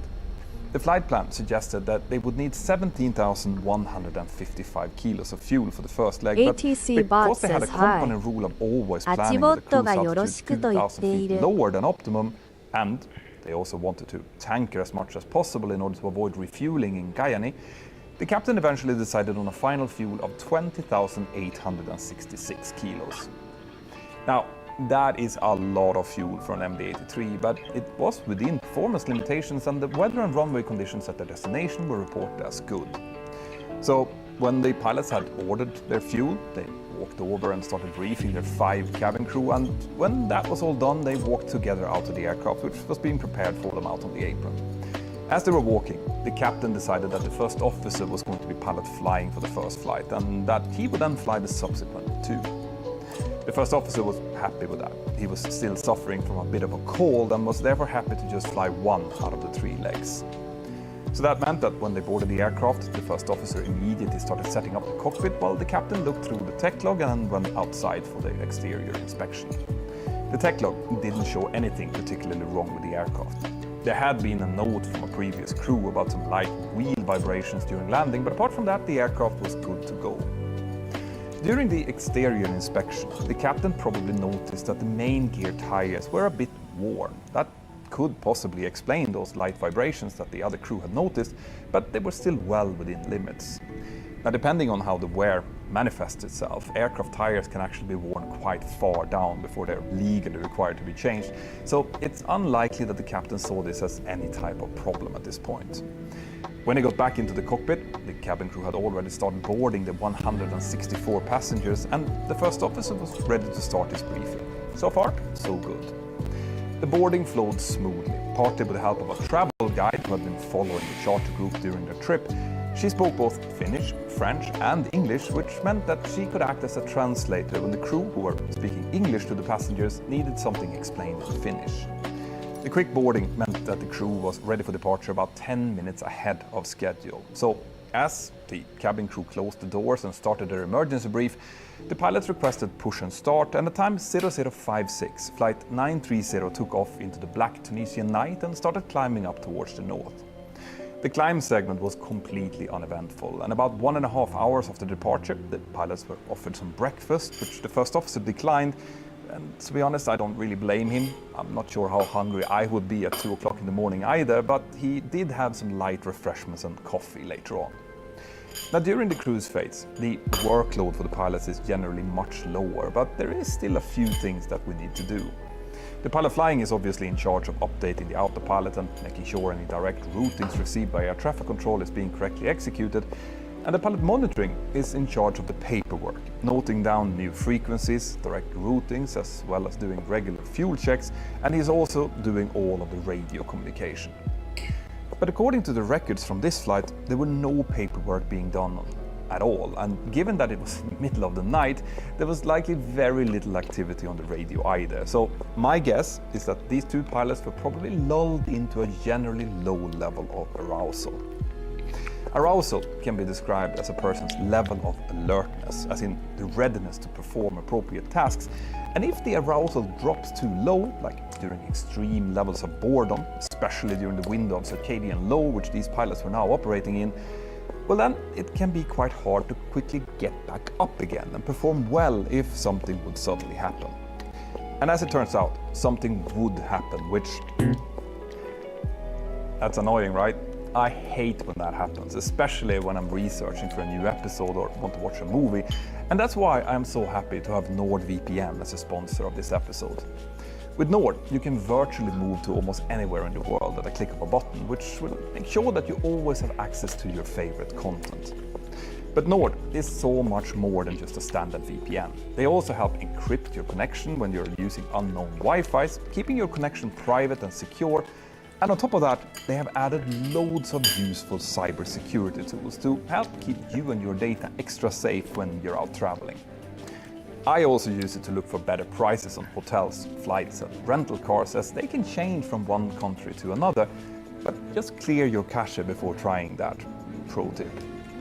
If this sounds interesting, well, then use my link here below, which is nordvpn.com/pilot. That'll give you 4 free months when you sign up for the 2-year deal. And remember, it's completely risk-free, as Nord always gives you a 30-day money-back guarantee if you're not completely satisfied.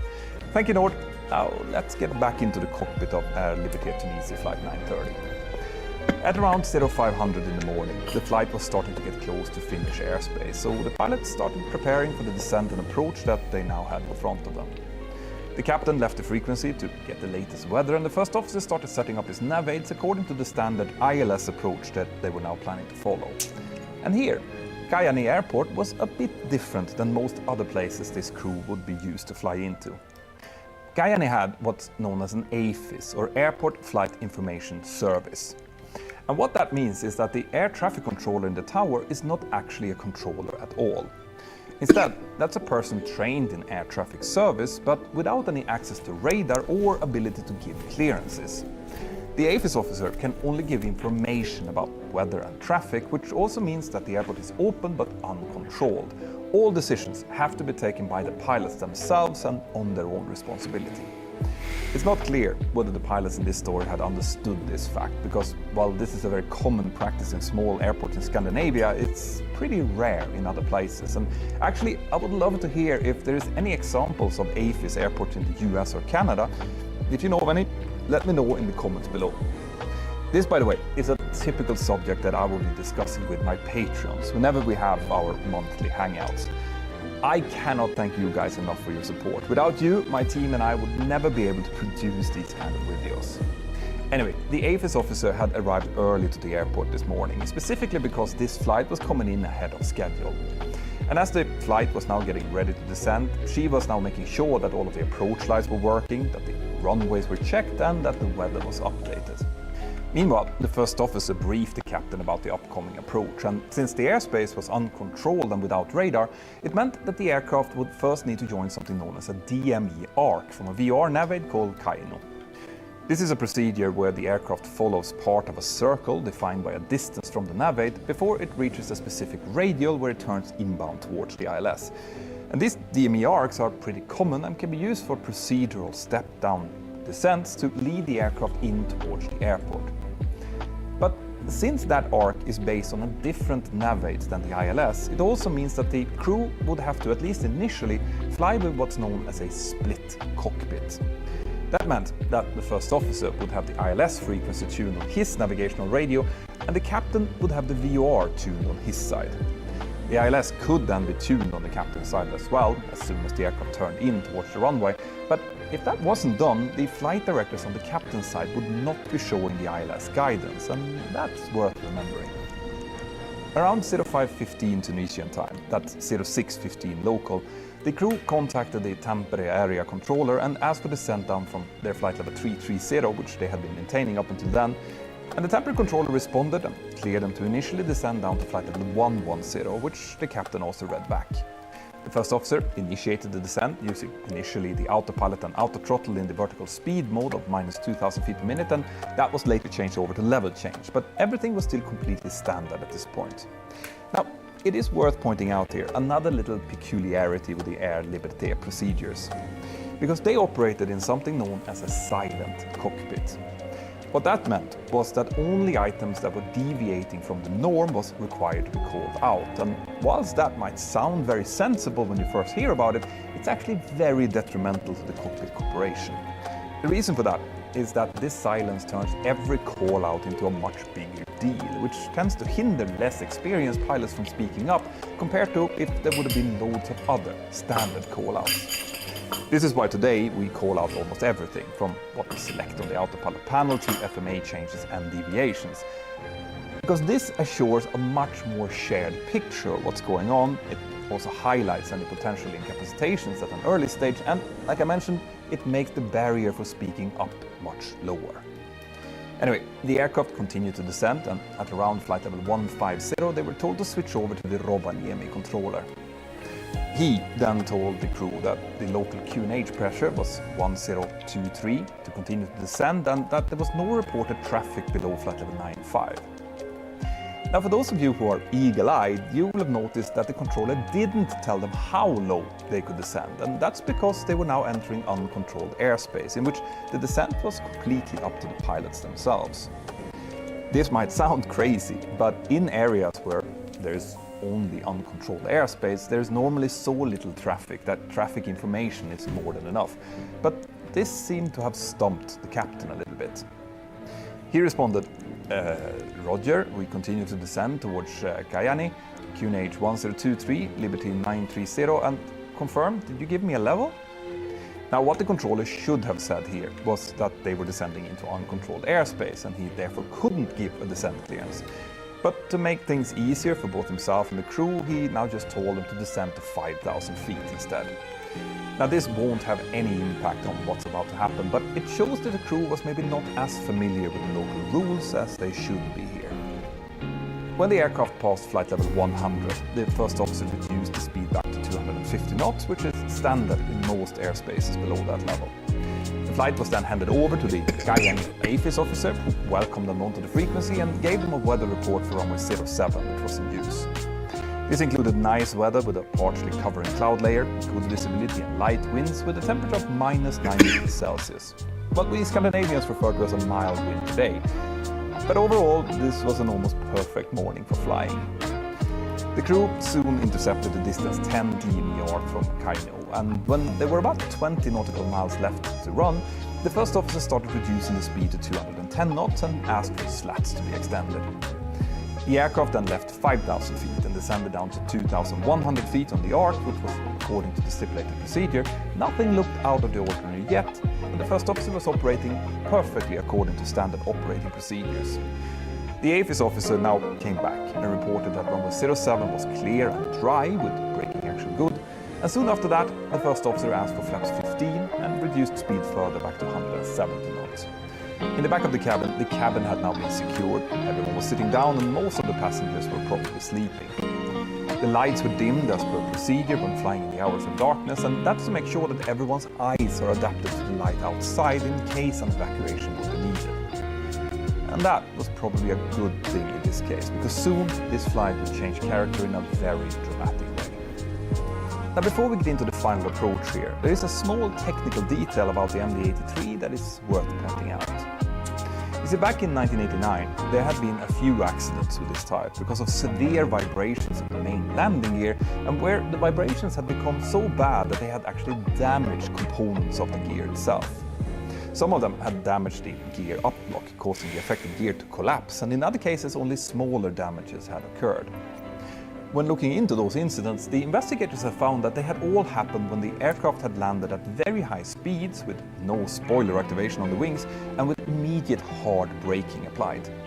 The fact that the spoilers had not come up had, together with the high speed, meant that the wings essentially kept flying a little bit and therefore didn't bring as much weight down onto the wheels as they were designed for. What that in turn meant was that even though the gear had been equipped with shimmy dampers, it had not been designed for the kind of extreme vibrations that these conditions could cause. Now, McDonnell Douglas had issued a service bulletin about this, specifically to aircraft equipped with auto brakes, which Flight 930 was not. But on top of that, they had also issued several AOLs, or all operator letters, to everyone operating these aircraft, where they outlined the importance of verifying that after landing, ground spoilers were used, that all approaches were flown in a stabilized way with correct speeds and maximum flaps if possible, that long landings were avoided together with heavy braking, and that the thrust reversal was used whenever possible. Now, if heavy vibrations would occur during the landing above 50 knots, the braking should be momentarily reduced and then reapplied smoothly as soon as the vibration stopped. Now, this sounds like quite obvious things to recommend, but the AOLs also outlined why this was so important and what could happen if it was not done. But it is unclear if the pilots of this flight was fully aware of these recommendations. Anyway, the aircraft soon captured the localizer, and as they started getting closer to the glide slope, the first officer called for the gear to be extended together with flaps 28, and then he reduced the speed back to 150 knots. The aircraft captured the glide slope and started tracking it down towards the runway, but the pilots never activated the ILS on the captain's side, which meant that he now lacked any flight director guidance on his attitude director indicator. They continued to configure the aircraft down to flaps 40, which would be the landing flaps, and the speed was reduced back to 141 knots, 5 knots above the reference speed and fully according to the company's procedures. Everything was stabilized at this point, and the crew proceeded to complete the landing checklist. As they passed the outer marker, the captain sent a position update, and the AFIS officer responded that the runway was vacated, confirmed the wind, and that the approach and runway lights were all active at 100%.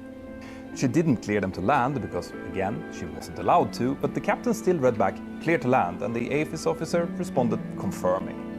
Again, this was probably not the time to start educating the pilots about how AFIS actually worked. But this all meant that the pilots were now very happy about the situation.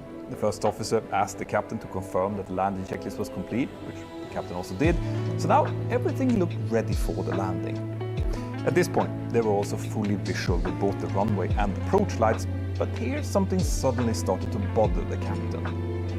Remember how the AFIS officer had told the crew that all of the lights were on at 100%? Well, 100% is a lot, especially in good visual conditions at night, and the problem with that is that on top of being blinding, it can also create an illusion of the runway being much closer than it actually was. In this case, the runway also had a very slight upslope, 0.65%, and the combination of these two factors could give the visual impression of the aircraft being high on approach. Now, this type of illusions can be easily counteracted by just looking down on the instruments who would confirm that the aircraft is actually where it should be. But remember, the captain didn't have the ILS tuned on his side, so he couldn't really make that quick verification. The other thing that would have been worth doing here was to make a quick radio call, saying dim lights, which would have instantly caused the AFIS officer to reduce the intensity of the lights down to 50 or even 25%, but that was not done either. Instead, the captain now told the first officer to descend slightly below the glide slope. In response to this, the first officer disconnected the autopilot, but he kept the auto throttle engaged. He then looked down onto his instruments, where he saw that he was perfectly on the glide slope and speed, and likely just disregarded the captain's order to descend below, which I fully understand. You see, an ILS approach is constructed to be followed, and it's only really during the very last couple of hundred feet where the ILS signal can be partly disregarded in favor of outside references. The idea is that this will lead the aircraft down to a height of 50 feet over the threshold, which will then lead to an air distance of around 300 meters over the runway before touchdown. This distance is included in the landing distance calculations, and it's important to have this buffer in order to give adequate margins for potential short landings, for example. Because of that, even though it might feel tempting to go below the glide, especially on short runways, this is not the way to do it, and I'm guessing that the first officer was well aware of that. This was especially true here, since this runway was 2,500 meters long, which was more than enough for a normal landing. But the captain was not happy with this at all. So he again told the first officer to increase the descent rate, and when that didn't happen, he decided to take over the controls and to just do it himself instead, which happened at a height of about 150 feet, so literally seconds before the aircraft would pass overhead the threshold. Now, to be clear, the captain had all the right in the world to do this. It was ultimately up to him to keep the aircraft safe, and I have taken over the controls at low altitude many times myself, especially when training new cadets. But when you do, it must be done for the right reasons. In this case, he was taking over an aircraft that was fully stabilized, on speed and exactly where it should be, and he did so at a very critical point during the approach. This sudden takeover likely came as a big surprise for the first officer. When something surprising happens, it can sometimes take a few seconds to rearrange yourself. I'm gonna be the one flying. As soon as the captain took controls, this would have immediately turned the first officer you don't have to which meant that it was now up to him to monitor all flight parameters and to call out anything that didn't look right. And there would soon be a lot to call out. The captain, who was still suffering from the illusion of being slightly high, realized that they were now so close to the runway that increasing the descent rate was not really an option. So instead, he decided to aim slightly further down on the runway for the landing. But the problem was that as soon as he had taken over the controls, someone, either the first officer as he removed his hands or the captain himself when he took over, had inadvertently pressed the toga switches, which meant that now still engaged out the throttle went into toga mode and started moving the thrust levers forward. This was not noticed by any of the pilots, who were now both likely looking outside instead of monitoring the engine instruments. And what that meant was that the thrust I knew it, I was just trying to find what was causing over speed, basically full thrust over the 6 seconds. And since the captain was still aiming to land, this meant the speed now was initially 149 knots while pushing the aircraft above the path. As the aircraft screamed in the runway with full go-around thrust set, the captain soon realized the problem and manually forced the thrust levers back into idle. But he still didn't disconnect the outer throttle. Yeah, but give me the speed was now 155 knots, 24 knots over the intended approach speed, and the aircraft was descending through 30 feet whilst passing the intended touchdown point 300 meters into the runway. And since the outer throttle was still active in go-around mode, the thrust levers almost immediately started going up again, settling against the captain's hand with an EPR of around 1.4. Now the captain was probably fixating at this point on the fact that he was not below him, and he therefore pitched forward to try and force the now completely unstabilized aircraft down onto the ground. At only 5 feet, this caused a nose-down attitude of 1.4 degrees, which was much steeper than the normal attitude, and at that point they had already overflown 900 meters of the runway. Now they were already way past the touchdown zone, and the only real option here was to go around. And it would have been up to the first officer to call this, since the captain was clearly suffering from get-there-itis, but the first officer said nothing. The aircraft finally touched down, but it did so on the left side of the runway and with the nose gear first, which is an extremely unusual thing for an airline. The nose gear is the most fragile part of the landing gear, and a touchdown like this could have easily broken it. Fortunately though, that didn't happen, and the main gear soon touched down as well. But remember how I'm making the plan, damn it! Well, this fact meant that the ground spoilers didn't activate, so the aircraft was now thundering down the runway, still with forward thrust and 20 knots faster than it should be, and with no spoilers.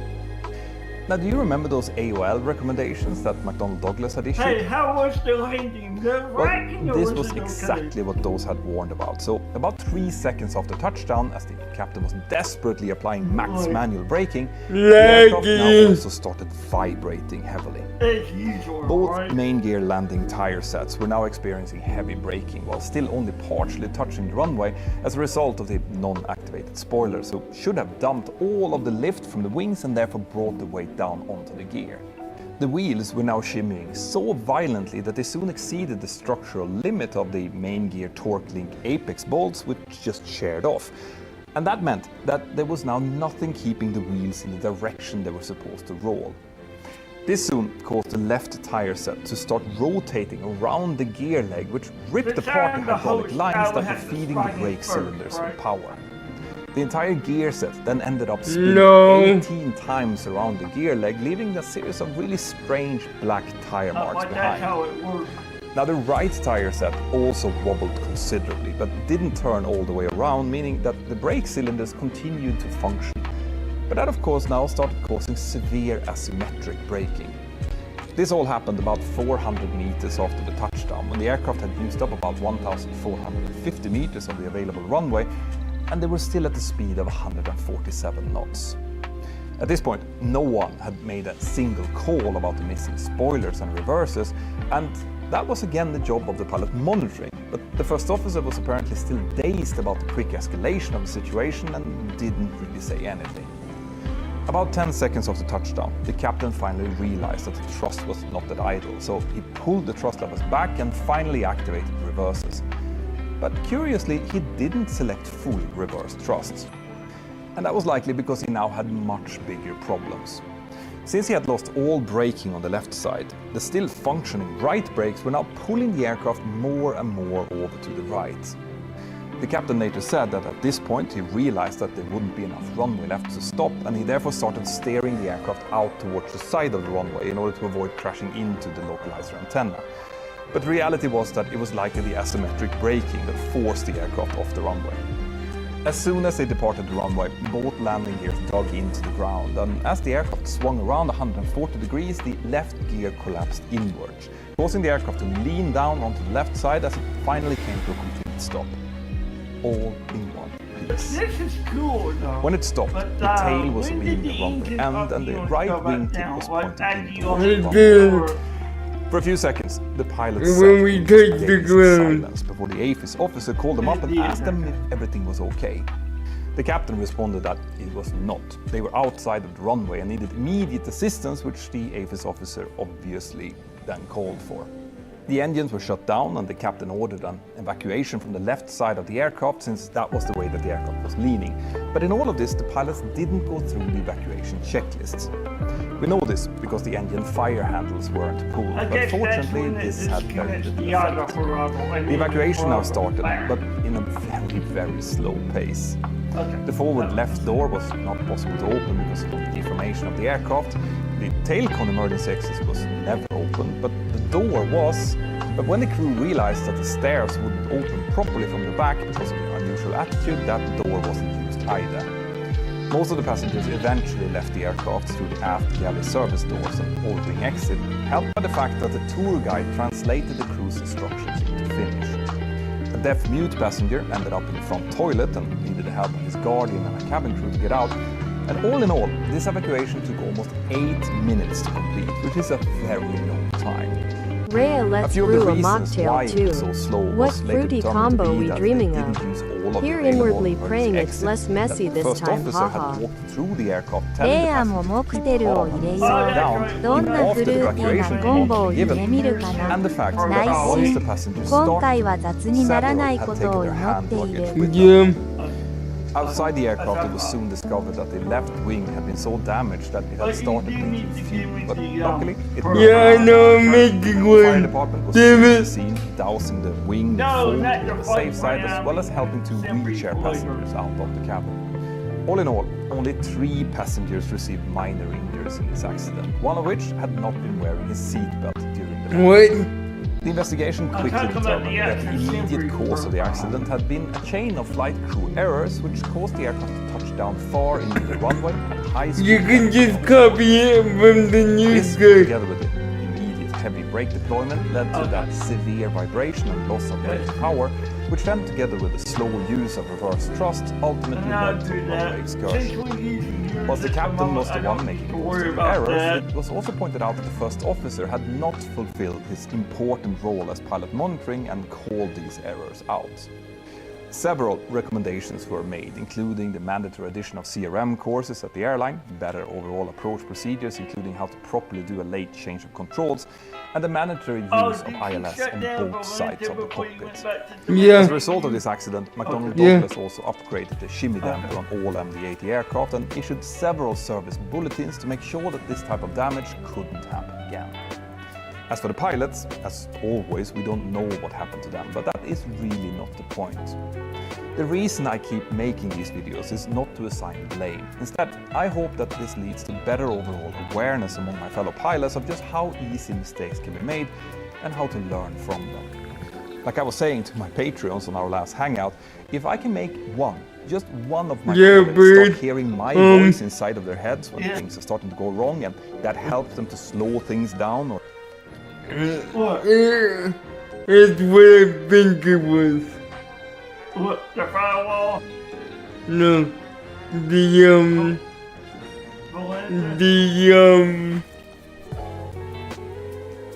whatchamacallit. The memory. Welcome You're talking to about the the memory first issue, video right? of a 3-part series on how to fly with another person in the same aircraft on You're Microsoft talking Flight about with Simulator 2. filling up around because of the apps being open when you go back to the main menu like you were talking about earlier. Yeah. I knew it had something to do with that because it behaves every time I It's call not Valantis of it's the map API. That's what I mean. It's- But not, It's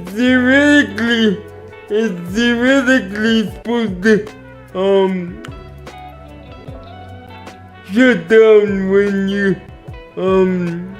you go back to the main menu, but it doesn't. It's bugged. but what is shutting down the Valanta and the other programs do? That kind of forces it to dump.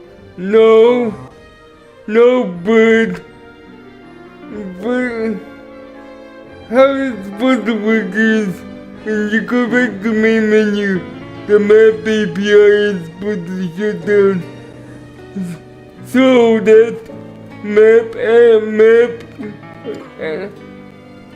add-ons can still be open when going back to the main menu.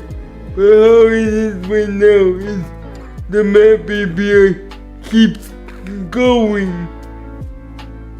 And it keeps going when you go back to the main menu. Do you understand? Yeah, I do. I get it. So that would explain why I shut the programs down before I do anything actually helps. You're shutting down map programs, and it doesn't help the map API, but what it does is prevent the map programs from receiving the global data from the map API, which is supposed to shut down as you go back to the main menu, but it really doesn't. And then once you're at main menu,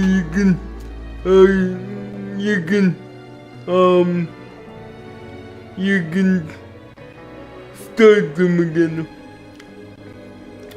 Now the overlay doesn't apply because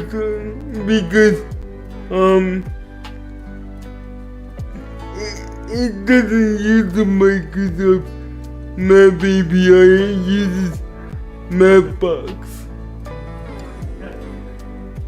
But the reason why it lags the sim when nothing's connected to it is trying to find said IP.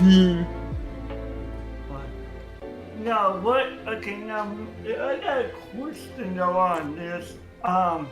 For example, how does this affect with like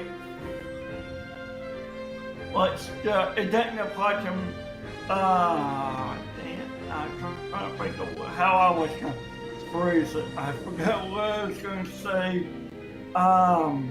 Now the one question I do have on it is, since you were talking about that, like, does it doesn't affect New Sky because it's not map, it affects the New Sky's got its own map, it uses Mapbox. Yeah. Okay, now what about FSTL? That's one, does it affect that? No. Okay. It's just the map API already shut down is broken. How long has it been like that? Since the beginning. And nobody at Microsoft's been able to fix it? Well, Well, I didn't notice it because I didn't start using Valenta. Okay. But then how come some people don't have the issue but some Because they have massive amounts of RAM. Like me, I have 32, but I'm only doing 60. No, you have to have 64 higher not to feel any effects from it. As I told you, Luke is able to go back to main menu with no problem because he has 128. Okay, and then when does it dump? Only when you close the cell? Yeah. But closing Valenta or anything that uses the Flights and Map API before you go back to main menu makes it shut down properly. Okay. For some reason, it's supposed to disconnect the map API and then shut down as you're loading back, but it doesn't for some reason. Because you're supposed to be able to leave Valenta open without doing that. Yeah. And I usually leave Valenta open going back to the main menu and don't usually get affected by it. But you see, I have an odd number RAM. Oh, the odd number round kind of makes some more. It's not 32, it's 28. Okay. Gotcha.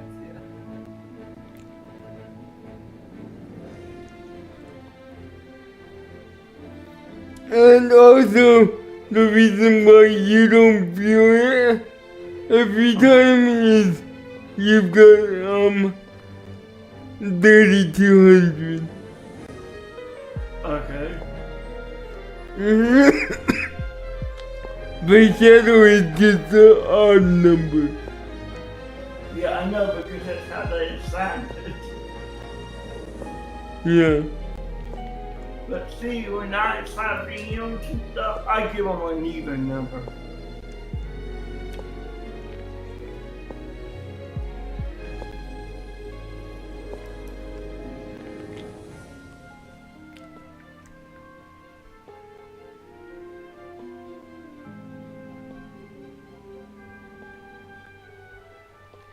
Okay, note this down.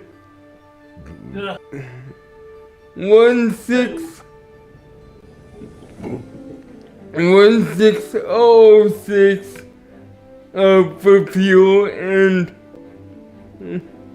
2474 for Okay, so 106 what? 16006. Okay. So 16,000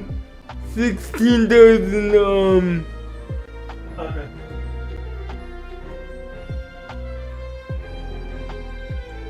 Oh, you sent me the front plan yet?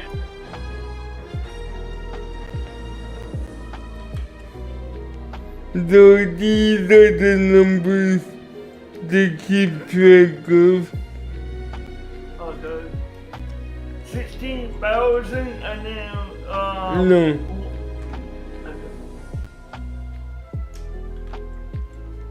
Okay, and what's the flight plan?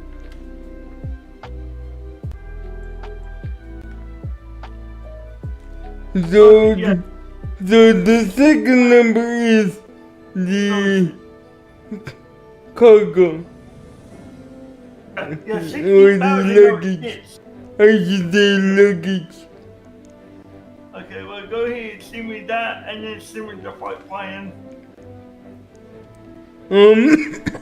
And the plane number is, let me check,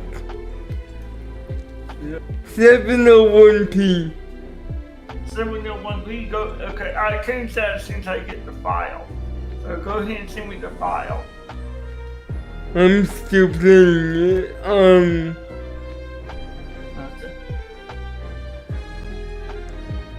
You said 106P, right? No, 701. 701P, gotcha. 701P. Gotcha. And that's the same.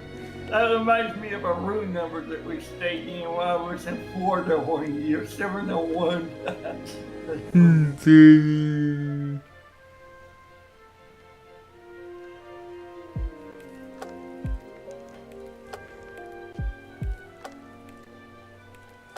You know we're gonna be a little bit over, but it doesn't matter much if we're over just a hair, does it?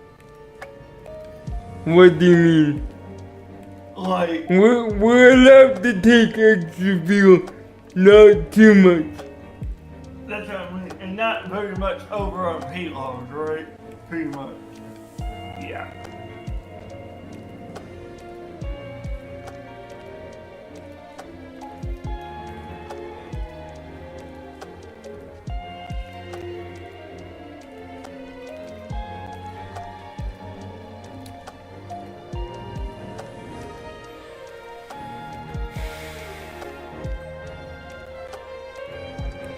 Well, how you liking this so far? I'm liking this.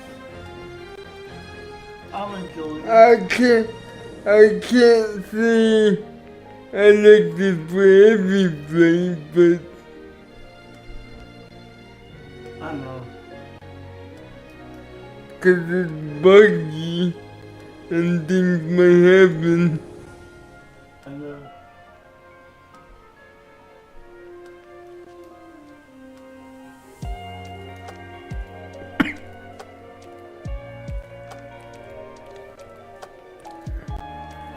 And Robson said use at your own risk. Yep. And then he said for scores that are affected by using this, he's not responsible. He won't do anything. Yeah, I'm not. But that was a quick one now.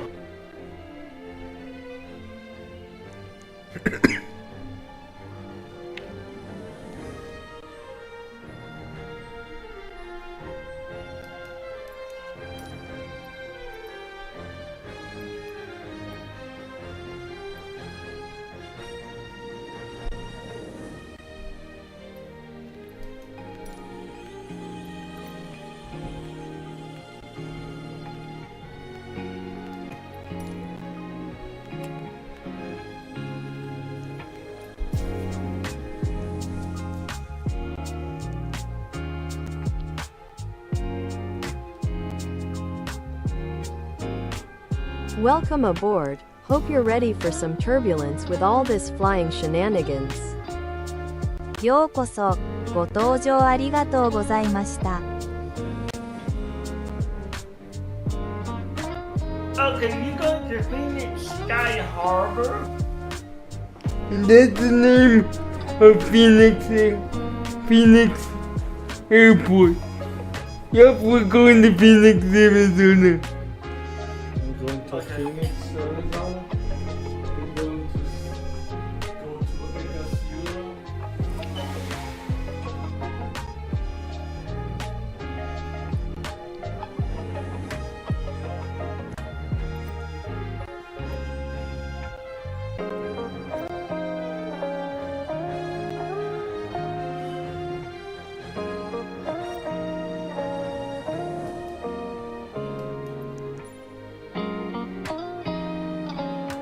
Okay, gate B33. What? B33. Bravo 33 for Okay.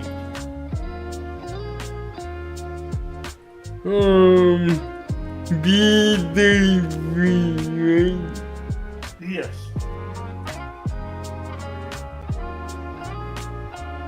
And where is that? Oh, I found it.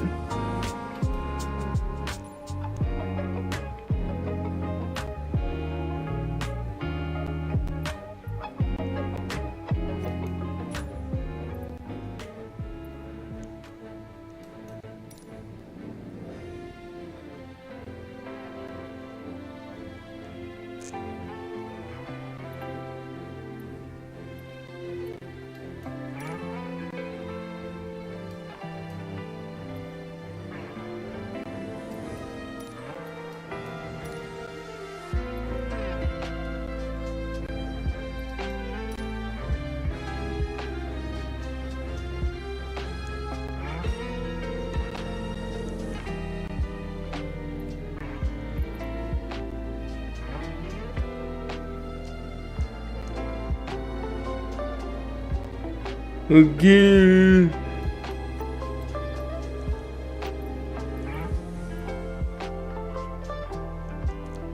B33.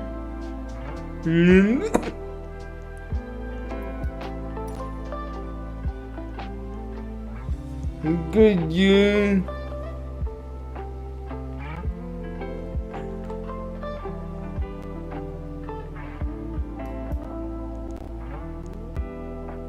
I'm spawning in the seal now, alright?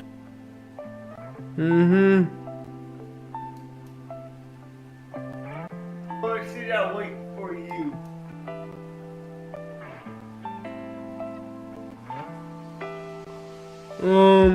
Wait.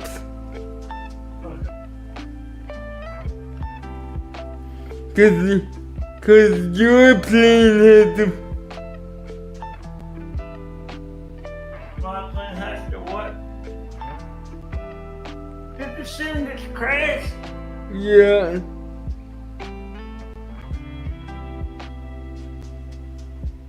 What? Is it because I didn't spawn in first? Okay, maybe you have to spawn in first. I'm spawning in now.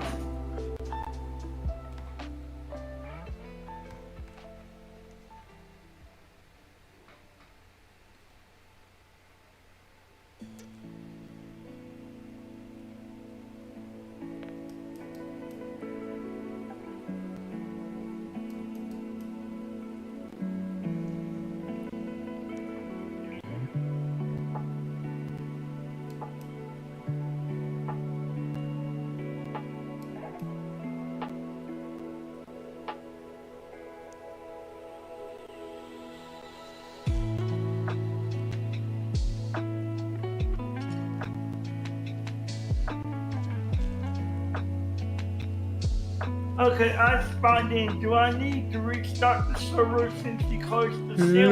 No. Okay. No. Okay.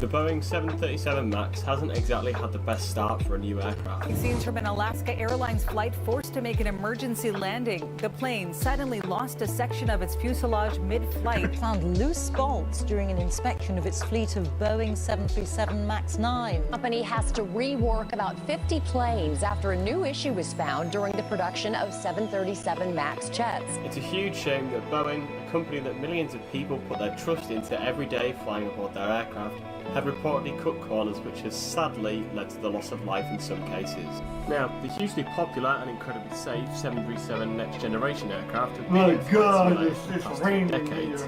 However, with the MAX being released towards the end of the 2010s, we're limited on the options in the simulator.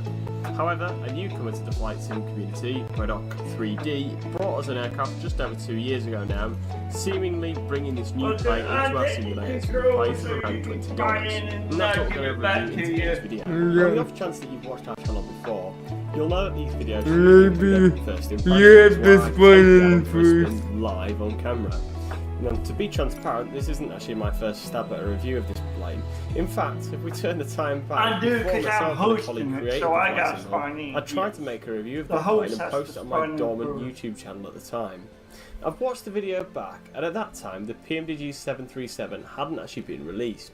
But my primary point was, at that point, you could purchase X-Plane 11 on Steam and install a free Zebo 737 mod and still have a better 737 than what the $20 737 Max was, and you'd also get a full-on simulator alongside it.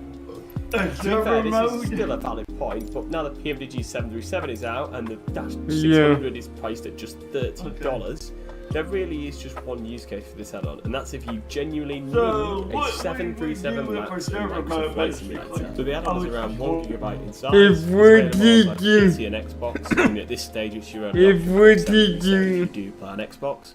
It comes with 14 liveries: the Boeing livery, American Airlines, Lufthansa, Ryanair, British Airways, Delta, KLM, Norwegian, Southwest, USAF, Varig, ANA and EasyJet. I'll get the bad bits out of the way first. It seems to be using systems from the Turbo 787 and A320 in the cockpit, and all the custom textures are quite low quality. You can see the to train you most about the I'm pretty sure it's the font that's being used that makes it come out this way, but it just does not look it's a key system that pretty nice. Jump from the A320. I don't think it's a terrible job. Whilst we're on the bad points, I'll raise something that takes away from my experience at least, and that's the oral warning systems on board, or rather the lack of oral warning systems on board. Take the PMDG 737 on a joyride and you'll be blasted with 100 radio altimeter, wind shear. Now I don't know how the licensing works for SimAddon, so I'm not sure why these alerts were not added. I know some people are probably thinking, why am I comparing a study level aircraft that's been around for decades with an add-on that doesn't claim to be study level? And the reasoning for this is just the current price of the PMDG-600. It's hard not to raise points such as missing systems and low quality textures when, for the price of a McDonald's, you could just have all of them. Now, it's been a good while since I last flew this add-on, so now I'm going to cut to the first time back in this aircraft for an honest review. And in this case, I've been using the PMDG 737 as my primary aircraft for flights in the sim, so I'm able to have some good insight on the differences.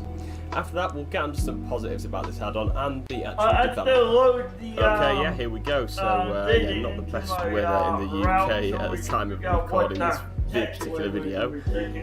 But yeah, I have to say, it's out of this, I was going to say remote stand, but it looks more like next to the maintenance hangar at East Midlands, where, to be fair, I believe a lot of aircraft come here to get their liveries applied. I know that Jet2 uses them for their new A321 Neo aircraft they have. And just like I said at the beginning of this video, I think that the outer model, especially from this distance, looks great. Shame about the wheels, but yeah, the engines, even the tail, I think the reg is in the slightly wrong location on this particular livery, but yeah, it doesn't look a terrible job at all. Obviously bar the wheels, which I'm nearly 100% certain are from the A320. I'm going to have to compare them side by side, but what we'll do is we'll hit fly, and I believe the aircraft should be in a fully cold and dark state. And so I made my way through the setup of the plane. The only issues I really saw was the overhead panel not being quite right and some of the click switches been a little bit fiddly. But I did manage to get the plane started up, and there are checklists built into the simulator for this particular aircraft, although they are the exact same as the A320 Neo as far as I can tell. After getting in the way of this Jet2 737-800 and then going to the wrong runway, I was finally ready for a full power departure out of East Midlands in the 737 MAX.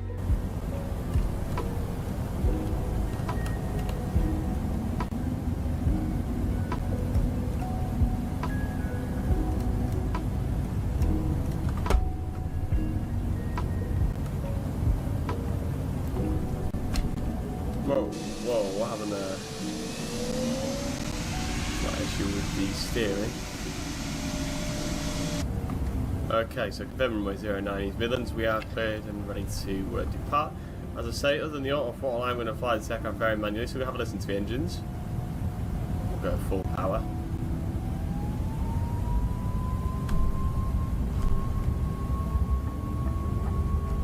As you might be able to hear, the sound seems to be from the Azobo 747-8i. We are accelerating very quickly with full engine thrust. V1. Straight into the air, well before VR. Lovely. Positive brake, gear up.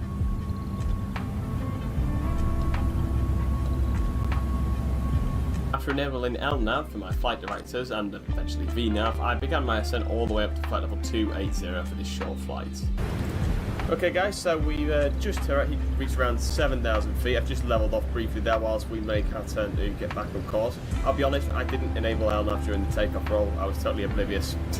So yeah, I was a bit confused why the flight directors weren't updating because I didn't have the LNAV path selected.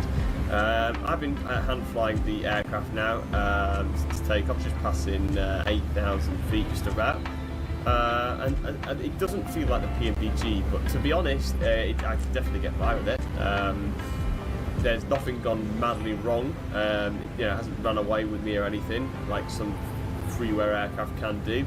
It was a rapid takeoff, probably because of I'd imagine it was low weight distribution and the fact we could just complete full power rather than just our takeoff thrust. The sounds aren't too bad, but I'm pretty certain they're from the 747. I have to go and check. Passing 10,000 feet down, and say what we'll continue the climb, and we'll configure the autopilot in just a second, just so I can get a little bit of footage. But yeah, overall it's not too bad. And to be fair, just flying the aircraft, I'm in the immersion of a 737 MAX. It's just a bit of a shame about some of these displays, like the sort of sizing of them. They've obviously been increased in size, and it just looks maybe a little bit comical. But we're around 11,000 feet now. We'll continue the climb. Okay, now how do I get to the runway information from the foot plane? I got the map up, but it's not giving me the runway.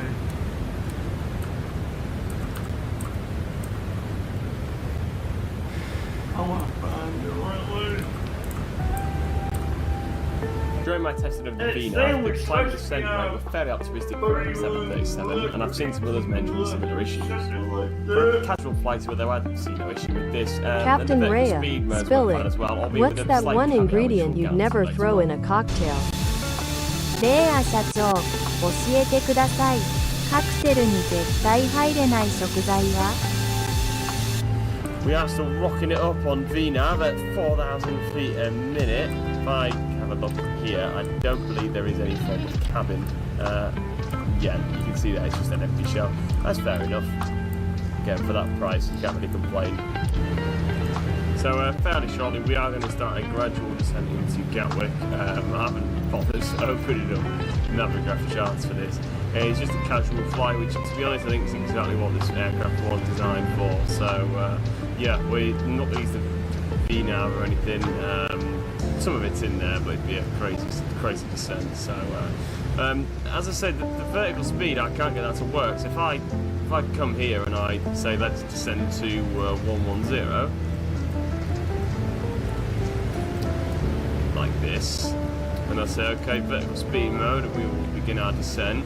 You can see that it's working here, but I've no vertical speed here. The VNAV comes up, but the vertical speed doesn't, and the button just says it's switched off, but it evidently is switched on. That's the speed. We'll come out of there, and we will select. We're going to get rid of that heads-up display for the time being, although to be fair, it does add to the immersion. It's definitely a nice feature that they've added in. And we will begin our descent. Whilst we're at it, let's just go sit down. I don't know how they've got away with that not putting the sound in. It's even in the default aircraft. But anyway.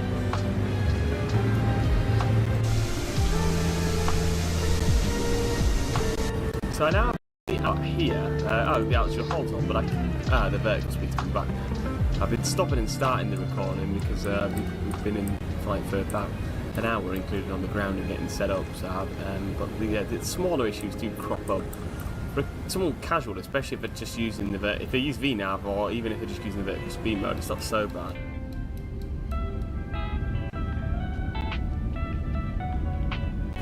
I'm not entirely sure what's happened to the path. It's like it's going straight to Gatwick. Runway 26 left. Okay, that's not good. Why did that happen? There was a perfect path there. Ah, that's 26 left. Golf. Yeah. Can we get that back on track then? It's making this left turn like it should do.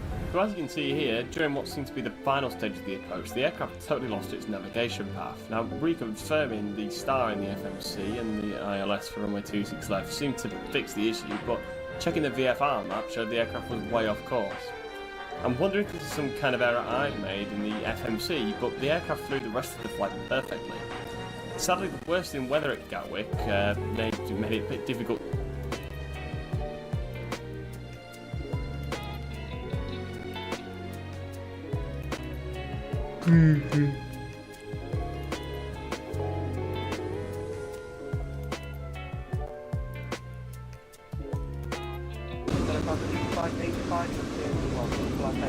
Hey, what is up, everyone? Air Force Proud 95. Airport Hey, diagram that's here. you. So we're expecting I'm 7 sorry, I'm left, having trouble getting the 12,467 actual feet airport available. screened up From there, we're going to be Phoenix, looking like, put on the for roof. whatever gate.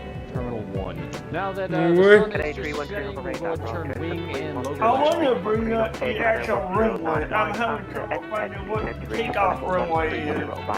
After NPET flight level 130 by Muscle, Air China 1095. Because it's bringing me Phoenix if I'm not on the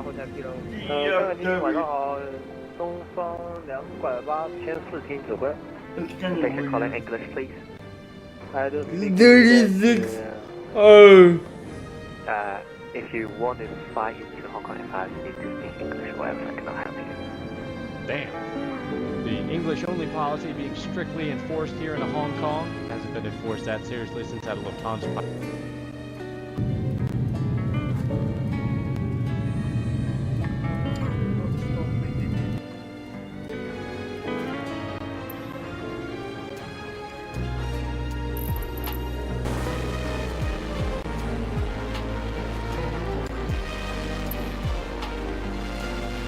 Okay, flight plan is in and filed. Cruise altitude 36,000. Oh my feet god, today. we got y'all. Oh my god, Oh I am my going into the God. terminal. No. Brace, brace, brace, brace, brace, brace. What the f is happening? Yeah. Here we go. Thank you. And Hey, YouTube Air Force Proud 95. Byrd, Back in Microsoft Flight I'm not gonna let you Simulator. do this Right off the thing. coast. It's currently a category 3, rapidly increasing to a Is category 4. there anything going wrong with the testing? We're just going to try to get a full Let's see, let's just say, going to conveniently be right considering the time right now, with Tampa departure, we can't Dallas, afford Fort any Worth, with a category 4 hurricane in the middle of us. Tampa departure America 23 heavy IFR Dallas with Charlie. American Well, I'm Roger, looking at clear the to the route. Dallas Fort Worth Airport, Dormer, Good, that's 30 departure, really air vectors, route, Dennis Falls, maintain 6,000, flight level 360, 10 minutes after departure. Departures on 118.15, squawk, 3516. Nobody's stopping us so far. Can't enter the V-speeds in the FMS for some reason, but our rotation speed today is going to be 182 knots. That's at flaps 15 and altimeter 2938 with 45 knot gusting winds. This is going to get ratchet. Well, we are clear for push and start. It looks like we're flying to Dallas. So 3 Avenue, push on Yankees, approved, facing west.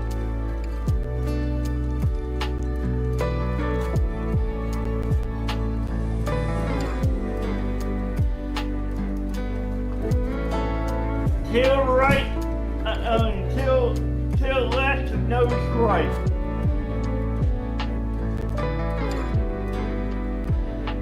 Got it? yeah. Because that's completely on the correct thing to get down to the runway, basically. Because you can go down beside the runway and just go down the whole length of the taxiway, basically. So you're going to want to go right for that because it's that's the side that's on. So it only makes sense. Now if you can go the other way, it's gonna be a longer taxi. I predict it's gonna be nose right, tail left, base stop the shortest taxi path. Dirty, right?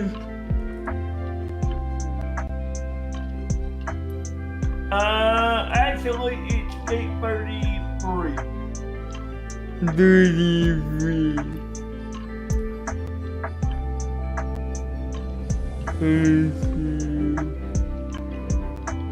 Well, we can double check it before we spot. I'm gonna double check with this and just make sure.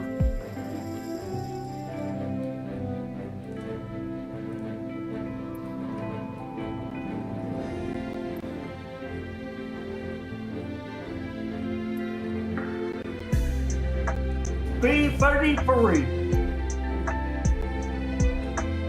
Okay, I'm the button again. It's towards the top. Oh yeah, I'm burning. And same green code. Yeah, I didn't stop it. Why? Okay. Spawning in now. You didn't disconnect it, did you? Cause I didn't.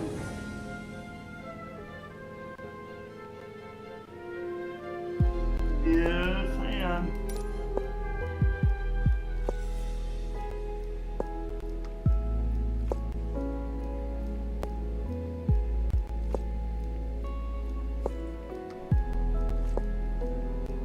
Yeah, just go check your shit.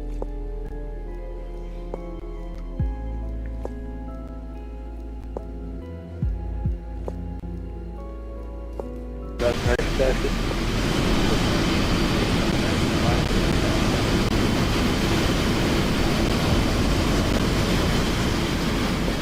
So FedEx is heading out to deliver some packages in the middle of a Cat 4 hurricane, but we have pushed back. We avoided the $200,000 high five from British Airways, so we're going to go ahead and call for taxi, connecting 19er right. America 23 Heavy, ready for taxi. Foxtrot gates. America 23 Heavy, runway 19 right. Holy crap!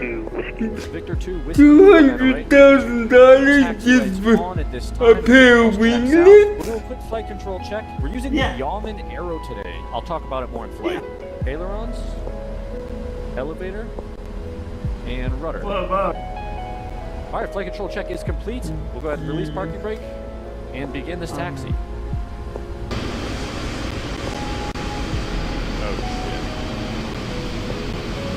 Oh my god! Okay, do you hear it? Looked like a minor elevator strike there on British Airways, but whatever. Delta did it worse. I mean, we didn't on top of it, but the crash now.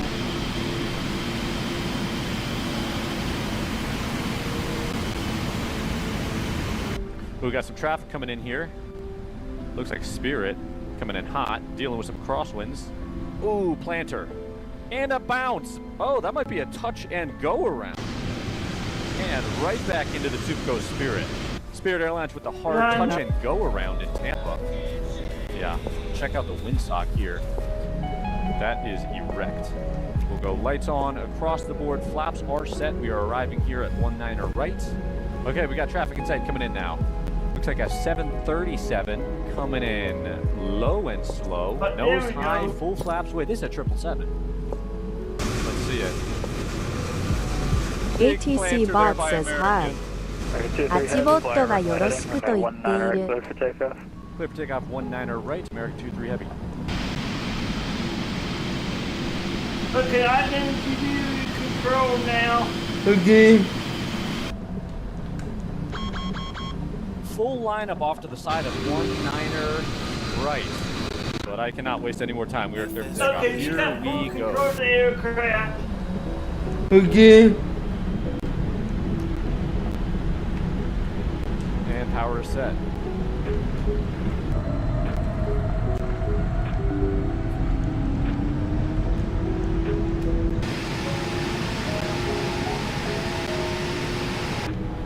I need to connect my things first.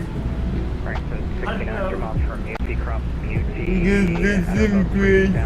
Cleared RNAV, runway 1 right approach. V1. And rotate. Hey, look at the nasty weather, boy.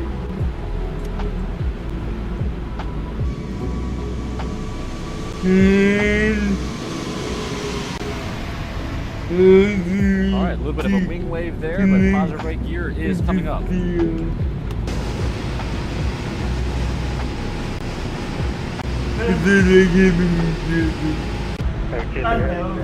Right setting 220, contact approach 18.15, have a safe flight. Did you need to turn 23 off heavy, 1,300 for 6. American 23 heavy, 10 No. departure to contact, proceed direct, psych, call maintain 1-2000. Direct psyched up to 1-2000, American 23. So we are in the suit and flying right now, yikes. We'll go ahead and bring our flaps up. Power comes back a little bit. We'll nose trim down Go slightly. ahead. Oh my god, why am I dropping out of the sky? Holy shit balls, shit balls. Okay, note to self, less focus on auto throttle, more focus on flying. Alright, we're still at 1,500 feet. We need to be higher. 701 combat is cleared to Sky Harbor Airport. American 23 heavy, command center offline, terminated change flight. Okay. Crew, have a good day. What you did? Here, Miami Center's offline. We're pretty much heading directly into Hurricane Helene right now. We're leveled off 6,000 feet, 250 knots. Do a quick look around at the weather conditions. Check it out. I've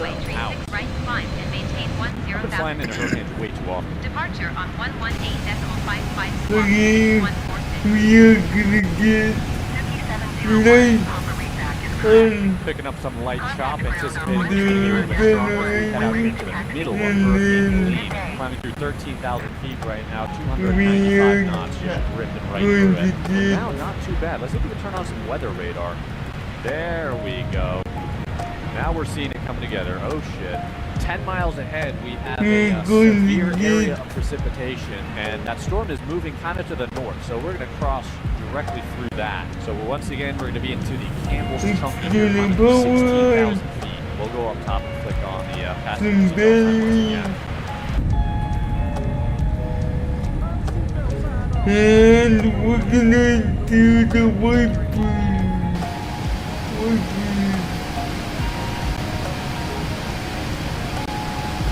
Okay, through flight level 180 now, we'll go ahead and reset altimeter, and that jumps us literally up 1,000 feet right now. So now we're through flight level 190. And as you can see, agency did not deviate us, or literally nobody was even talking about the hurricane. It's pretty much over Tampa right now. Every now and then you have pilots calling up requesting diversions around weather, and never has any of it. I can't do any turns tonight. You gotta follow the pattern, you gotta follow the traffic, go through the wind. Virtual, it's not gonna kill your plane. Well, we got kind of lucky. We've kind of avoided the severe areas of precipitation that you see on the weather radar there. Fuel is at 27. What's it know what? 27. Okay.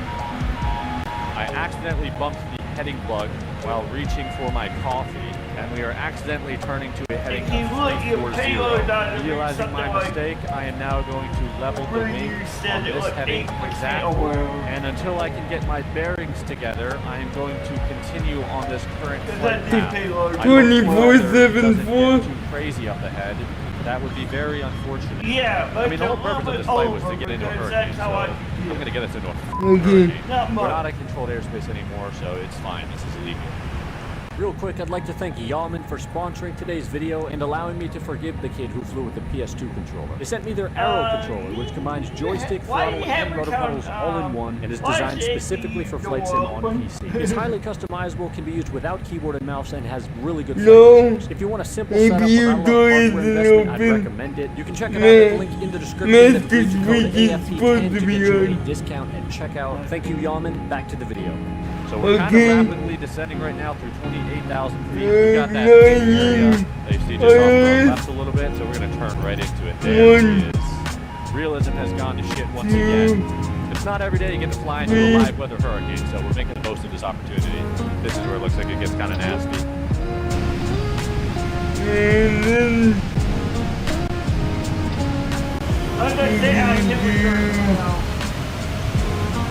damn, we are right in the Pepto-Bismol. 6,000 feet, 330 knots, just ripping through it. Doesn't seem like there's a lot of turbulence taking place. I can't reserve. Yeah, Yup.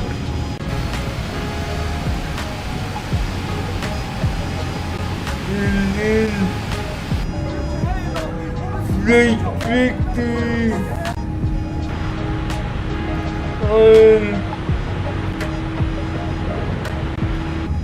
okay, now the aircraft is set up. I need to set up We're getting low. We're 1,200 feet. All right. We're done. All right, we're done with that. We're climbing back up.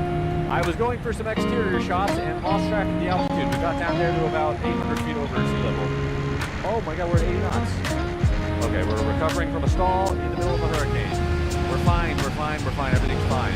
Standard stall recovery procedure for the American Airlines handbook. Okay, there's no terrain out here. We're in the middle of the Gulf of Mexico. All right, we're good. We're just going to follow the light and not stall the aircraft. We're going to turn back on course. Let's go ahead and go into our FMS, find our way out of this. We'll go direct Boston, execute that. Halftime show is over. We're now going to continue to climb back up to 36,000 feet on our way to Dallas. Is it me or did we just enter the eye of the hurricane? I don't know. This is gonna be a fun departure. Oh yeah. And this time, make sure you stay away from the FB on big so yes. Depression. You hate to see it. And it is now time for descent. 34,000 feet because we were unable to make it up to 36,000 feet. We'll pull the speed back slowly, 0.82 knots. We'll go up top, turn the seatbelt sign back on, and we've got an initial descent into Dallas Fort Worth right now. Dallas Tower is online. We're going to go ahead and get that set up. 12655 in standby, still on Unicom 122.8 for now. Beginning our descent into Dallas Fort Worth.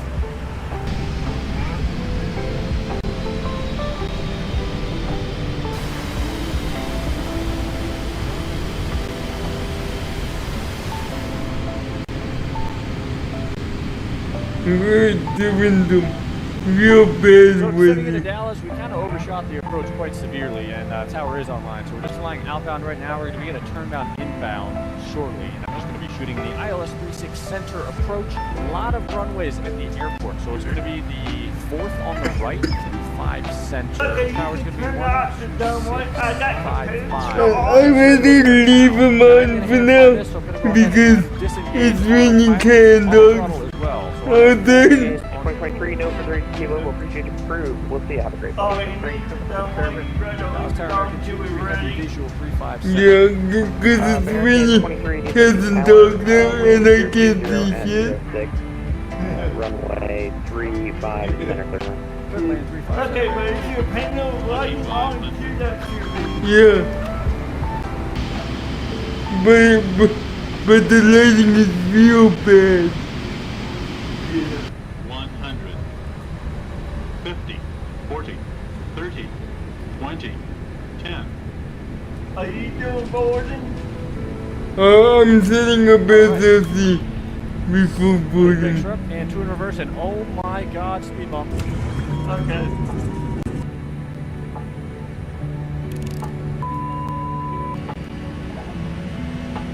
Okay, now SLC is connected to Jesus. Right now. Okay, well, I just tried to do a take 2 of a landing into Dallas, but I forgot to start the engines before I slewed up here, so we are now a Gimli glider. Going to go for the highway. We need flaps. Oh God, we're going to go for solely on the river. This is bad. Here's coming up. Oh my God, what is about to happen? AT&T is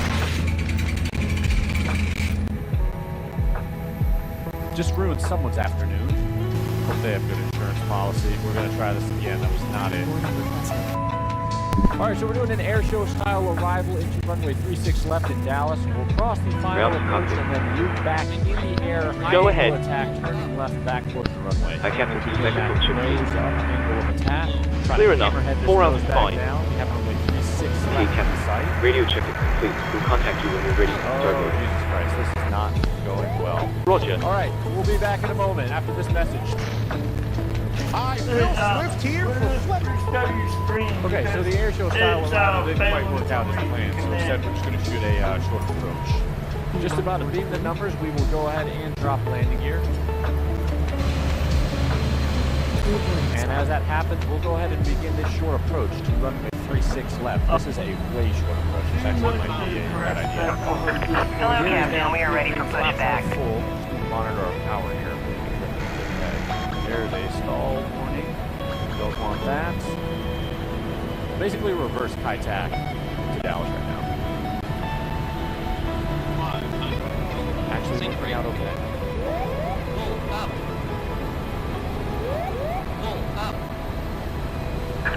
Departure checks completed. Bypass pin inserted. 20, 10. All right. Speed brakes, 2 in reverse.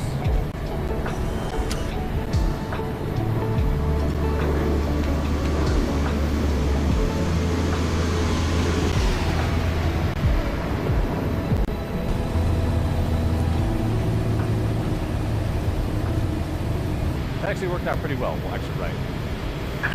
Locking gear. Passengers boarding started.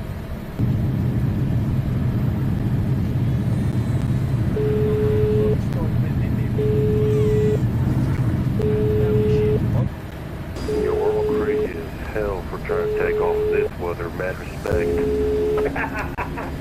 You're next plane 12. Hello. Be very careful on Good final. evening, Captain. The wind picks up in How the are you? 60s. Right Hi on there. final. I'm very well, thanks. Great. I'm just gonna fly over you. We're just getting ready for departure, but if you need anything, just give me a call. Thank you. No problem. 234, go. He screamed like it was real All life. stations prepare to start boarding. Amazon Prime just landed short of the runway. Giant 8052 clearing runway 1 left. Damn, you got off the runway already? It was actually, it's killing. Just be ready for it. Oh boy, alright. Can I set on a final 3 miles, manual landing? Hello. Hi, Captain. Minimum We've started boarding. Passengers are coming through now. Thank you. Because I can't see anything. Welcome to the club, pal. Oh, he's about to take out the runway lights. Should have drank more before doing this. Probably should have had. Oh, we know what. Okay, American 370. Oh, American's getting pushed in. Yeah. You have to see on you. Can be one of the You live in Tampa. That's the flag right now, though. You know what? Because I knew something was wrong because it was That's a go around. kept resetting to the 50 Can't even go straight. over and over again. That we were getting off on that flight and we see that. But wanted to see footage from the Hurricane Milton security event for Bathroom. Just took out all the runway lighting. It's crazy. Whoa. And the worst landing board goes to Delta. American 317 going around. Oh, no, what happened? Stand by, American 317. Over the runway going around. Sir, I'm on land. Back to Final short. Short of what? Hey! Well, there's southwest on the runway right now, so. Oh, This is about to get bad. Isn't there someone on final? Yes, Yeah. yes, there is. oh my He's God. taxiing across the runway. Will not be out of your way. He's right on the runway. Yeah, they did this as a charity event. Same for Hurricane Helene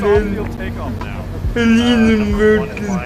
They did a Bathroom charity event where people tried to either go into the hurricane or land at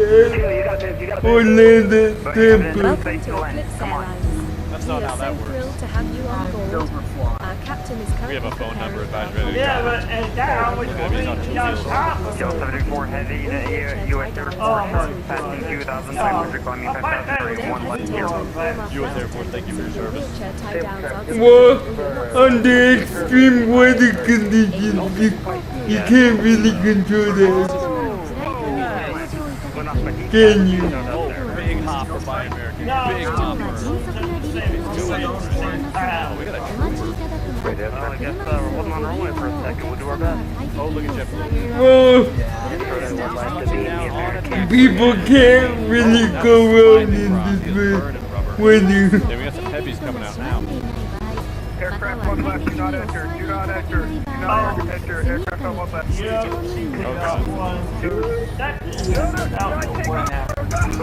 Alright, I'm just gonna fly over.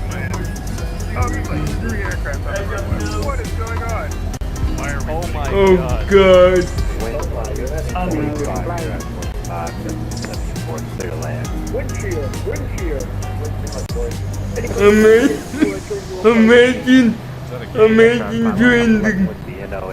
Imagine trying to go back in time こんにちは。 and play some 2024 and repeating trying to do this. It's gonna be interesting. Everyone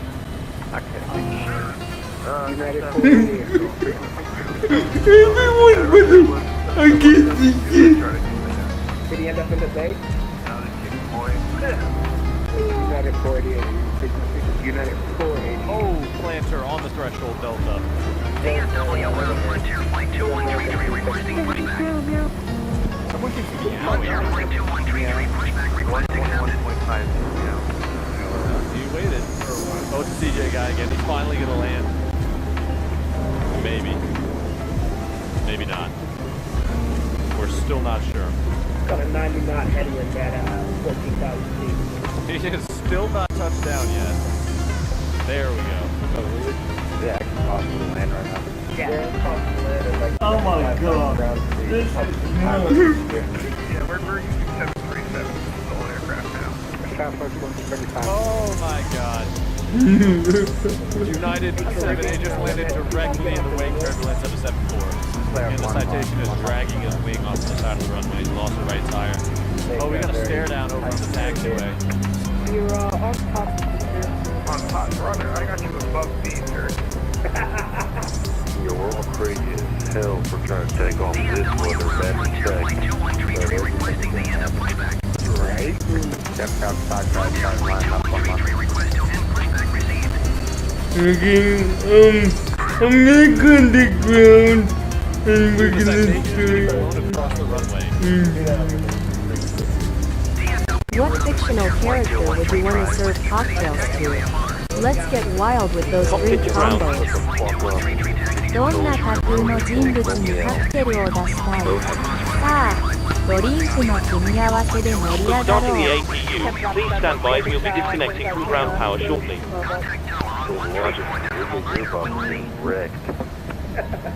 Tampa traffic. American 449 is on a 3-mile final runway 1 left. Tampa traffic. Polite. AI. Dude, you got a Piper Cherokee following a 777.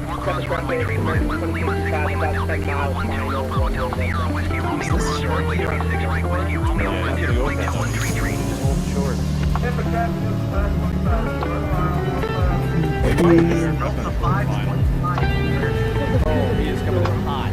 Dude, this is 250 at least. This is 280.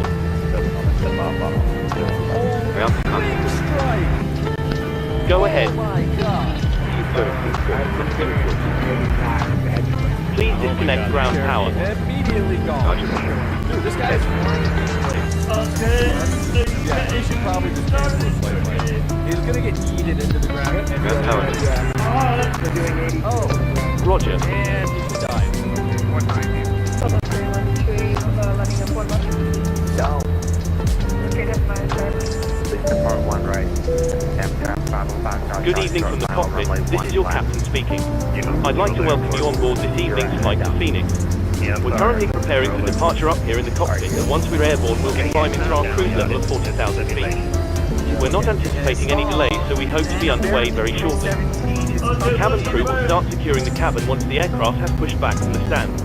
As we make our way to the departure runway, please make sure you're seated and secured as they make their way around the aircraft. The weather is looking good, so it should be a nice, comfortable climb up to our cruise level. What are you talking about, SLT? During our climb. What is It's a straightforward departure out of the airport, so nothing to worry about there. Not good. It looks as though the en route winds are in our favour, so there shouldn't be any issue getting to our destination on time. However, we will keep you informed throughout the flight if it changes. We'll be making a departure just as soon as the ground crew finish loading the baggage into the hold of the aircraft. If you can get seated and secured with your belts on in the meantime, that will speed things up nicely. Thank you very much for flying with us, and I hope you enjoy the flight.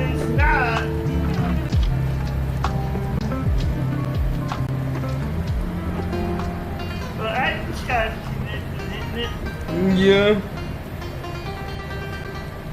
Oh my god, they need to update that pad to be working with us. Yeah.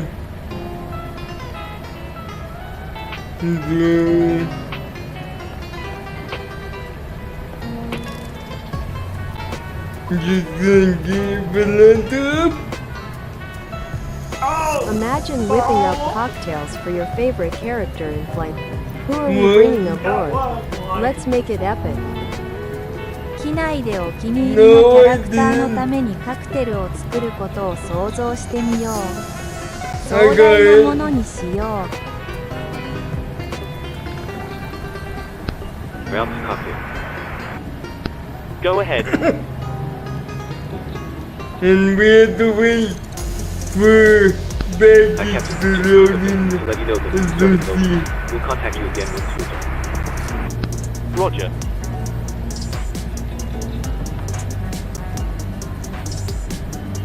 That's the auto panel, the auto boy, that's where the auto panel, the auto control panel, I got it.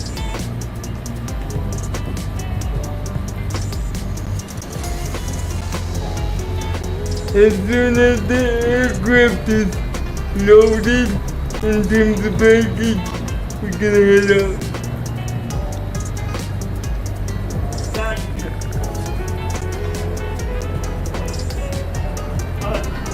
Why is it always you don't want to use the main menu?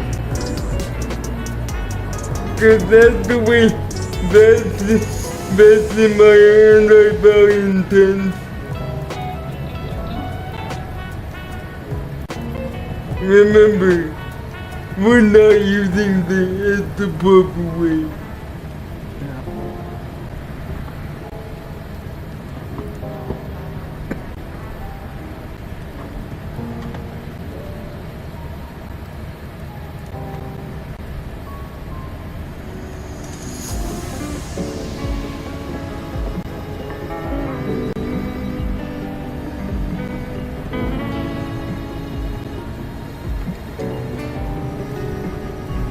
Come on, SLT, load the baggage. Is it loaded? No. Yeah, is this baggage loading in progress? How do you know when SLC hangs? Or is it just crash out? Okay, there we go. Now we can turn the integration back on, and Loading has been completed. Resetting the load sheet up to you. Contact you once the aircraft is close enough, then we fix it. Hello. Hi, Captain. Okay. no, it's only for the A319 because Thanks. Roger. because Okay, no baggage so bad. Excellent. I'll instruct ground when we're ready to remove the jetway, and you can go ahead and close the door. No problem. Okay, we're gonna begin first. Okay, and now looks parking brake when you know it. And It is. Okay. Go ahead. Nose right to left. Nose right to left. Yep. Release parking brakes, please. Yep, that's the way my face is. That's what we're going down. Release parking brakes, Release please. parking brakes. Ground solid.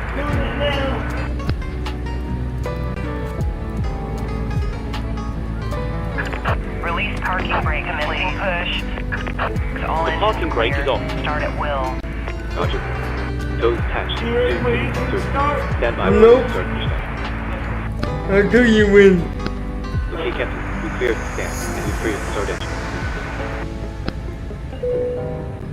Cabin crew, please arm doors.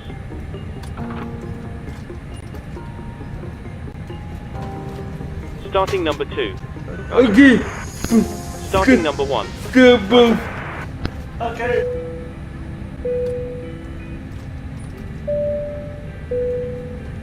ご挨拶フライトの安全を確保するため、機長は迅速な離陸の準備としてこのビデオを上映することを決定しました。乗客の皆様がこのフライトで怪我をしたり、困難な状況に陥ったりすることのないよう、ぜひご覧ください。お座席の上には大きなお荷物を入れるスペースが、前のお座席には小さなお荷物を入れるスペースがあります。お荷物の破損を防ぐため、荷物は正しい場所にスペースに置いてください。 You can do that.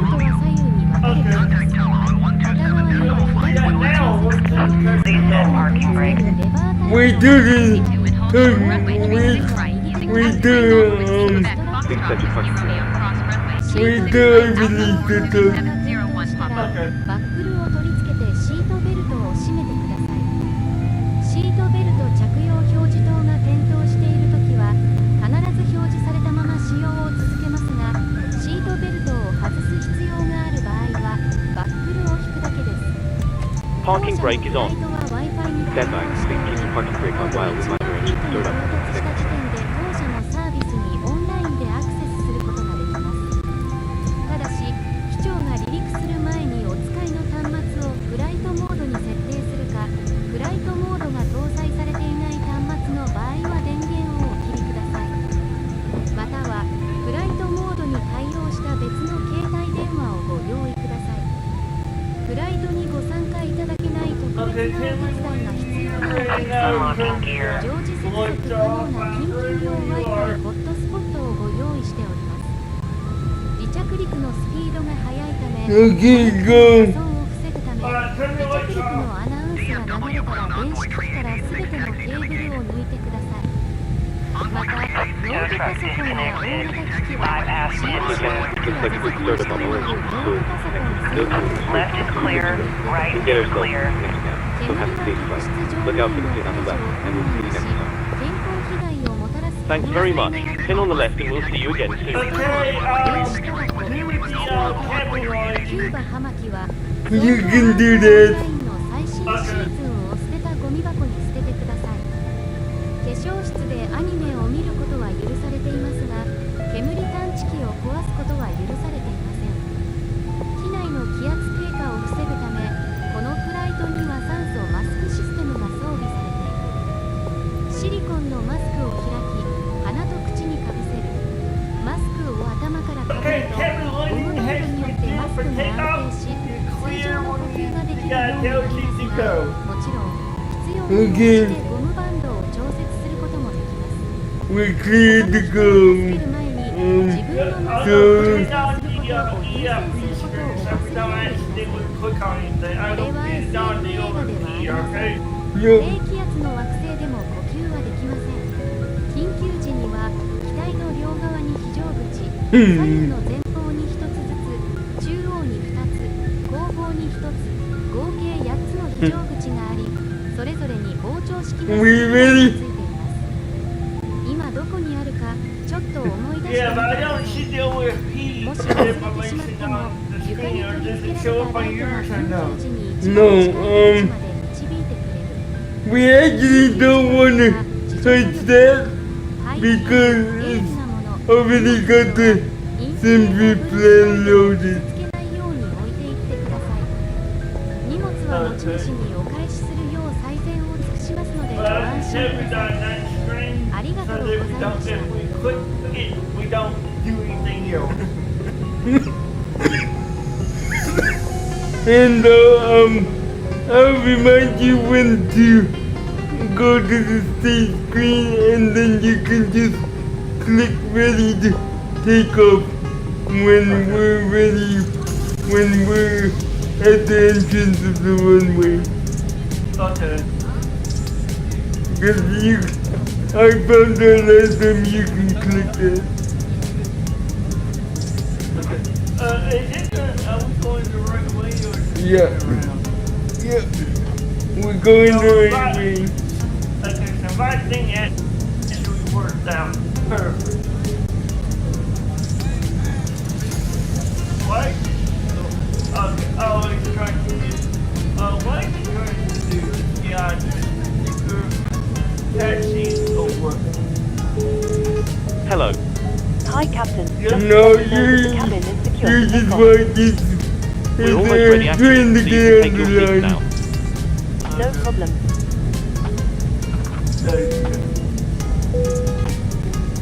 So I made a call checking the flight plan first. Ladies and gentlemen, because this is a nighttime flight, for safety purposes, I have dimmed the cabin lights to take off. Just we will be turned back on once we've completed our departure. Well, that's what it's for, Byrd. You dumb bird. No, I didn't know that it had the map. I knew it had the flight. That's what network pilots use, Byrd. Ah, got you.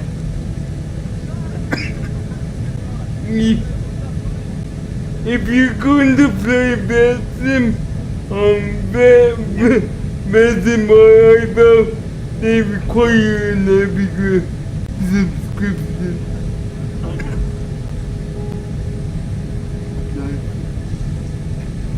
And part of your preparation, after you file a flight plan, you're supposed to go through all the shows. Because they expect you to know.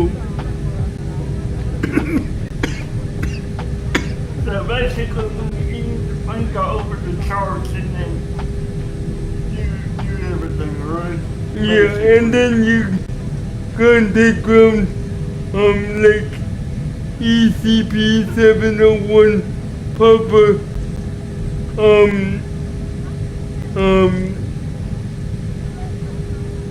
ready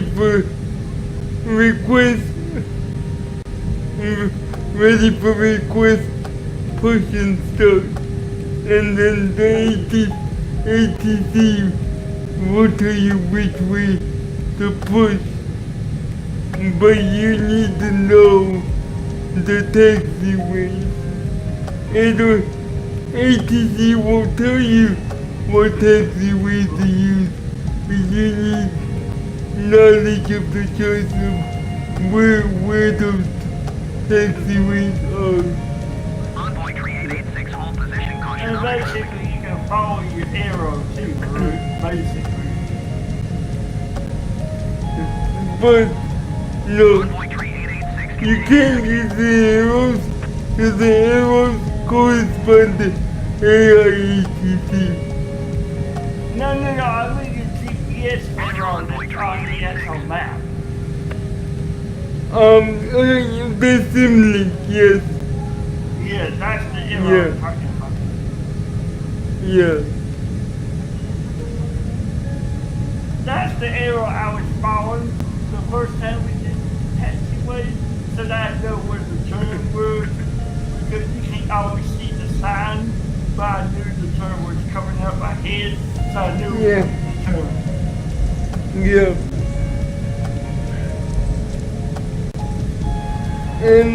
And Luke hammers that into his place. What, looking at the sim link? just using a navigraph chart in usual. Because you're expected to know how they use airport charts.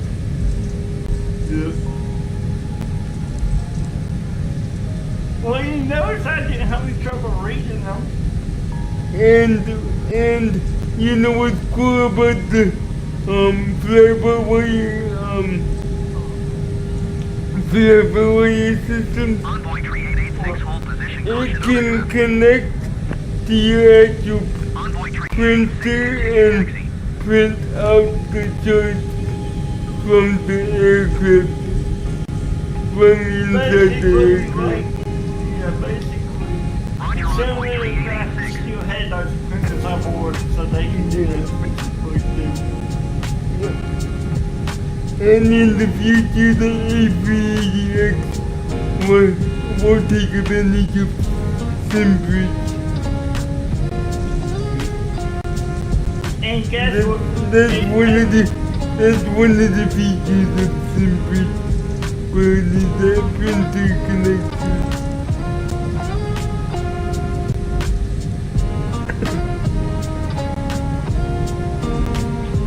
How they manage that? How if I know? Is it cool? Hell yeah! Good night. Good night, dear. See you in the morning.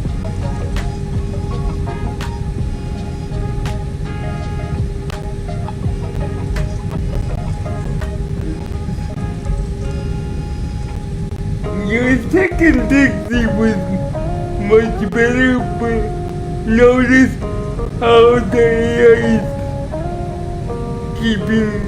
keeping the throttle near idle.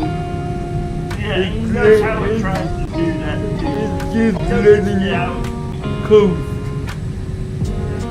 Did you notice how we're trying to do that too? Yeah. Your first taxi attempt was bad. What about the last one? How did you like that? That was more like it.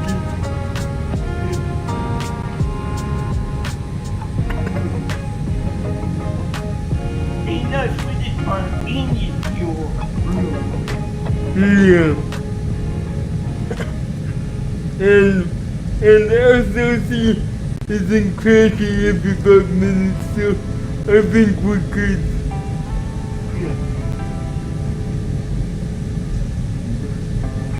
We are.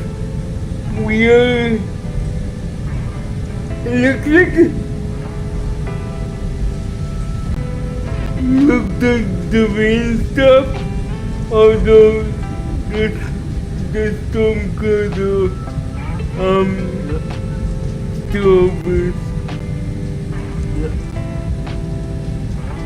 According to the Central Department.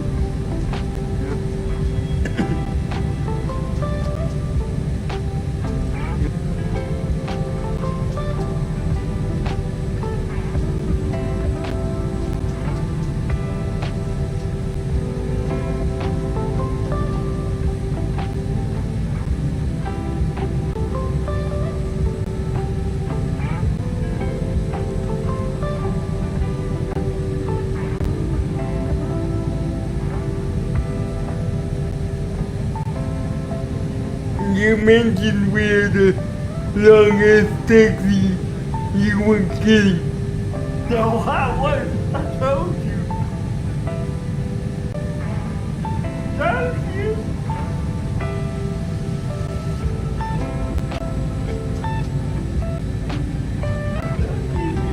I wasn't joking. And we ain't done yet.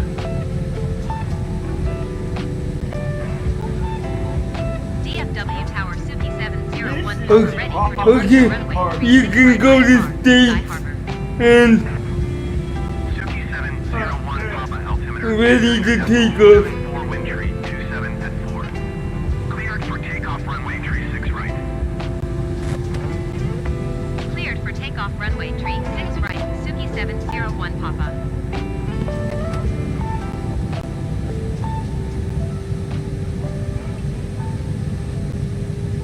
the cogwheel.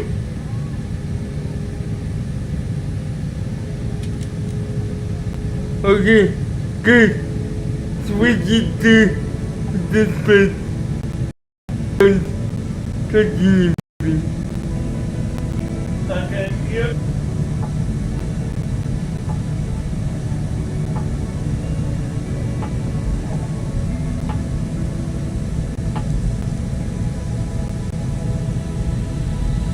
Okay, it said something down. Okay. Okay. Because you know what happened? I went off my monitor, off my main monitor to check the lantern, and the sim mouse was still on the EFD. So when I clicked, it clicked ready to take 100 knots. Okay, on the other part, it was just ought to be on the actual flight plan page. And that's the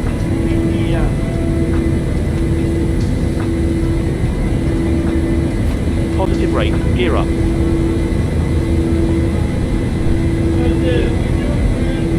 Okay, Byrd, landing lights off, taxi lights off.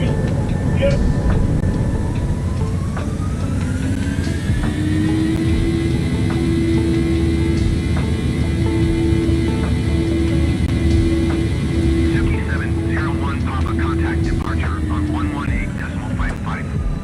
Good day. 118.55 Suki 701 Papa. Okay, there are. You might want to, Departure Suki 701 Papa is at 1,600 feet, climbing 10,000 feet. They went to. Radar contact, continue to climb.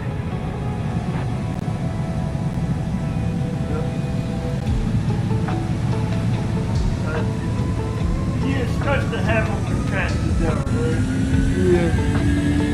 Okay, so they do retract.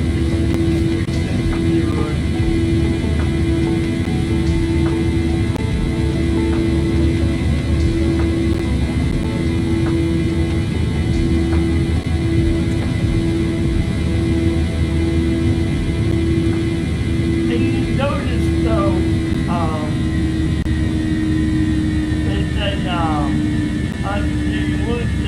it was the old ass tank. Yeah.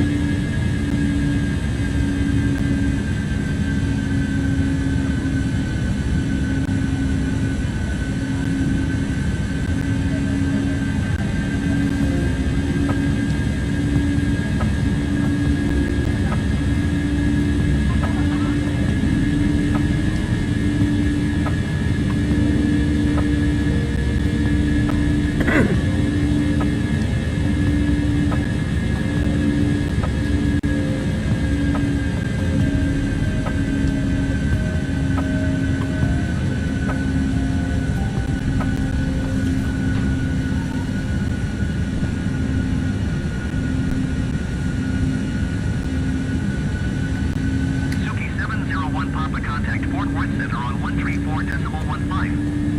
Good day. 134.15 Suki 701 Papa. Goodbye.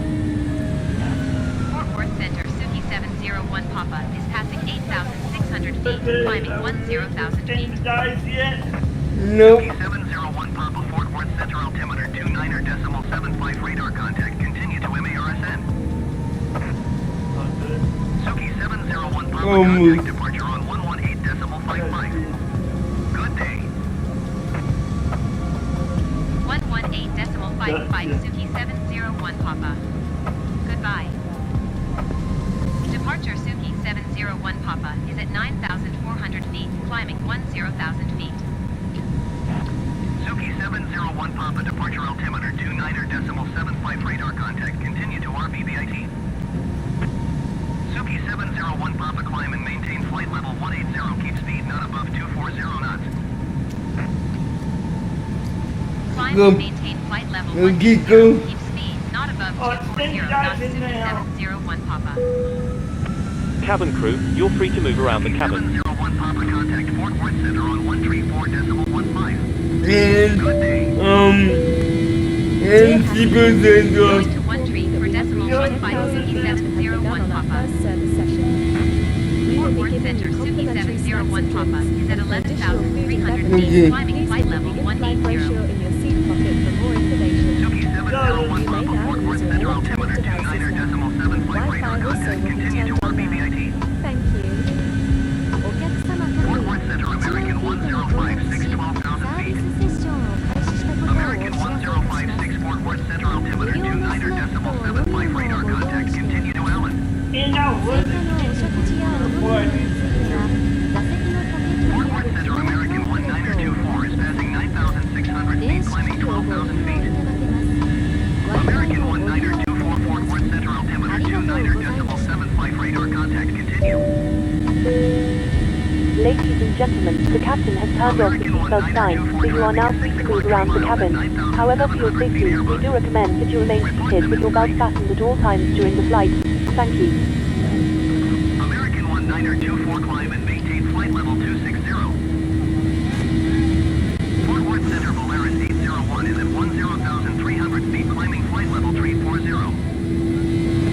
Polaris 801 Fort Worth Center altimeter 29.75 radar contact, continued in Ellen. Polaris 801 traffic is 12 o'clock 3 miles at 11,100 feet. Report them in sight.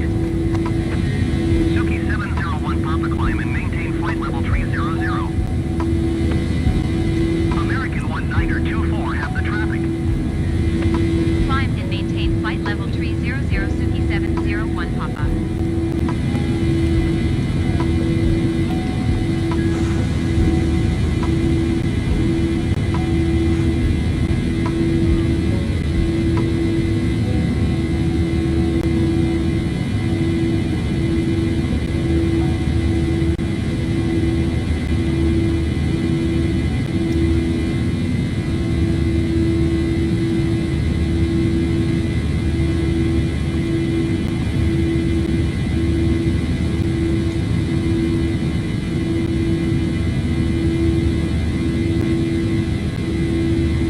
Descend and maintain 3,000 feet on point 3356.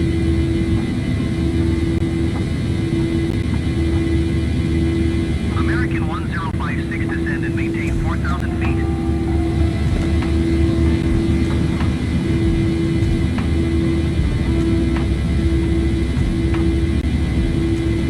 still I'm wondering what caused Sim Connect to go crazy. On point 3356, you are 11 miles south of BMW. Hey, Contact BMW tower on 124.15 when inbound on the approach. American 1056 contact approach on 133.15. Good day. Tower on 124.15. Cause it wasn't FSURPC, cause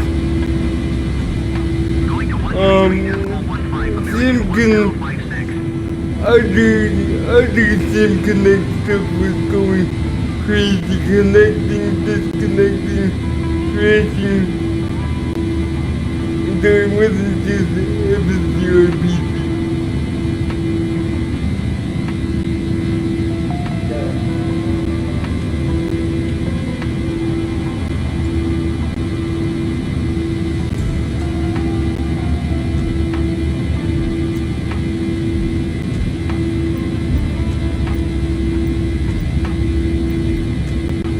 American 1924 contact Fort Worth Center on 127.15. Good day.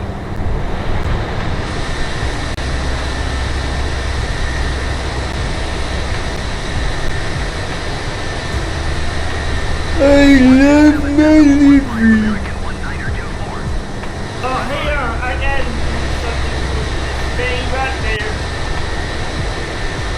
Polaris 801 contact Fort Worth Center on 127.15. Good day.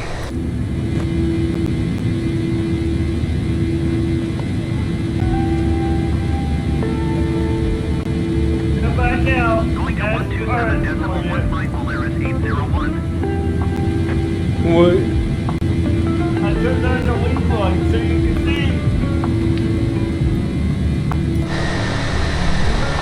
Yeah. I love my living. And even at night, it looks good.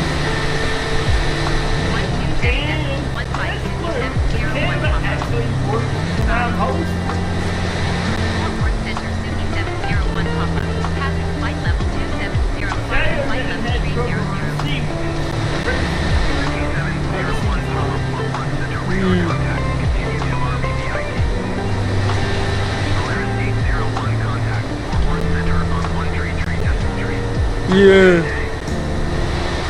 I see that.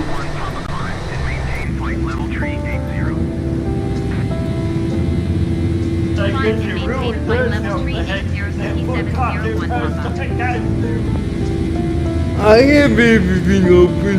It's just shadow.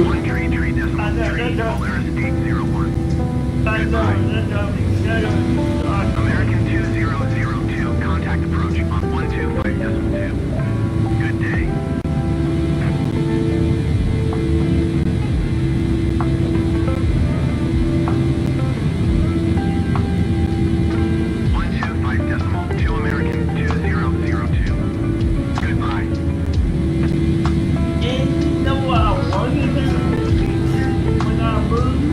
Ko-Fi's looking fine as ever. Support the captain or miss out on more fun flights.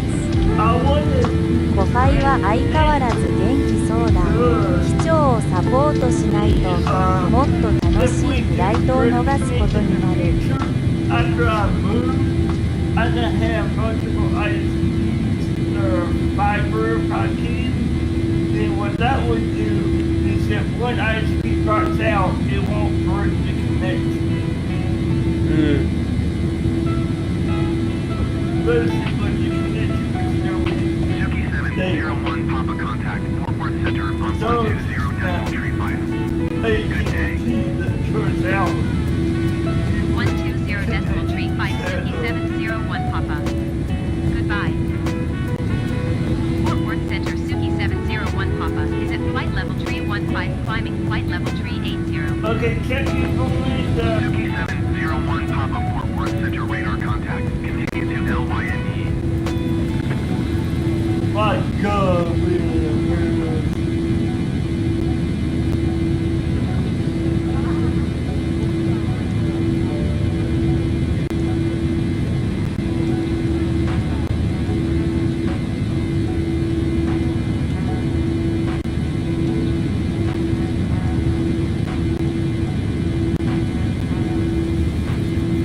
are you in 96? 97. Ladies and gentlemen, in a few minutes we will be starting the in-flight drink service. If you could please ensure all aisles are clear and bags are placed in the overhead lockers, that would be much appreciated. Thank you. Fort Worth Center, American 153, flight level 340. American 153, flight Fort Worth Center radar contact. Continue.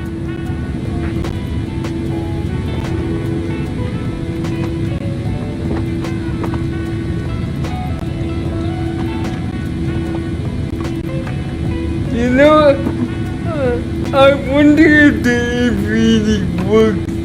We were just not doing it right. No, remember the upper panel switches didn't work, remember? But that's because we didn't know about keep control.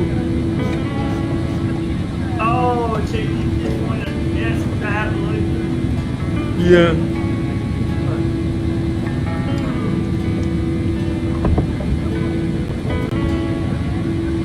But remember, it worked.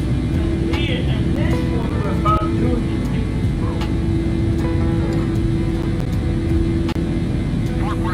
But there's no unflappable system.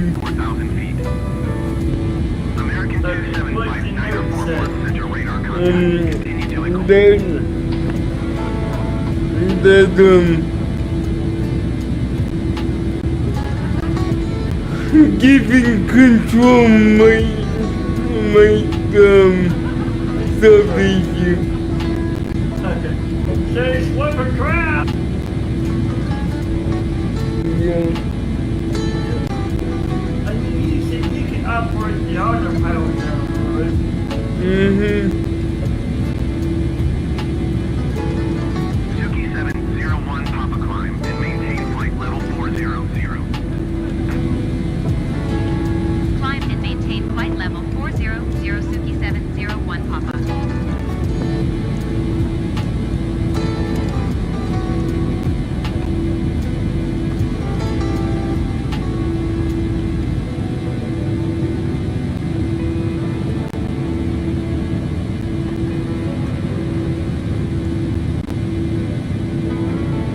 Suki 701 Papa contact Fort Worth Center on 127.0. Good day. Ladies and 127.0 Suki 701 we are about to serve our drinks menu. Goodbye. Our menu of hot tea and coffee or a variety of soft Center drinks. Suki Please make 701 sure your Papa. tray table Flight is in the level down 370, and climbing items flight in the level aisle. Thank you. 400. Suki 701 Papa Fort Worth Center radar contact. Continue to WSTX.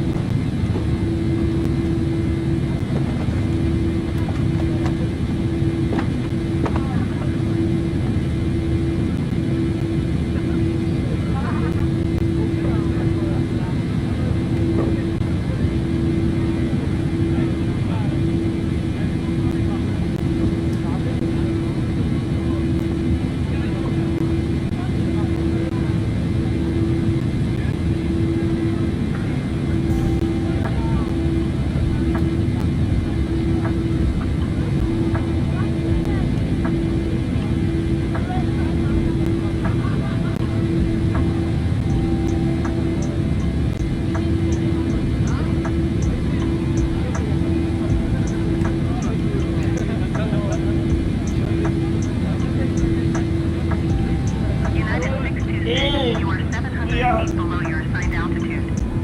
Climb and maintain flight level 360.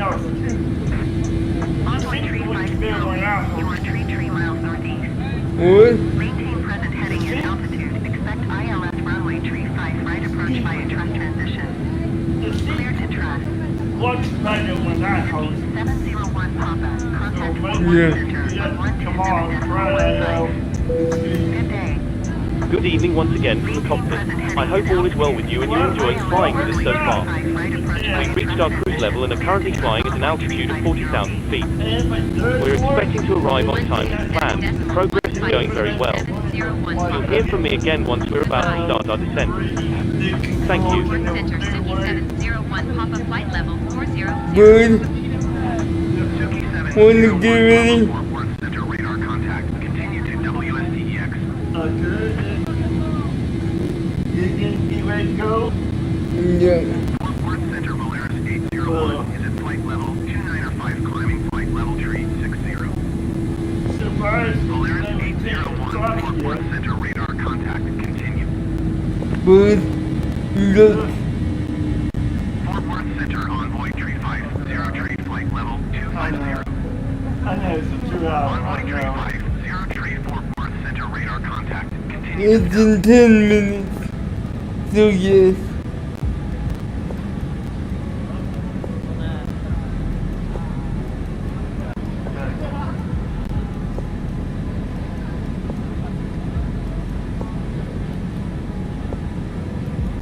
Suki 701 Papa contact Fort Worth Center on 127.0. Good day. 127.0 Suki 701 Papa. Goodbye. Fort Worth Center Suki 701 Papa flight level 400. Suki 701 Papa Fort Worth Center radar contact. Continue to WSTX.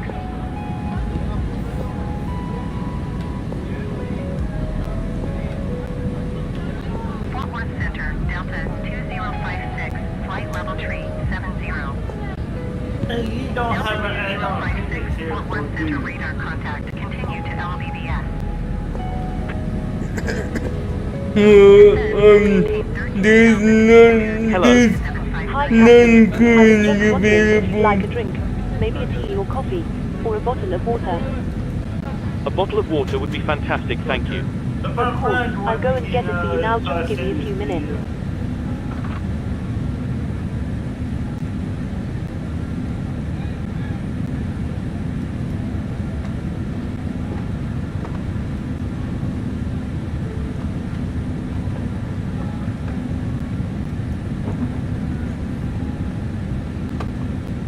Envoy tree 56.